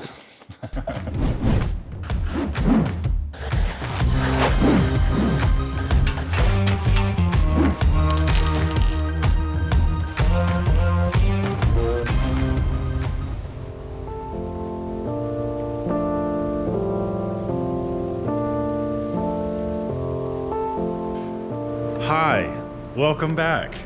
It's a rainy Saturday here in Roanoke. I'm down here at the shop, been working on a few things. I have cleared my table and I'd like to keep working on this conference table. So here are all my parts.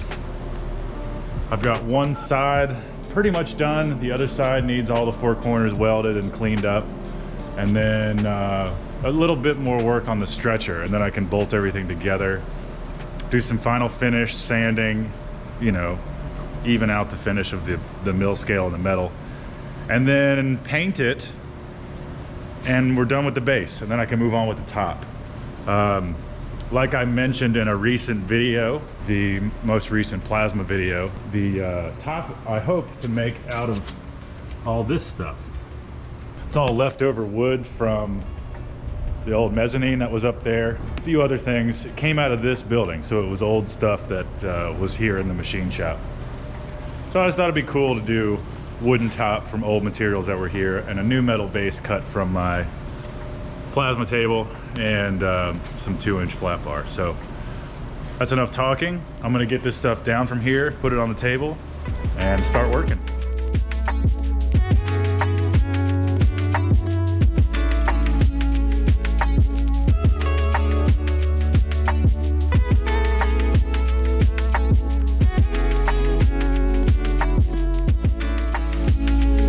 Okay, so everything's welded, and the other side I've welded and ground the corners and softened it, so now I need to do that to this side.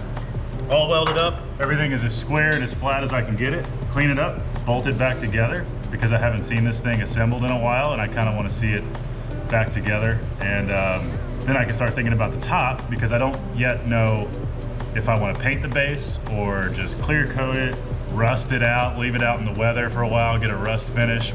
I'm the customer here, so I get to decide whatever the hell I want to do. But time to clean and assemble.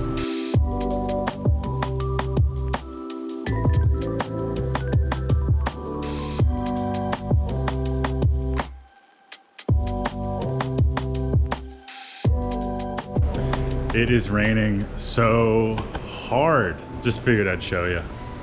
Gosh, it was so beautiful this morning. Now look.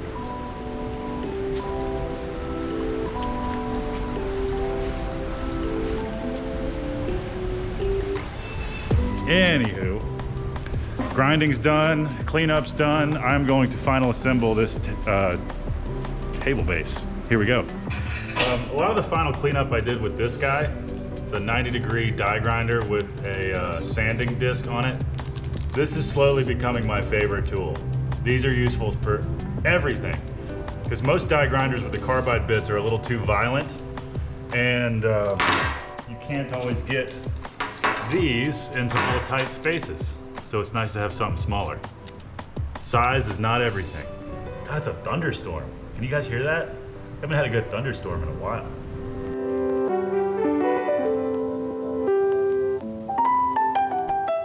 Let me give you a tour of what everything looks like so far. So, tried to make the welds evenly spaced because they're gonna be visible, so I'd like it to be pretty, you know, reasonably aesthetically pleasing. But yeah, so that's the table base assembled. Yay, we did it. I might switch gears and start looking at all the wood that I have. Because right here, I want to do basically a 7-foot by 40-inch table. Steve and I stood in the conference room, or the office, same thing, it's all one room.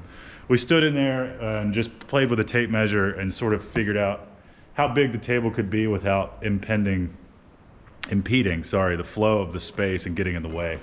So it's about 7 feet long and 40 or so, not quite 4 inches, but 4 feet, but a little bit bigger than 3 feet. So that's what we're gonna shoot for.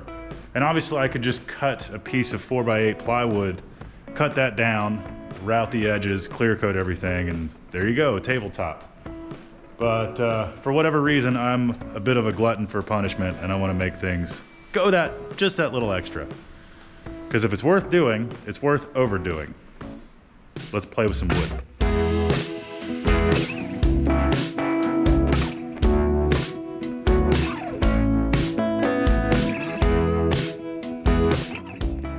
I have my helper here to help clean up the pieces. Ready? Go get it.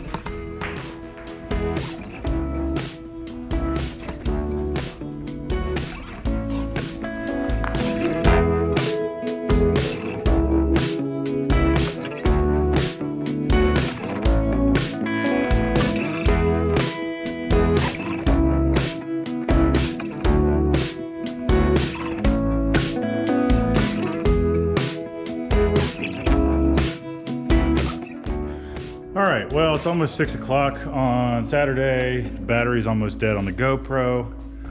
And no real need to work any later than this on a Saturday, right? I don't know. I haven't talked myself out of it completely yet. But here's where we're at. We've got a decent little pile of material, some stacked that you can't see. And we have, of course, the base.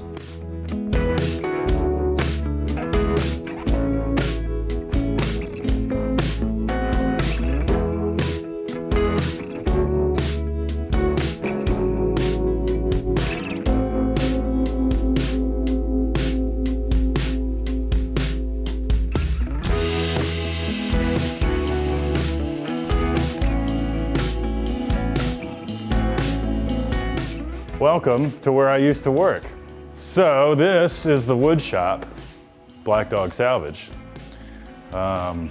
Before I left, we did a video series on YouTube called Black Dog Builds. Check that out. There's a lot of cool stuff on there. And obviously, if you've seen the TV show Salvage Dogs, this is where we filmed all the builds. Pretty fun. But what I gotta do is use these two pieces of equipment here. This is a 12-inch helical head joiner, which will give me flat edges. It helps you join wood together, hence the name. And then this is a planer, which will flatten the top and bottom. So these two machines will help make those boards nice and flat and square and dimensional. And then we'll use a domino, which is like a biscuit joiner, to join them together. We'll glue them, we'll clamp them, and then we'll let all the glue dry, and we'll see how carried away I get. So planer uses a big cutting head. There's 175 individual teeth on this. Ask me how I know. I used to have to change them all. But what it'll do is you run your board through here and it takes a certain amount of material off the top surface. And you just keep doing that until you get your board to the right thickness. The important thing though is to get your board flat and get the curve out of it with the joiner before you run it through the planer. because the joiner will make it straight. This just changes the thickness. So this will make it thinner, but it won't take any curve out of it. You have to do that on the joiner. But I'm just gonna try to knock some of this material out of the way, and then we'll go back to the joiner.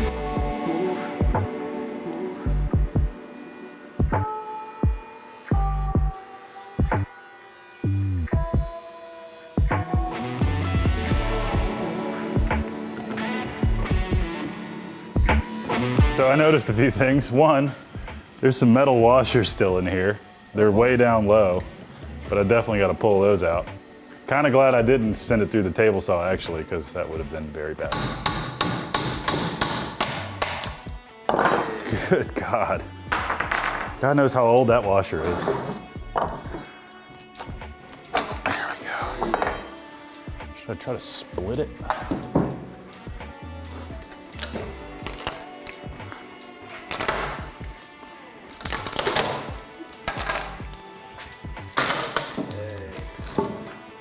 All right. It was gonna split there anyway, so now we got 2 boards. I had 1 board, now I have 2. So I gotta reduce these. I might, now that they're half the size, I'm gonna run them on the joiner, cut them on this table saw.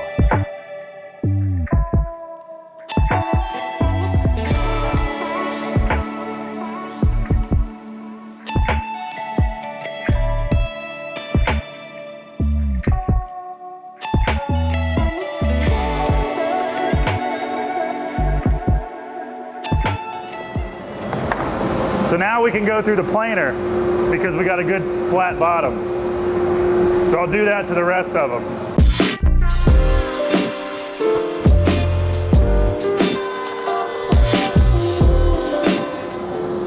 This one's gonna be pretty. Look at that. That's oak.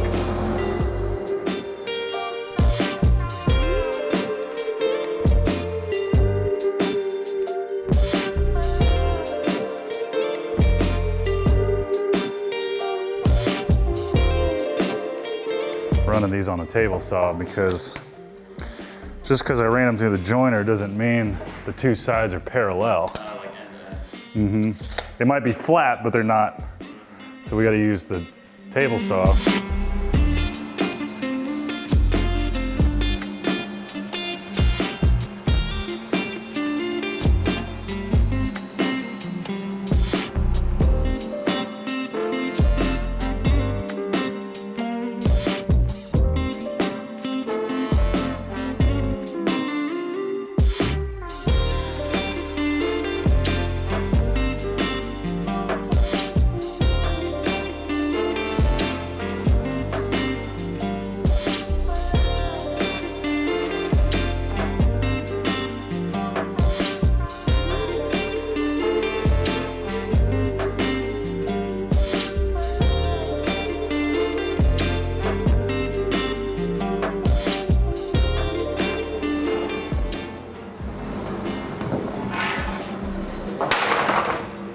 Woodworking. Instead of taking this much material off on the planer, pass after pass after pass, we just cut it off.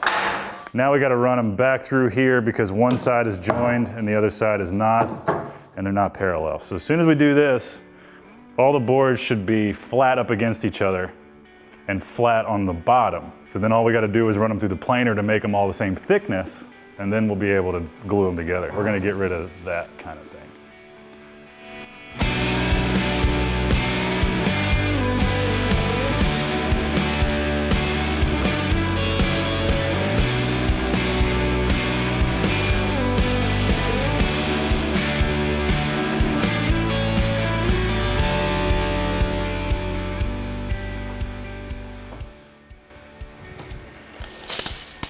Yeah, so throughout that whole process, we lost 2.5 inches.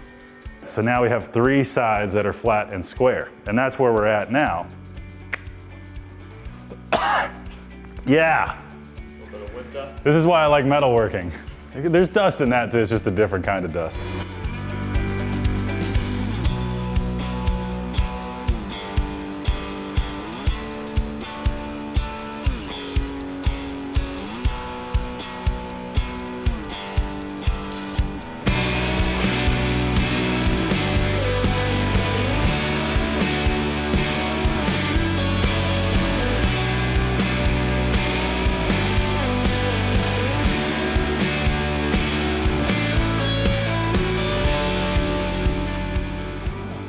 Okay, that was productive.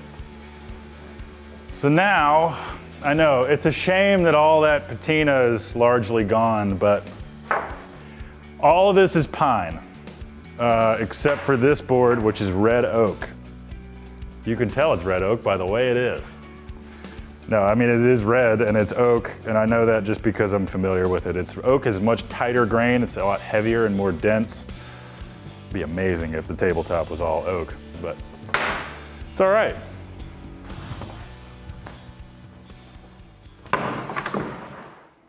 So these are weaker because they have cracks in them. So you don't want these to be in the middle because they'll snap. So the closer these are to the outside, the less load they'll have on them. He said load. Get a load of this guy. So this is basically a biscuit joiner and a domino machine. Basically do the same thing. So what it's gonna do is cut an oval hole halfway into here and an oval hole halfway into here. And then you use these dominoes, they call them, for obvious reasons. They kind of look like them. And they will go into the corresponding holes that line up. You put glue everywhere, and then you slam them together. So there's pegs, basically, holding all the boards in the same line. It'll make more sense in a minute.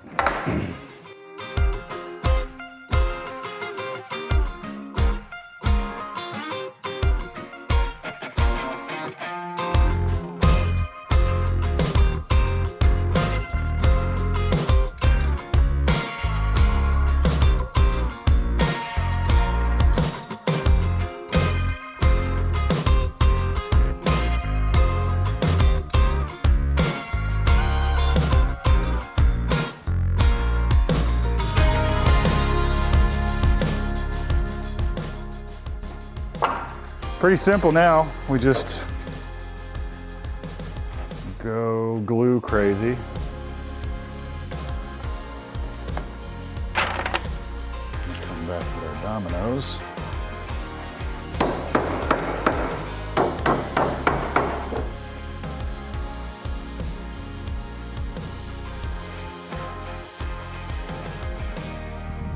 And then we set our first joint.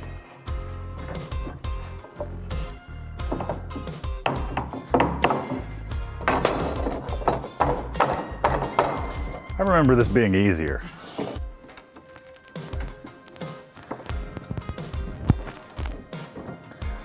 There it goes.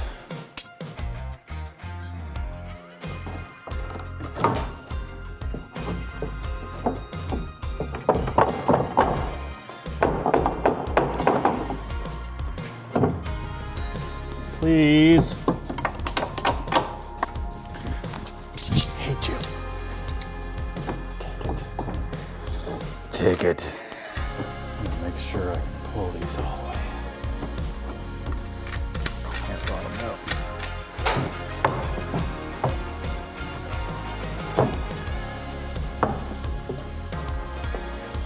Why you no go?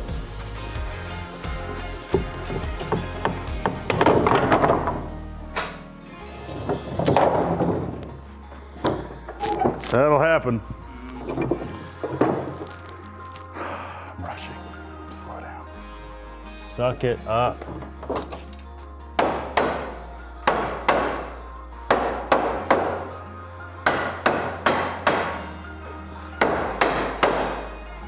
BlackDogSalvage.com. Someone will be sweating and cussing on your tabletop just like this.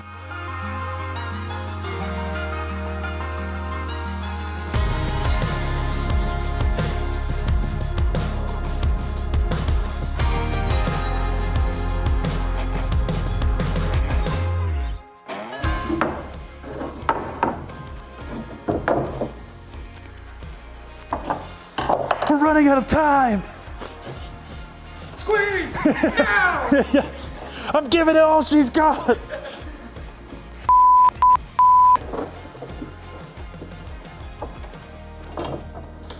Now it's just a game of whack-a-mole.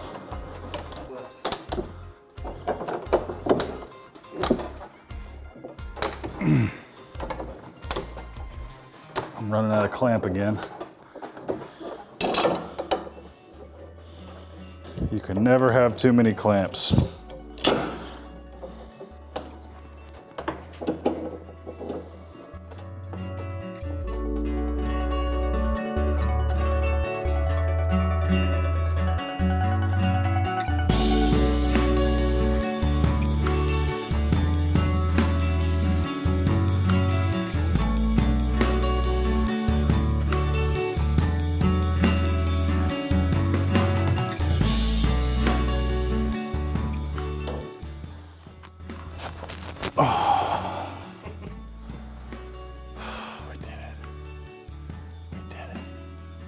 For you and me.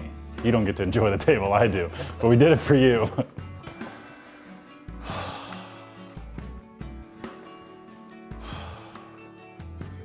This is why we drink.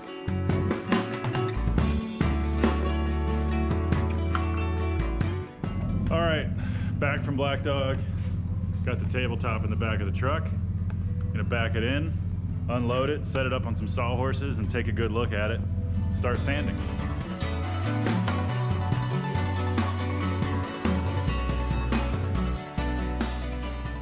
It came out pretty good. We got our length. It's definitely 7 feet long, but we ended up at around 37 inches wide instead of 40. But that's okay. I wanted to just use 100% of the wood I saved from the shop, and I didn't want to have to add anything else to it. If I wanted to, I could rip it down the middle and add like a metal strip or a piece of metal tubing or something. That'd be kind of cool, being that this is a metal shop, but I think I'm just gonna leave it because I'm not getting paid for this one. This is just a passion project, and it's gonna serve just fine as a tabletop.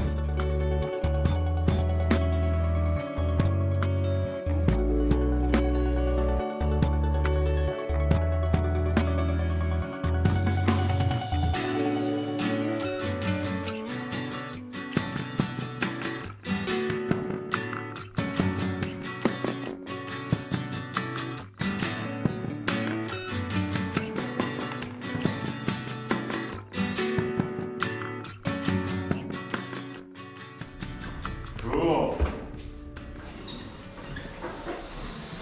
Dude, it's the perfect height. Yeah. Okay, and I need to decide whether I want to paint the base or clean it and clear coat it. It's all coming together.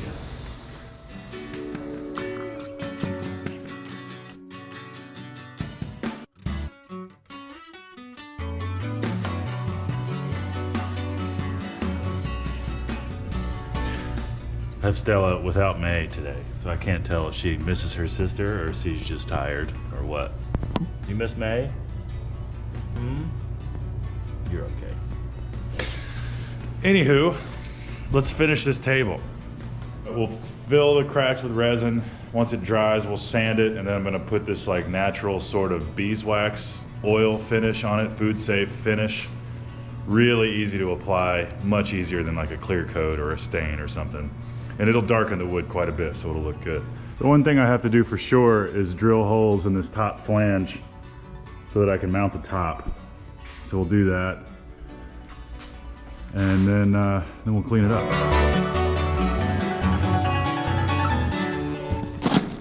Box of rags, acetone.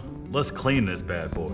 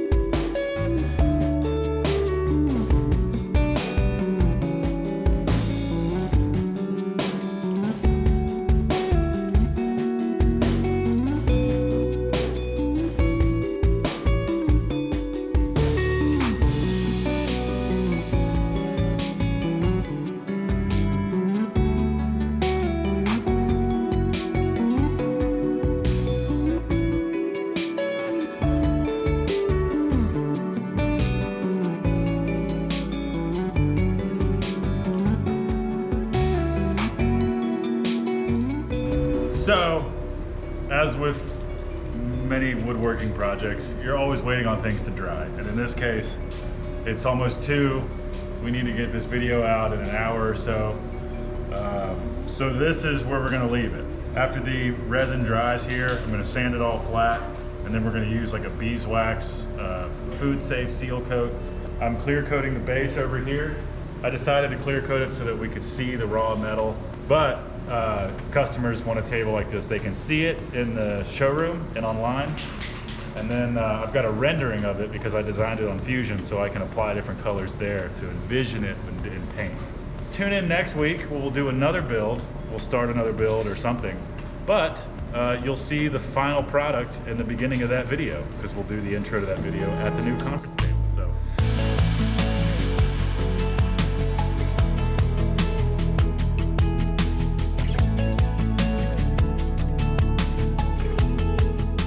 Oh, subscribe and stuff. See you next week.